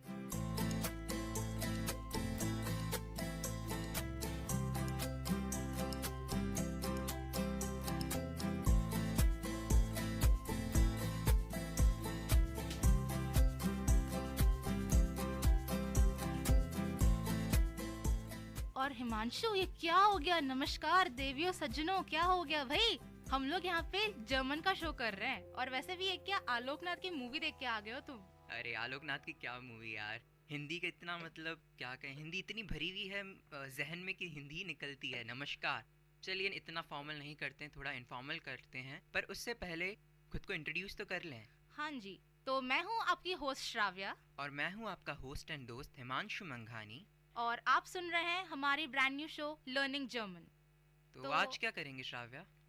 सबसे पहले तो कोई भी हिंदी टीवी सीरियल को ले लो, रिकैप तो बनता ही है। हाँ जरूर, रिकैप जरूरी है यार। हाँ, तो हमने सबसे पहले क्या सीखा था लास्ट क्लास में? Good morning, good afternoon, good day, good night, good evening. So good morning को क्या बोला था? गूटन मॉर्गन। और गुड नाइट को? गूटन नाट। और गूटन आबेट मतलब? Good evening. और गुटन टाग मतलब? Good day. Oh good good. आशा है आप सभी लिसनर्स भी अच्छी तरह से समझ गए होंगे कि हमने क्या पढ़ा था पिछले टाइम पर। और इसके बाद हमने मंथ्स देखे, तो सारे मंथ्स तो रिपीट नहीं करते हैं, जो इम्पोर्टेंट है, जो डिफरेंट है। तो हमारा जब से फेवरेट मंथ था जुलाई। हाँ। और जून। अक्टूबर। जनवरी। फरवरी। मार्च। ओके। अप्रैल बनेगा अप्रैल। और December is for December. Right, ठीक है। जर्मनी और जर्मन को हम क्या बोलते हैं? जर्मनी इज ड्यूशलैंड एंड जर्मन इज ड्यूश and Switzerland. Okay cool, nice. तो हमने डायरेक्शंस भी देख लिए थे, लाइक नॉर्थ हुआ था नॉर्थ और सूद हुआ था साउथ। एग्जैक्टली। ओहो, अपन भी सीख रहे हैं काफी अच्छी तरह से। डांके। ओ बाइटे। डांके यानी क्या था? Thank you. बाइटे, we are welcome. Okay, so कुछ वर्ब्स भी देखे थे, तो उन वर्ब्स को देख लेते हैं। श्राव्य, ऐसा करता हूँ मैं जर्मन में वर्ब बोलता हूँ और तुम उसको हिंदी में बताओ क्या है उसका मतलब। ठीक है। और अगर इंग्लिश कॉमन वर्ड्स इंग्लिश में अपन यूज करते हैं तो वो भी बोल सकती हो। कॉमन मतलब टू कम यानी आना। गेहन, टू गो यानी जाना। श्राइबन, लिखना, to write. Antworten is to answer, that is जवाब देना। Fragen is to ask यानी पूछना। हाँ, जैसा भी हिमांशु मुझसे क्वेश्चन पूछ रहा है। हाँ जरूर हक बनता है क्वेश्चन पूछने का, क्योंकि तभी समझ आता है जब कुछ अगर अपन सीखते हैं तो सबसे पहले क्वेश्चन आंसर सेशन ही वो सेशन होता है जिससे आप कुछ ज्यादा गेन कर सकते हैं, क्योंकि आप अपनी मिस्टेक्स को पहचान पाते हैं उसके बाद। पॉइंट तो है भाई। चलो तुम ही पूछ लो मुझसे और कोई वर्ब्स। अच्छा ये बताओ, सिंगन क्या होता है? टू सिंग, गाना गाना। अब तुम गाना गाना शुरू मत करो। नहीं बिल्कुल नहीं, मैं बहुत बुरा हूँ गाना गाने में। आर्बाइटन, टू वर्क, काम करना, जैसे कि अभी हम कर रहे हैं। यस। और वोहनन मींस टू स्टे। राइट। और बिल्डन यानी बिल्ड करना। एग्जैक्टली। बिल्ड करने को हिंदी में क्या बोलते हैं? बिल्ड करने को मतलब बनाना। गुड। ओके। तो चलो, ये था एक जल्दी रिकैप। तो अभी हम आज की सेशन की तरफ बढ़ते हैं। आज क्या क्या प्लान कर रखा है हिमांशु आपने? आज मैंने अकेले नहीं, हम दोनों ने प्लान कर रखा है। सबसे पहले की रूल्स पढ़ेंगे आज की singular, plural, first person, second person, third person के साथ इन वर्ब्स जो अपन ने सीखे हैं उन वर्ब्स को अपन को किस तरह से मॉडिफाई करना है ताकि एक अच्छी ग्रामर बन सके। और उसके बाद हम थोड़े से प्रीपोजिशंस जानेंगे, पर हम ज़्यादा समय उन कॉन्जुगेशन के साथ ही करेंगे जो फर्स्ट पर्सन, सेकंड पर्सन और थर्ड पर्सन को मद्देनज़र रखते हुए, सिंगुलर प्लूरल को देखते हुए जो वर्ब्स में थोड़े वेरिएशंस आएंगे। और हम एक बात भूल गए थे जो हमने लास्ट सेशन में सीखा था, वो था मैस्कुलिन, फेमिनिन और न्यूट्रल जेंडर्स। देर दी दास। Yes, not Devdas, not Devdas but देर दी दास। तो इसके भी कुछ एग्जांपल्स ले लेते हैं। ठीक है। दास होटल, देयर मान सारे जो सीजन्स होते हैं, सारे सीजन्स, सारे मंथ्स, वो सब मैस्कुलिन के अंडर आते हैं। तो देयर जूली, देयर फेब्रुआर, देयर जनवरी, दे संडे, इवन वीकडेज भी लाइक मैस्कुलिन के अंडर आते हैं। और स्कूल्स और जो यूनिवर्सिटीज़ या कॉलेजेस होते हैं वो फेमिनिन के अंडर आते हैं, तो उसके लिए हम दी बोल यूज़ करेंगे। और दास तो न्यूट्रल है, जैसे कि दास होटल, दास ऑटो जो मैंने लास्ट टाइम कोट किया था कि वोक्सवैगन का जो टैग है। चलिए, तो सबसे पहले अपन एग्जांपल्स के थ्रू ही चलें या कुछ रूल्स बताएं, बोरिंग करें थोड़ा? भाई सबसे पहले रूल्स के बिना तुम्हें कैसे समझ में आ जाएगा? चलो एक बार जल्दी से रूल्स बताते हैं, पर लिटरली रूल्स के यूँ अगर समझेंगे तो समझ तो नहीं आता, क्योंकि मेरे को इतना नहीं आता समझ में। रूल्स बस एक फॉर फॉर्मेलिटी करते हैं, उसके बाद हम वर्ड्स को यूज़ करेंगे और हम उसके यूटिलाइजेशन पे ज़्यादा समय व्यतीत करेंगे। तो सबसे पहले जैसे कि फर्स्ट पर्सन, सेकंड पर्सन और थर्ड पर्सन होता है, ठीक है? तो फर्स्ट पर्सन में भी सिंगुलर और प्लूरल होते हैं, बट फर्स्ट पर्सन में जो वर्ब है अगर en और in से ख़त्म हो रहे हैं तो उनको हटाकर हम n हटाकर और नॉर्मली ऐसे बोलेंगे। जैसे अभी हमने लास्ट सेशन में एक वर्ड लिया था गेहन, गेहन यानी जाना, टू गो। अभी मैं फर्स्ट पर्सन के हिसाब से उसको यूज कर रही हूँ, तो मेरा गेहन में GEHEN, तो वहाँ से n हट जाएगा और and I'll be left with गेह। गेह, ठीक है। और अब सेकंड पर्सन की बात करते हैं। सेकंड पर्सन में दो चीज़ें आएंगी, सिंगुलर और प्लूरल। तो सिंगुलर के केस में भी en हटता है पर st यूज़ होगा। गेहन का ही एग्जांपल बताइए श्रव्या। भाई अभी गेहन GEHEN, वहाँ से e और n दोनों हट जाएंगे और st आ जाएंगे, सो वो बन जाएगा गेस्ट। गेस्ट, ओके, गेस्ट याद रखिएगा। इट इज़ फॉर सिंगुलर, यहाँ पे प्लूरल।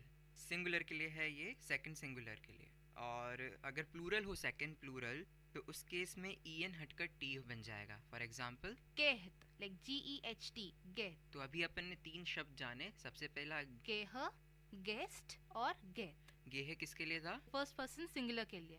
गेहस्ट सेकंड पर्सन सिंगुलर और गेहत सेकंड पर्सन प्लूरल। ठीक है।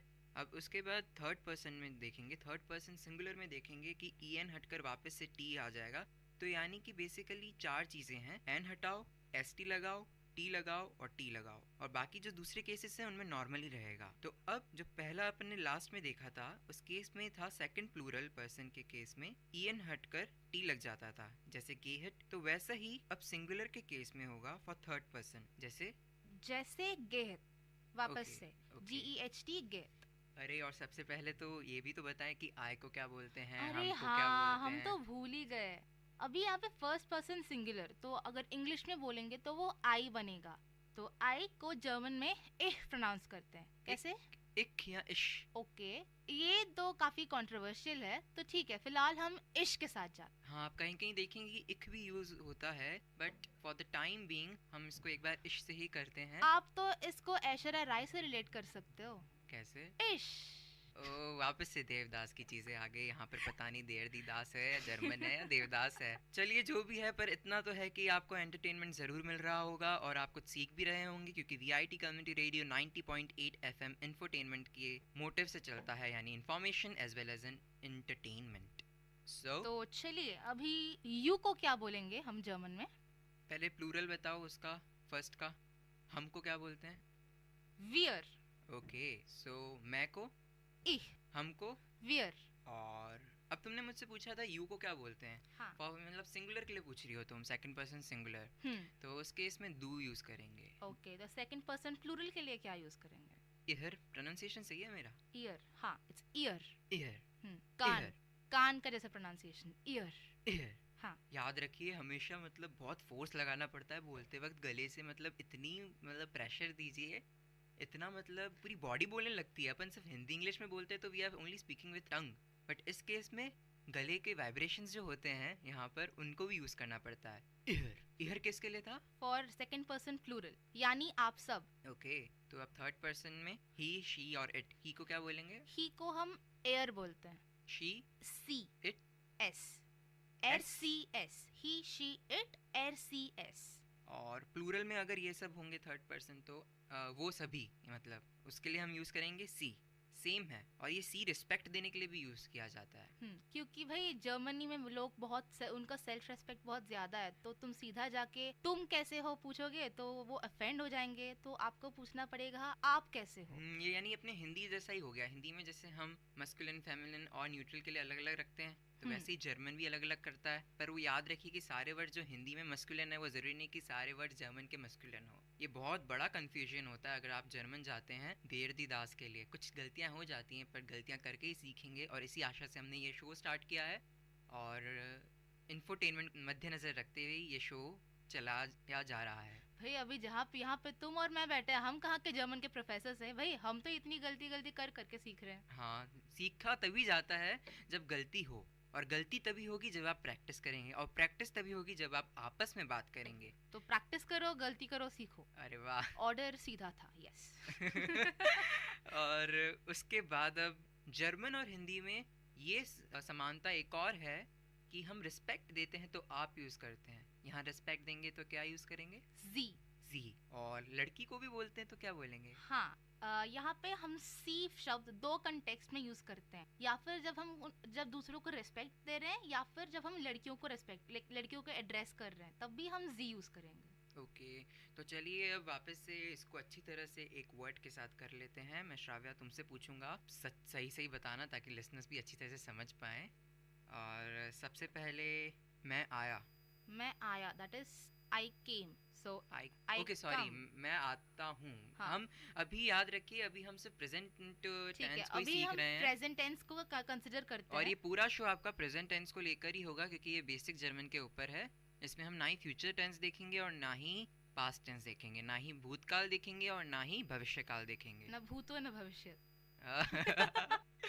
इट्स ओनली वर्तमान देखेंगे, वर्तमान में जिएंगे। सो चलो, तो अभी तुमने मुझसे क्या पूछा था? मैं आता हूँ, so that is I come, right?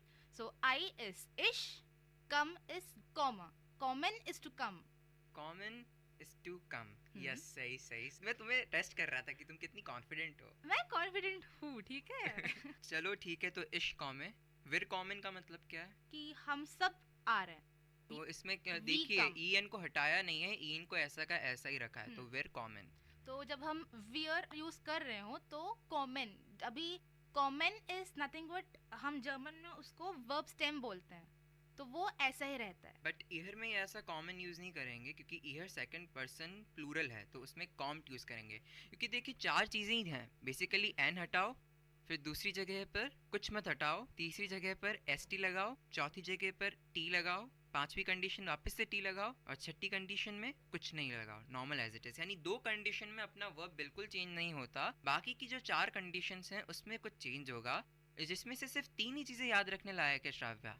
सबसे पहले एन हटाओ, या फिर एस टी जोड़ो, या फिर टी जोड़ो, और दूसरा वाला भी सेम है, टी जोड़ो। तो अपन ने बेसिकली क्या हटा रहे हैं? ई एन हटा रहे हैं, और क्या जोड़ रहे हैं? एक में तो एन हटा दिया, एक में एस टी जोड़ा, एक में टी जोड़ा। रुक जाओ, तुम अपने टी और एस टी क्या जोड़ रहे हो, क्या हटा रहे हो, उन लोगों को कुछ समझ में नहीं आ रहा। एक एग्जाम्पल लो और तब समझाओ। चलो ठीक है, एग्जाम्पल से ही बताते हैं।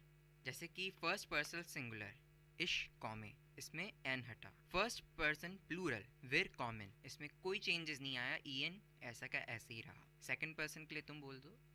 Second person singular that is दू के लिए हम यूज करते हैं कॉम्स्ट, वो एस टी जोड़ा है, और सेकंड पर्सन प्लूरल के लिए टी लगा देंगे, कॉम्ट। तो अब इस केस में इर कॉम्ट। उसी तरह से अब थर्ड पर्सन सिंगुलर यानी ही, शी, इट, ही के लिए इर, तो इर कॉम्ट, टी जोड़ दिया। बिल्कुल सेम वही केस है जो सेकंड पर्सन प्लूरल के लिए, और ही, शी, इट यानी एर, सी, इस, तीनों में टी जोड़ना है ई एन हटाकर। तो क्या करना है? कॉम्ट बनेगा। पर क्या जोड़कर क्या लगाना है? EN हटाओ, T लगाओ। ओके, गुड, लर्निंग धीरे धीरे। और फिर अब सी कॉमन बोलेंगे अगर थर्ड पर्सन प्लूरल है। थर्ड पर्सन प्लूरल हो या जिससे भी हम फॉर्मली बात कर रहे हो, लाइक जिस कंटेक्स्ट में हम सी यूज करते हैं वहाँ पे हमारा आएगा कॉमन। श्राव्य, तुम मुझसे पूछ रही हो या मैं तुमसे पूछूं? यार ये कॉमन कॉमन बहुत हो गया, अभी वर्ब चेंज करो। पर एक बार पूरा इकट्ठा बिना कोई बकवास के, एक मतलब जो बोलते हैं ना क्रिस्पी मैटर, वो। ठीक है, क्रिस्पी मैटर तुम ही बता दो। पर मैं चाहता हूँ कि तुम मुझे ऐसे पूछो कि फर्स्ट पर्सन सिंगुलर, फिर मैं बताता हूँ, फिर फर्स्ट पर्सन प्लूरल, फिर मैं बताता हूँ। ठीक है, मैं तुम्हें फर्स्ट पर्सन नहीं करूँगी क्योंकि ये तो सब जानते हैं, तो मैं तुम्हें पूछूंगी कि इश्क के लिए क्या यूज़ करते हैं। बट मेरे को लगता है कि बच्चे लोग या फिर जो भी सुन रहे हैं, जो भी लिसनर्स हैं, वो इतना जल्दी समझ नहीं पाए होंगे कि वेयर क्या है, इश्क क्या है। तो तुम मुझे अगर हिंट दोगी कि फर्स्ट पर्सन सिंगुलर, तो अगर मैं बोलूँगा इश्क में, तो अगर इसको तुम एलाबोरेट करो तो वो काफ़ी अच्छा होगा, क्योंकि वो समझ पाएंगे इश्क में कैसे यूज़ करना है। ठीक तो है मैं सर जी, चाहता हूँ आपकी मर्जी।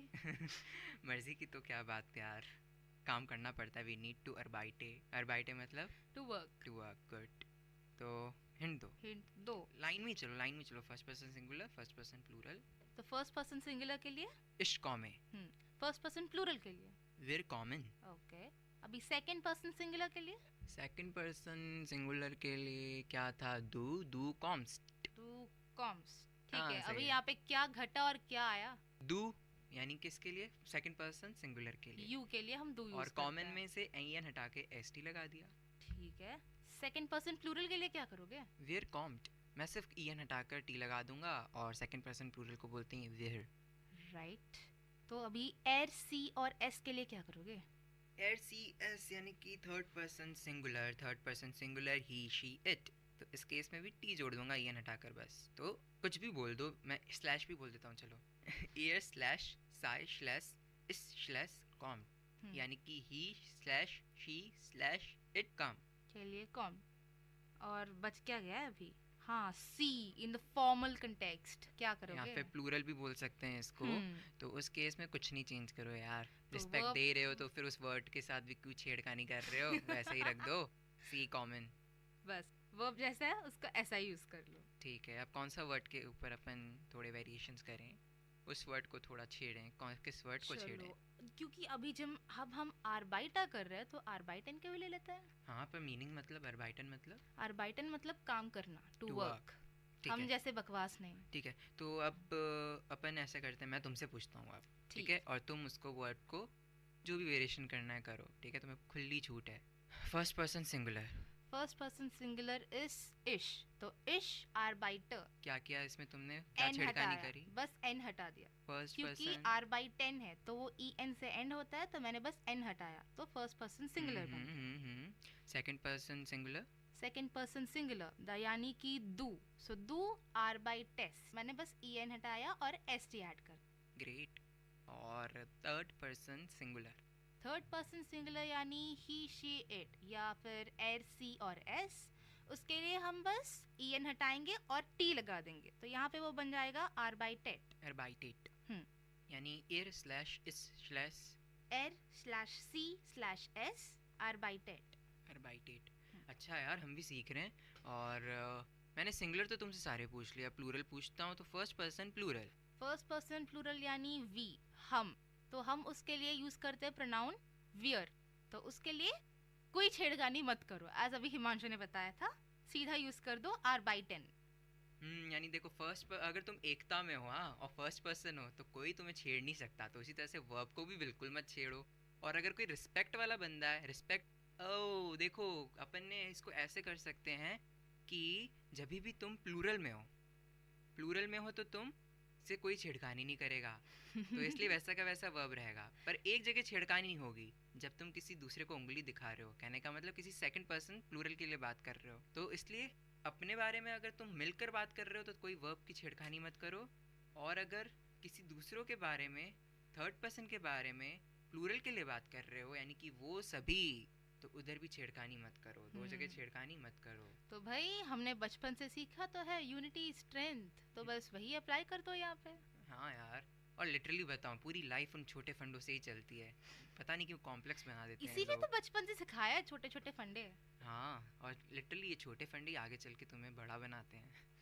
तो अपन थे फर्स्ट पर्सन सिंगुलर बोल दिया तुमने, फर्स्ट पर्सन प्लूरल बोल दिया तुमने, बोला कि where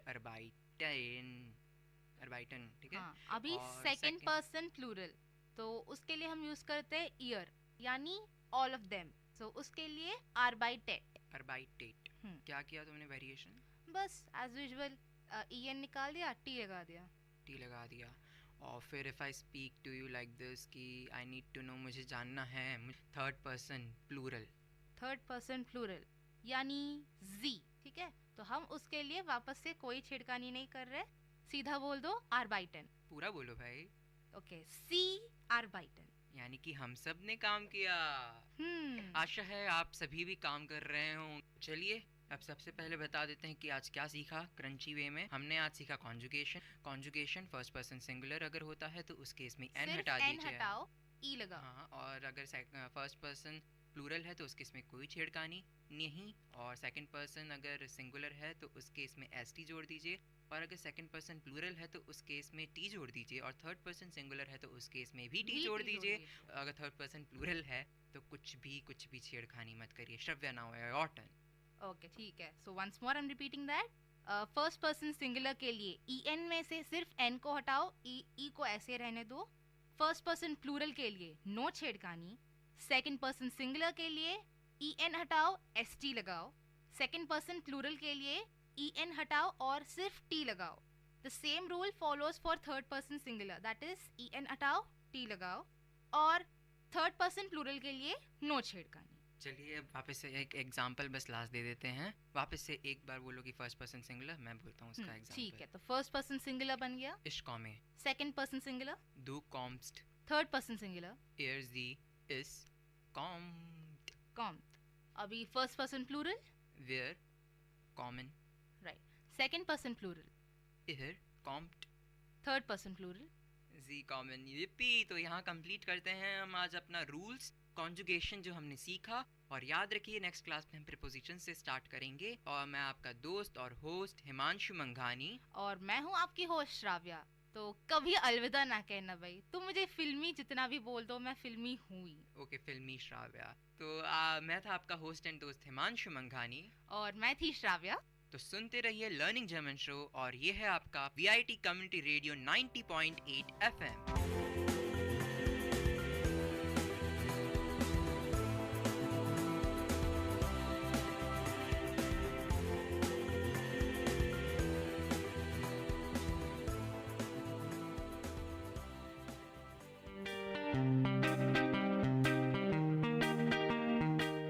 Dear listeners, you had listened to the program Team Speak Time in VIT Community Radio 90.8. Thank you for listening.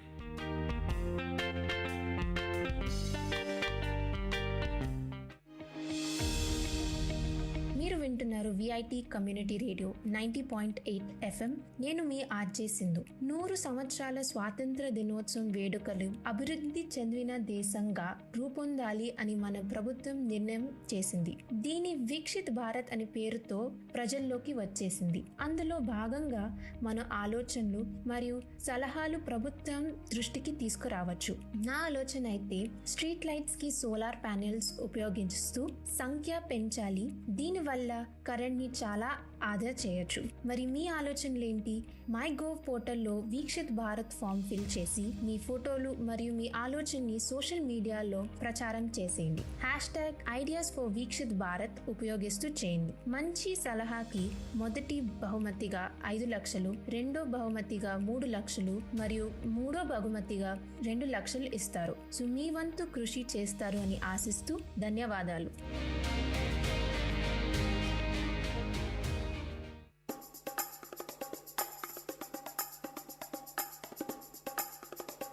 காரசாரம் VIT பண்பலையின் விவாத மேடை.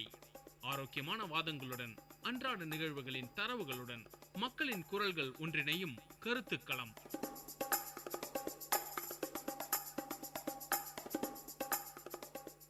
வணக்கம் நேர்களே, இது VIT பண்பலை 90.8 VIT பல்கலைக்கழகத்தின் சமுதாய வானொலி. இந்நிகழ்ச்சி காரசாரம். இன்னைக்கு நம்ம எந்த தலைப்பு பத்தி பேச போறோம்னா சிறு சேமிப்பு.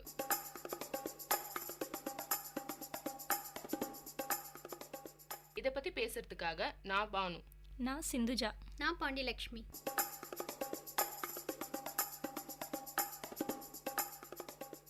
சிறு சேமிப்பு அப்படின்னா என்ன, அதை எப்படி சேமிக்கிறது, அதுக்கு என்னென்ன திட்டங்கள்லாம் இருக்குன்றத பத்தி தான் நம்ம இப்ப பார்க்க போறோம்.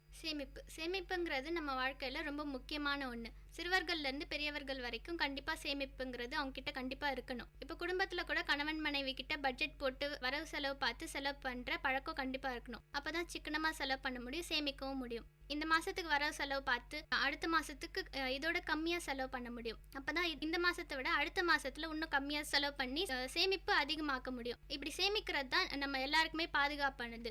இப்போ ஆபத்தான காலத்துல நம்மளுக்கு பணம் கஷ்டம் வந்துச்சுன்னா இப்ப கண்டிப்பா நம்மளுக்கு தேவை அப்படின்ற சூழ்நிலையில இந்த சேமிப்பை வச்சு நம்ம வாழ்க்கையில சந்தோஷமா இருக்கலாம். இந்த சேமிப்புங்கிறது நம்ம வாழ்க்கைக்கு ரொம்ப நல்ல பயன் கொடுக்கும். இப்ப சேமிக்கணும், அது வந்து ரொம்ப முக்கியம் அப்படின்னு சொல்லிட்டு அவங்க சொன்னாங்க. சேமிக்கிறது ரொம்ப முக்கியம் தான், அது நல்ல பழக்கமும் கூட.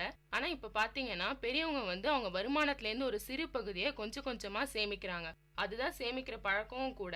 இப்ப சிக்கனத்தோட குழந்தை தான் சேமிப்பு அப்படின்னு கூட சொல்லுவாங்க. அப்ப சிக்கனன்ற ஒரு பழக்கம் வந்து நம்ம கிட்ட இருந்தாதான் சேமிக்க முடியும். இப்ப இருக்கிற காலத்துல பாத்தீங்கன்னா எல்லாருக்குமே வந்து பொருளோட தேவை வந்து அதிகமா இருக்கும். பணத்தை வந்து சம்பாதிக்கணும். அப்ப நம்ம என்ன பண்ணணும்னா சின்ன வயசுல இருந்தே வந்து கொஞ்சம் கொஞ்சமா சேமிச்சுட்டு வரணும். அப்பதான் பெரியவங்களானா சேமிக்கணும் அப்படின்ற ஒரு பழக்கம் வந்து நம்ம கிட்ட உண்டாகும். அந்த காலத்துல எல்லாம் பாத்தீங்கன்னா பெரியவங்க வந்து சேமிப்பாங்க. அதை பார்த்து சின்னவங்களும் ஒரு இன்ஸ்பிரேஷனா எடுத்து அவங்களும் வந்து சேமிக்க ஆரம்பிப்பாங்க. இப்ப இருக்கிற காலகட்டத்துல பாத்தீங்கன்னா பெரியவங்களே வந்து சேமிக்கிறது இல்ல. அவங்க வந்து பியூட்டி பார்லர் அந்த மாதிரி போயிட்டு காசை வந்து வீணடிக்கிறாங்க. அப்படி இருக்கும் போது அவங்கள பார்த்து எப்படி சின்னவங்க வந்து சேமிப்பாங்க? இப்ப இருக்கிற சின்ன பசங்க கூட எனக்கு ஒரு புது மொபைல் வேணும், எனக்கு வந்து புது ட்ரெஸ் எல்லாம் வேணும் அப்படின்னு சொல்லிட்டு காஸ்ட்லியா இருக்கிறது தான் வாங்க நினைக்கிறாங்க. அப்படி இருக்கும்போது எப்படி வந்து சின்னவங்க வந்து சேமிக்க முடியும்? குடும்பத்துல இருக்கிறவங்களே இப்போ வந்து சேமிக்கிறது இல்ல.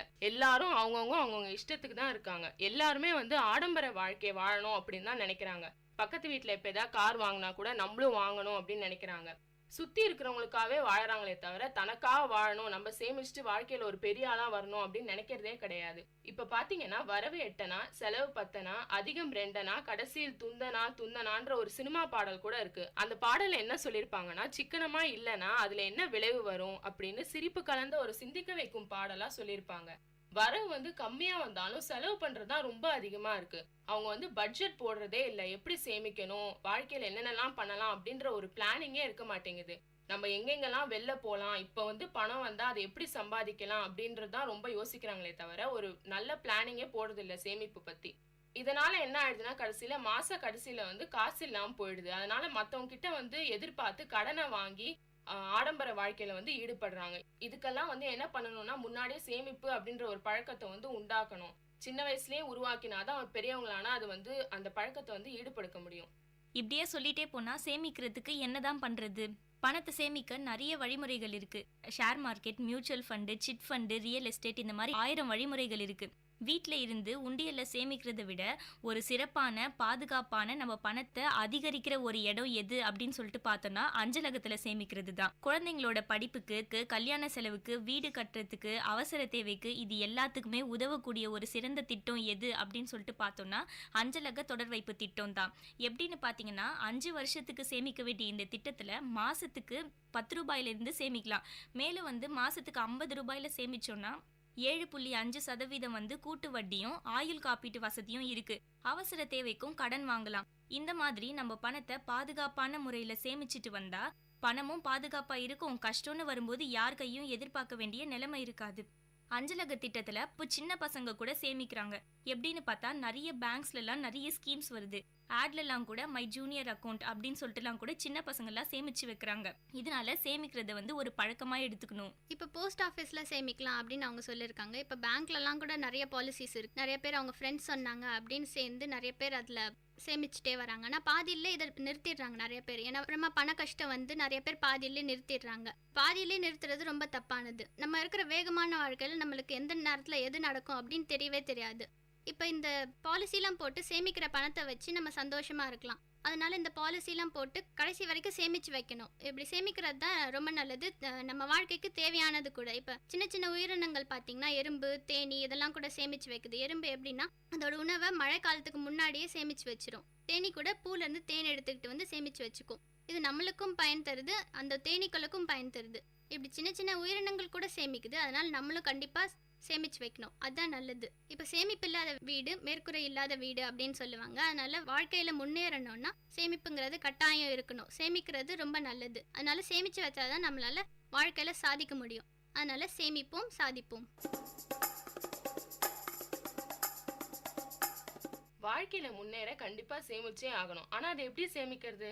இப்ப பாத்தீங்கன்னா சின்ன பசங்க கூட உண்டியல்ல சேமிக்கிற பழக்கத்தை வந்து உண்டாக்கணும். சின்ன வயசுல இருந்து இந்த பழக்கத்தை வந்து அவங்க கொண்டு வரணும். இப்ப பாத்தீங்கன்னா அரசாங்கம் கூட மக்கள் சேமிக்கிறதுக்கு நிறைய திட்டம் வந்து கொண்டு வந்திருக்காங்க. அஞ்சலகத்துல சேமிக்கிற திட்டம், அதாவது இதுல என்ன சொல்லிருக்காங்கன்னா, பணத்தை வந்து நம்ம கட்டினா கையில வந்து பத்திரமா கொடுப்பாங்க.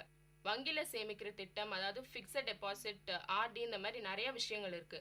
தேசிய பாதுகாப்பு பத்திரங்கள், இது மூலமா கூட நம்ம சேமிக்கலாம். அப்புறம் பாத்தீங்கன்னா 7 ஆண்டு தேசிய திட்டம், முதுமை கால சேமிப்பு திட்டம், பருவ கால திட்டம், நீண்ட கால அரசு திட்டம், ஆயுள் காப்பீட்டு திட்டம், இந்த மாதிரி நிறைய திட்டங்கள் இருக்கு. இந்த திட்டம் மூலமா வந்து மக்கள் எல்லா விஷயத்தையும் தெரிஞ்சுக்கிட்டு சேமிக்கிற பழக்கத்தை வந்து உண்டாக்கணும். இப்ப நம்ம சேமிச்சு வச்சிருக்க தொகைக்கு அரசு வந்து வட்டி தொகையை கொடுக்குது. அதோட பயன் என்ன? நமக்கு தான் அதனால நன்மை.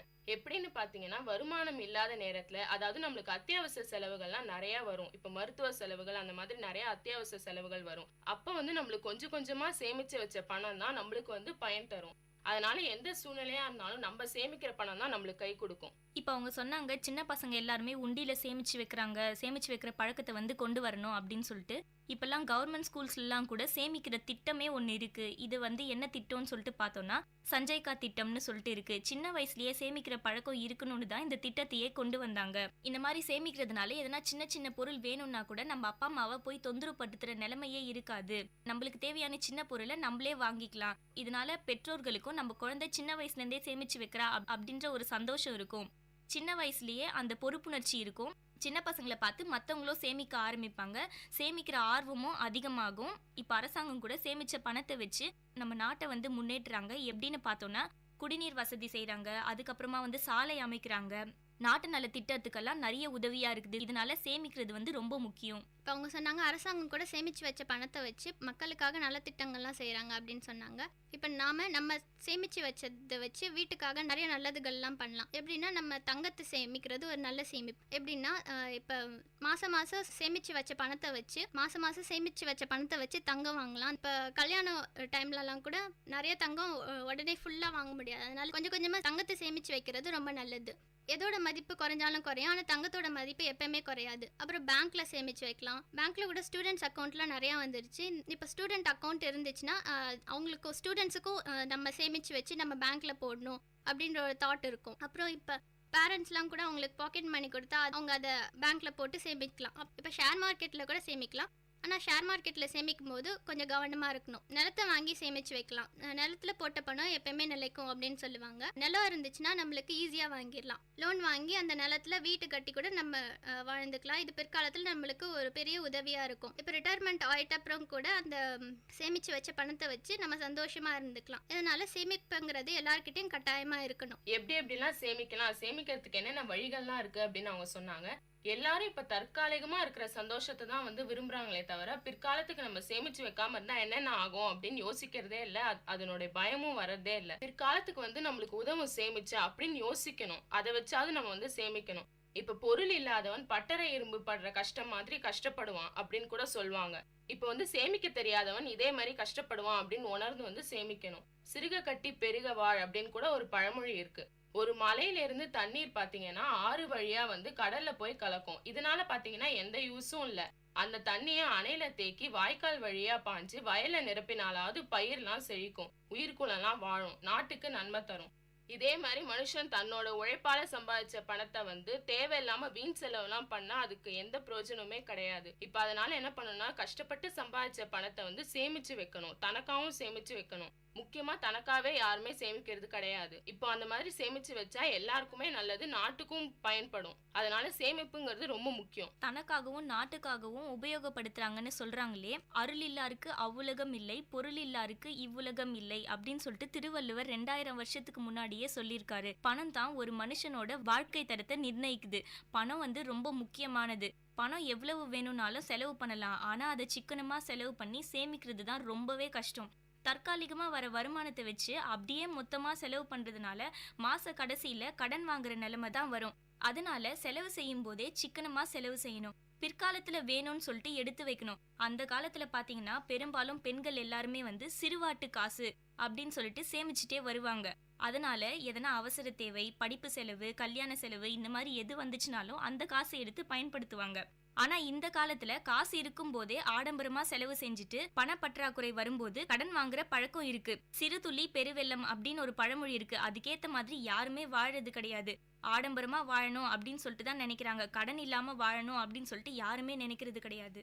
ஆடம்பரமா வாழணும் அப்படின்னு நினைக்கிறாங்க அப்படின்னு சொல்லியிருக்காங்க. ஆனா சந்தோஷத்தை பார்த்தா எப்படி பிற்காலத்துல வாழ முடியும்? நம்மளுக்கு கஷ்டம் தான் நிறைய வரும் பிற்காலத்துல. நம்ம கிட்ட எந்த சேமிப்புமே இல்லைன்னா பிற்காலத்துல ரொம்ப கஷ்டமா இருக்கும். அதனால மாணவர் பருவத்துல இருந்தே சேமிப்பு அப்படின்ற பழக்கத்தை கொண்டு வந்துடணும். மாணவர்கள் தான் இந்தியாவோட செல்வங்கள் அப்படின்னு சொல்லுவாங்க. அதனால மாணவர்கள் சேமிச்சா நாட்டையும் முன்னேற்றலாம், வீட்டையும் முன்னேற்றலாம். அதனால சிறு சேமிப்பு அப்படின்றது ஒரு சிறந்த பழக்கமா இருக்கணும். அவங்க கிட்ட அது ஒரு கடமையா இருக்கணும். அதனால சிறு வயதுல இருந்தே சிறிது சிறிதா சேமிச்சு வச்சு பிற்காலத்துல பயன் தரதா நம்ம கிட்ட சேமிப்பு அப்படின்றது ஒண்ணு கட்டாயமா இருக்கணும். இப்போ மாணவர்கள் வந்து சேமிக்கிற மனப்பான்மை வந்து வளர்த்துக்கணும் அப்படின்னு அவங்க சொன்னாங்க. அவங்க மட்டும் கிடையாது, எல்லாருமே வந்து சேமிக்கிற மனப்பான்மை வந்து வளர்த்துக்கணும். அதுதான் ஒரு நல்ல பழக்கமும் கூட. கையில வந்து பொருள் வச்சிருக்கவங்க தான் சமுதாயம் வந்து மதிக்கும், மரியாதையும் கிடைக்கும். அதை வந்து மனசுல வச்சுட்டு எல்லாருமே வந்து சேமிக்கணும். இப்ப பாத்தீங்கன்னா அக்டோபர் 30 வந்து உலக சிக்கன நாளா கொண்டாடப்படுறாங்க. ஆனா வந்து சிக்கனத்தை வந்து கடைபிடிக்கணும். ஆனா எப்படி கடைபிடிக்கிறது? ஆனா யாருமே அதுல வந்து ஈடுபடுறதே கிடையாது. இப்போ அந்த நாள்ல கூட ஒரு ப்ராமிஸா எடுத்துப்பாங்க, இனிமே வந்து நம்ம சிக்கனமா இருக்கணும், பிளானிங் போட்டு பட்ஜெட் போட்டு செய்யணும் அப்படின்னு சொல்லிட்டு. ஆனா யாருமே அதுல ஈடுபடுறதே இல்லை. இப்ப புது வருஷம் அந்த மாதிரி ஏதாவது வந்தா கூட போன வருஷம் பட்ஜெட் போட்டதை வந்து பட்டியல் போட்டதை வந்து எடுத்து பார்ப்பாங்க, இனி புது வருஷத்துலயாவது நம்ம வந்து செலவு பண்ணாம இருக்கணும் அப்படின்னு சொல்லிட்டு. ஆனா அதை யாருமே வந்து இம்ப்ளிமெண்ட் பண்றது கிடையாது. இப்ப பாத்தீங்கன்னா தேவையற்ற செலவுகளை வந்து தவிர்க்கணும். இப்போ ஆடம்பரமான செலவெல்லாம் வந்து பண்ணக்கூடாது. வீண் விரயம் செய்யாம இருக்கணும். நம்ம ஏதாவது புது பொருளை ரொம்ப காஸ்ட்லியா வாங்கிட்டு அதை வந்து தேவையில்லாம அதை வந்து யூஸ் பண்ணாம குப்பை தொட்டியில போடுறோம். அந்த மாதிரிலாம் பண்ணக்கூடாது. இப்ப ஆடம்பரத்துக்கு வந்து முக்கியத்துவம் கொடுக்கவே கூடாது. இப்ப வந்து தற்காலிக சந்தோஷத்தை தான் எல்லாருமே பாக்குறாங்க தவிர, இப்படியே வந்து ஆடம்பர செலவுலாம் நிறைய பண்ணிட்டா அப்புறம் பிற்காலத்துக்கு வந்து சேமிச்சு வைக்காம இருந்தா அப்ப பணத்தை வந்து யாரை நம்பி இருக்கிறது? தன் கையே தான் தனக்கு உதவியா இருக்கணும். அதனால திட்டமிட்டு ஒரு பிளானிங்கோட வந்து செயல்படணும்.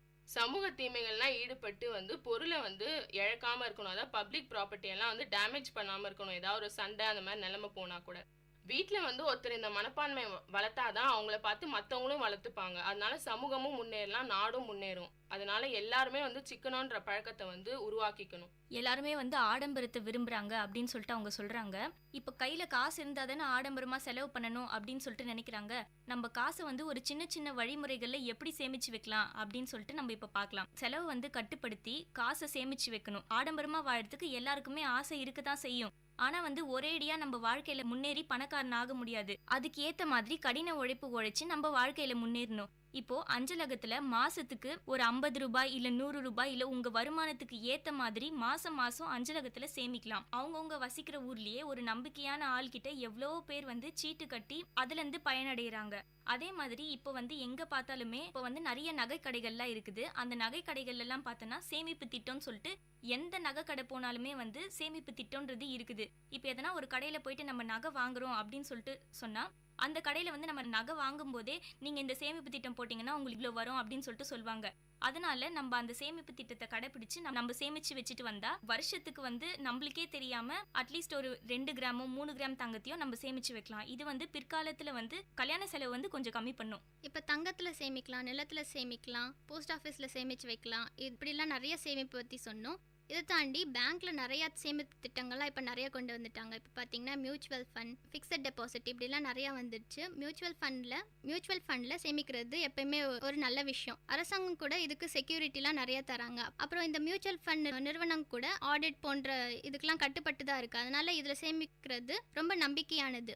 மியூச்சுவல் ஃபண்டில் க்ளோஸ்டு எண்ட் மியூச்சுவல் ஃபண்ட் அப்புறம் ஓப்பன் எண்ட் மியூச்சுவல் ஃபண்ட் அப்படின்னு 2 இருக்குது. ஓப்பன் எண்ட் அப்படின்னா எப்போ நம்மளுக்கு பணம் தேவையோ அப்போ எடுத்து நம்ம அதை செலவு பண்ணிக்கலாம். அப்புறம் க்ளோஸ்டு எண்ட் மியூச்சுவல் ஃபண்ட் அப்படின்னா குறிப்பிட்ட காலத்துக்கு அப்புறமா தான் நம்மளுக்கு அது சேமித்து வச்ச பணம் நம்ம கிட்ட கிடைக்கும். அதை வச்சு நம்ம பயன்பெறலாம். நம்ம இன்சூரன்ஸ் பாலிசி கூட போட்டு வச்சுக்கலாம். இப்போ நம்மளுக்கு ஏதாவது அசம்பாவிதம் நடந்துச்சுன்னா அந்த இன்சூரன்ஸ் பணம் நம்மளுக்கு கை கொடுக்கும். குழந்தைங்க பேரில் இப்போ ஃபிக்ஸட் டெபாசிட்லாம் நிறையா போட்டு வைக்கிறாங்க. அது அவங்க வளர்ந்து பெரியவங்களாயிட்ட அப்புறம் அந்த பணம் அவங்களுக்கு ஒரு பெரிய உதவியாக இருக்குது. அப்புறம் ஹெல்த் இன்சூரன்ஸ், உடல்நலம் பாதிப்பு அடைஞ்சிச்சுன்னா அதுக்கு செலவான பணத்தெல்லாம் அப்புறமா அந்த இன்சூரன்ஸ் பணத்துலேருந்து எடுத்துக்கிட்டு நம்ம செலவு பண்ணிக்கலாம். இவ்வளோ வழிகள்லாம் இருக்கு சேமிக்கிறதுக்கு அப்படின்னு அவங்க சொன்னாங்க. மற்ற வழிகள்லாம் இருந்தா கூட சேமிப்பு பற்றி ஒரு அவேர்னஸே இல்லை. இவ்வளோ இருந்தும் கூட சேமிக்கணும் அப்படின்னு அதை பத்தி முக்கியத்துவம் யாருமே கொடுக்கறது இல்லை. எல்லாருமே செலவு பண்ணணும் அப்படின்னு தான் நினைக்கிறாங்க. பிற்கால வாழ்க்கையை பத்தி ஒரு பயமோ கவலையோ சுத்தமா கிடையாது. இப்போ தற்போதைய காலத்துக்கு தான் வந்து ப்ரிஃபரன்ஸ் தராங்க. இப்போதான் சந்தோஷமா இருக்கணும், பிற்காலத்துல அப்புறமா பார்த்துக்கலாம் அப்படின்னு சொல்லிட்டு யாருமே சேமிக்கிறது இல்லை. சிறுக சிறுக சேமித்தால் பெருகும் செல்வம் காணலாம், வறுமை போக்கி மகிழலாம், பெருமையோடு வாழலாம் ஒரு பழமொழி கூட இருக்கு. சேமிக்காதனால என்னென்ன பிரச்சனைகள் வரும் அப்படின்னு பார்த்தா, நிறைய கடன் கேட்க வேண்டிய சூழ்நிலை வரும். ஏன்னா நம்ம கிட்ட பணம் இல்லாதனால உறவினர்கிட்டயோ இல்ல மத்தவங்க கிட்டயோ வந்து பணம் கேட்கற மாதிரி ஆயிடும். இதனால வந்து மனஸ்தாபம் தான் உண்டாகும். நம்ம அதிகமா இப்பயே செலவு பண்ணிட்டு பின்னாடி சேமிக்காம இருக்கிறதுனால வறுமை நிலைமை தான் வரும். யாரும் நம்மள அப்புறம் மதிக்க மாட்டாங்கன்ற ஒரு அண்டர் எஸ்டிமேஷன் வரும். இப்ப தன் கையே தான் தனக்கு உதவியா இருக்கணுமே தவிர மத்தவங்களை வந்து டிபெண்ட் பண்ணி எப்பொழுதுமே இருக்கக்கூடாது. ஆனா அந்த மாதிரி சூழ்நிலைலாம் வந்து சேமிக்காதனால ஏற்படும். இப்போ வந்து சேமிக்காதனால நிறைய வந்து செலவு பண்ணிட்டு கடனால வந்து மன அழுத்தம் இதெல்லாம் ஏற்பட்டு கூட நிறைய பேர் இருக்காங்க. இதனால பாத்தீங்கன்னா குடும்பத்துக்குள்ளேயே வந்து நிறைய பிரச்சனை தான் வரும். ஒரு உறவினர் வந்து மற்ற உறவினர்கிட்ட வந்து பணம் இல்லை அப்படின்னு சொல்லிட்டு கேட்கறதுனால நிறைய குடும்பத்துக்குள்ளேயே சண்டைகள் வர வாய்ப்பு இருக்கு. இதனால சந்தோஷமே போயிடும். இப்படி எல்லா பிரச்சனையும் வரக்கூடாது அப்படின்னா முன்னாடியே சேமிச்சுட்டு வரணும். இப்போ சேமிக்கணும் அப்படின்னு சொல்லிட்டு சொல்றாங்க. ஆனா நிறைய பேர் வந்து மண் மேல போட்ட காசு வீணாகாது அப்படின்னு சொல்லிட்டு தப்பான ஆள்கிட்ட போயிட்டு அவங்களோட பணத்தை கொடுக்குறாங்க. இப்போ வந்து ஒரு நிலத்தை வாங்கணும் அப்படின்னா வந்து நம்ம வாங்குற நிலம் வந்து கவர்மெண்ட் அப்ரூவ்டா இருக்கணும். அதுக்கப்புறம் அந்த நிலத்தை விற்கிறவங்க வந்து நம்மளுக்கு மட்டும்தான் விற்கிறாங்களா இல்லை நம்மள மாதிரி இல்லை 4-5 பேருக்கு ஏமாத்திருக்காங்களா, இந்த மாதிரி எல்லாத்தையும் விசாரிக்கணும். அதே மாதிரி அந்த நிலத்தை நம்மளுக்கு தான் சொந்தம் அப்படின்னு சொல்லிட்டு ரிஜிஸ்டர் ஆஃபீஸில் ரிஜிஸ்டர் பண்ணணும். இதெல்லாம் வந்து யாருமே இப்போ பார்க்கறதே கிடையாது. அப்படியே போகிறாங்க, அந்த நிலத்தை காமிக்கிறாங்க, அப்படியே வாங்கிடுறாங்க. இந்த மாதிரி நிலத்து மேலே காசை போட்டு நிறைய வீணா போகுது. ஒரு நிலத்தை வாங்கணும் அப்படின்னா கூட அதை வந்து ஆராய்ஞ்சு பார்த்து தான் வாங்கணும். நம்ம சேமிக்கிறது வந்து பாதுகாப்பாக இருக்கணும். சேமிப்பில் பாதுகாப்பாக இருக்கணும் அப்படின்னு சொல்லியிருக்காங்க. இப்போ சேமிப்பில் ரொம்ப கவனமாக இருக்கணும், எச்சரிக்கையாக இருக்கணும். ஏன்னா இந்த உலகத்தில் இப்போ நிறைய ஏமாத்திட்டே இருக்காங்க. அதனால நல்லது எது கெட்டது எது இந்த விஷயம்லாம் தெரிஞ்சுக்கிட்டு டிஃப்ரென்ஷியேட் பண்ணி தெரிஞ்சுக்கணும். இப்போ வந்து பேராசைனால நிறைய பேர் ஏமாறுறாங்க. விஷயத்தெல்லாம் தெரிஞ்சுக்கணும் அப்படின்னு சொல்லிட்டு சொன்னாங்க. இப்போ விஷயத்தெல்லாம் தெரிஞ்சுக்கணும் அப்படின்னா படிச்சவங்க வந்து படிக்காதவங்களுக்கு சொல்லி விழிப்புணர்வு வந்து ஏற்படுத்தணும். இப்போ படிச்சவங்களே இந்த மாதிரி ஆடம்பர வாழ்க்கைக்கு வந்து ஆசைப்பட்டா அப்போ படிக்காதவங்கள நிலைமையெல்லாம் வந்து என்ன ஆகும்? அவங்களுக்கு யார் சொல்லி இந்த விஷயத்தெல்லாம் புரிய வைக்கிறது? படிக்காதவங்களா இருந்தா கூட சின்ன வயசுல இருந்தே பணத்தோட மதிப்பை சொல்லி குழந்தைங்கள்லாம் வளர்க்கணும். அப்பதான் பணத்தோட அருமை பத்தி தெரியும். இப்போ வந்து குழந்தைங்களுக்கு வந்து ஸ்கூல் ஃபீஸ் கட்டுறது இந்த மாதிரி தேவையான செலவுகளுக்கெல்லாம் வந்து முன்னுரிமை கொடுக்கணும். ஹோட்டலுக்கு அடிக்கடி போறது, இங்க மாதிரி எங்கேயாவது வெளில போறது, அந்த மாதிரி விஷயத்துக்கெல்லாம் வந்து பின்னுரிமை கொடுக்கணும். இப்போ பாத்தீங்கன்னா எடுத்துக்காட்டா ஜாக்பாட் மூலமா வந்த பொருட்கள்லாம் கூட வந்து சேமிச்சு தான் வைக்கணும். ஏன்னா அது வந்து ஃப்ரீயா தானே வந்தது, நம்ம விருப்பப்பட்ட மாதிரி அந்த பொருள் வந்து கிடைக்கலையே அப்படின்னு சொல்லிட்டு திருப்பி வாங்கின பொருளே வந்து திருப்பி வாங்கக்கூடாது. இப்போ படிச்சவங்க தான் வந்து படிக்காதவங்களுக்கு விஷயத்தெல்லாம் சொல்லி புரிய வைக்கணும். இப்போ எப்படின்னு பாத்தீங்கன்னா இப்போ பேங்க்ல கூட ஃபிக்ஸட் டெபாசிட் இருக்கு. அதுல வந்து நம்மளுக்கு இன்ட்ரெஸ்ட் வரும், பணத்துக்கு வட்டியும் வரும், ரெனுவல் பண்ணிக்கலாம் எவ்வளோ வேணாலும். இப்போ அதனால என்னன்னு பாத்தீங்கன்னா நமக்கும் தான் நன்மை, அது ஃபிக்ஸட் டெபாசிட் போடுறவங்களுக்கும் தான் நன்மை. பேங்க்ல இப்போ பாத்தீங்கன்னா நம்ம பணம் வந்து சேவ் பண்றத வாடிக்கையாளர்களுக்கு வந்து லோனா கொடுப்பாங்க. இதனால பாத்தீங்கன்னா நமக்கும் நன்மை, பேங்க்குக்கும் நன்மை தான். அப்புறம் வந்து ஆர்டின்னு சொல்லிட்டு ஒரு ஸ்கீம் இருக்கு, ரெக்கரிங் டெபாசிட். இது வந்து நம்ம போட்டா நம்மளுக்கு இன்ட்ரெஸ்ட் வரும். குழந்தைங்க பேர்ல கூட இதை போடலாம். முன்னாடிலாம் பாத்தீங்கன்னா மந்த்லி நம்ம எவ்வளவு டெபாசிட் பண்றோமோ அதே அமௌண்ட் தான் வந்து வர மந்த்லியும் போடணும். ஆனா இப்போ இருக்கிற காலகட்டத்துல பாத்தீங்கன்னா கையில வந்து எவ்வளவு பணம் இருக்கோ அந்த பணத்தையே போட்டுடலாம். இதெல்லாம் கூட ஒரு முதலீடு அப்படின்னு சொல்லலாம். பேங்க்ல கூட வந்து ஷேர் வாங்கலாம். இந்த மாதிரி நிறைய ஸ்கீம்ஸ்லாம் இருக்கு. படிச்சவங்க தான் படிக்காதவங்களுக்கு வந்து இன்ஸ்பிரேஷனா இருக்கணும். இந்த மாதிரி நிறைய ஸ்கீம்ஸ் இருக்கு. இதெல்லாம் வந்து படிச்சவங்க தான் படிக்காதவங்களுக்கு ஒரு விழிப்புணர்வை ஏற்படுத்தணும். இதெல்லாம் வந்து இம்ப்ளிமெண்ட் பண்ணி நம்ம வந்து சேமிக்கணும் அப்படின்ற ஒரு பழக்கத்தை வந்து உண்டாக்கணும். இப்போ சேமிப்பு பத்தி இவ்வளோ சொல்லியிருக்காங்க. பெரியவங்க சின்னவங்கன்னு வேறுபாடு பார்க்காம எல்லாருமே சேமிக்கணும். அந்த பழக்கத்தை எல்லாருமே கடைபிடிக்கணும். அப்பதான் நம்ம வாழ்க்கையில நம்ம நினைச்சதை சாதிக்க முடியும், வெற்றியும் பெற முடியும். சிறு சேமிப்பு திட்டம் எல்லாமே வந்து தெரிஞ்சு அதை வந்து எல்லாருமே வந்து இம்ப்ளிமெண்ட் பண்ணணும். அது எல்லாமே நம்ம கையில தான் இருக்கு.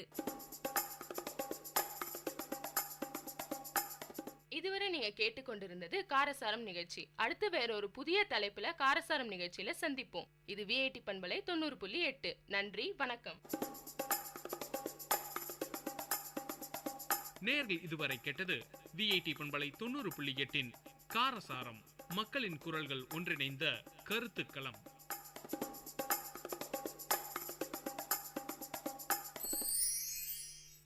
Ho, ho, ho!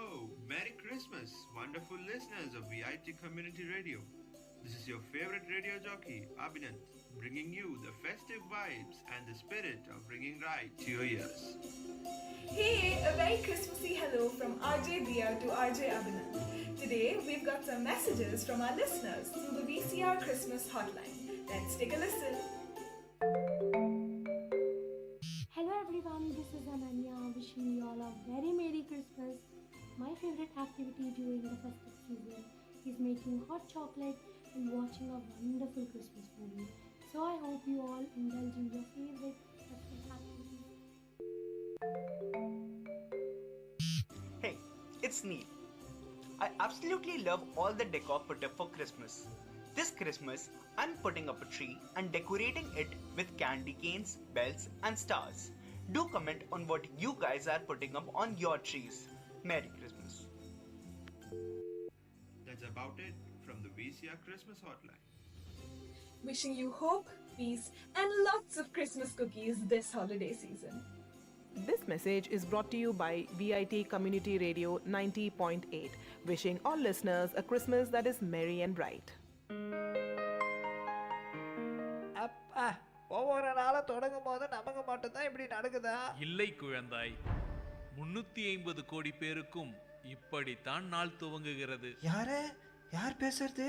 நான் யாராக இருந்தால் என்ன, நான் சொல்ல வருவதுதான் முக்கியம். அப்படி என்ன முக்கியமான விஷயம் சொல்ல வந்தீங்க நீங்க? நான் காலை கடை முடிக்கும் போது தான் வரணுமா? சீக்கிரம் சொல்லுங்க. உன்னுடைய கழிவறையை பார், அது ஏன் இவ்வளவு அசுத்தமாக இருக்கிறது? அது வந்து நீ ஏன் மூக்கை பிடித்துக் கொண்டு தினமும் சலித்துக் கொண்டு உன் நாளை துவங்க வேண்டும்? அது வந்து உன் கழிவறையை தினமும் சரியாக சுத்தம் செய்து பராமரித்து வை. அப்படி செய்தால் நீ அந்த 350 கோடி பேரில் ஒருவனாக இருக்க மாட்டாய். ஆமா, யார் அந்த 350 கோடி பேரு? அந்த 350 கோடி பேரும் இந்த உலகில் சுகாதாரமான கழிவறை வசதி இல்லாதவர்கள். இப்போது சொல், உன்னிடம் கழிவறை உள்ளது, ஆனால் சுகாதாரம்? இப்போ சொல்லிட்டீங்கல்ல, இதோ சுத்தம் பண்ணிடுறேன். இந்த உலகில் 3 ஒருவருக்கு சுகாதாரமான கழிவறை வசதி இல்லை என்று ஐக்கிய நாடுகள் கணக்கெடுப்பு கூறுகிறது. நம் வீட்டில் இருக்கும் கழிவறை சுகாதாரமாக உள்ளதா என நாம் கவனித்து சுத்தம் செய்வோம். சமுதாய நலன் கருதி வெளியிடுவோர் VIT பண்பலை 90.8.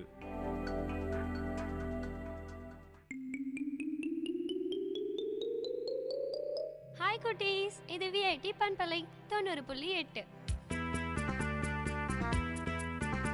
VIT பல்கலைக்கழகத்தின் சமுதாய வானொலியில் கதை கேளு. சின்ன கதை சொல்லி பெரிய கருத்தை சொல்ல வந்திருக்கோம். நான் உங்கள் லீஷு.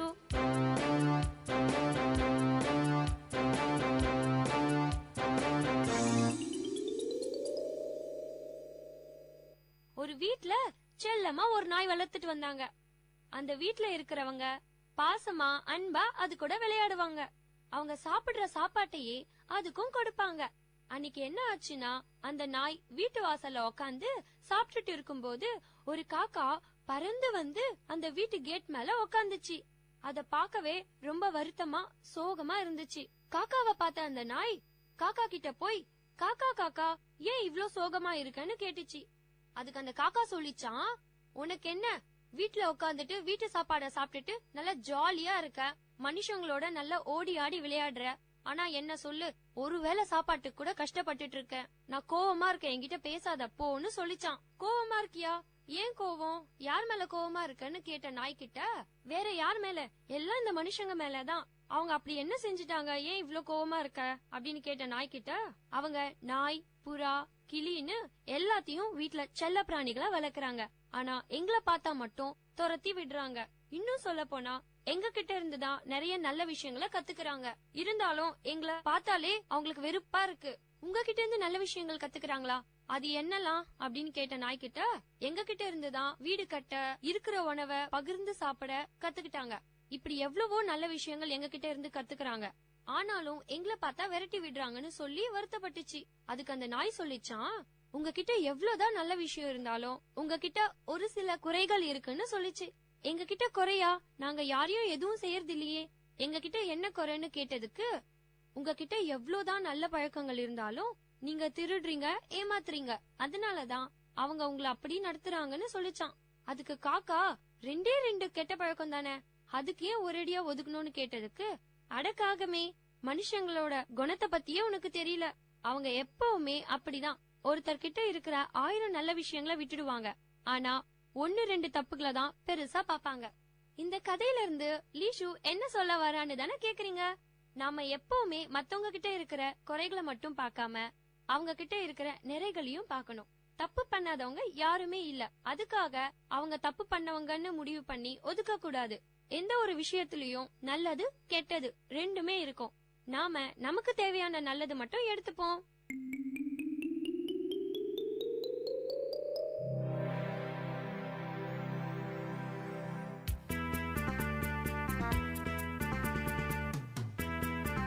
இதே மாதிரி இன்னொரு கதையோடையும் கருத்தோடையும் அடுத்த கதை கேளு நிகழ்ச்சியில சந்திப்போம்.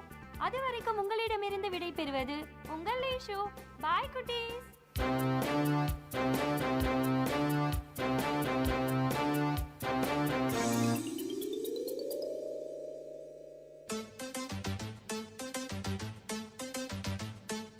It's time to pick some words in glossary box with Miss Sahitya and VIT Community Radio 90.8. Saunter. S-A-U-N-T-E-R. To walk slowly without any hurry in an aimless manner. Synonym of the word saunter is slow walk. Antonym of the word saunter is run. And use it in a sentence format. The couple sauntered along the road in the rain. To pick more words from glossary box, stay tuned to VIT Community Radio 90.8.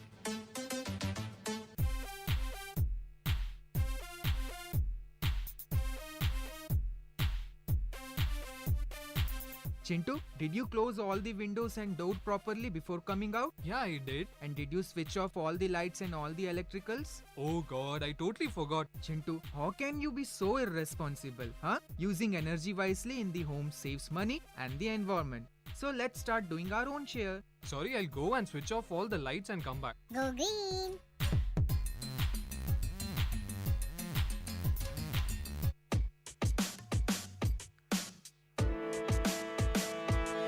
Dear listeners, welcome to the Silver Lining Show in VIT Community Radio 90.8.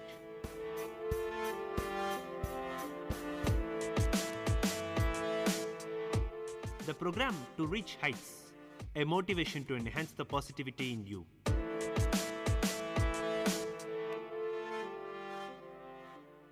Greetings, this is VIT Community Radio 90.8. You are listening to the Silver Lining Show, a ray of hope in the direst situations, with me, Manish Deo. In our last session, we talked about the ills of deforestation.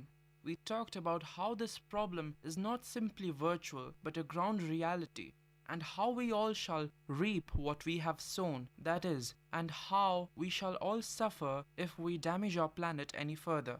Has all hope been lost? Can we never bring back planet to its state of paradise? Of course we can, but only with the community's participation. You may start alone, but you will build up a team. This team will grow an entire conservationist community, and if this community is successful, it can spread awareness to the world. The world then can act upon this. We all know about these problems, but why do we not face it? Seeing others perform, we might as well start by ourselves. We have to act, and that too now. Hope is not lost. We bring to you some success stories in our country and perhaps abroad where conservation is being carried out, where people are willing to do something. Our goal is to inspire you to take up the mantle of change, a change that is for good, for the betterment of our planet itself. And we would love it if India leads this effort. Human population growth and its accompanying poverty lead to irregular or overexploitation of natural resources, resulting in soil erosion, thus reducing the land's productivity. As a consequence, many young men abandon the degraded lands of the rural regions to look for work in towns and cities, leaving the women behind to cultivate the unproductive lands. The NGO Youth for Action decided to concentrate its efforts on helping these women develop their environmental knowledge and skills to take the initiative to improve their living conditions. YFA chose to focus their varied environmental protection activities on women since they suffer the consequences of desertification more directly than men. Traditionally, women have cultivated and managed common natural resources such as water, fuel, fodder, and fruits. In the Mehboob district in the state of Andhra Pradesh in southeast India, a great majority of women work. Many of them work in agriculture. In general, it can be said that the greater the levels of poverty, the more women have to work. Women also suffer from the effects of male migration as the men leave for cities in search of alternative lifestyles, leaving the women behind to fend for themselves on meager subsistence activities and the threat of famine. According to a survey undertaken in Arapali, 10% of all households are headed by women who are single, separated, widowed, or divorced. Women are more receptive to and affected by their natural environment and are therefore the principal victims of resource degradation strategies due to limited access to information and education compared to men. Before engaging in any specific project, YFA wanted to invest primarily in training women to develop group leadership skills that would enable them to coordinate their activities more effectively. YFA concentrated their efforts on the Karyakathas, a name given to women who have a higher level of education and certain leadership qualities and are concerned about their environment and their social situation. Women were elected by the self-help group composed of active women in the Sangha community. This NGO completed their training by helping them strengthen existing skills to encourage the women to stay in the region and from migrating to other regions of India. YFA explored alternative income generating activities such as mango plantations, vegetable cultivation, dairy production, and leaf plate or bamboo basket making. The project was carried out in a small peaceful village called Arapali in Atmakur Mandal, situated in the Mehboob district of Andhra Pradesh. That is a region vulnerable to severe drought conditions. Here, the farmers have always depended on subsistence living because of the hilly landscape. When strolling through Arapali today, however, you can see the many trees planted by the Sangha community. As the children sing on their way to school, which is incidentally managed by the women, the whole village gives a neat impression, and it is apparent that the women feel confident again. Now, how can this be explained? About 35 years ago, the government offered Inam land to the villagers. The land belonging to the state and situated on rocky and steep hills distant from the village was generally in a very poor condition and seemed unfit for cultivation. So, when YFA proposed the land to the men of the village, they were far from enthusiastic. On the other hand, the women showed a keen interest in cultivating the land for fodder and tree plantations. The women here are leading in the reforestation now. During the summer of 1992 to 1993, the women of Arapali began by improving water retention on the arable land by establishing mounds of earth called bunding on the borders of the fields. A small nursery was started and species such as subabul and mango were later replanted on the hill. Convinced of the determination showed by women, the district inspector visited the fields and approved a pipeline to irrigate the hill that prompted the women to begin horticulture plantations, selecting the species they wished to cultivate. In 1995 to 96, reservoirs or percolation tanks were installed with the help of the government to collect rainwater. Indeed, around the reservoir area, the farmers took advantage of the increased humidity to grow cereal crops such as jowar and pulses. These initiatives slowly interested the men, and they also agreed to contribute to the cultivation of the entire patch of 34 hectares. the men and women finally agreed on an arrangement to share responsibility of the land. The trees have since grown and the hill has taken on a green color. In a couple of years, the women have been able to sell their produce at the local markets. Going global, Wangari Maathai formed the Green Belt Movement, an environmental, non-governmental organization focused on the planting of trees, environmental conservation, and women's rights. In 1986, she was awarded the Right Livelihood Award, and in 2004, she became the first African woman to receive the Nobel Peace Prize for her contribution to sustainable development, democracy, and peace. Maathai was an elected member of parliament and served as an assistant minister for environment and natural resources in the government of Kenya. The Green Belt Movement is an indigenous grassroots non-governmental organization based in Nairobi, that is in Kenya, that takes a holistic approach to development by focusing on environmental conservation, community development, and capacity planning. The Green Belt Movement organizes women in rural Kenya to plant trees, combat deforestation, restore their main source of fuel for cooking to generate income, and stop soil erosion. Maathai has incorporated advocacy and empowerment for women, ecotourism, and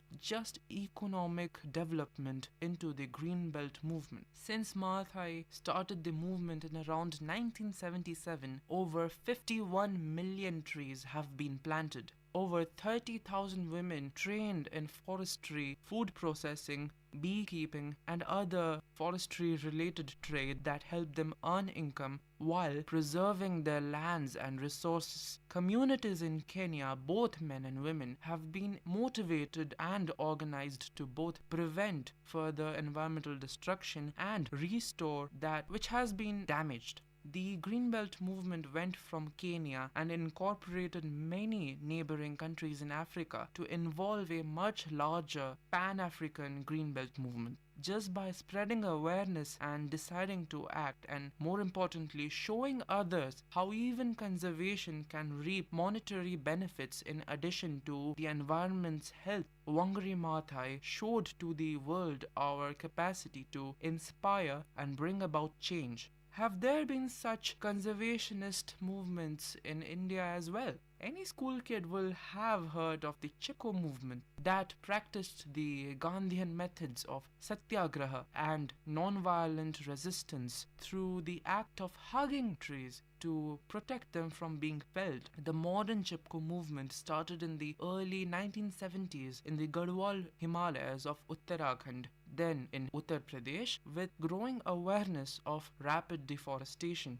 The landmark event in this struggle took place on March 26 in 1974 when a group of peasant women in Reni village in Hemual Ghati in Chamoli district of Uttarakhand, India, acted to prevent the cutting of trees and reclaim their traditional forest rights, which were threatened by the contractors assigned by the State Forest Department. Their actions inspired hundreds of such actions at the grassroots level throughout the region. By 1980s, the movement had spread throughout India and led to the formulation of people-sensitive forest policies, which put a stop to the open felling of trees in regions as far from the Himalayas as the Vindhyas and the Western Ghats. In India, the forest cover started deteriorating at an alarming rate, resulting in hardships for those involved in labor-intensive fodder and firewood collection. This also led to the deterioration in the soil conditions and erosion in the area.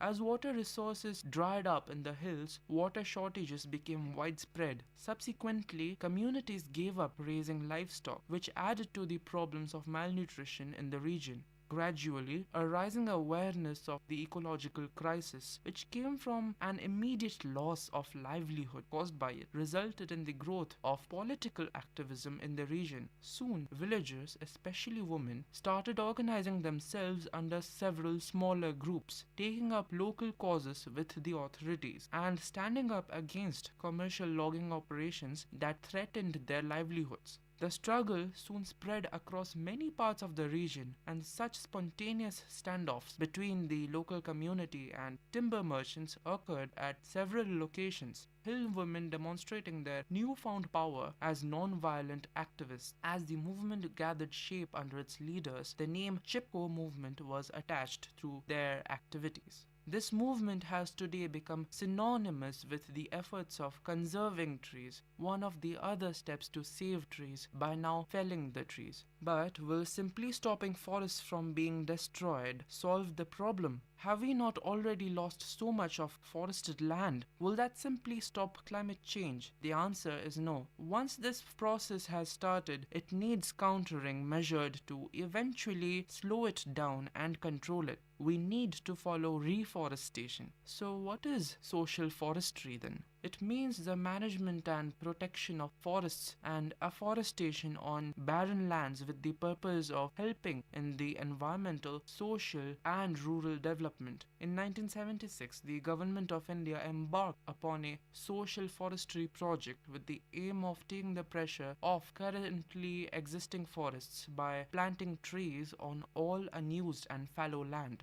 Government forest areas that are close to human settlement and have been degraded over the years due to human activities needed to be afforested. Trees were planted in and around agricultural fields. Plantation of trees along railway lines and roadsides and river and canal banks were carried out. They were planted in village common land, government wasteland and panchayat land. Social forestry also aims at raising plantations by the common man so as to meet the growing demand for timber, fuel wood, fodder, etc., thereby reducing the pressure on the traditional forest area. This concept of village forests to meet the needs of the rural people is not new. It has existed through the centuries all over the country, but it was now given a new character. With the introduction of this scheme, the government formally recognized the local community's rights to forest resources and is now encouraging rural participation in the management of natural resources. Through the social forestry scheme, the government has involved community participation as part of a drive towards afforestation and rehabilitating the degraded forest and common lands. The main objectives are to, number one, improve the environment for protecting agriculture from adverse climatic factors. Number two, increase the supply of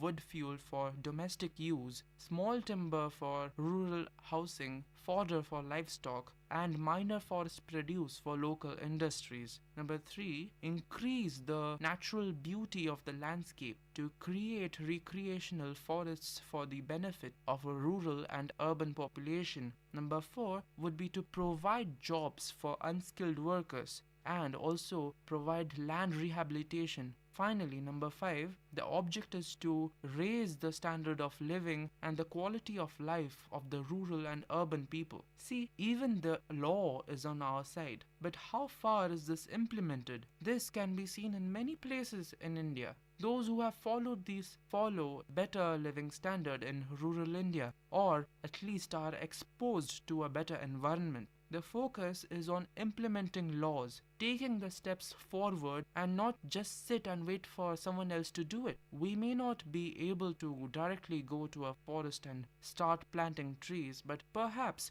we can help to do that in our own locality. Any unused barren land can be used to grow trees, which may be flowering trees that give fruit. That would improve the view as well as give us fruits to eat. If you have a garden, let's say, grow plants which use water appropriate to the climatic conditions. A little bit of intelligence and a lot of effort and a love for our planet is required. There is still hope of saving our country, our planet, from increasingly hostile climate conditions, especially in the summer. There is a way to protect all of our natural biodiversity, but for that we must choose to act and then act now. There is a silver lining to the grey clouds of our problems, and all hope is not lost yet. This is Manish Deo signing out, and you were listening to the Silver Lining Show, a ray of hope in the dire situations, only on VIT Community Radio 90.8. Stay tuned.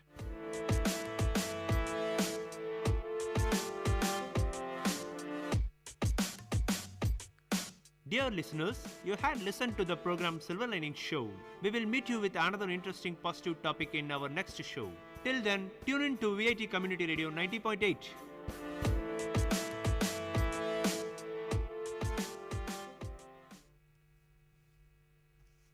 Hello everyone, this is Silena from VIT Community Radio. I'm going to recite a poem written by me, A Piece of Me. A thoughtless rejection, an incomprehensible pain, a marred laughter, a disguised hope, an unforgettable reminiscence, a faded nostalgia, a shattered dream, 1,000,001 pieces of broken trust, a cosmic longing, a hopeless expectation, an unanswered beacon, an unwrapped attachment, a futile investment, a boastful mistake, an embellished scar, an addictive torture, an unfathomable deep altogether, a piece of me that still breathes in you. Give that back, and down my path I shall walk. Thank you. The story of a soft heart. Everyone has a heart. Every heart has its own language. Every heart has something to speak. Every heart wants its listener. But the irony is dramatic. Every heart knows only its own fine language and fails to interpret the rest. Every heart expects to be listened and never chooses to play the listener. There are hearts which are kind and hearts which are ruthless. Hearts soft and tender, never do they find anything a crooked business. Hearts are as merciful as the nature, embrace one and all. Stones replace some hearts, and every little creature do they appall. And above all, we all know the irony is dramatic, that a soft heart is always destined to be trampled over by a stone, that the softness remains no more. It gets too scarred to expose its scars, and it fortifies itself with high-rise steel bars. It realizes the necessity of protecting itself. It trains itself not to care anymore. It changes and changes until it becomes steel, so the next time no stone dares tread. And thus, apparently, no soft heart does exist. The rest do remain, though, proud and unstirred, the heart, stone and steel. Thank you. Only a few people. Hundreds of millions of people share this planet. The predominant fraction is incognizant of your existence. Of the handful of people that you know, are the bulk fraction who don't bother about your existence, followed by the ones who are averse to your existence. Then comes the insignificant count, for whom what matters is only your existence. This insignificant count makes your life really significant and worth living. Don't you ever forget to make them feel special.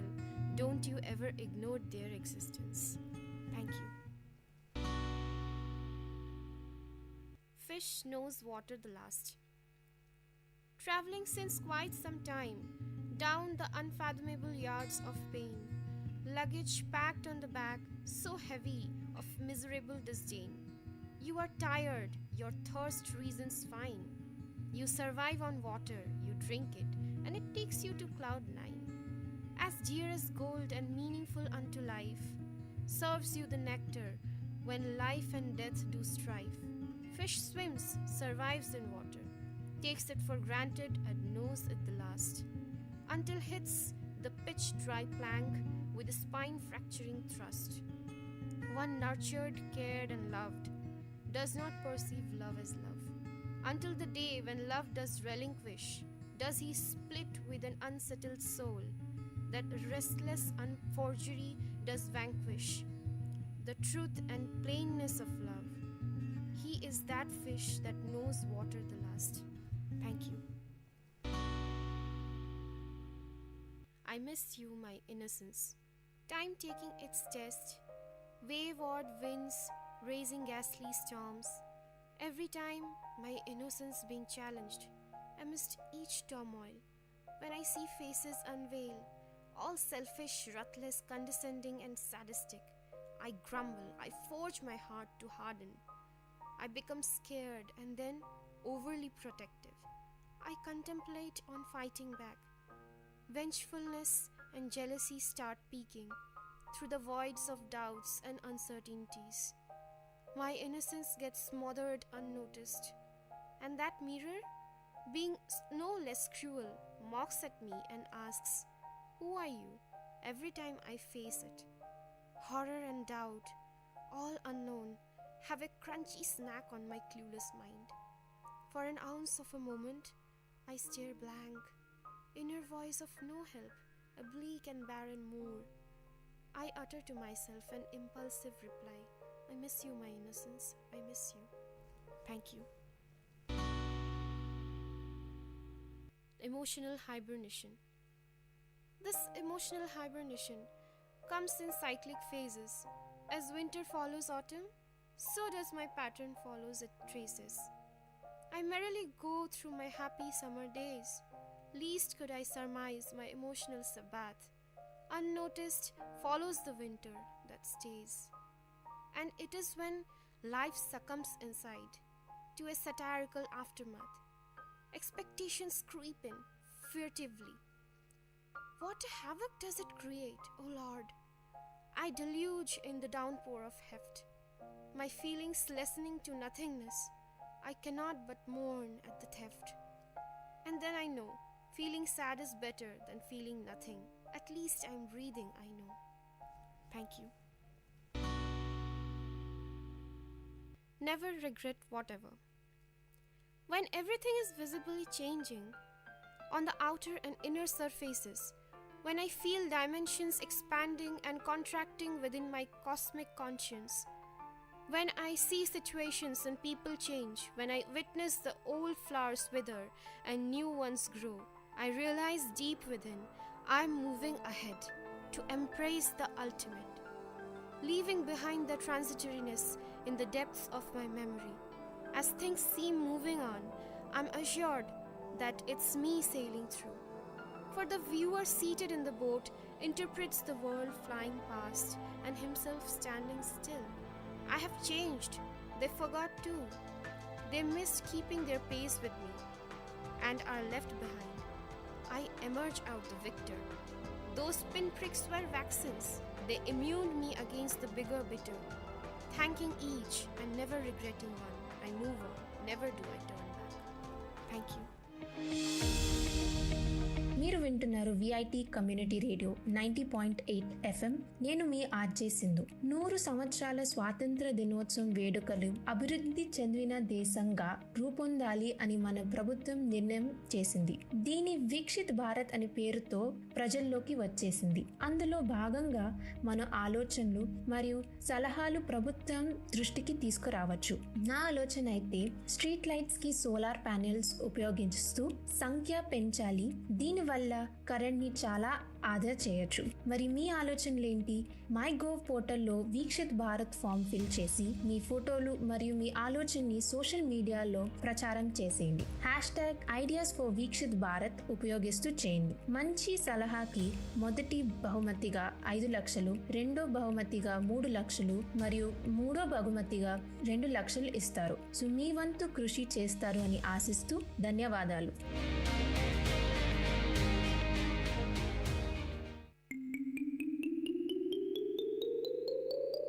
Hi குட்டீஸ், இது VIT பண்பலை 90.8. VIT பல்கலைக்கழகத்தின் சமுதாய வானொலியில் கதை கேளு கதை கேளு. சின்ன கதை சொல்லி பெரிய கருத்தை சொல்ல வந்திருக்கோம். நான் உங்கள் லீஷு.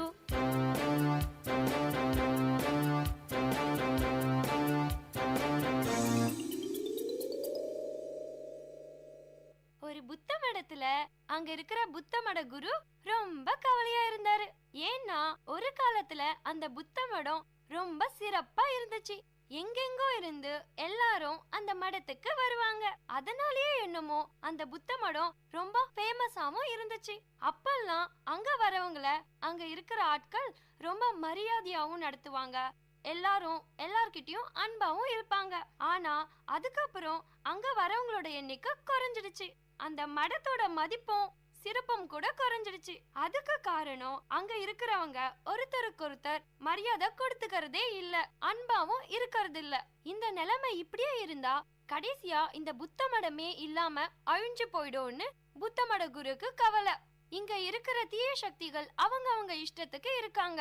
இத எப்படி மாத்துறதுன்னு ஒரு யோசனை. குரு ரொம்ப யோசிச்சு அவருக்கு ஒரு ஐடியா கூட வரல. கடைசியா பொறுக்க முடியாம அவரோட அனுபவத்துல சிறந்த ஒரு குருவை தேடி போனாரு. அந்த குரு கிட்ட தன்னோட பிரச்சனைய சொன்னாரு. அந்த குருவும் ரொம்ப யோசிச்சதுக்கு அப்புறமா புத்தமட குரு கிட்ட உங்க மடத்துல புத்தரே வந்து தங்கி இருக்காருன்னு சொன்னாரு. அதுக்கு உடனே அந்த புத்தமட குரு அப்படியான்னு ஆச்சரியப்பட்டு அது யாருன்னு கேட்டாரு. குரு சொன்னாரு, புத்தர் யாரோட உருவத்துல வேணும்னாலும் இருக்கலாம். அவரை நீங்க மதிக்கிறதும் இல்ல, அன்பு காட்டுறதும் இல்ல. அப்புறம் எப்படி உங்க மடம் சிறப்பா இருக்கும்னு கேட்டாரு. இத கேட்ட குரு உடனே மடத்துக்கு ஓடி போய் அங்க இருக்கிற தீய சக்திகள் கிட்ட குரு சொன்னத சொன்னாரு. அதுக்கப்புறமா அவங்களுக்கு ஒரே ஆச்சரியம்.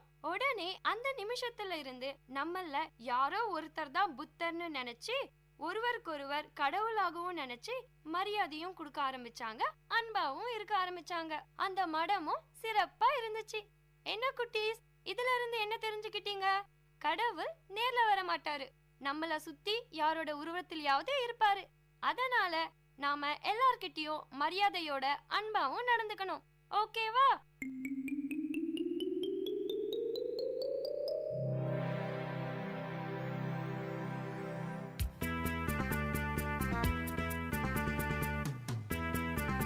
இதே மாதிரி இன்னொரு கதையோடையும் கருத்தோடையும் அடுத்த கதை கேளு நிகழ்ச்சியில சந்திப்போம். அது வரைக்கும் உங்களிடமிருந்து விடை பெறுவது உங்கள் லேஷு. பாய் குட்டீஸ்.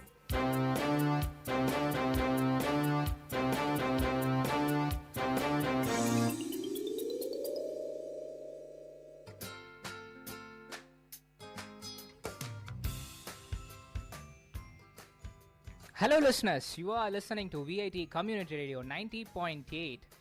Now today we have a very special guest from Malaysia has come down all the way from Malaysia for us. It's World Tourism Day. VIT is celebrating World Tourism Day. And I found it pretty interesting about this person who is none other than Noor Azman, who is the director of Malaysia Tourism. So let's hear it directly from him about what he has to say. A brief introduction about you, sir. Thank you, listener. So today I'm in VIT University. So I'm working with Tourism Malaysia. Besides that we also working with the tour operator, NGOs, with the government departments, and with the airline as well. So work together hand by hand in segment of tourism. That's really nice of you, sir. Sir, when we went through your profile, it mentioned that you had completed MBA course and then you have started doing tourism. Because all the MBA grads here, usually they take up CEO, CFO, that's what they want to set their career path as. Or either they want to do a startup of business of their own choice. What made you, what is the passion behind, is it something related to passion or why you chose tourism? Okay, actually tourism is very passion to my life, in my blood. Because I start working tourism when I finish, I complete my study in college and university. So this is my first job. So I'm very happy and proud and very passionate because tourism make me young and young. So because everything you are positive thinking, so that is very important in your life. So every morning you should be positive. Anything or everything happen to you. Because something happen to you is by the cause, so it's a learning process of you.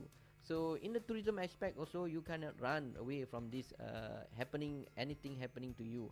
Because one thing happen to you, so something you have to think how to solve the problems. When you solve the problems, you feel like very happy, passionate to your life, and then you like to contribute. Because in tourism we are people to people. For me, tourism meaning definition is people to people connection, connecting each others. because we have to united, we have to work together, and then we have to help each others, because by doing that you are contributing something to the people. That's really great, sir. I guess all the tourists here will get inspired by the way you were saying about tourism, connecting people to people. Yes, that's really true. That's really wow. Sir, you have been here in this industry for almost 23 years and plus years. So what inspires and motivates you, sir? When you wake up in the morning, what is that energy? Where you drive that energy to go to the same work again and again, sir? So when I work in the morning, so I told you I'm the positive thinking, and then number two, I always think I want to contribute the best. On the day I would like to contribute the best. What I learning from the past, it give me some experience on the particular days. So I would like to contribute. First thing, I'm a positive thinking. Number two, I will try the best to help whatever I have, what experience I have, what knowledge I have, to help the industry to become the good or the best or better before this. It's really great, sir. I guess all the people here will have got motivated by the words of you. So, when we say Malaysia, the first thing the Tamil Nadu people, especially the Velurites, get to know is the movie called Kabali.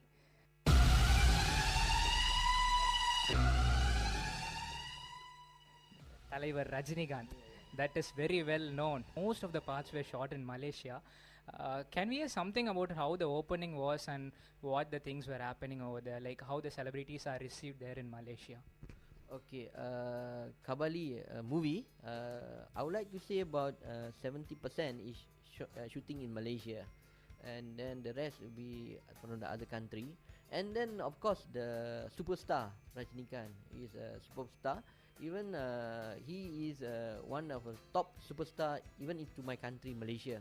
So imagine when he stepped in the Malaysian airport, people like crazy already to watch him, to take photo, to take selfies. So we have to put the extra security for him.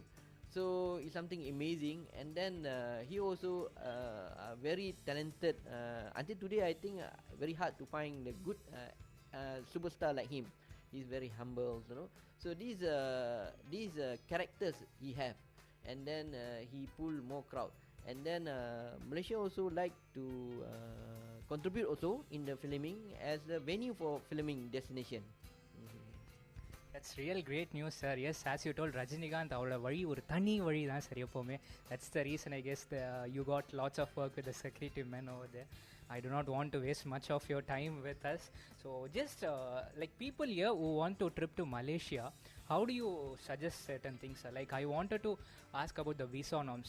How's the visa norms here? Because when I see in Chennai, especially the Anna Salai, people there standing in long queues for getting one visa to USA. My friends, it's very tough da. Ella machan alla romba kashtam da appdin solli they used to say all these. Is it the same difficult? Do we have the same challenges for entering Malaysia also? No, actually we started by last year. You know, there is online visa, www.windowmalaysia.com. So you can Google through the website, and then you look for the Window Malaysia. So you can upload. They were asking you your flight ticket. Of course, other country or any country you going, they're asking you flight tickets. And then you have to put the hotel bookings, and then they were asking you how about something like your pictures, and then you have to upload your passport copies, you know.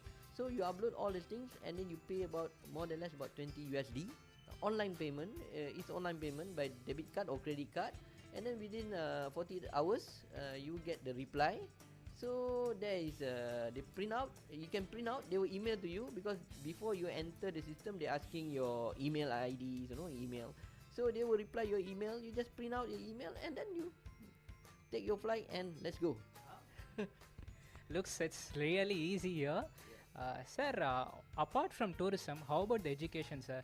Do students from here, from India, can we expect something from education side from Malaysia?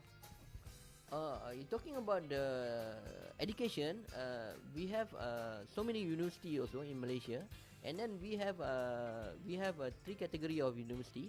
There is a public university is belong to Malaysian government, and then we have a tuning program with the other university, and then we have also the private university.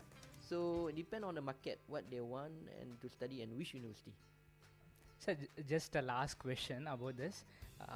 Regarding the items that we can take to Malaysia and we can bring back from Malaysia, like whenever the relatives go to foreign countries, they bring lots of gifts and things along with them, like say for example LED TV, mobile phones, cosmetic items and other things. So are there any restrictions regarding that, sir? No, we don't impose any tax for this thing. It depends on the returning country itself.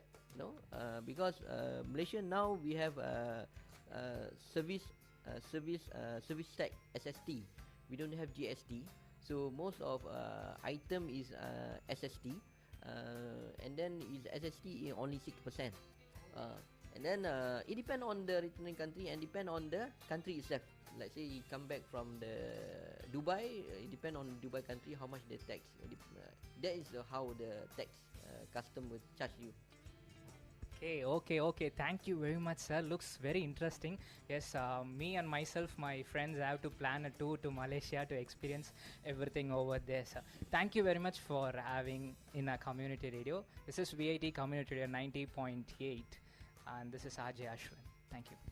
Welcome, thank you. And in Malaysia, we call terima kasih. Is a thank you.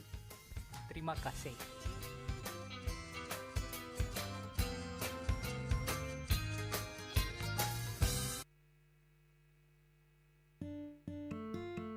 மெல்லிய நிகழ்வுகளில் தொடங்கி நெஞ்சை கசக்கும் நிகழ்வுகள் வரை நீளும் நம் வாழ்க்கையின் பிரதிபலிப்பு.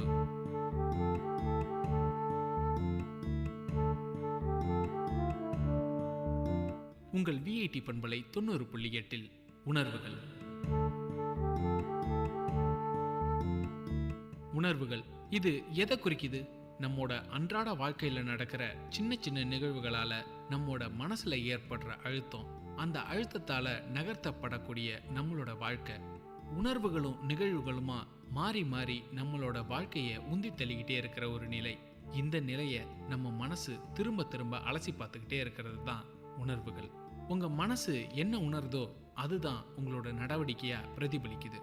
அப்படி பிரதிபலிக்கிற விஷயங்களை தான் விஐடி பண்பலையில இப்ப கேட்க போறீங்க.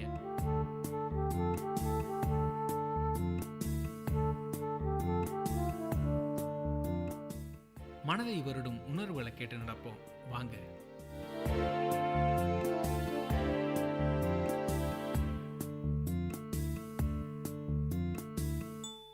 தினமும் நம்மளோட வாழ்க்கை பயணத்துல எத்தனையோ பொருட்களை தவறுதலா பல இடங்கள்ல மறந்து வச்சிடறோம், இல்லைன்னா தொலைச்சிடறோம்.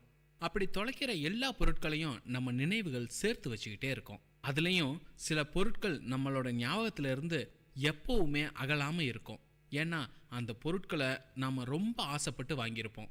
நானும் அது மாதிரி ஒரு விளையாட்டு பொருளை வாங்கினேன். ரொம்ப சின்னதாக, கைக்கு அடக்கமாக, கையில் எடுத்த உடனே விளையாடுற மாதிரி அந்த காலத்து காமிக் கதைகள்லாம் வர ஒரு பொருள். அது எனக்கு கிடைச்சதே பெரிய கதை.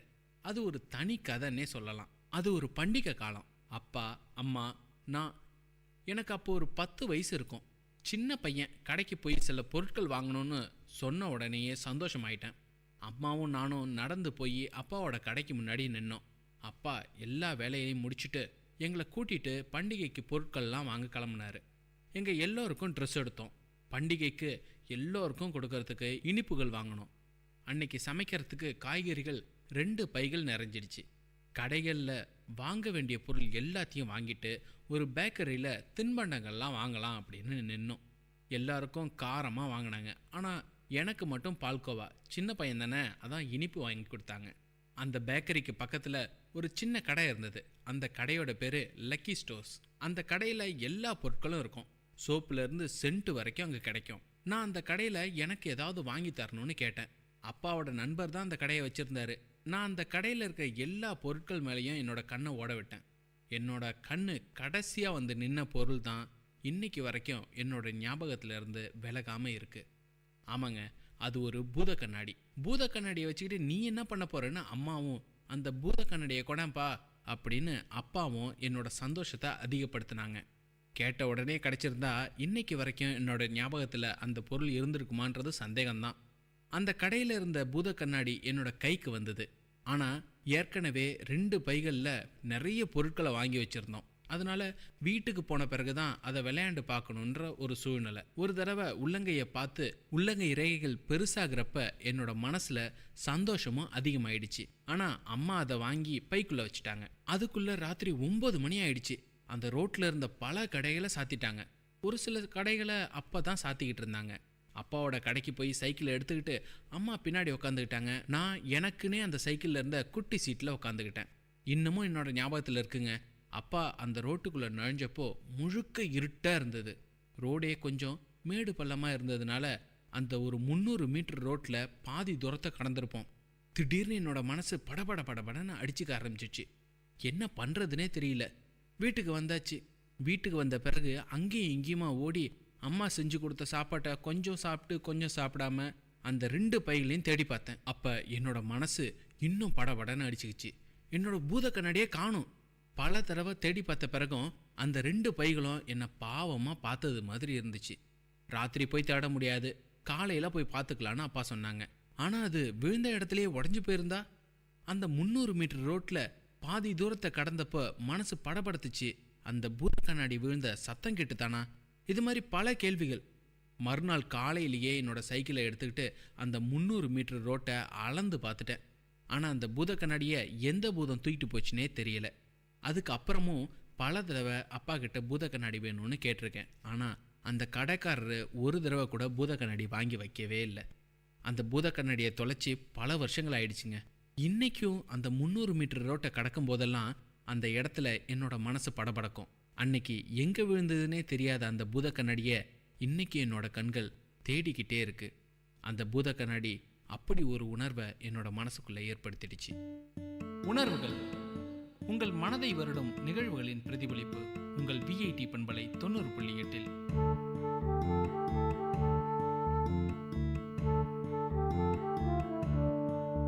உங்க வாழ்க்கையில உங்க மனதை வருடிய நிகழ்வுகளை வேலூர் மக்கள் அனைவரோடும் பகிர்ந்து கொள்ளலாம். உணர்வுகள் நிகழ்ச்சியில கலந்துக்கங்க.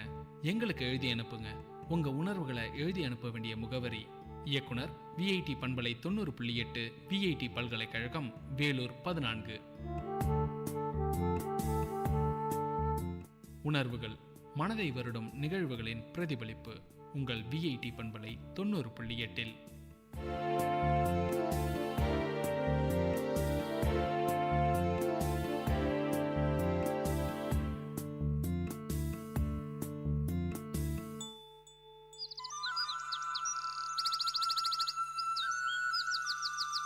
விஐடி பண்பலை 90.8 கவிதை கேளுங்கள். மேகங்கள் எழுதும் கற்பனை கதைகள். கருப்பு வெள்ளை நிறத்தின் அடர்த்தி கூட்டி பல கோடி ஆண்டுகளாய் கதை சொல்லி வரும் வயது முதிர்ந்த மேகங்கள் இன்றும் எழுதுகின்றன எவரும் படிக்கக்கூடிய எளிமையான கற்பனை கதைகளை. வெள்ளை நிற மேகங்களின் கதைகள் இனிப்புச் சுவை கலந்து செய்யப்படுகின்றன. கருத்த மேகங்கள் எழுதும் கதைகள் கசப்பு சுவை சேர்த்து எழுதப்படுகின்றன என்று பாட்டிக்கதை நினைவில் நிற்க விண்ணை தொட்டும் நிற்கிறது மேகங்கள். சிறு குழந்தையின் கண்களுக்கு குதிரையாய் கணக்கின்றது.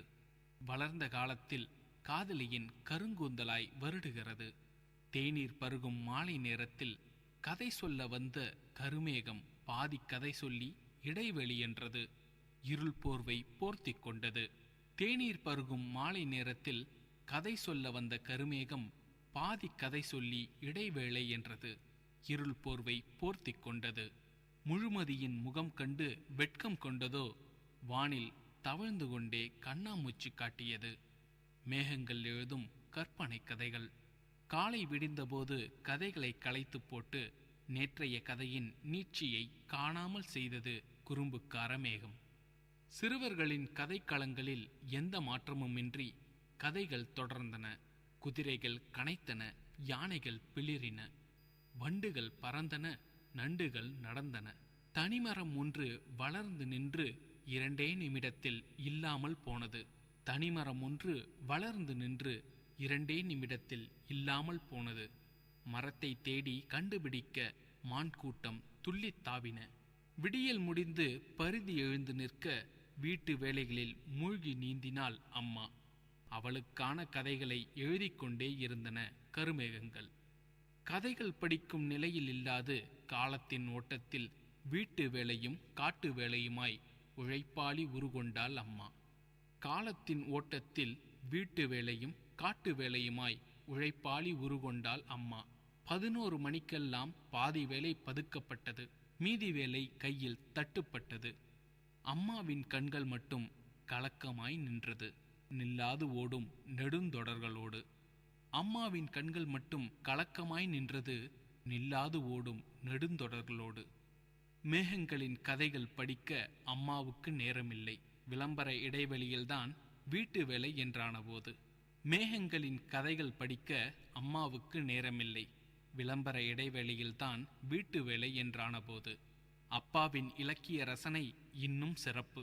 கடுகெடுத்து போன அலுவல் பணியில் கருமேகம் கதைகள் சொல்ல காத்திருப்பாரோ அவர். கணக்கும் கையுமாய் அலுவல் அவசரம், கோப்புகளும் கையுமாய் அன்றாடம் அபஸ்வரம். அப்பாவின் கண்கள் மேகங்களின் கதைகளுக்கு எதிர்முனை பயணம் ஏற்ற காலம் அது. மேகங்கள் எழுதும் கற்பனை கதைகள். அப்பா என்ற கதாபாத்திரம் ஆகாயத்தை பார்த்ததே இல்லையோ, அப்பா என்ற கதாபாத்திரம் ஆகாயத்தை பார்த்ததே இல்லையோ. கதைகள் சொல்லும் மேகங்களின் கற்பனைகள் அவருக்கு புரியவே புரியாதோ. நீல காகிதத்தில் எழுதப்படும் கருப்பு வெள்ளை கற்பனை கதைகள் நீண்டு கொண்டே போவது அப்பா தாத்தா ஆவதற்குத்தானா என்ன? அலுவல் பயணம் முற்றி முடிந்த பிறகு சிறுவர்களோடு கைகோர்க்கிறார் அப்பா.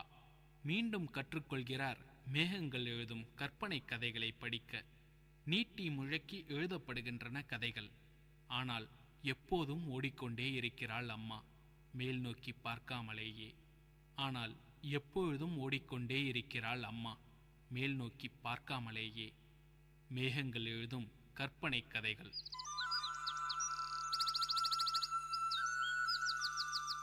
நேயர்கள் கேட்டது விஐடி பண்பலை 90.8 கவிதை கேளுங்கள்.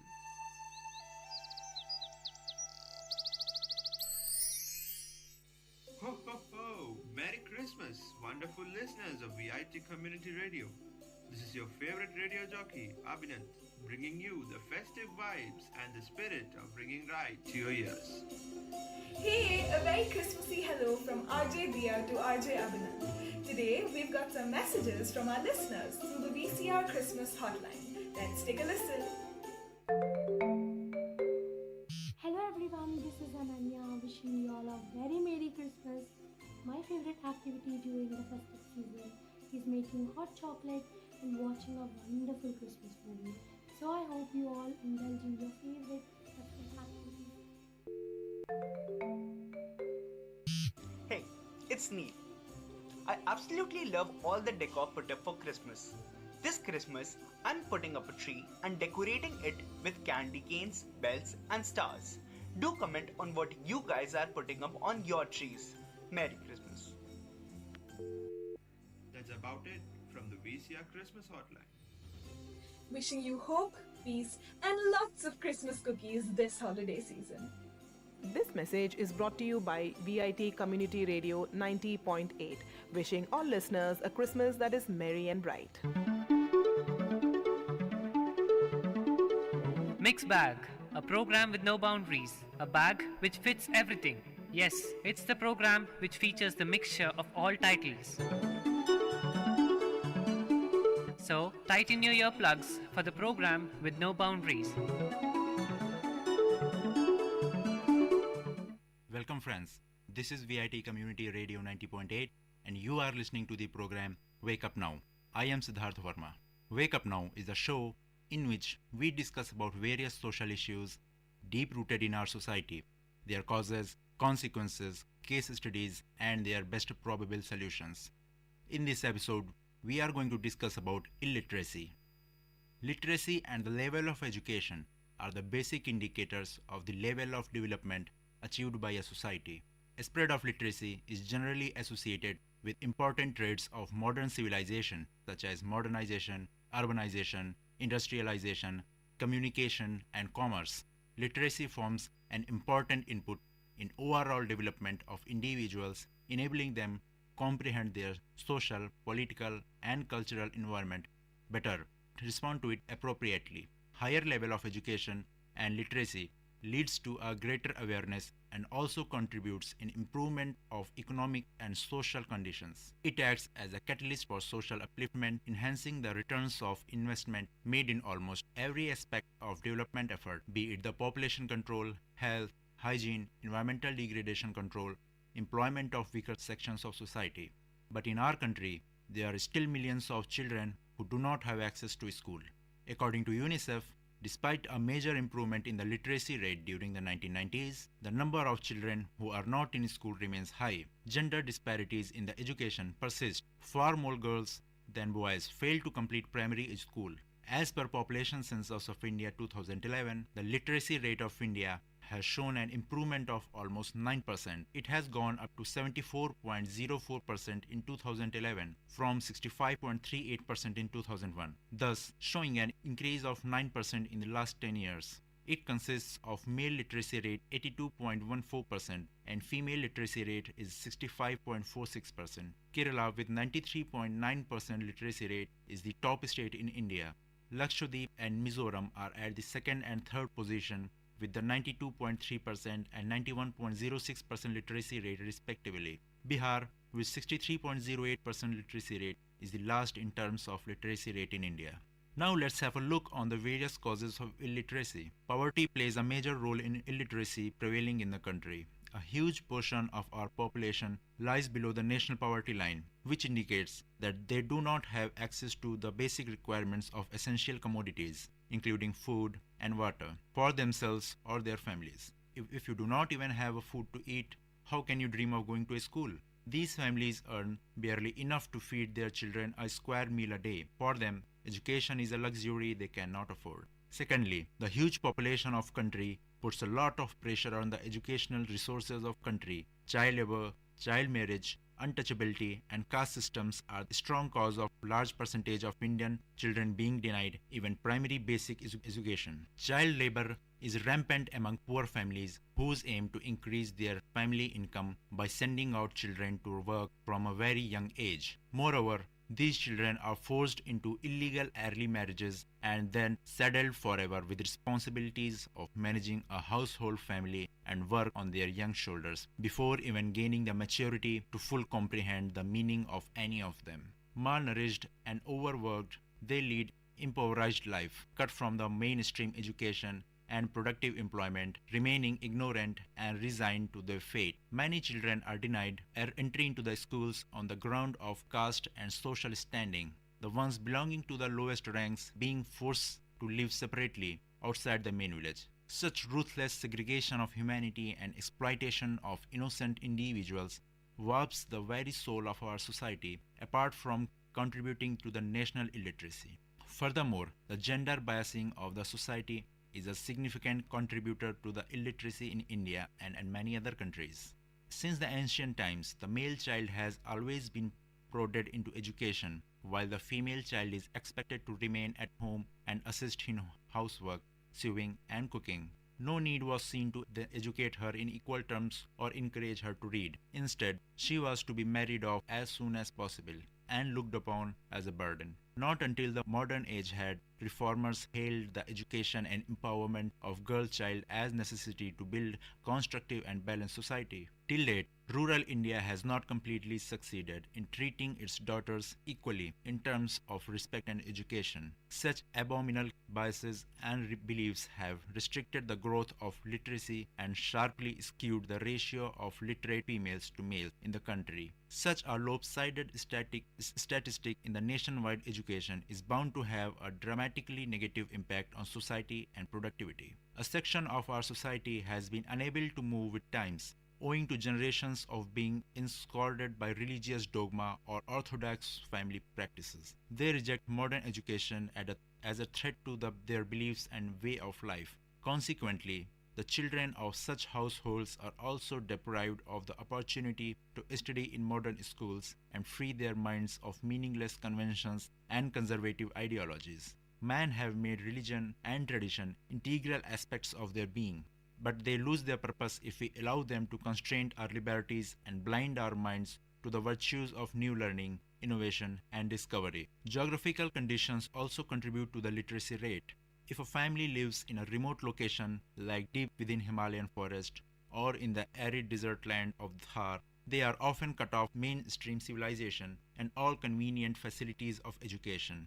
This is true especially in the case of wandering tribes like the Warlis of the West and the numerous forest communities residing at the foothills of the eastern Himalayas. These tribes often follow shifting cultivation, as a result of which they do not have any permanent dwelling place. Moreover, their culture and practices are so different from the mainstream that it is difficult to bring them in synchronization with modern society and provide them with similar kind of education. In addition to these factors, inadequate facilities, individual disabilities, attitude towards learning, immigration of educated individuals are also responsible for illiteracy. Now, let's have a look on the various steps taken in order to eradicate the illiteracy. The Sarva Shiksha Abhiyan, launched in the year 2001, was to ensure that all children in the age group of 6 to 14 years attend school and complete 8 years of schooling by 2010. District Primary Education Program, launched in the year 1994, has so far started more than 160,000 new schools, including almost 84,000 alternative schools. The National Literacy Mission, launched in the year 1988, aimed at attaining a literacy rate of 75% by the year 2007. Not only the government, but to eradicate the illiteracy, every literate citizen should also contribute in battling with the demon of illiteracy. Our motto should be, each one teach one, if we want to become a developed nation. Each one should teach one, if we want to become a superpower. Mahatma Gandhi once said, "Be the change you want to see in the world." So let us enlighten the world by bringing this change into our and everybody's life. In the next episode, we will be witnessing another social issue, analyzing its causes, consequences, and the part we can play in its eradication from the society. This is Siddharth Verma, and you are listening to the program Wake Up Now, and this is VIT Community Radio. Dear listeners, this is Mixed Bag at VIT Community Radio 90.8. Meet you next time with another episode of Mixed Bag.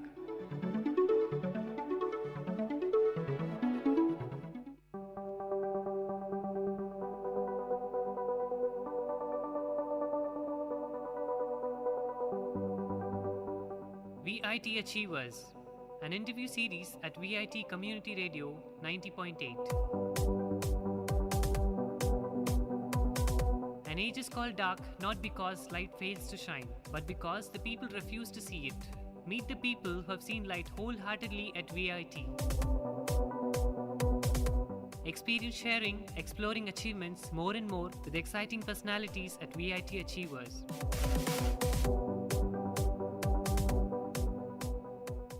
Hey VIT, you're listening to VIT Community Radio 90.8 FM. And we are back with a brand new episode of VIT Achievers, where we get to you one amazing VIT on every episode who share their success stories and their experiences with us. And hi, this is Charul, your host for the show. And hi, I'm Rishika.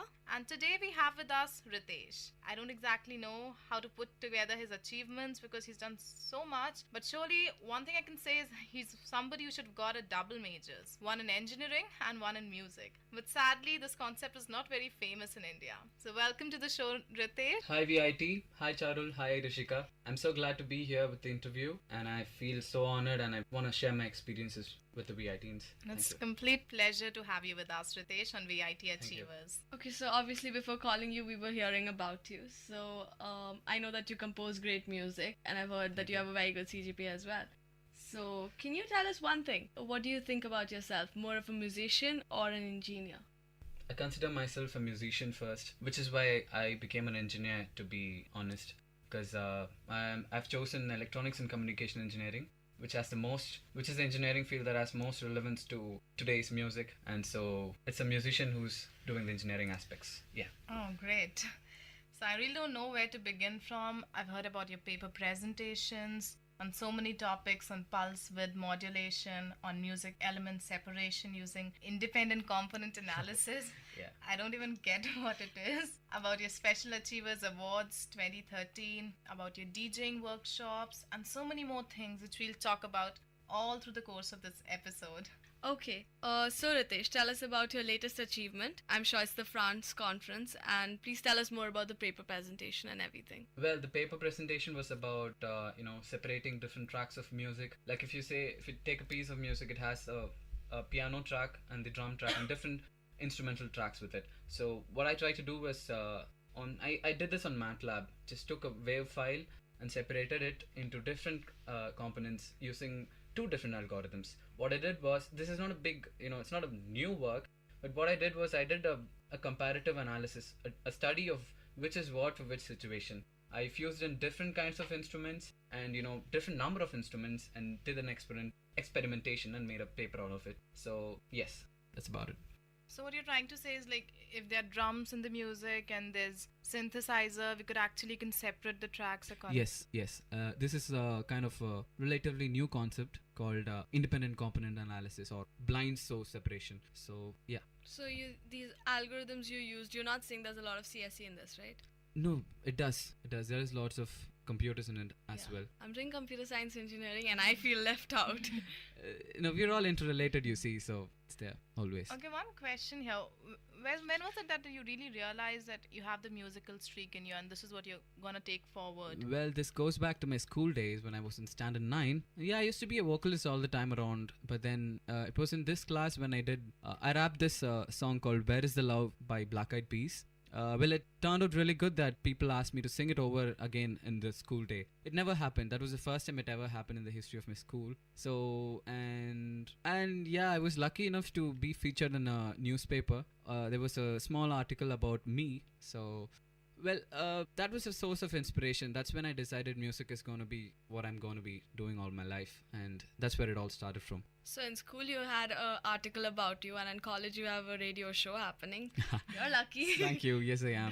Feel so lucky. Okay, so coming back to your France conference, we'd like to know more about all the people you met, the whole France experience and the networking and everything. Well, it was like-minded people who have gone miles ahead in the field of what I've been wanting to do. It's the field that I've been always dreaming of. So there were people who were, all of them were engineers. They were doctorate holders, people who are doing their PG and people who are doing the research work. And they were all people who have become engineers, who are actually musicians turned engineers. So all their work and all the work that they've been doing is actually, trying to fuse the music work they do with music. So they really had lots of cool applications, not just applications, there was this piano where you could actually program it, and if you just press one key in the higher octave, another key in the lower octave will automatically press itself. It was a mechanical piano. So, and you could actually play different cool patterns out of it. So it'll be I could just press one single key and then there's a big melody out of it. So, and then there was this one guy called Oreo Nieto from New York University, and he's done this really cool work. What he did was he used hand gestures on an iPad to synthesize different kinds of sound. So I was it's really cool, and I was having my hands over the iPad with the, he did some image processing on it. So I was making different kinds of weird gestures and I had different sounds coming out of it. And not just that, these are just few of the examples of so many things that I saw there over. And the best part was the concerts at the end of the everyday conference. So around 7 o'clock, we used to go to a theater over there, a typical European musical theater. We used to go there, sit around, and there used to be speakers all over. And they had developed different apps. For example, a guy, he was having, I forgot his name, but then he was having an app developed on iPhone where he could synthesize sounds just by the movement of the phone itself using its accelerometer. So yeah, that's about it. There are lots of things I could say going on and on, but then yeah. Okay, that sounds pretty cool. Thank you. So do you feel that you've grown a lot as a maybe musician or a musical engineer? I really don't know what term to use after this. Yes, the conference, yes. The trip was served a great deal to my dream, I'd say. it really did help me to meet a lot of people and share my ideas with them, and to get to see their ideas alive. See, my idea is just right there in the incubator. It's under incubation. These are the people that have conceived their ideas, brought it out, and it's been going out there with vibrant colors. So it was I felt so grateful to meet such people and engage myself in such stuff. Yeah. Were you received pretty well there? How was the... Yes, it was a great reception. I was the kid around there in the conference because almost all of them were like PhD scholars and many professors. I met people from Stanford also, and Norway, Japan. Yeah, lots of people. So, and I was the only UG student there in the conference, which is why I'd like to say that we guys are really not far behind. We are academically, to say, we know everything that they know as well. It's just that we don't have, the technology used in day-to-day life as much as them. So that's what. So that made me really feel like, oh wow, so we're really not that bad. So we can really bring about and do lots of change like the world is doing. Okay, so technical part aside, Thank you. let's talk about just France. And is there any are there any particular French words that you picked up? Well, I was like, after returning from France, I was like, d'accord, voila. That's like typical French words, It's like saying okay, yeah, and yeah, and learn tidbits of it and basic yeah, and French. to every French person I met, I was like, vous parlez l'anglais, which means, do you speak English? Because English was the only language I knew, and yeah, I picked up a little bit of French. France, well, I'd like to share an interesting, for me it was interesting experience. The day I reached the Marseille airport, that's where I went to France, Marseille. My baggage was missing, and here I am in a different, strange, a new place where even you can't even spot a single Indian in Marseille. If you go around, if you spot one person, it's like a big deal. So the whole place was a strange place to me, and I really had no idea what to do about it. But then that confidence, that courage comes from within when the situation happens. So I was like, let's go. It was night 11 also, and let me tell you that the shops are closed by 6 in France, and then there's nobody around. There's only restaurants, and around 10 there's nobody out there on the road. Our places are far better. You can have more people in our places, even in the villages, I'd say. So yeah, and then I went through 6 days of not having any clothes to change, which goes pathetic. But luckily, the temperature was like, it was like around 12 degrees, which was manageable. You didn't really get stuffy or, sultry or all the stuff. So I was able to manage through the conference. And this actually gave me an experience to meet new people. I went out there to buy some clothes, some innerwear, some basic necessities. And yeah, I went out there, met new people. I met a lot of musicians, to be specific. People out there they just jam in the streets, man, like any random. It's so open, and it's so welcome, to be honest. So that gave me a great experience to connect with the people, to get more, to culturally relate to them and to be around them. And yeah. Okay, so you felt welcome even though you didn't know the language. Yes. That yes. must be welcoming. Pretty much, yes. Okay, all of it sounded really good. Thank you. It's really sounded like one really good experience. Now, I remember you telling me about the DJing workshop you conducted in Rivera. Tell us more about it, no? I mean, how do they exactly teach DJing? I've really never understood that. Well, in layman terms, DJing is nothing like, it's just choosing songs. That's all about to DJing is. But then it's an art in itself, because when you're out there with a group of people, you have to understand the vibe. You have to relate to people to actually understand what kind of song they require. That itself is an art. And on top of that, you can add to your own creativity to the songs you're playing. So, to just see what it actually is, it's so simple, but to actually bring it alive, to do it, is a whole new, dimension to it. So that's when, I kind of learned DJing I started composing around my class 12 and first year onwards. And that's when I met another friend called Harshavardhan. He's a passed out student, MS 5th year. And that's when we decided to, bring about a workshop during Rivera. And his mentor was a DJ from Sunburn. I guess we know what Sunburn is. It's a big festival out there in Goa. So that's when we met up. We did this workshop, and it was a huge hit, where we really thought about, how this whole deal is done. Whatever I explained, we just explained it in detail. Okay, so I was just thinking that what if in the years to come we see you on the 4th day of Rivera as our own DJ? Oh my, that would be an honor. Let's see how things turn out. So, Ritesh, you've done so many paper presentations, participated in so many conferences, and been very active in extracurriculars as well. What a lot of students face out here, even in VIT, they're amazingly talented people, but they don't really get to know where these activities are happening. So, how do you keep a track of these activities, and what are your sources, maybe, and how can general students who are not that informed keep track and maybe take part? To be honest, I'm the least informed of all my friends. It would be like I'd be randomly there in college, and then one friend of mine will be asking me, "Dude, did you finish this assignment?" And then what? We have an assignment to finish, and that's how informed I am. But to be there, to get to know stuff that are happening, is to put yourself first in the scene. Say, for example, this workshop that we did, it was out of our sheer interest. We just wanted to do something to bring a change, and that's when our community radio's director, Professor Chidambaram, that's when he identified us, and then he called us upon for the radio, and now I've done a few tracks for the radio, and I'm here with the community radio. So that's how you go about it. Just put yourself there, and things will come. They'll fall into your place. You need not really have to go search for opportunities. They're always there. They'll come. Put yourself, carry on what you're interested in. Things will happen. Okay, so paper presentations, because now that it's embedded in our courses and it's all PBL, so we have to do a lot of our own paper presentations. Can you tell us a few tips? It'll seem like a big deal putting a paper, but it isn't, because once you start writing, once you start understanding how things are done, it'll get easier and easier. So now, in the beginning, it was kind of difficult for me too, but then once I started doing 2, 3, 4 papers, and then I was like, then I've started loving, writing papers. It's more like, to be in 2 words, it's like just a technical essay. You just have to report. See, you do some work out of your interest, and then you start reporting it. You just start writing it in a piece of paper about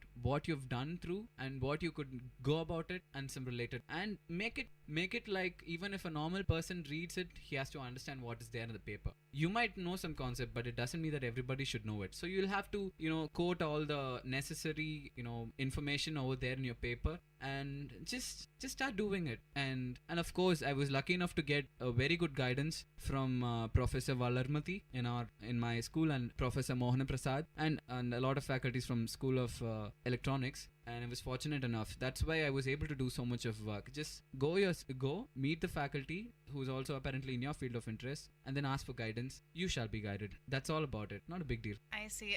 Would you please share one of the papers which, according to you, was your best work? Well, that's a hard question.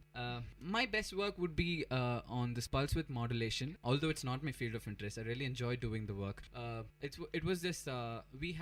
We tried serial communication with 2 LEDs without the use of a sensor. We used a very simple concept that LEDs could not only emit light, but they can also act as sensors. So that was the idea we brought about. Fortunately for me, it was the idea. It was not my idea. It was my friend Mugilan's idea, with whom I presented the paper with, along with Professor Sugmaran, for my optoelectronics optical communication subject. So that work was something really new, and you really can't find much work on this domain. So it was fun. We actually really did something in hardware. Rest of the work was most of software oriented. So I had more fun doing this. And fortunately, Mugilan did most of the hardware work. I wrote the paper. That's it. And yeah, that was the one I'd like to mention the most. Okay, yeah. So tell us all about the paper presentation process. It's a conference hall and there are people sitting. So you go there, you have your paper, and then what next? And also, please tell me, is it necessary that you have the output for what you're presenting? Yes, it's absolutely necessary to have an output for your work, because it's only then, that's the whole idea of presenting a paper. It's mostly about reporting a work in progress or a work that you've done. So when you go to the conference with your paper, you go there, present your ideas, present what you've done through, and then there are a bunch of like-minded people out there. So they will actually, it's more like, an open-ended discussion on your work. So you could have actually overlooked something when you were working through. So there will be some person who will be popping up, hey, you could have done it through this way. And then that's when things will strike for me. Oh my, I could have used this algorithm through my work and all that. So a conference, yeah, it is a conference. It's just people sharing ideas and doing for the better of each other's work. It's always better to get, to share, and only when you share will you actually get more out of your work. So it's good to be in a conference and to present papers. It's not all that scary as it sounds. No, it isn't. And it's fun to meet new people also, isn't it? Yeah, definitely. So, you've maintained a pretty good CGPA also. You're doing a lot in the field of music and you've been very active in your extracurriculars. So, how do you balance it all? Well, it was a bit of turmoil, to be honest, because when my music side of the, when the music side of me was satisfied, the academic side of me was like getting low. And then when I started more on academics, I started feeling like I've been really not doing much of music. It was a balancing, act. It was like a tightrope walk. It was difficult, but then here I am with whatever I am. So it's always to do things, to concentrate on one thing that you do all the time. So if I'm like wanting to do music, I just do that, stop worrying about my studies. And there's always this point of scheduling your work, which I'm pretty bad at. But then yeah, I've come through thanks to my friends and my parents. It's only because of them I've been able to do what I've been doing. So it'll happen, and it just happened. Thank you. Yeah, no thank you, not yet. Okay. Yeah, okay, so being a part of so many activities, how does, what about your social life? Like, if I have to go for classes on Saturday, I feel like my social life is hampered. So, what about you? Well, I've been pretty lonely person around because I've been the only child of my parents. So, for me, the social life was coming out and doing these activities. So, doing so much was my social life. So, I really had fun. It was never like two different things. But I did miss out on my friends. But, friends are friends, so they'll always stay. So, which is why I told you I'm kind of not doing anything for Rivera, just for the sake of hanging out with friends. But that is also good in one way because it'll bring out the true friends out of you. So, just go, act, and it'll happen. And take a break. So, okay, so Ritesh, what are your plans for the future? Do you see yourself more of an engineer or more of a singer? Well, I see myself as a composer who's pretty much learned the engineering aspects of modern music, the way composers work. So if I'm able to understand if I move a knob on the mixer, if I'm able to understand what the knob is actually doing, not the really hardcore part of it, but then a basic idea of what it is, then I'll have a better idea when to move the knob and when not to, as a composer. So that's where I see myself. Okay, so engineering has actually added to your talent and helped you grow more as a composer. Yeah, as a composer, yes. That's great. Thank you. Yeah, isn't it totally awesome that you plan to go ahead with music in your life and your parents support you, because in India that's not really the trend. Yeah, I'm really thankful that I've got such awesome parents to support me for what I'm doing. But also, it wasn't really that straightforward. It wasn't like, Dad, Mom, I'm gonna do music, so you're gonna let me do music. No, it was more of like they saw my interest. They really understood that music is what I want to be doing. So for that, it took some time. And it was my mother's idea to actually, I wanted to straight away go do some diploma in sound engineering or some stuff. I wanted to directly jump. But then I'm grateful that my mom asked me to do engineering because it's given me an altogether new dimension. So yes, I'm lucky, I guess. No, we're gonna get lucky. It's that we heard that you sang at the alumni meet yesterday, and it's only unfair if you don't sing for us right now. Well, thank you. That'd be a pleasure. Well, I'm gonna sing a song that I composed in standard 12 for our school teachers' day. We sang it to all our teachers, and that was my second ever song I wrote. So yeah. When I fell down, you lent your hands. When I leaped up, you were the stand. Thank you, thanks to you. I never would have done it without you. Thank you, thanks to you. When I made a mistake, you raised your stance. And when I hurt you, not even a glance. Thank you, thanks to you. That's about it. We did it as a chorus. So yeah, thanks for listening, folks. That was beautiful, Ritesh. Thank you to you. It was really wonderful having you on VIT Achievers and having a little conversation with you. We wish you all the best for your future. Hope you achieve all that you want in life and go places and have a great musical and engineering career ahead. Thank you. And I'm sure a lot of you guys would have gained a lot from a little chat with Ritesh. And all you talented people out there, it's high time you walk out of your comfort zone and unleash the genius in you. This is Charul and Rishika. And this is Ritesh. And you were listening to VIT Achievers. We would be back, another amazing VITN who would be sharing their experiences and success stories with you. Till then, stay tuned to VIT Community Radio 90.8 FM.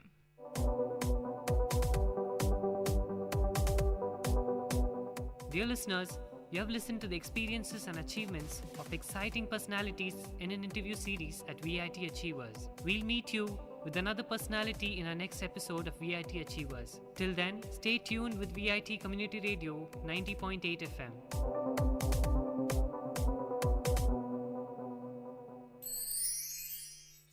Ho ho ho! Merry Christmas, wonderful listeners of VIT Community Radio. This is your favorite radio jockey, Abhinand, bringing you the festive vibes and the spirit of bringing right to your ears. Hey, a very Christmassy hello from RJ Dia to RJ Abhinand. Today, we've got some messages from our listeners through the VCR Christmas hotline. Let's take a listen. Hello everyone, this is Ananya wishing you all a very Merry Christmas. My favorite activity during the festive season is making hot chocolate and watching a wonderful Christmas movie.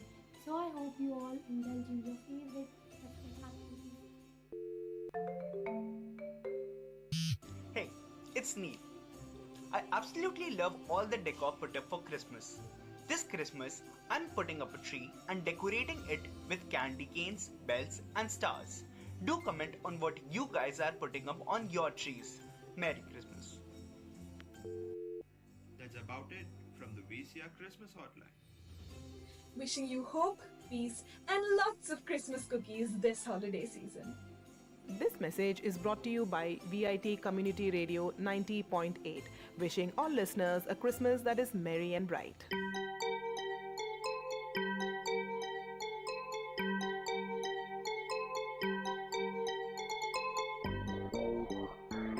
வணக்கம், நமஸ்தே, நமஸ்கார், சலாம் and வந்தனம். நீங்கள் கேட்டுக்கொண்டிருப்பது VIT பண்பலை 90.8. இது VIT பல்கலைக்கழகத்தின் சமுதாய வானொலி. உங்க எல்லோரையும் புதுமை பெண்கள் நிகழ்ச்சிக்கு வரவேற்கிறேன். நான் உங்க அட்டானா. இந்த நிகழ்ச்சியில எவ்வளோ கடினமான சூழ்நிலையும் தனக்குன்னு ஒரு பாதையை அமைச்சுக்கிட்டு அதுல அவங்க பயணத்தை தொடர்ந்து அதுல வெற்றியும் அடைந்த பெண்களை பத்தி தான் நான் உங்களுக்கு சொல்ல போறேன்.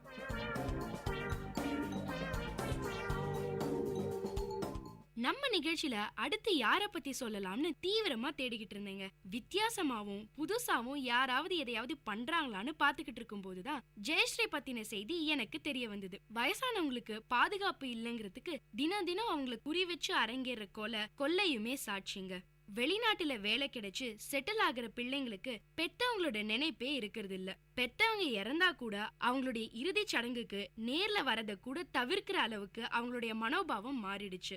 சில பேரு உள்ளூர்லயே இருந்தா கூட தான் குடும்பத்து வயசானவங்கள கூடவே வச்சுக்கிறதுக்கு விரும்புறது இல்ல. முதியோர் இல்லத்துக்கு அனுப்புறத சில பிள்ளைங்களும் அங்க போறத சில பெத்தவங்களும் கௌரவ பிரச்சனையா பாக்குறாங்க. மிச்சம் இருக்கிற கொஞ்ச நாள் வாழ்க்கைய ஏமாற்றங்களோடையும் ஏக்கங்களோடையும் வாழ்றாங்க நிறைய வயசானவங்க. ஆனா அவங்க இருக்க அந்த இடமும் அவங்களுக்கு பாதுகாப்பானதா இல்லைங்கிறது ரொம்பவே சோகத்தை தரக்கூடிய கசப்பான உண்மை. இந்த மாதிரி இருக்க வயசானவங்களுக்கு ஏதாவது பண்ணணும்னு நினைச்சாங்க ஜெயஸ்ரீ. ஜெயஸ்ரீயோட புது முயற்சியை பத்தி தான் இன்னைக்கு உங்களுக்கு நான் சொல்ல போறேன். பொதுவா எல்லா தம்பதிகளுக்கும் கல்யாணம் ஆன முதல் 6 மாசமோ இல்ல 1 வருஷமோ தாங்க அவங்களுக்கான நேரம் கிடைக்குது. அதுக்கப்புறம் குழந்தைங்க அவங்கள வளர்த்து ஆளாக்குறது அவங்களுடைய கல்யாணம்னு வருஷங்கள் ஓடிடுது. பிள்ளைங்களை செட்டில் பண்ணினதுக்கு அப்புறம் தான் 50 வயசுக்கும் மேல மறுபடியும் அவங்களுக்குன்னு சின்னதா ஒரு இடம் கிடைக்குது. அது அவங்களுக்கு கிடைச்ச 2வது வாழ்க்கை மாதிரின்னு கூட சொல்லலாம். வாழ்க்கையோட அந்த பகுதியை அமைதியாவும் ஆரவாரம் இல்லாம அவங்களுக்காக மட்டுமே வாழ்ற மாதிரி எல்லா வசதிகளும் இருக்கிற ஒரு சூழலை உருவாக்கி தரணும்னு நினைச்சாங்க ஜெயஸ்ரீ. அதுக்கான ஒரு சின்ன முயற்சி தான் சென்னை ஹோம்ஸ். கட்டுமான துறையில எவ்வளவோ பேர் இருக்காங்க. ஆனா அந்த துறையில கவனம் ஈர்க்கும் பெண்கள்ல ஒருவர் தான் நம்ம ஜெயஸ்ரீ. இப்படி என்ன இவங்க ஸ்பெஷல்னு உங்களுக்கு எல்லாம் ஒரு கேள்வி வந்திருக்குமே, அதுக்கான விடைய நானே சொல்றேங்க. சீனியர் சிட்டிசனுக்காக பிரத்யேகமான ஹவுசிங் திட்டத்தை அறிமுகப்படுத்தின புதுசான முயற்சிக்கு சொந்தக்காரங்க ஜெயஸ்ரீ. இந்த மாதிரி ஒரு அருமையான திட்டத்தை கொண்டு வந்திருக்காங்களே, இவங்க கட்டுமானத்தை பத்தி படிக்கும் போதுல இருந்தே இந்த எண்ணத்தை வச்சிருப்பாங்களோ அப்படின்னு நீங்க நினைச்சினா இல்லவே இல்லைங்க. ஜெயஸ்ரீ இப்ப பண்ற பிசினஸ்க்கும் அவங்க படிப்புக்கும் எந்த சம்பந்தமும் இல்ல. இவங்க BA B.Ed படிச்சிருக்காங்க. அதுக்கப்புறம் MA பப்ளிக் அட்மினிஸ்ட்ரேஷன்ல gold medal, play school, ladies ஹாஸ்டல்னு நிறைய விஷயங்களை பண்ணிருக்காங்க. 2012ஆம் ஆண்டு இவங்க அப்பா தவறிட்டாராம். அவர் இருக்கும் போதே கேன்சர் ஹாஸ்பிட்டலோ இல்ல முதியோர் இல்லமோ தொடங்குற ஐடியா இருந்தது. அப்பா போனதும் புதுச்சேரியில இருந்த அவரோட நிலத்தை வயசானவங்களுக்கு உபயோகமா ஏதாவது ஒரு வழியில பயன்படுத்த நினைச்சாங்க ஜெயஸ்ரீ. NGO ஆரம்பிக்கிறதுல நடைமுறை சிக்கல் நிறைய இருக்கும்னு தோணுச்சாம். வயசானவங்களுக்கு எதிராக நடக்கிற வன்முறைகளை பத்தி கேள்விப்பட்ட செய்திகளும், பிள்ளைங்க எல்லாம் ஃபாரின்ல செட்டில் ஆனதால கடைசி காலத்துல பாதுகாப்பில்லாத சூழல்ல வாழ வேண்டிய கட்டாயத்துக்கு தள்ளப்படுறதும், முதியோர் இல்லங்களுக்கு அனுப்பப்படுறதுமா அவங்க சந்திக்கிற அவலங்கள் ஜெயஸ்ரீய ரொம்பவே பாதிச்சுது. ஜெயஸ்ரீ பல வயசானவங்கள கதைகளை கேட்டது, பல பேரை நேர்ல பார்த்தது, இப்படி பல விஷயங்கள் ஜெயஸ்ரீ மனசுல கேள்விகளை ஏற்படுத்துச்சு. அதுல அவங்களுடைய முக்கியமான கேள்வி, என்னெல்லாம் இருந்தா வயசானவங்க வாழ்க்கை ஓரளவுக்கு நிம்மதியா இருக்கும்னு. அதுக்கு ஜெயஸ்ரீயே விடையையும் கண்டுபிடிச்சாங்க. பாதுகாப்பான இருப்பிடமும், 3 வேளையும் சாப்பாடு, அவசரத்துக்கு மருத்துவ உதவின்னு இந்த 3 இருந்தாலே போதுங்க, வயசானவங்களோட வாழ்க்கை ஓரளவுக்கு நிறைவாயிடும். அப்பா விட்டுட்டு போன நிலத்துல சீனியர் சிட்டிசனுக்கான ஹவுசிங் திட்டத்தை முயற்சி பண்ணினா என்னன்னு தோணுச்சாம். ஆனா பல சந்தேக கேள்விகள் ஜெயஸ்ரீ மனசுக்குள்ள உருவாச்சு.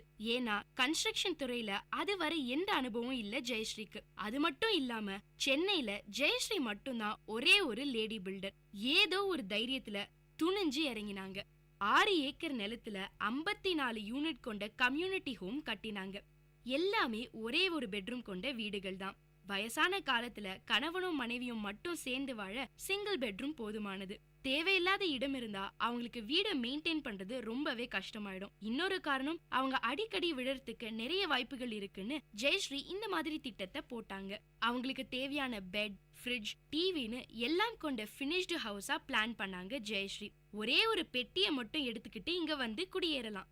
16 லட்சத்திலிருந்து 40 லட்சம் வரை பட்ஜெட். ஆனா சில வயசானவங்களால உடனே அவ்வளவு பெரிய தொகையை கொடுக்க முடியாம இருக்கலாம்.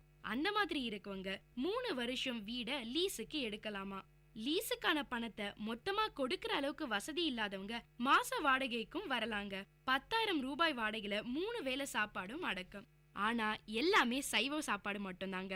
அதுவும் வயசானவங்களுக்கு ஏத்த மாதிரி அதிக உப்பு, காரம், மசாலா இல்லாத சாப்பாடு கிடைக்குது. பாத்ரூம்ல வழுக்கி விழாம இருக்க ஆன்டி கிரிட் தர, டாய்லெட்ல விழுந்துடாம இருக்க பிடிச்சிட்டு எழுந்துக்கிற வசதி, இன்டர்நெட் வசதி, மாசம் ஒரு முறை கோயில், சினிமா, டின்னர்னு வெளியில கூட்டிட்டு போறது, மசாஜ், பியூட்டி பார்லர்னு வயசான காலத்துல ஒருத்தருக்கு என்னெல்லாம் அவசியமா இருக்குமோ அத்தனை வசதிகளையும் பார்த்து பண்ணிருக்காங்க ஜெயஸ்ரீ. துணை இல்லாம வரவங்களும் இருக்காங்களாம்.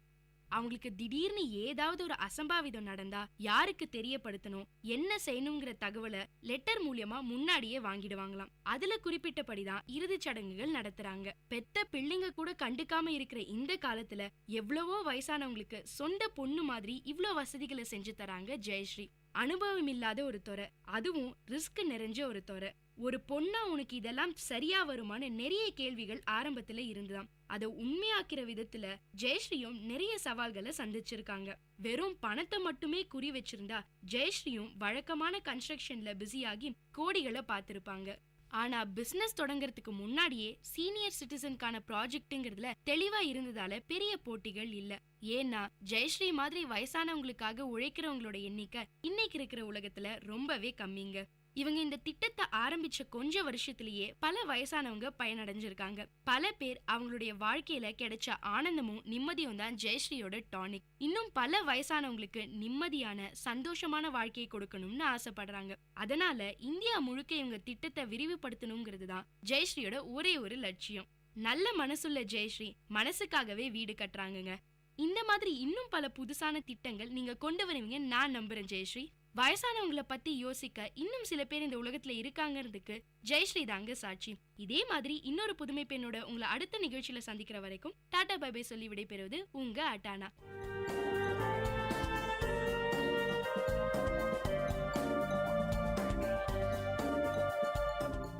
இந்த நிகழ்ச்சி உங்க எல்லாருக்கும் ஒரு பெரிய உற்சாகத்தை தந்திருக்கும்னு நம்புறேன். இதே மாதிரி பல விஷயங்களை தெரிஞ்சுக்கணுமா? அப்போ விஐடி பண்பலை 90.8 கேட்டுக்கிட்டே இருங்க.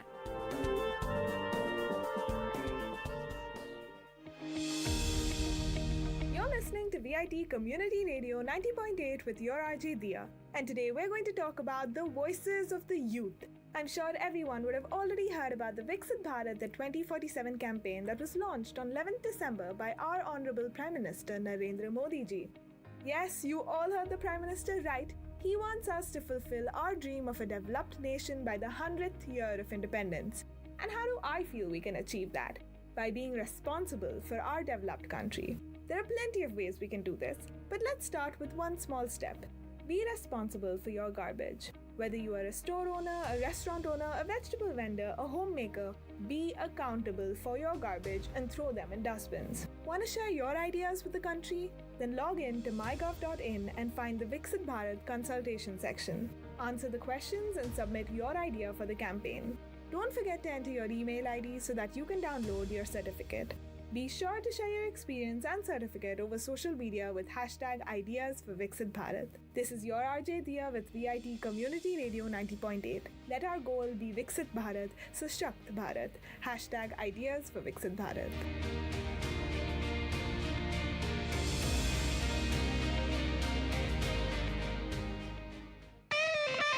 My bookshop in second look of VIT Community Radio 90.8 FM.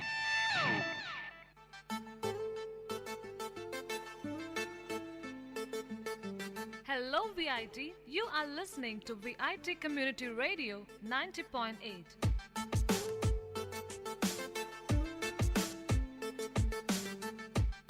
And welcome to the brand new episode of My Bookshop, which introduces you to a program where we review some best-selling must-readable books. And we would like to inculcate a reading habit to our listeners, and by reviewing these best-selling books on our show, we wish to open the world of books to you all.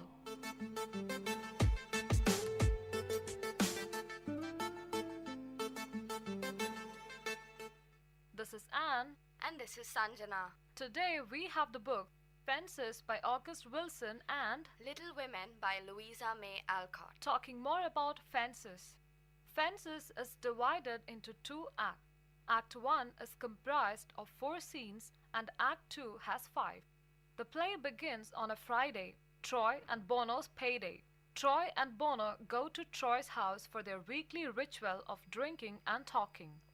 Troy has asked Mr. Rand, their boss, why the black employees aren't allowed to drive the garbage trucks, only to lift the garbage. Bono thinks Troy is cheating on his wife, Rose. Troy and Rose's son, Corey, has been recruited by a college football team. Troy was in the Negro Leagues, but never got a chance to play in the major leagues because he got too old to play just as the major leagues began accepting black players. Troy goes into a long epic story about his struggle in July of 1943 with death. Lyons shows up at the house because he knows it is Troy's payday. Rose reminds Troy about the fence she has asked him to finish building. Corey and Troy work on the fence. Corey breaks the news to Troy that he has given away his job at the local grocery store, the A&P, during the football season. Corey begs Troy to let him play because a coach from North Carolina is coming all the way to Pittsburgh to see Corey play. Troy refuses and demands Corey to get his job back. Act 1, Scene 4 takes place on Friday and mirrors Scene 1. Troy has won his case and has been assigned as the first colored garbage truck driver in the city. Bono and Troy remember their fathers and their childhood experiences of leaving home in the South and moving north. Corey comes home enraged after finding out that Troy told the football coach that Corey may not play on the team. Troy warns Corey that his insubordinance is strike one against him. Troy bails his brother Gabriel out of jail. Bono and Troy work on the fence. Bono explains to Troy and Corey that Rose wants the fence because she loves her family and wants to keep close to her love. Troy admits to Bono that he is having an affair with Alberta. Bono bets Troy that if he finishes building the fence for Rose, Bono will buy his wife, Lucille, the refrigerator he has promised her for a long time. Troy tells Rose about a hearing in 3 weeks to determine whether or not Gabriel should be recommitted to an asylum. Troy tells Rose about his affair. Rose accuses Troy of taking and not giving. Troy grabs Rose's arm. Corey grabs Troy from behind. They fight and Troy wins. Troy calls strike 2 on Corey. 6 months later, Troy says he's going over to the hospital to see Alberta, who went into labor early. Rose tells Troy that Gabriel has been taken away to the asylum because Troy couldn't read the papers and signed him away. Alberta had a baby girl but died during childbirth. Troy challenges death to come and getting after he builds a fence. Troy brings home his baby Rainel. Rose takes in Rainel as her own child but refuses to be dutiful as Troy's wife. On Troy's payday, Bono shows up unexpectedly. Troy and Bono acknowledge how each man made good on his bet about the fence and the refrigerator. Troy insists that Corey leave the house and provide for himself. Corey brings up Troy's recent failings with Rose. Corey points out that the house and property from which Troy is throwing Corey out should actually be owned by Gabriel, whose government checks paid for most of the mortgage payments. Troy physically attacks Corey. Troy kicks Corey out of the house for good. Corey leaves. Troy swings a baseball bat in the air, taunting death. 8 years later, Rainel plays in her newly planted garden. Troy has died from a heart attack. Corey returns home from the Marines to attend Troy's funeral. Lyons and Bono join Rose too. Corey refuses to attend. Rose teaches Corey that not attending Troy's funeral does not make Corey a man. Rainel and Corey sing one of Troy's father's blues songs. Gabriel turns up, released or escaped from the mental hospital. Gabe blows his trumpet, but no sound comes out. He tries again, but the trumpet will not play. Disappointed and hurt, Gabriel dances. He makes a cry and heavens open wide. He says that's the way that goes, and the play ends. Alright, Anne, so can you tell us something about the author of this book? August Wilson was an American playwright whose work included a series of 10 plays, The Pittsburgh Cycle, for which he received 2 Pulitzer Prizes for drama. Each is set in a different decade, depicting the comic and tragic aspects of the African American experience in the 20th century. Wilson's best-known plays are Fences, which won a Pulitzer Prize and a Tony Award, The Piano Lesson, a Pulitzer Prize and the New York Drama Critics Circle Award it has won, Ma Rainey's Black Bottom, and Joe Turner's Come and Gone.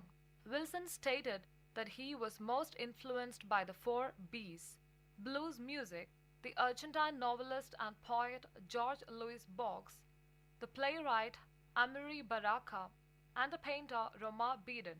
He went on to add writers Ed Bullins and James Baldwin to the list.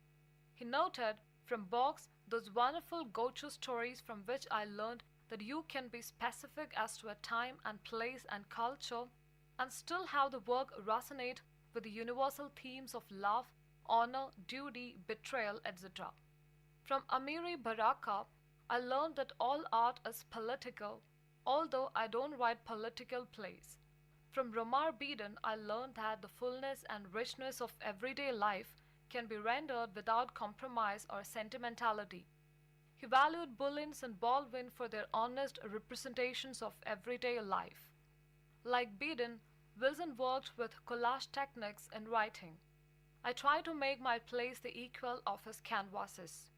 In creating plays, I often use the image of a stewing pot in which I toss various things that I'm going to make use of: a black cat, a garden, a bicycle, a man with a scar on his face, a pregnant woman, a man with a gun.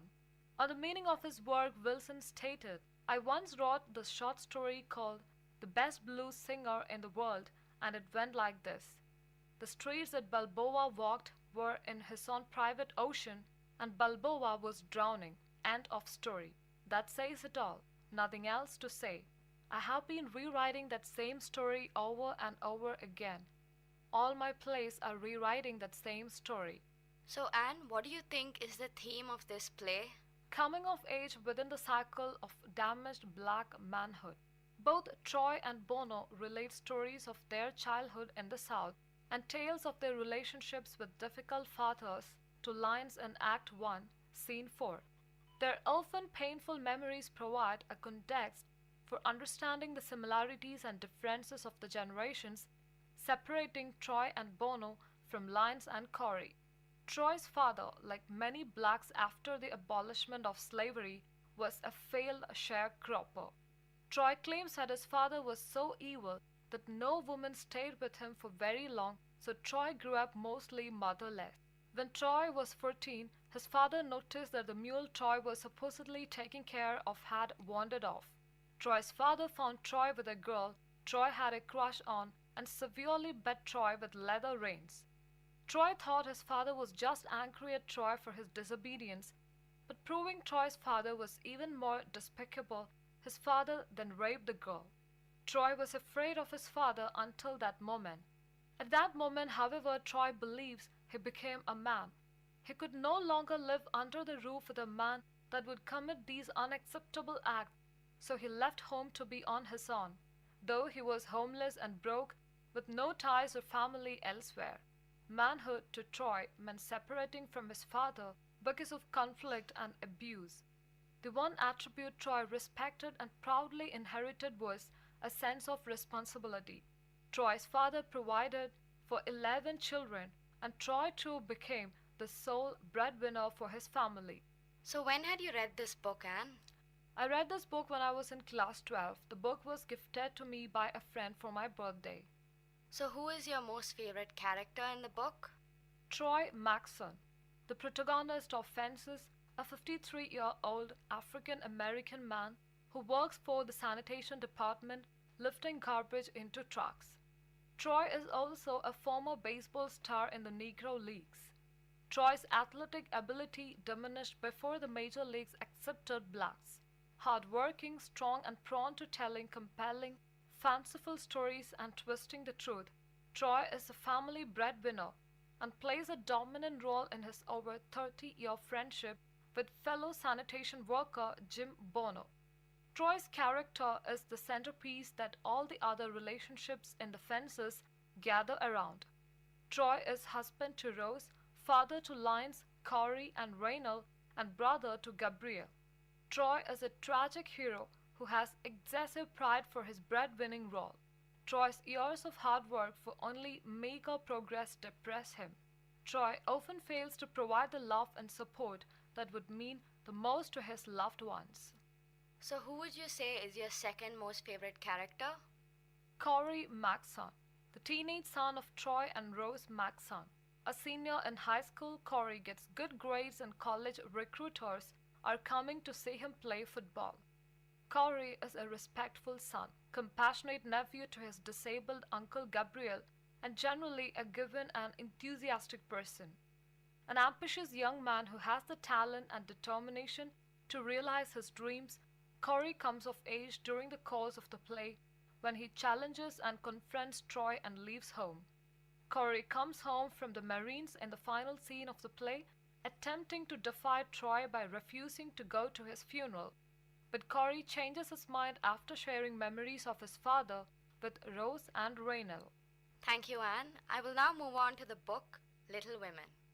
Little Women is a novel by American author Louisa May Alcott, which was originally published in 2 volumes in 1868 and 1869.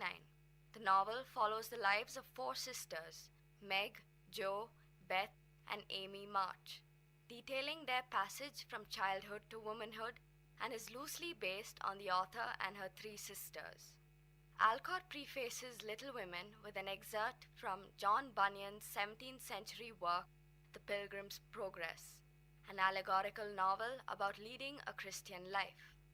Alcott's story begins with the 4 March girls, Meg, Jo, Beth, and Amy, sitting in their living room, lamenting their poverty. The girls decide that they will each buy themselves a present in order to brighten their Christmas.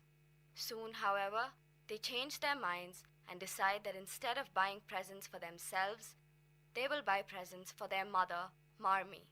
Marmee comes home with a letter from Mr. March, the girl's father, who is serving as a Union chaplain in the Civil War. The letter inspires the girls to bear their burdens more cheerfully and not to complain about their poverty. On Christmas morning, the girls wake up to find books, probably copies of The Pilgrim's Progress, under their pillows. Later that day, Marmee encourages them to give away their breakfast to a poor family, the Hummel. Their elderly neighbor, Mr. Lawrence, whom the girls have never met, reward their charitable activities by sending over a feast. Soon, Meg and Jo are invited to attend a New Year's party at the home of Meg's wealthy friend, Sally Gardner. At the party, Jo retreats to an alcove and there meets Laurie, the boy who lives with Mr. Lawrence. While dancing, Meg sprains her ankle. Laurie escorts the sisters home. The Marches regret having to return to their daily routine after the holiday festivities. Jo visits Laurie when he is sick and meets his grandfather, Mr. Lawrence. She inadvertently insults a painting of Mr. Lawrence in front of the man himself. Luckily, Laurie's grandfather admires Jo's spunk and they become friends. Soon, Mr. Lawrence meets all the sisters and Beth becomes his special favorite. Mr. Lawrence gives her his deceased granddaughter's piano. The girls have various adventures.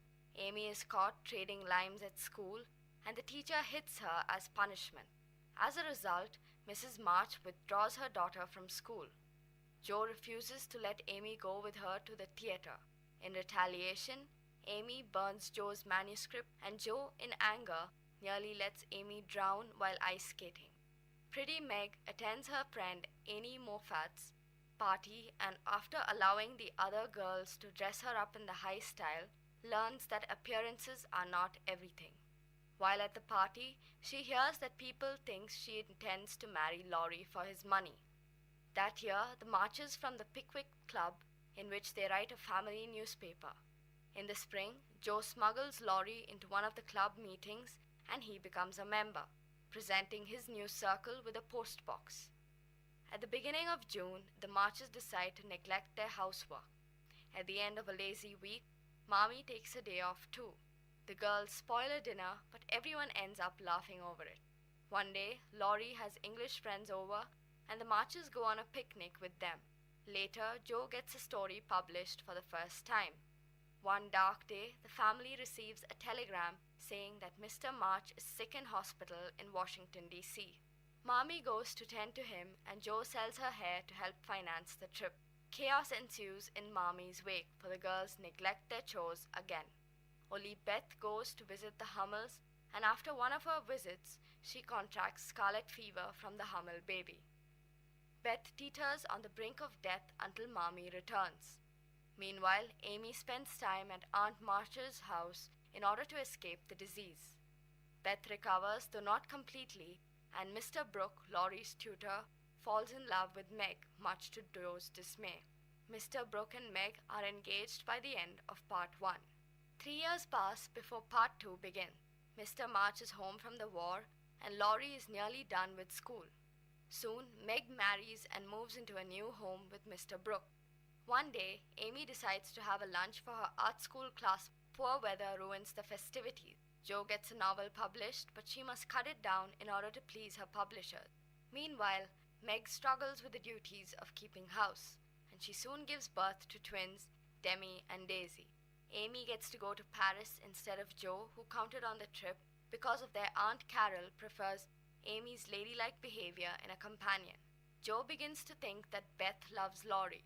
In order to escape Laurie's affections for her, Jo moves to New York so as to give Beth a chance to win his affections.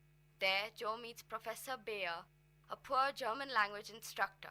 Professor Bayer discourages Jo from writing sensationalist stories, and she takes his advice and finds a simpler writing style. When Jo returns home, Laurie proposes to her, but she turns him down. Beth soon dies. Amy and Laurie reunite in France and they fall in love. They marry and return home. Jo begins to hope that Professor Bayer will come for her. He does, and they marry a year later. Amy and Laurie have a daughter named Beth who is sickly. Jo inherits Plumfield, Aunt March's house, and decides to turn it into a boarding school for boys. The novel ends with the family happily gathered together, each sister thankful for her blessings and for each other. Alright, Sanchana, so can you tell us something about the author? Louisa May Alcott was born on November 29, 1832, in Germantown, Pennsylvania. Henry David Thoreau and Ralph Waldo Emerson were family friends. Alcott wrote under various pseudonyms and only started using her own name when she was ready to commit to writing. Her novel Little Women gave Louisa May Alcott financial independence and a lifetime writing career. She died in 1888. Alcott was taught by her father, Amos Bronson Alcott until 1848 and studied informally with family friends such as Henry David Thoreau, Ralph Waldo Emerson, and Theodore Parker. Residing in Boston and Concord, Massachusetts, Alcott worked as a domestic servant and teacher, among other positions, to help support her family from 1850 to 1862. During the Civil War, she went to Washington, D.C. to work as a nurse. Unknown to most people, Louisa May Alcott had been publishing poems, short stories, thrillers, and juvenile tales since 1851, under the pen name Flora Fairfield. In 1862, she also adopted the pen name A.M. Barnard, and some of her melodramas were produced on Boston stages. But it was her account of her Civil War experiences, hospital sketches, that confirmed Alcott's desire to be a serious writer. She began to publish stories under her real name in Atlantic Monthly and Ladies' Companion, and took a brief trip to Europe in 1865 before becoming editor of a girls' magazine, Mary's Museum. The great success of Little Women gave Alcott financial independence and created a demand for more books. Over the final years of her life, she turned out a steady stream of novels and short stories, mostly for young people and drawn directly from her family life. Her other books include Little Men, 8 Cousins, and Joe's Boys. Alcott also tried her hand at adult novels such as Work and A Modern Mephistopheles, but these tales were not as popular as her other writing. Well, what was Alcott's inspiration behind this novel? Thomas Niles, her publisher, asked her to write a book for girls. She drew from the experiences of her childhood for the novel, the plays she and her sister acted out as children, the sister who contracted scarlet fever from a poor family, and other incidents from her early years. Little Women became a success, and Alcott was hailed as a major author. The first part of Little Women sold more than 2,000 copies, while the second part sold 13,000 copies. Based on her financial success from Little Women and its sequels, she was able to pay off all of her family's debts. Alright, Sanjana, so what were the influences on her life and work? Louisa May Alcott's mother, Abigail May Alcott, was the basis for Marmee in her novel Little Women. Alcott once wrote of her mother, a great heart that was home for all. Like Marmee, Abba was passionate and caring, with special attention to women's rights, temperance, and abolition. She also wrote in her journal, "All the philosophy in our house is not in the study. A good deal is in the kitchen, where a fine old lady thinks high thoughts and does kind deeds while she cooks and scrubs." Beside the influence of her mother on her life and works, Alcott was influenced by writers who were always around, like Henry David Thoreau, Ralph Waldo Emerson, Theodore Parker, William Lloyd Garrison, Orestes Brownson, and Margaret Fuller. These were the important persons around whom she grew up, and she frequented Ralph Waldo Emerson's library. She read Plutarch, Shakespeare, Milton, Dante, Goethe, Schiller, Bettin Brentano, de Stael, Emerson, Charlotte Bronte, Carlyle, Margaret Fuller, and John Sand. Now tell us, what did you like about this novel? Little Women was a sweet, coming-of-age story during the Civil War era and a lovely written classic well worth reading and rereading again. I enjoyed the writing of the book and how the author told the story. I always enjoy when the author addresses the reader. I find it makes the book more intimate, and it helps get a bigger idea as to what goes through the individual characters' minds because of the liberties the author is able to take. I found it worked very well for this book, as you were able to follow all the sisters throughout the book with ease and a very well-rounded grasp on their character and development. I did feel the reader didn't get a chance to get to know Beth. All the other sisters had significant time devoted to them, but Beth was pushed aside. Overall, the book was a great read with a fun cast of characters. It's a great read for young adults and the ones young at heart.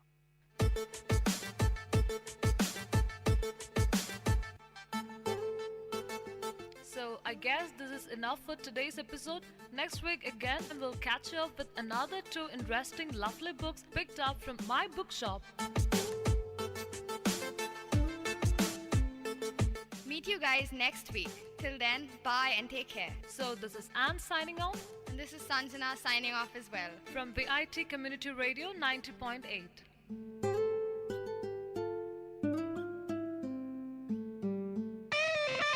My Bookshop in second look of VIT Community Radio 90.8 FM.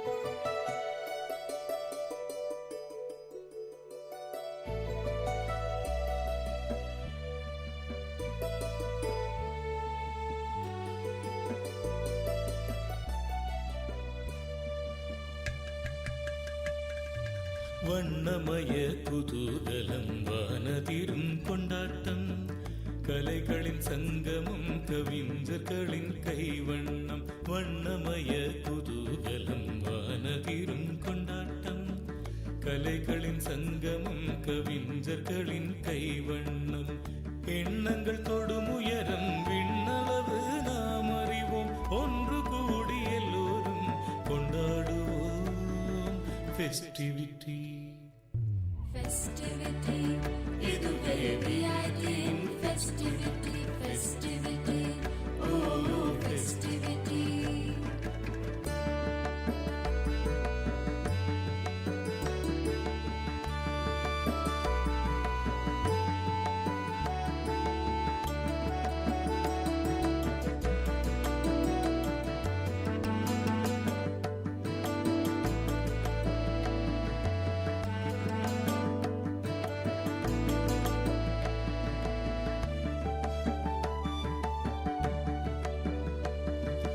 நாமெல்லாம் ஒரு குடும்பம் VIT நம் குடும்பம் உலகெங்கும் பரவி நிற்கும் VIT நம் குடும்பம் வேந்தரெனும் தலைமையின் கீழ் செயல்படும் ஒரு குடும்பம் வேந்தரெனும் தலைமையின் கீழ் செயல்படும் ஒரு குடும்பம் மனமகிழ்ந்து எல்லோரும் கொண்டாடுவோம் festivity festivity இதுவே VITயின் festivity வண்ணமய குதூகலம் வானதிரும் கொண்டாட்டம் கலைகளின் சங்கமம் கவிஞர்களின் கைவண்ணம் festivity oh festivity festivity oh festivity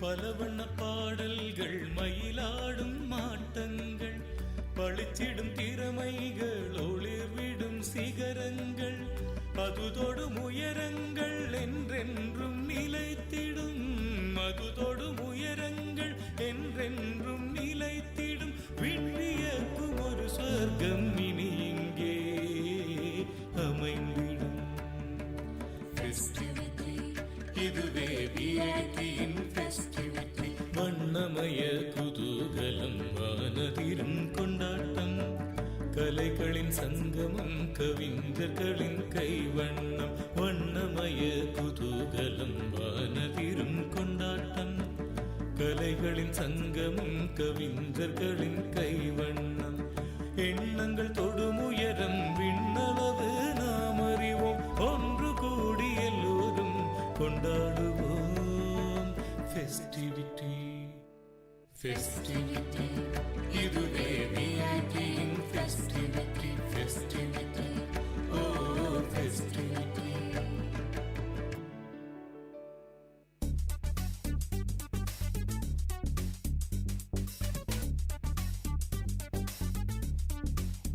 And you're listening to the show Travel Bonanza with, of course, your host Ashika. This show will allow you to explore and travel around the globe and, of course, through the radio. But guys, this is your guide. Where to go, what to do, how to go, what to eat, and where to stay.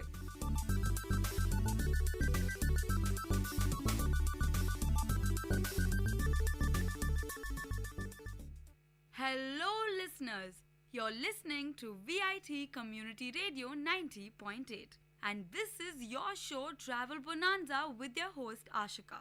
the show where you will get to travel the world through the radio. This episode is something very special. All this while, we were covering places in and around South India. But now we go international. I suddenly thought, why not talk about a foreign place since you know the long vacations are coming? This is for most of our NRI Gulf people, which makes like most of our population, doesn't it? No guys, it's for all you VITians and Valorians. We are going to go to Dubai, the man-made wonder. This city has so much to see that one episode is definitely not enough. We are going to divide this section into various parts. From the land that has transformed from a desert to a prime metropolis. The beaming skyscrapers have replaced the palm huts. But this is a beauty in itself. This episode, we will delve into the man-made wonders. So, how to get there? A, you can probably take a flight, which is probably 3 hours roughly. B, you can take a cruise, which will definitely take more than 3 hours. And C, you can go trekking probably through Middle East. Okay, actually being realistic, the only option or rather feasible option is to take the flight. So take it away into the Arab business hub. We discussed how to get there. Now the tourist attractions or what to do. There are plenty, but in this episode we can only feature a few. Let's go to the first attraction, Burj Al Arab, the symbol of Dubai. Dubai is home to the world's tallest hotel, also the tallest building in a facade. The speciality is that it is the world's only 7-star hotel, and most importantly, it rests on an artificial island about 280 meters offshore. Beautiful, isn't it? The hotel is situated on Jumeirah Beach Road. Of course, there are tourists always bustling at the shore getting a glimpse of the hotel from outside, which is what I did. Of course, if you are a millionaire, you can probably dine in or stay in the 7-star hotel. It is said that the dining experience is spectacular, where you get to dine in an underwater restaurant. Yes, an underwater restaurant. So do have a glimpse of the world's only 7-star hotel, at least from outside, because it's definitely. We took you to the tallest hotel, now standing at 829.8 meters, the tallest man-made structure in the whole world, Burj Khalifa. That's where we go. This is near Sheikh Zayed Road. Well, you don't need me to tell you the location. You can see it soaring from anywhere. To be part of the crowd, you can buy an entry ticket to the at the top deck, which is the 124th floor of the 160-story building. And you can go all the way top to get the beautiful panorama view. So that's Burj Khalifa, which you definitely don't want to miss.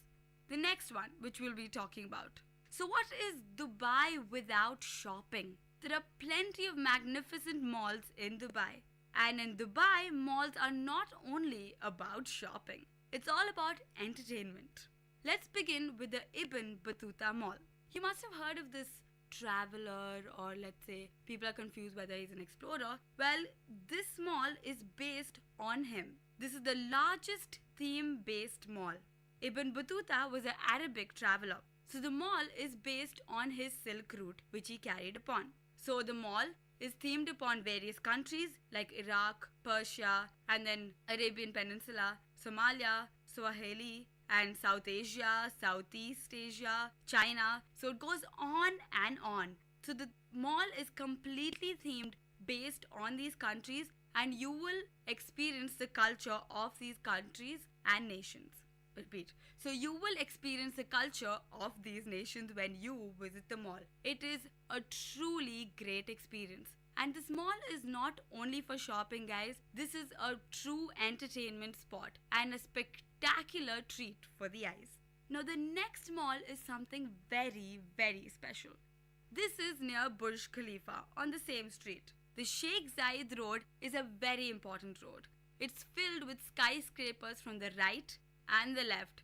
So it's been soaring throughout Dubai. And I forgot to mention about Burj Khalifa earlier. It's that building where Tom Cruise leaped in Mission Impossible Ghost Protocol. So you definitely do want to go and see that building. Now let's get back to Dubai Mall. So did you know this is the largest shopping mall in terms of area in the whole wide world? So you definitely need to go to this mall. And what is special about this mall?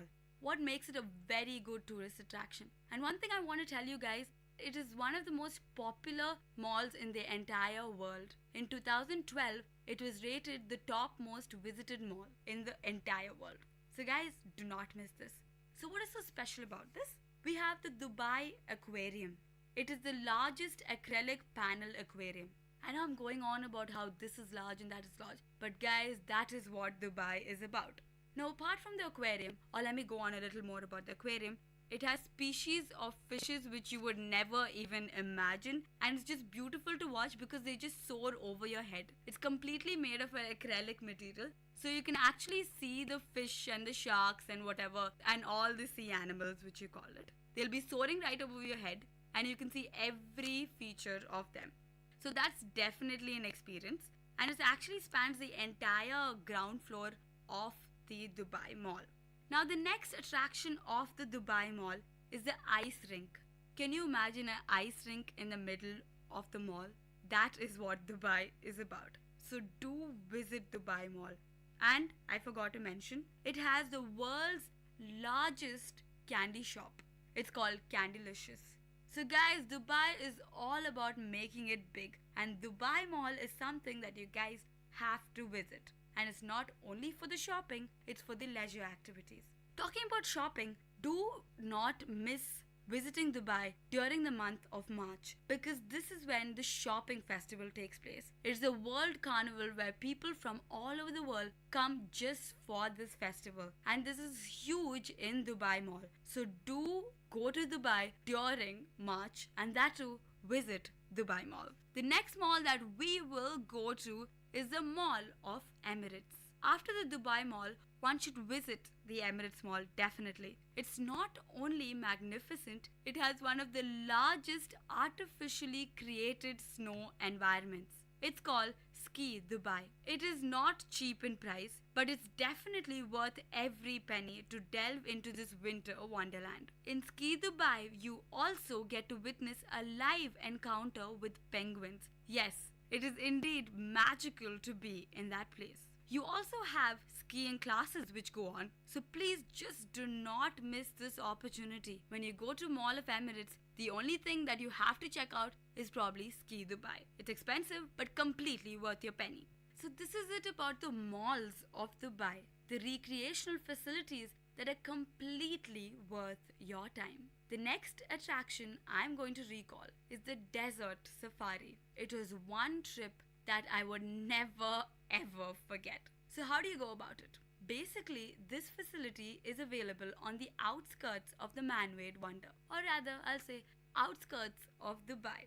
So what happened? So we go there, and then there are these hardcore vehicles like Hummers and Range Rovers. So we got into a Hummer, and our rider was a Pakistani driver. Okay, so the Desert Safari. So there's a huge camp in the middle of the desert. Now it's practically not possible to walk by yourself.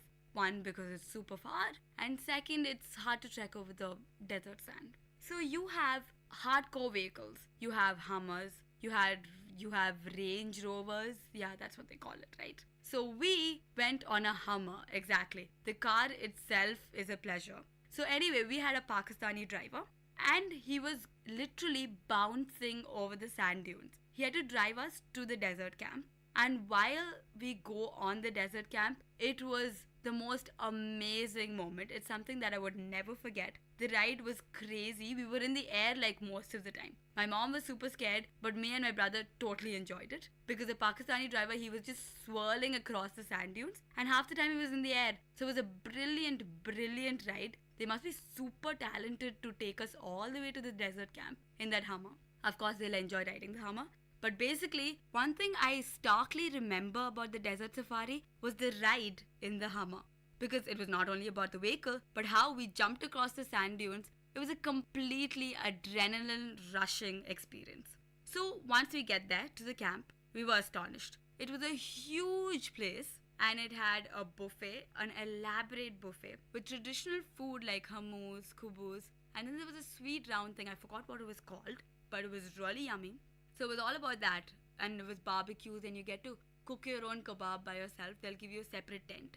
So it was an amazing experience. But as soon as we got there, it was around evening, and the first thing they show you is a huge falcon. A guy, a tamer, would be having the falcon, and you get to actually hold it. The falcon would be on your shoulder, and you get to, of course, take pictures.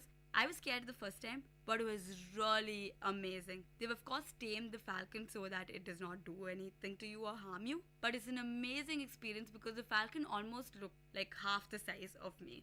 So it is amazing to just hold a falcon. We see them in movies and all. You actually get a chance to hold them. Now, the second thing that you would be doing is a camel ride.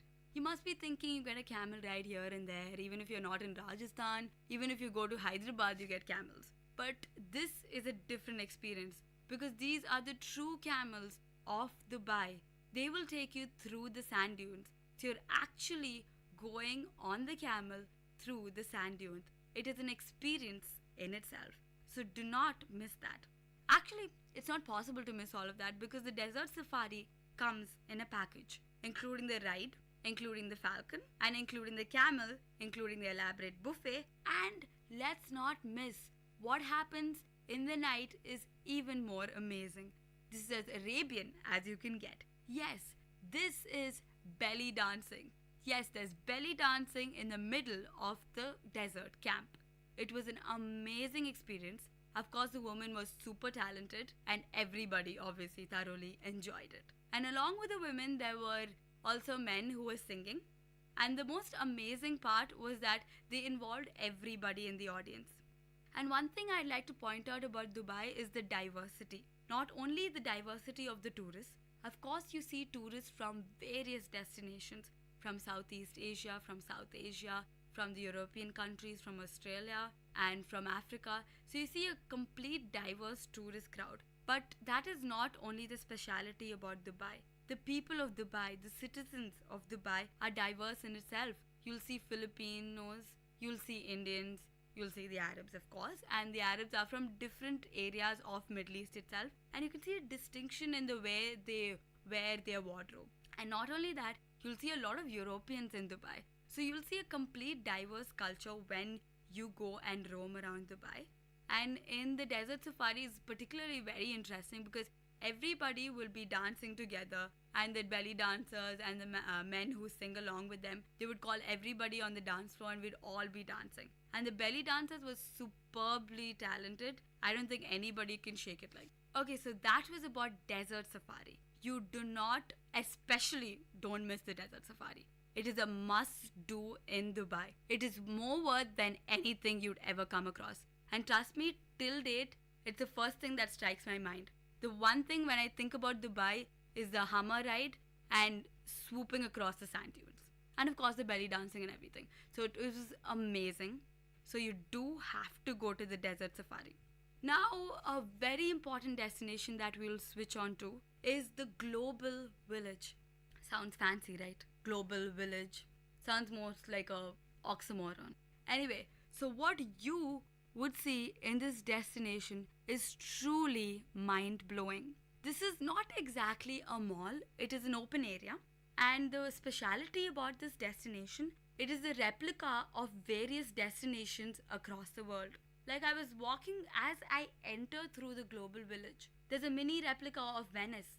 I'm actually going in one of the Venice boats. And it's all replicated within the Global Village. And I'm talking not only about Venice, you have the Chinese monasteries, and you have a lot of other things from various countries. So you have the complete theme of the village is based on different countries. The speciality of each country is depicted out there. The replica of each country's symbol is present out there. And that is not only it. It's not only the treat for the eyes, guys. Because if you enter Global Village, to the right and to the left, they almost cover every country. And each country gets an area where they get to portray their culture, their food, their traditions, the most sought after souvenirs from the country. So it is definitely something that you need to see. And the most amazing thing about Global Village is that it covers most of the countries in the world. So you turn around, you can almost not think of any country that they've missed. So I particularly like the Thailand area, where I had tasted these Thailand sweets that they readily make. It was super fresh and it was delicious. And not only that, I also got to visit Singapore, and I also got to visit Somalia. So you get to taste not only the delicacies of that land, but you get a glimpse of what their culture is. And Dubai being a truly global destination, Global Village is something that you have to visit. It will mesmerize you with the diverse cultures of the world. So we're talking about Dubai, and I hope I mentioned, or you guys would always know, that Dubai is pretty much surrounded by water. So what would you expect? You must be wondering how come this female hasn't spoken about the Jumeirah beach, or rather any beach in Dubai. Particularly, let's visit the Jumeirah beach.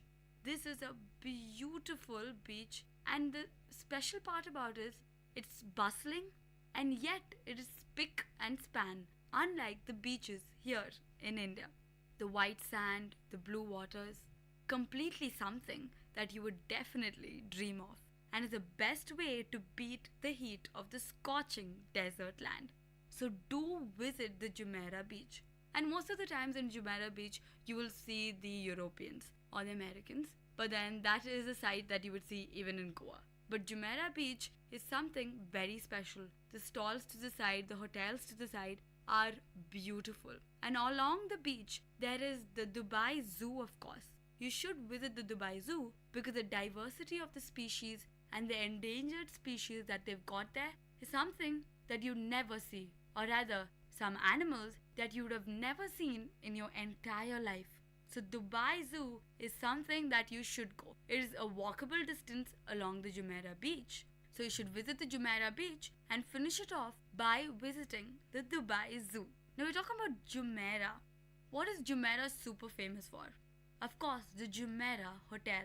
This is a very interesting hotel, mainly because of its architecture style. It's more like a hunchback, or let's say like a surfer board. That's what I would call it. So the design is like that, and it's truly extravagant just to look at it from outside. Of course, if again you're a millionaire, you can go and stay in the Jumeirah Hotel. But of course, it's not that expensive as Burj Al Arab. It's a 7-star hotel. What do you expect? Now we're talking about Jumeirah and Burj Al Arab. How could I miss the Wild Wadi theme park? This is a world-renowned water theme park. And if you want more adrenaline rush, this is the place that you have to be. This is one of the largest theme parks in the world. And of course, you get a special pass from Burj Al Arab if you're a hotel resident. So Wild Wadi is something that you definitely need to go to, especially if you're going along with a group of friends. It's something that you'll truly enjoy, an extravagant theme park that you probably wouldn't have come across in your life. So do visit Wild Wadi when you're going and clicking pictures at the Burj Al Arab. Now what is next? This is something unique. These are the man-made wonders. Dubai is famous for quite a few things. The tallest hotel, the tallest building, the largest mall. Now we have something even more spectacular. Dubai is famous for its artificial islands. Yes, they call the Palm Jumeirah the world, the universe. The Palm Jumeirah is an artificially created island.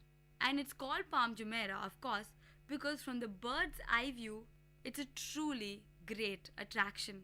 The island is in the shape of a palm, and the world, from a bird's eye view, is in the shape of the world, of course. And the universe in the bird's eye view is as the name says. So I particularly visited Palm Jumeirah because the world and the universe is relatively new. The Palm Jumeirah is the most amazing attraction of Dubai.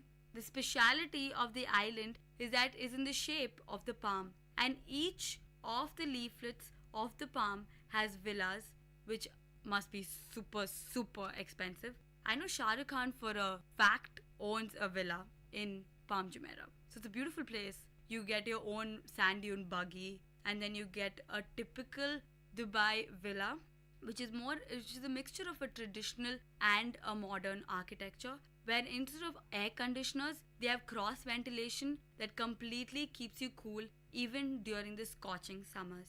And of course, it's a desert, so it'll be super hot. So imagine how the natural ventilators keep the villas extremely cool. So not only is that special about Palm Jumeirah, you have Atlantis as you enter Palm Jumeirah. Atlantis is one of the many hotels in Dubai, and the speciality about it is a true wonder. It is more like a castle, if you would ask me. So most of the time when we passed it, we were clicking pictures from outside. And of course, it has its own leisure activities and recreational activities like the malls, which I was talking about, within Atlantis. You can go underwater from Atlantis. It is a completely amazing tourist attraction. And the thing famous about Atlantis is on the way to Atlantis, you're actually going through an underwater bridge. Yes, Dubai has an underwater bridge. So suddenly you're going through the land and the bridge connects you from below the sea. So that is something that you have to experience. So Palm Jumeirah is all about Atlantis, and of course the beautiful villas and the beautiful roads. It's a complete treat for the eye. So when you go to Dubai, do not miss Palm Jumeirah. Of course, visit the world and the universe, but do not miss Palm Jumeirah. I know it sounds like I'm going on about some philosophy, but the places are actually named that. And I'm telling you, the names of the places are completely apt for what they are. So this was about Dubai for this episode. And I'm telling you, this is not even half the places that I have covered. There's plenty more to go, and we have more episodes on Dubai just for you. So guys, stay tuned to Travel Bonanza with your host. This is VIT Community Radio 90.8.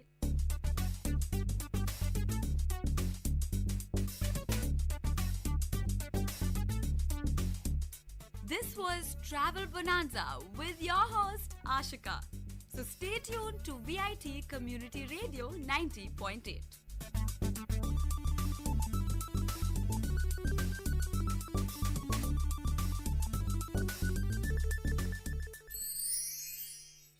Ho ho ho! Merry Christmas, wonderful listeners of VIT Community Radio.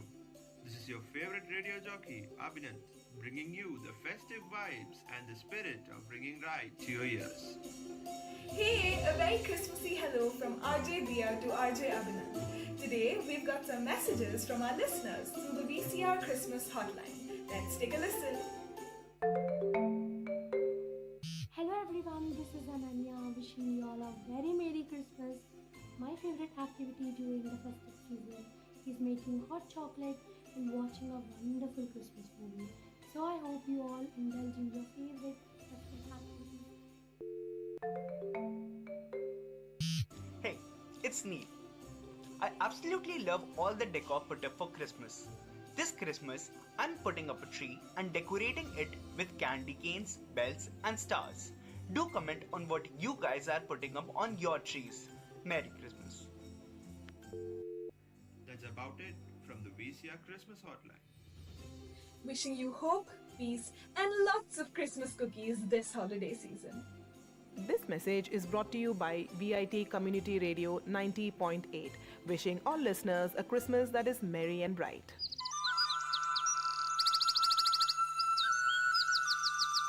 VIT பண்பலை 90.8 கவிதை கேளுங்கள்.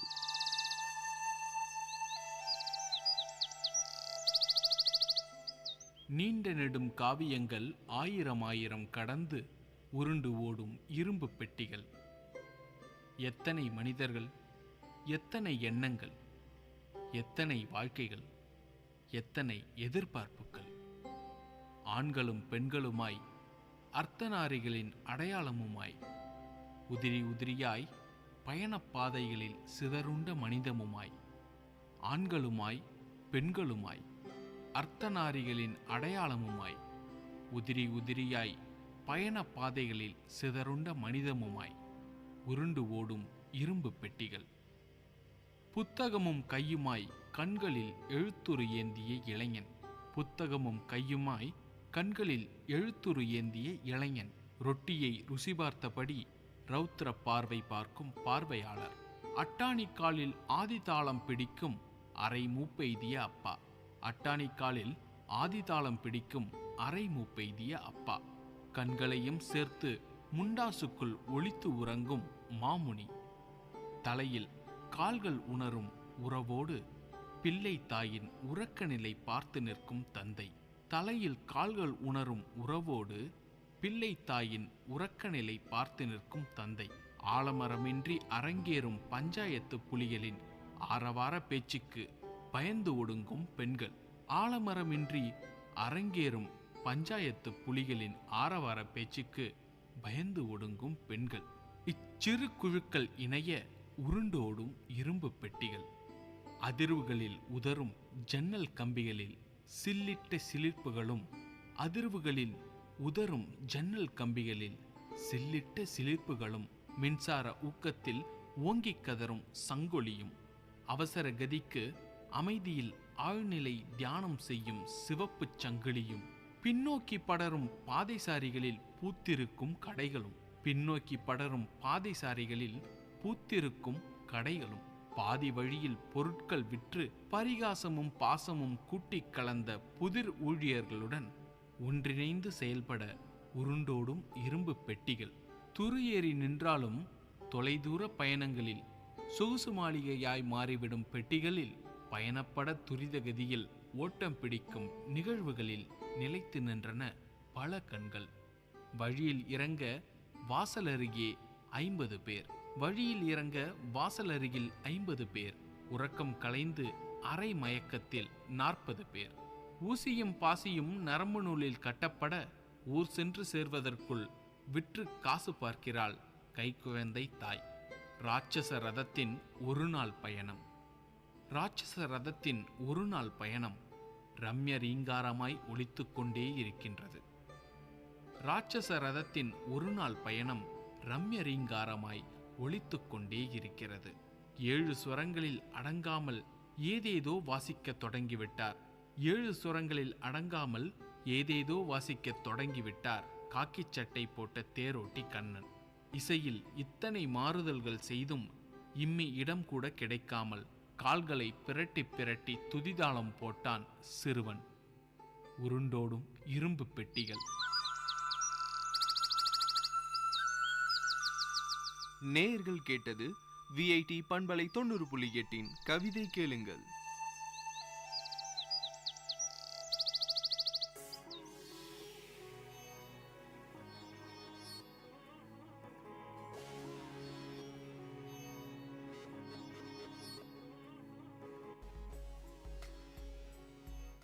வணக்கம் நேர்களே, இது VIT பண்பலை 90.8. இந்த நிகழ்ச்சி அறிவோம் ஆயிரம். அறிவோம் ஆயிரம் நிகழ்ச்சியில் ஒவ்வொரு நாளும் ஒவ்வொரு துறை சார்ந்த பல்வேறு தகவலை கொண்டு வந்து உங்களுக்காக கொடுத்துக்கிட்டு இருக்கோம். அந்த வகையில் இன்னைக்கு உங்கள் அன்பு தோழன் கேபி ஆனந்த் நான் வந்திருக்கேன். என்னோட வந்திருக்கிறாங்க Suresh Bose, Ranjith Kumar, Nithyaraj.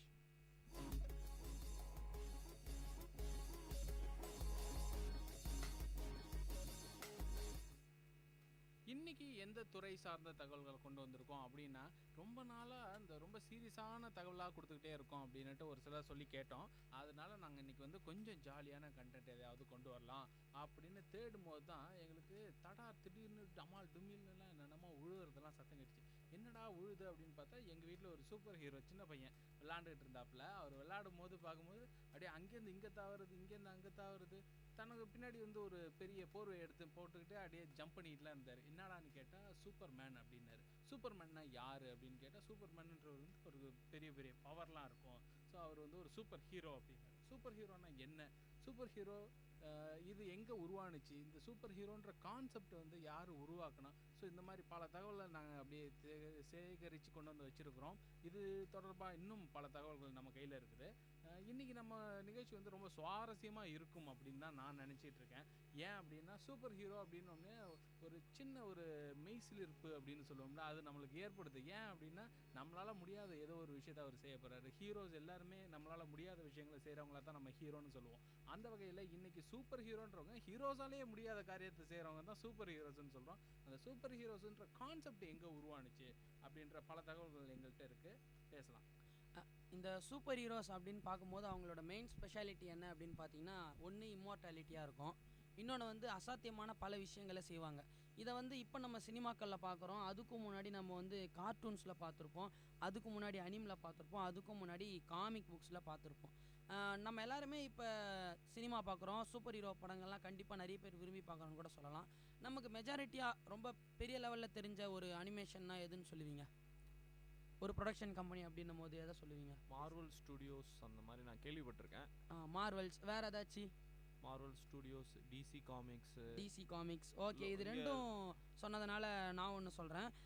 DC காமிக்ஸோட parent company எதுன்னு பார்த்தீங்கன்னா வார்னர் ப்ரோஸ். இதை நம்ம கேள்விப்பட்டிருப்போம். நம்ம இந்த சிங்கம் வந்து டாம் அண்ட் ஜெரியில் வந்து வரும் இல்லைங்களா, அந்த ஒரு லோகோவில் வரும். அதுக்கப்புறமேட்டு பார்த்தீங்கன்னா இன்னொன்று இருக்குது, மார்வல்ஸோட பேரண்ட் கம்பெனி எதுன்னு பார்த்தீங்கன்னா வால்ட் டிஸ்னி.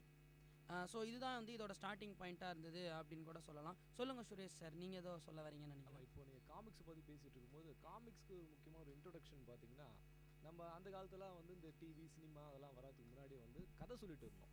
கதை சொல்கிறதோட அடுத்த ஒரு நீட்சி எப்படி இருக்குதுன்னு பார்த்தீங்கன்னா வந்து காமிக்ஸ். அந்த காமிக்ஸ் எப்படி உருவாகுதுன்னு பார்த்தீங்கன்னா, கதைன்றதை தாண்டி உரையாடல் தான் இன்றைக்கி வந்து காமிக்ஸாக மாறி நிற்குது. அது சாதாரணமாக நம்ம வந்து பாட்டி சொல்கிற கதை அதெல்லாம் கேட்டுட்டு இருக்கும்போது அந்த ஒரு பிக்சர் போட்டு அந்த கேரக்டரே வந்து சொல்கிற மாதிரி உரையாடல் பண்ணுற மாதிரி ஒரு விஷயம் தான் கொண்டு வந்தாங்க. அதுதான் காமிக்ஸ். அப்படி அதை பண்ண குழந்தைகளுக்காக வந்து இன்ட்ரடியூஸ் பண்ணாங்க. அது நாளடைவில் என்ன ஆச்சுன்னா வந்து பெரியவங்களுக்கும் பிடிக்க ஆரம்பிச்சிச்சு. அதோட பேசிக்கே தான் வந்து நமக்கு தெரிஞ்ச பெரிய ஒரு காமிக்ஸோட கம்பெனி என்னன்னு பார்த்தீங்கன்னா மார்வல் காமிக்ஸ். அவங்க வந்து வால்ட் டிஸ்னியோட ஒரு கம்பெனி தான் அது. அவங்க தான் வந்து இருக்கிற சூப்பர் ஹீரோஸை வந்து மேக்ஸிமம் அவங்க தான் வந்து இன்ட்ரடியூஸ் பண்ணியிருக்காங்க. அவங்களோட முதல் ப்ரோக்ராம் எதுன்னு பார்த்தீங்கன்னா ஃபேண்டாஸ்டிக் 4. அதை வச்சு வந்து இன்றைக்கி அவங்க எடுத்த எல்லா காமிக்ஸை விட்ட எல்லா கேரக்டர்ஸும் வந்து மேக்ஸிமம் இன்றைக்கி வந்து படமாக மாறி இருக்குது. சரி, நீங்கள் சொல்லக்கூடிய இந்த காமிக்கில் வர சூப்பர் ஹீரோஸ் இவங்க எல்லாம் பார்த்தீங்கன்னா சும்மா சின்ன சின்ன படங்கள் மூலமாக உருவான காமிக்ஸ். நான் வந்து படங்களுக்கு முன்னாடி உருவான ஒரு காமிக்கை பற்றி சொல்லலாம் அப்படின்னு ஆசைப்பட்றேன். என்னென்னா, சூப்பர் ஹீரோ அப்படின்ற ஒரு கான்செப்ட் எப்போ உருவானுச்சு அப்படின்னு கேட்டால் எப்போ உருவாயிருக்குன்னு சொல்லுவீங்க? இந்த ஆதி காலத்தில். இன்றைக்கி அந்த ஒரு கதை கிடையாது. ஏன்னா இந்த சூப்பர் ஹீரோன்ற கான்செப்ட் பார்த்திங்கன்னா 1917ஆம் ஆண்டு தான் உருவானுச்சு. ஸோ இந்த 1917ஆம் ஆண்டு எப்படி இவ்வளோ கரெக்டாக ஒரு வருஷத்தை சொல்கிறோம் அப்படின்னு கேட்டிங்கன்னா, ராபின் ஹுட் எல்லாரும் கேள்விப்பட்டிருப்பீங்க. ராபின் ஹுட்ன்றது வந்து இருக்கிறவங்கள்ட்டேருந்து கொள்ளையடிச்சு இல்லாதவங்களுக்கு கொடுக்குற ஒரு கேரக்டர். ஸோ இந்த ஒரு கேரக்டர் எங்கே உருவானுச்சு அப்படின்னு பார்த்தீங்கன்னா, அமெரிக்காவில் இருக்கக்கூடிய ஒரு அமெரிக்காவில் ஒரு ஃபோக்லோர் அப்படின்னு சொல்லப்படக்கூடிய அந்த ஒரு நாட்டுப்புற கதைகள், அதில் தான் வந்து முதல்ல இந்த கேரக்டர் உருவானுச்சு. இந்த கேரக்டர் எங்கே வந்து முதல்ல இந்த ஒரு ஐடியாவோட வெளில வந்தது அப்படின்னு பார்த்தீங்கன்னா, 1903 சாக்லெட் பின்பல் மென் அப்படின்னு சொல்லிட்டு ஒரு காமிக்கு, அந்த காமிக்கில் தான் இது முதல்ல வருது. இது என்ன ஒரு விதத்தில் வருதுன்னா, அவர் சாதாரணமான ஒரு ஆள் ஒரு மாஸ்க் போட்டு முகத்தை மூடிட்டு அவர் ஒரு சீக்ரெட்டான ஒரு ஐடென்டிட்டி, ரகசியமான ஒரு உள்ளாக்க ஒரு கதாபாத்திரத்தில் நடிக்கக்கூடிய ஒரு ஆள் அப்படின்ற ஒரு இதில் வரும்போது இவருக்கு வந்து ஒரு நேம் கொடுக்கணும் அப்படின்னாங்க. 1919 இவருக்கு ஒரு பேர் கொடுத்தாங்க, ஜாரோ அப்படின்ட்டு. ஜாரோன்னு உங்களுக்கு எல்லாருக்கும் தெரிஞ்சிருக்கும். ஜாரோ வந்து கண்ணில் மட்டும் ஒரு சின்ன மாஸ்க் போட்டிருப்பாரு. அந்த ஒரு மாஸ்க் போட்டுட்டு சண்டை போட்டுட்டு இந்த கெட்டவங்கள்ட்ட இருக்க காசெல்லாம் பிடுங்குவார், பணக்காரங்கள்ட்ட இருக்க காசெல்லாம் பிடுங்கி ஏழைகளுக்கு கொடுப்பாரு. ஸோ இப்படி ஒரு கேரக்டர் வந்து போர்ட்ரை பண்ணாங்க. இதுக்கு அப்புறமா பார்த்தீங்கன்னா பேண்டம் அப்படின்னா 1936 வந்து ஒரு கேரக்டர் உண்டானுச்சு. அதே மாதிரி ஒவ்வொரு கேரக்டரும் இந்த மாதிரி உருவாக்கப்பட்டது. ஸோ இப்படி உருவாக்கப்பட்ட கேரக்டர்களில் எனக்கு ரொம்ப பிடிச்ச கேரக்டர் எதுன்னு கேட்டிங்கன்னு வச்சிங்களேன், 1929 வருஷம் ஒரு கேரக்டர் உருவாக்குனாங்க. அந்த கேரக்டர் எனக்கு ரொம்ப பிடிக்கும். ஏன் எனக்குன்னு மட்டும் இல்லை, என்னோடய வயசில் இருந்த எல்லாருக்குமே வந்து ரொம்ப பிடிச்சது. என்னோட சின்ன வயசில் என் கூட இருந்தவங்க எல்லாருக்குமே இந்த கேரக்டர் ரொம்ப பிடிக்கும். ஏன்னா இந்த கேரக்டர் பார்த்திங்கன்னா சாதாரண கேரக்டர். நம்ம ஸ்கூல்லலாம் போகிறோம், யாராவது சண்டைக்கு வந்தாங்கன்னா ஐயா என்னால் முடியாதுன்னுட்டு நாங்கள் வந்து அப்படியே மன்னிப்பு கேட்டு வந்துடுவோம். அவ்வளோ சாதுவானவங்க நாங்கள்லாம். நீங்கள் சின்ன வயசில் சொன்னபோது வந்து நிறைய கேரக்டர்ஸ் வந்து நம்மளுக்கு ஞாபகம் வரும். எனக்கு பிடிச்ச ஒரு சூப்பர் ஹீரோ யாருன்னு பார்த்தீங்கன்னா வந்து சக்திமான் தான்.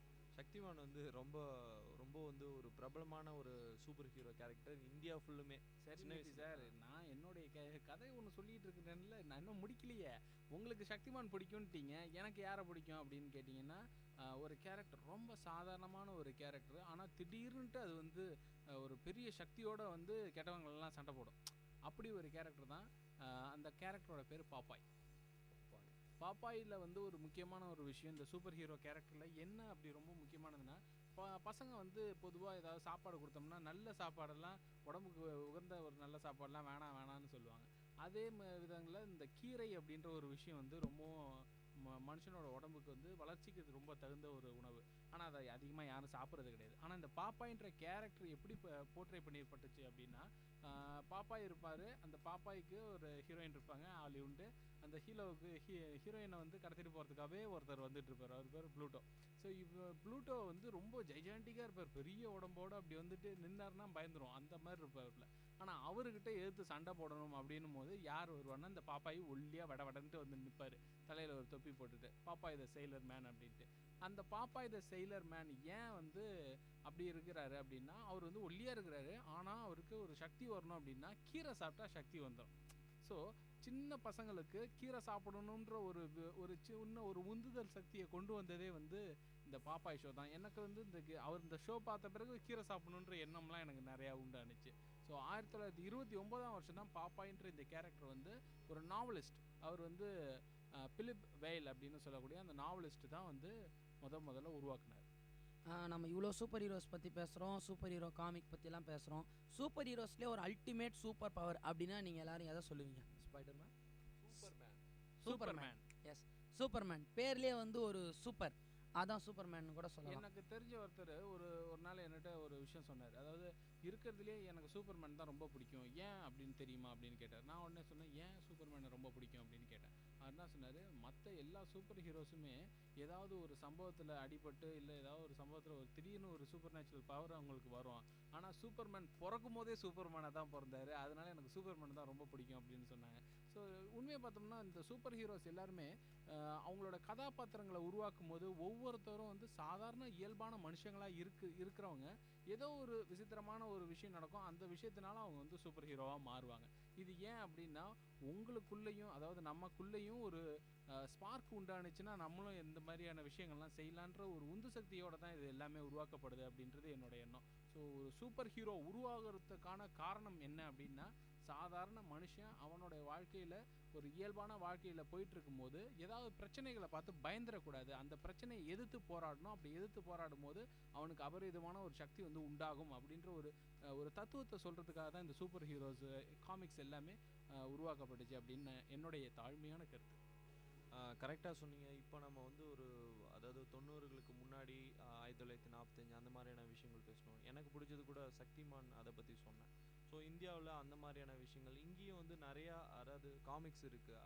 ஹரிச்சந்திர கதையாக இருக்கட்டும், இல்லை அந்த விக்ரமாதித்தன் வேதாளன் கதைகளாக இருக்கும். அது சூப்பர் ஹீரோஸ் கதை கிடையாது, பட் ஒரு காமிக் வைஸு டிசி காமிக்ஸாக இருக்கட்டும் இல்லை மார்வல் ஸ்டுடியோவாக இருக்கட்டும், அவங்களாம் மெயினாக பார்த்திங்கன்னா சூப்பர் ஹீரோஸை மையப்படுத்தி நிறையா சூப்பர் ஹீரோஸை கொண்டு வந்தாங்க. இப்போ லேட்டஸ்ட்டாக குழந்தைகளுக்கு ஒரு பெரிய சூப்பர் ஹீரோஸ் யாருன்னு பார்த்தீங்கன்னா வந்து சோட்டா பீம் தான் வந்து அவங்களோட ஒரு ஆதர்ச நாயகன்னு சொல்லலாம். ரொம்ப ஒரு சாதாரண ஒரு இதுதான் அவனுக்கு. அதாவது கிட்டத்தட்ட நம்ம ஆனந்த் சார் சொன்னார், பாப்பாய்க்கு எப்படி ஸ்பினச் சாப்பிட்டா வந்து இது வருமோ, இவருக்கு லட்டு சாப்பிட்டா வந்து ஒரு பவர் வந்துது. நம்ம அதான் தொடக்கத்துலேருந்தே நம்ம சொல்கிற விஷயம், நம்மளால் ஒரு முடியாத ஒரு விஷயத்த நம்ம இன்னொருத்தர் அது செய்யும்போது நம்மளுக்கு வந்து அவர் பெரிய ஹீரோவாக இருக்குது. நம்மளால் இந்த விஷயம் செய்ய முடியலை, மற்றவங்களால செய்ய முடியுது. ஸோ இப்போது நம்ம சக்திமான் பற்றி சொல்லிட்டு இருந்தீங்க. இப்போ எந்த ஒரு சூப்பர் ஹீரோ கேரக்டராக இருந்தாலும் அவங்க வந்து தன்னோட அதாவது மெசேஜ் சொல்லுவாங்க, அதாவது குழந்தைங்களுக்காக. நம்ம இப்போ ஸ்பினச் சாப்பிட்ற மாதிரி, லட்டு சாப்பிட்ற மாதிரி சூப்பர்மானோட ஒரு இன்ஸ்பிரேஷன் என்னென்னா, அந்த 7 சக்கரங்கள், அந்த 7 சக்கரம் அந்த யோகாவில் வர அதை வந்து கட்டுப்படுத்தினா வந்து கண்டிப்பாக வந்து சூப்பர் ஹீரோ மாறலான்றது மெசேஜாக வச்சு தான் வந்து உருவாக்கி இருக்காங்க. சரி ஆனந்த் சார், இப்போ வந்து நம்ம சூப்பர் ஹீரோஸ் சொல்லியிருக்கோம். எல்லாரோட ஃபேவரட்டான சூப்பர் ஹீரோஸ் பற்றி கேட்டால் அவங்களுக்கு பிடிச்ச ஒரு சூப்பர் ஹீரோஸ் பற்றி சொன்னால் நல்லாயிருக்கும்னு நான் நினைக்கிறேன். அதுக்கான காரணத்தையும் சேர்த்து சொன்னால் இன்னும் நல்லாயிருக்கும்னு நான் நினைக்கிறேன். ஏன்னா இப்போ ஒரு சூப்பர் ஹீரோ பிடிக்கும் அப்படின்னு சொன்னேன்னா, நான் சொன்னேன் பாப்பாய் வந்து எனக்கு ரொம்ப பிடிக்கும் அப்படின்னு. ஏன்னும் போது அது வந்து ஒரு உணவு பொருளை வந்து அடுத்தவங்களுக்கு வந்து இப்போ சாப்பிட்டா நல்லாயிருக்கும் அப்படின்னு சொல்கிற ஒரு கருத்தோடு வந்துச்சு. ஸோ அது மாதிரி கருத்துள்ள சூப்பர் ஹீரோஸ், இந்த சூப்பர் ஹீரோ ஏன் பிடிக்கும், எதனால் பிடிக்குன்றதையும் சேர்த்து சொல்லலாம். சுரேஷ் ப்ரோஸ், உங்கள்கிட்ட ஸ்டார்ட் பண்ணலாமா? உங்களுக்கு பிடிச்ச சூப்பர் ஹீரோ யார், எதுக்காக அவர் ரொம்ப? அதாவது 90s கிட்ஸ் எல்லாருக்குமே பிடிச்ச ஒரே ஒரு சூப்பர் ஹீரோனா சக்திமான் தான். ஏன்னா சக்திமானை வந்து இப்போ இருக்கிற எல்லா சூப்பர் ஹீரோஸும் வந்து அது ஒரு தனியாக வேறு ஒரு பவர் கிடச்சி அது வந்து சாத்தியப்படாத ஒரு விஷயம் தான். ஆனால் சக்திமானுங்கிற பவர் வந்து நம்ம இப்போ குழந்தைங்களுக்கு புகுத்தப்பட்டது என்னென்னா, அந்த யோகாவோட பவரை வச்சு கண்டிப்பாக அவங்க வந்து அவங்க ஷைன் பண்ணலான்றது காமிச்ச ஒரு ஷோ அது. சரி ரஞ்சித், நீங்கள் சொல்லுங்கள். எனக்கு வந்து சூப்பர்மேன் தான் வந்து பயங்கரமாக பிடிக்கும். ஏன்னா ஒரு சூப்பர் ஹீரோக்கும் ஒரு தனி பவர் இருக்கும். எல்லா சூப்பர் ஹீரோவோட பவருமே கிட்டத்தட்ட ஆல்மோஸ்ட் எல்லாமே இருக்குது. அப்படி அது யாருக்குன்னா வந்து சூப்பர்மேன் அப்படின்னு சொல்லலாம். நித்யராஜ் சார், உங்களுக்கு சொல்லுங்கள். நீங்கள் உங்களுக்கு பிடிச்ச சூப்பர் ஹீரோனா யார் சொல்லுவீங்க? எனக்கு பேட்மேன் ரொம்ப பிடிக்குங்க. அதாவது ஒரு நார்மலான மனுஷன் தான் அவரும் வந்து சில விஷயம் பார்ப்பாரு. அதாவது அவரோட வில்லன்ஸ் எல்லாம் பார்த்தீங்கன்னா ரொம்ப வந்து ஹெவியாக ரொம்ப பவர்ஃபுல்லாக இருப்பாங்க. ஆனால் இவர் ஒரு சாதாரண மனுஷன் தான். சூப்பர் ஹீரோவுக்கு தேவையான தகுதிகளை இவரே உருவாக்கிப்பார்.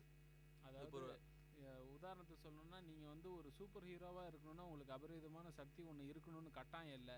அதை தாண்டி நீங்கள் வந்து ஒரு விஷயத்த வந்து உங்களுக்குள்ளே கிரகிச்சிக்கிட்டிங்கன்னா அந்த ஒரு வில் பவரே வந்து உங்களை கொண்டு போய் அந்த சூப்பர் ஹீரோ பொசிஷனில் வைக்கும் அப்படின்னு சொல்கிறேன். கண்டிப்பாக அது நமக்குள்ளேயே தான் இருக்கணும். நம்மளே ஒரு பெரிய சூப்பர் ஹீரோ தானே.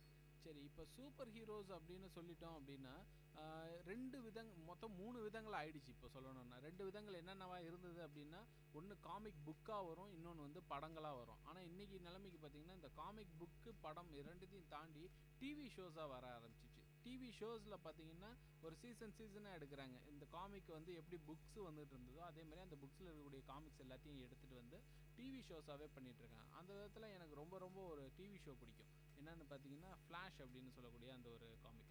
ஸோ அந்த ஃப்ளாஷில் பார்த்தீங்கன்னா என்னன்னா ரொம்ப ஃபாஸ்ட்டாக இருப்பார். அவருக்கு வந்து ஒரு சின்ன ஆக்சிடெண்ட் ஆகிடும். அந்த ஆக்சிடெண்ட் மூலமாக என்ன ஆவார்னா ரொம்ப வேகமாக செயல்பட ஆரம்பிச்சிடுவார். ஒரு செகண்ட்லக்க உலகத்தையே மொத்தமாக ஒரு 2 தடவை சுற்றிட்டு வந்துடுவார் அப்படின்லாம் சொல்லுவாங்க. அவருடைய பெரிய ரெக்கார்டு ஒன்று அவங்க காமிக்கில் சொல்லுவாங்க. என்னென்னா இந்த உலகத்தில் இருக்கக்கூடிய எல்லா கிளாக்லேயும் 2 செகண்ட் வந்து பின்னாடி நவுத்தி வச்சுட்டு வந்தார் ஒரு செகண்டில் அப்படின்னுட்டு. ஸோ இது மாதிரி ரொம்ப ஃபாஸ்டஸ்ட் மேன் அப்படின்னுட்டு சொல்கிற அந்த ஃப்ளாஷ் வந்து இன்றைக்கி வந்து டிவி ஷோஸாக வர ஆரம்பிச்சிச்சு. ஸோ டிவி ஷோஸ் அப்படின்னு பார்த்துட்டோம் அப்படின்னா இந்த மற்ற சூப்பர் ஹீரோஸ் எல்லாருமே ஒன்றிணைக்கக்கூடிய ஒரு விஷயமா இன்றைக்கி டிவி ஷோஸ் மாறிக்கிட்டு இருக்கு. ஸோ இன்னும் பல தகவல்கள் உங்களோட சூப்பர் ஹீரோஸை பற்றி இந்த அறிவமாயிரம் நிகழ்ச்சியில் தரத்துக்கு நாங்கள் காத்துட்ருக்கோம். ஒரு சிறிய இடைவேளை.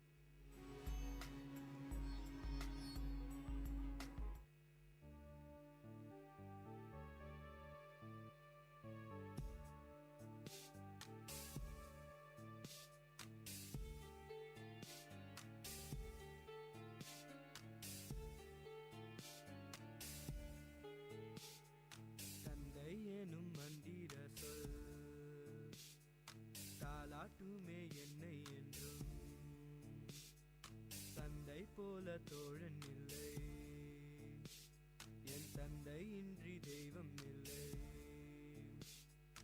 வரமாய் வந்த தெய்வம் நீ, தவமாய் கிடைத்த செல்வம் நீ, என்னென்னம் நீ வந்தம் நீ, எந்த தந்தை நீ. தந்தை எனும் மந்திர சொல் தாலாட்டுமே என்னை என்றும்.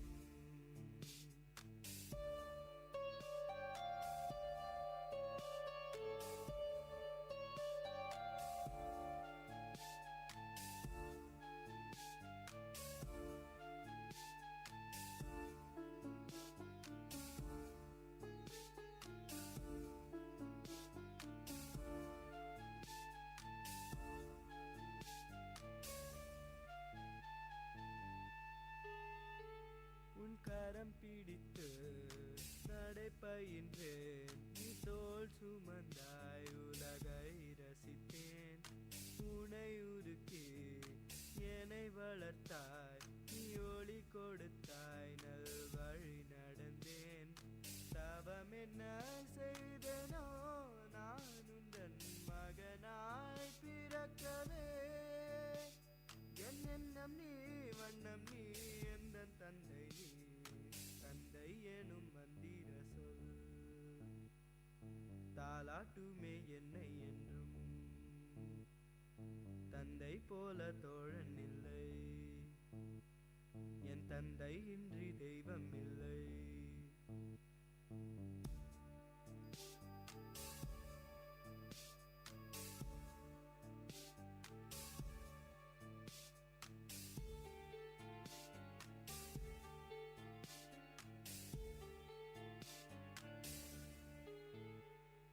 காதல் கொண்டேன் காத்திருந்தேன், நீ கரம் கொடுக்க நான் கரை சேர்ந்தேன்.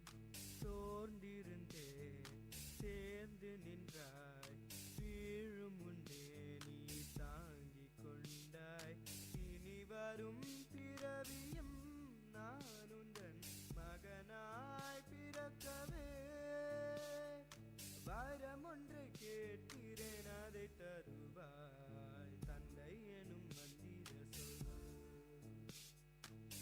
தாலாட்டுமே என்னை என்றும். தந்தை போல தோழன் இல்லை, என் தந்தை இன்றி தெய்வம் இல்லை.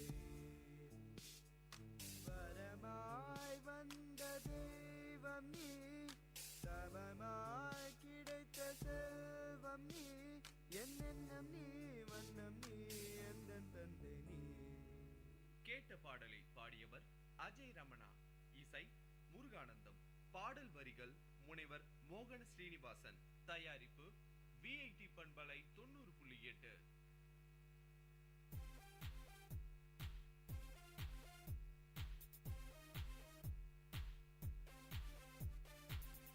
Hey Mintu, do you know anything about waste sorting? Now, is that any of your new eco-conservation ideas? Exactly, you know me so well. Yeah. Tell me, what is it? Actually, this is very simple. Just sort waste into biodegradable and non-biodegradable waste bins, and this way you can do some waste management. That sounds cool. Go green!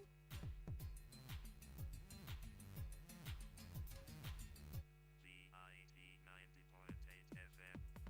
உள்ளம் கொள்ளை போகுமே விஐடியின் radio, பங்கு பெற வாருங்கள்.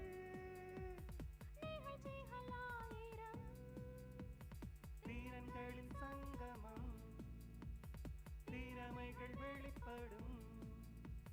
விஐடியின் radio, உங்கள் radio.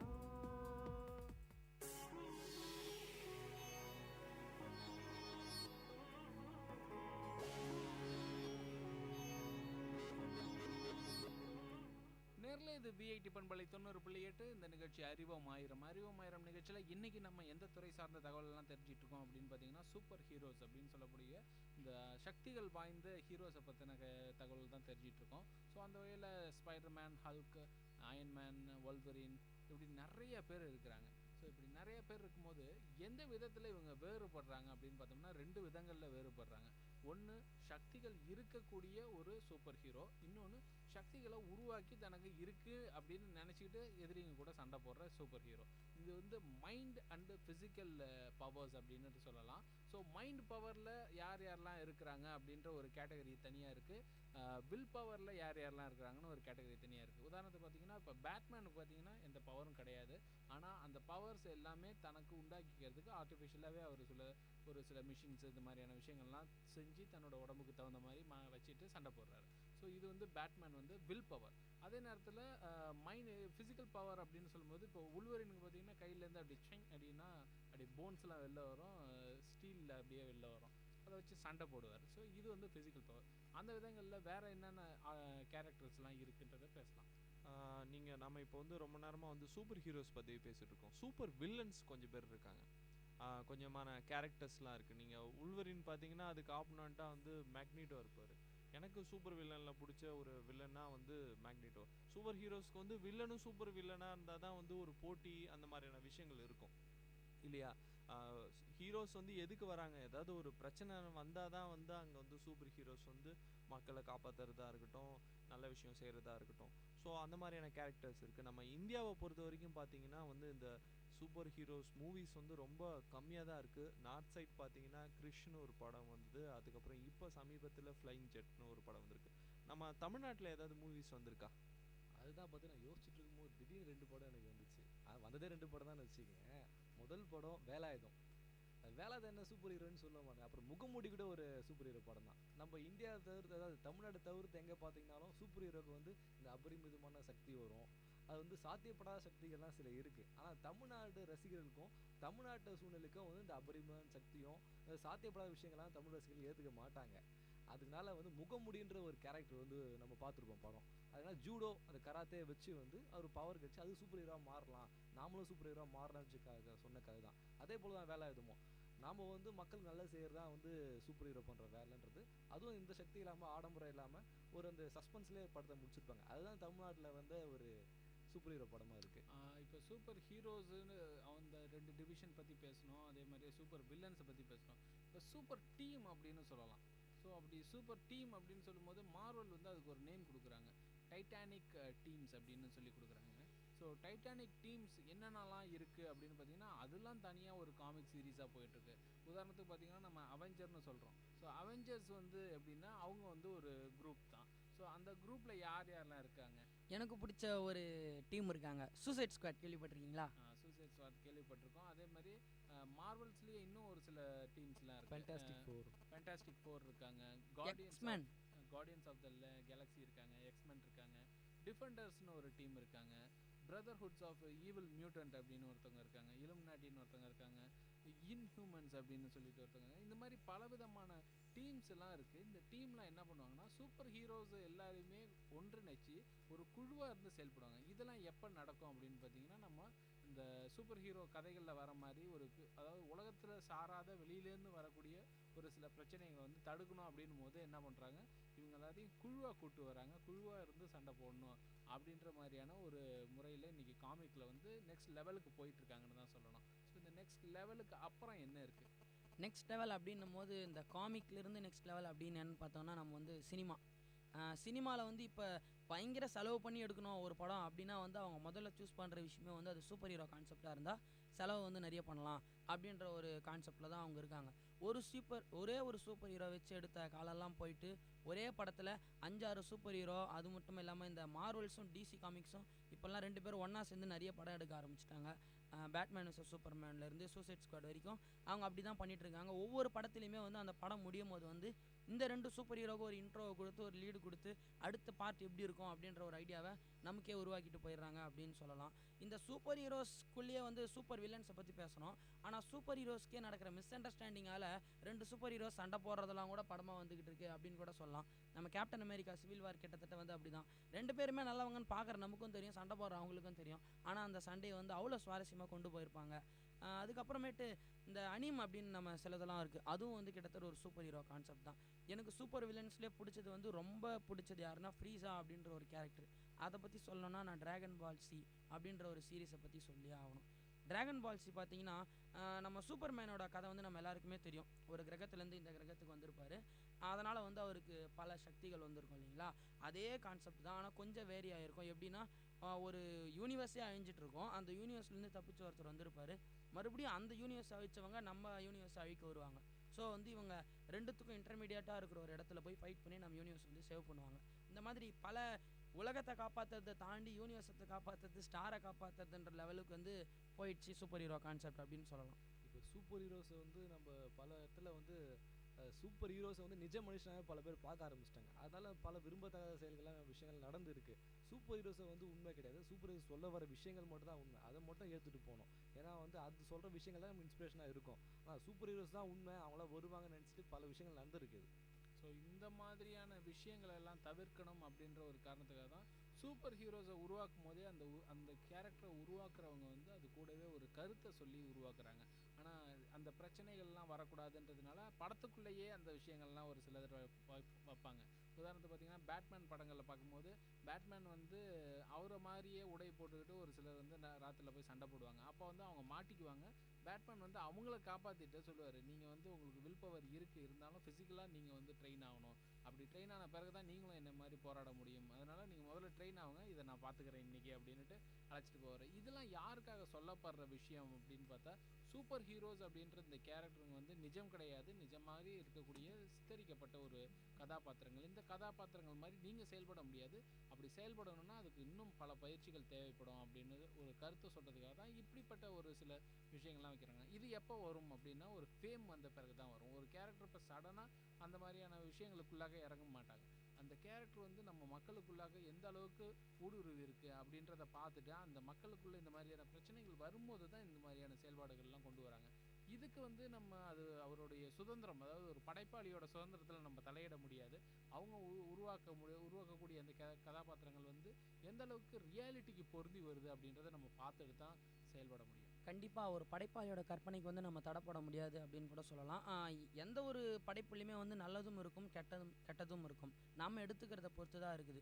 Super heroes படத்தில் வந்து அவங்க சொல்ல வர விஷயம் என்னென்னா எவ்வளோ பெரிய கெட்ட விஷயம் இருந்தாலும் அதுக்கு ஒரு சொல்யூஷன் இருக்கும், எவ்வளோ பெரிய கெட்டவன் இருந்தாலும் அதை சால்வ் பண்ணுறதுக்கு ஒரு நல்லவன் வருவான். ஸோ நமக்கு வந்து ஒரு வில் பவர் வேணும். எந்த ஒரு நிலைமையிலையுமே வந்து நம்ம எதையும் இழந்துருவோம், எஸ் இது போச்சு தோத்துட்டோம் அப்படின்ற ஒரு எண்ணம் நமக்கு வந்துடக்கூடாது. அப்படின்றதுக்காக தான் வந்து இந்த சூப்பர் ஹீரோஸ் படம்.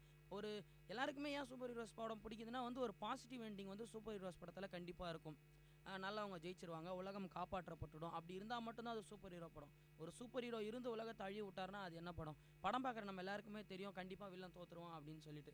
அப்படி இருந்து நம்ம ஏன் அந்த படத்தை பார்க்குறோன்னா சூப்பர் ஹீரோ எப்படிலாம் ஜெயிக்கிறாரு, அந்த படத்தில் அவங்க கன்வே பண்ண வர மெசேஜ் என்ன, அந்த சூப்பர் பவர்ஸ் அது எல்லாத்தையும் தாண்டி அவங்க ஹேண்டில் பண்ணுற அந்த ட்ரிக்ஸ் என்ன, அந்த வில் பவர் என்ன, அந்த வில் பவர் மட்டும்தான் நம்ம எடுத்துக்க முடியுமே தவிர அந்த கற்பனைகளையோ அந்த ஃபேண்டசி விஷயங்களையோ ட்ரை பண்ணி பல்பு வாங்கக்கூடாது அப்படின்றது தான் என்னுடைய தாட். அதனால தான் படம் ஆரம்பிக்கும் போது சொல்லியிருக்காங்க இதெல்லாம் வந்து எக்ஸ்பர்ட்ஸ்னால பண்ணது, நீங்களாம் இப்போ ட்ரை பண்ணாதீங்கன்னு சொல்லிட்டு.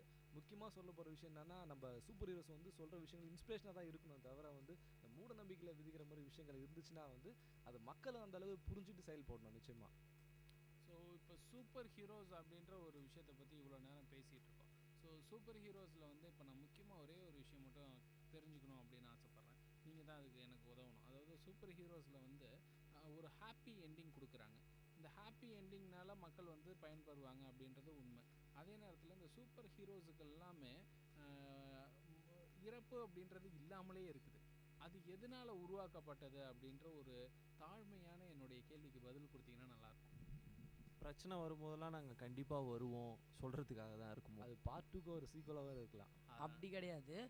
நம்ம மனசுக்குள்ள இருக்கிற அந்த வில் பவர் வந்து என்றைக்குமே சாகக்கூடாது. ஒரு நல்ல விஷயம் வந்து செத்து போச்சுன்னா வந்து நம்மளோட மனசு வந்து இவ்வளோ அவன் நல்லது பண்ணி வந்து அவன் தோற்று போயிட்டானே அப்படின்ற ஒரு எண்ணம் வந்து பார்க்குற மக்களுக்கு மனதில் வந்து விதைக்கக்கூடாது. அப்படின்றதுக்காக தான் எந்த ஒரு சூப்பர் ஹீரோவுக்குமே வந்து சாவுன்னு ஒன்று கிடையவே கிடையாது. ஸோ இப்போ சூப்பர் ஹீரோஸ் எல்லாம் இறக்காத ஒரு மரணமில்லாத வாழ்க்கையை வாழ்ந்துட்டு இருக்காங்க அப்படின்றது மூலமாக என்ன சொல்ல வராங்கன்னா, நம்மளும் அது மாதிரியான ஒரு சிறப்பான செயல்களை தான் செய்யணும். ஏன்னா ஒரு சூப்பர் ஹீரோ வந்து அந்த சூப்பர் ஹீரோக்கான பவர் வரும்போது அது கூடவே ஒரு பெரிய லட்சியமும் சேர்ந்து வரும். அதாவது அதை இன்னும் தெளிவாக சொல்லணுன்னா நான் வந்து கிரேட் பவர் கிரேட் ரெஸ்பான்சிபிலிட்டி.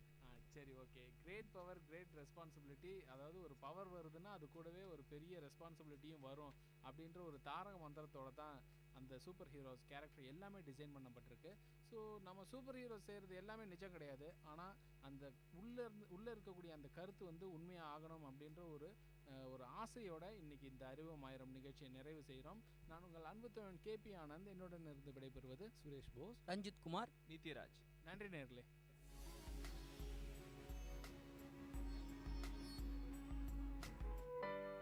மகிழ்ச்சி நிறைந்த அறிவு சார்ந்த நிகழ்ச்சிகளால் உங்கள் மனங்களை கவர்ந்த இன்றைய ஒளிபரப்பு இனிதே நிறைவு பெறுகிறது.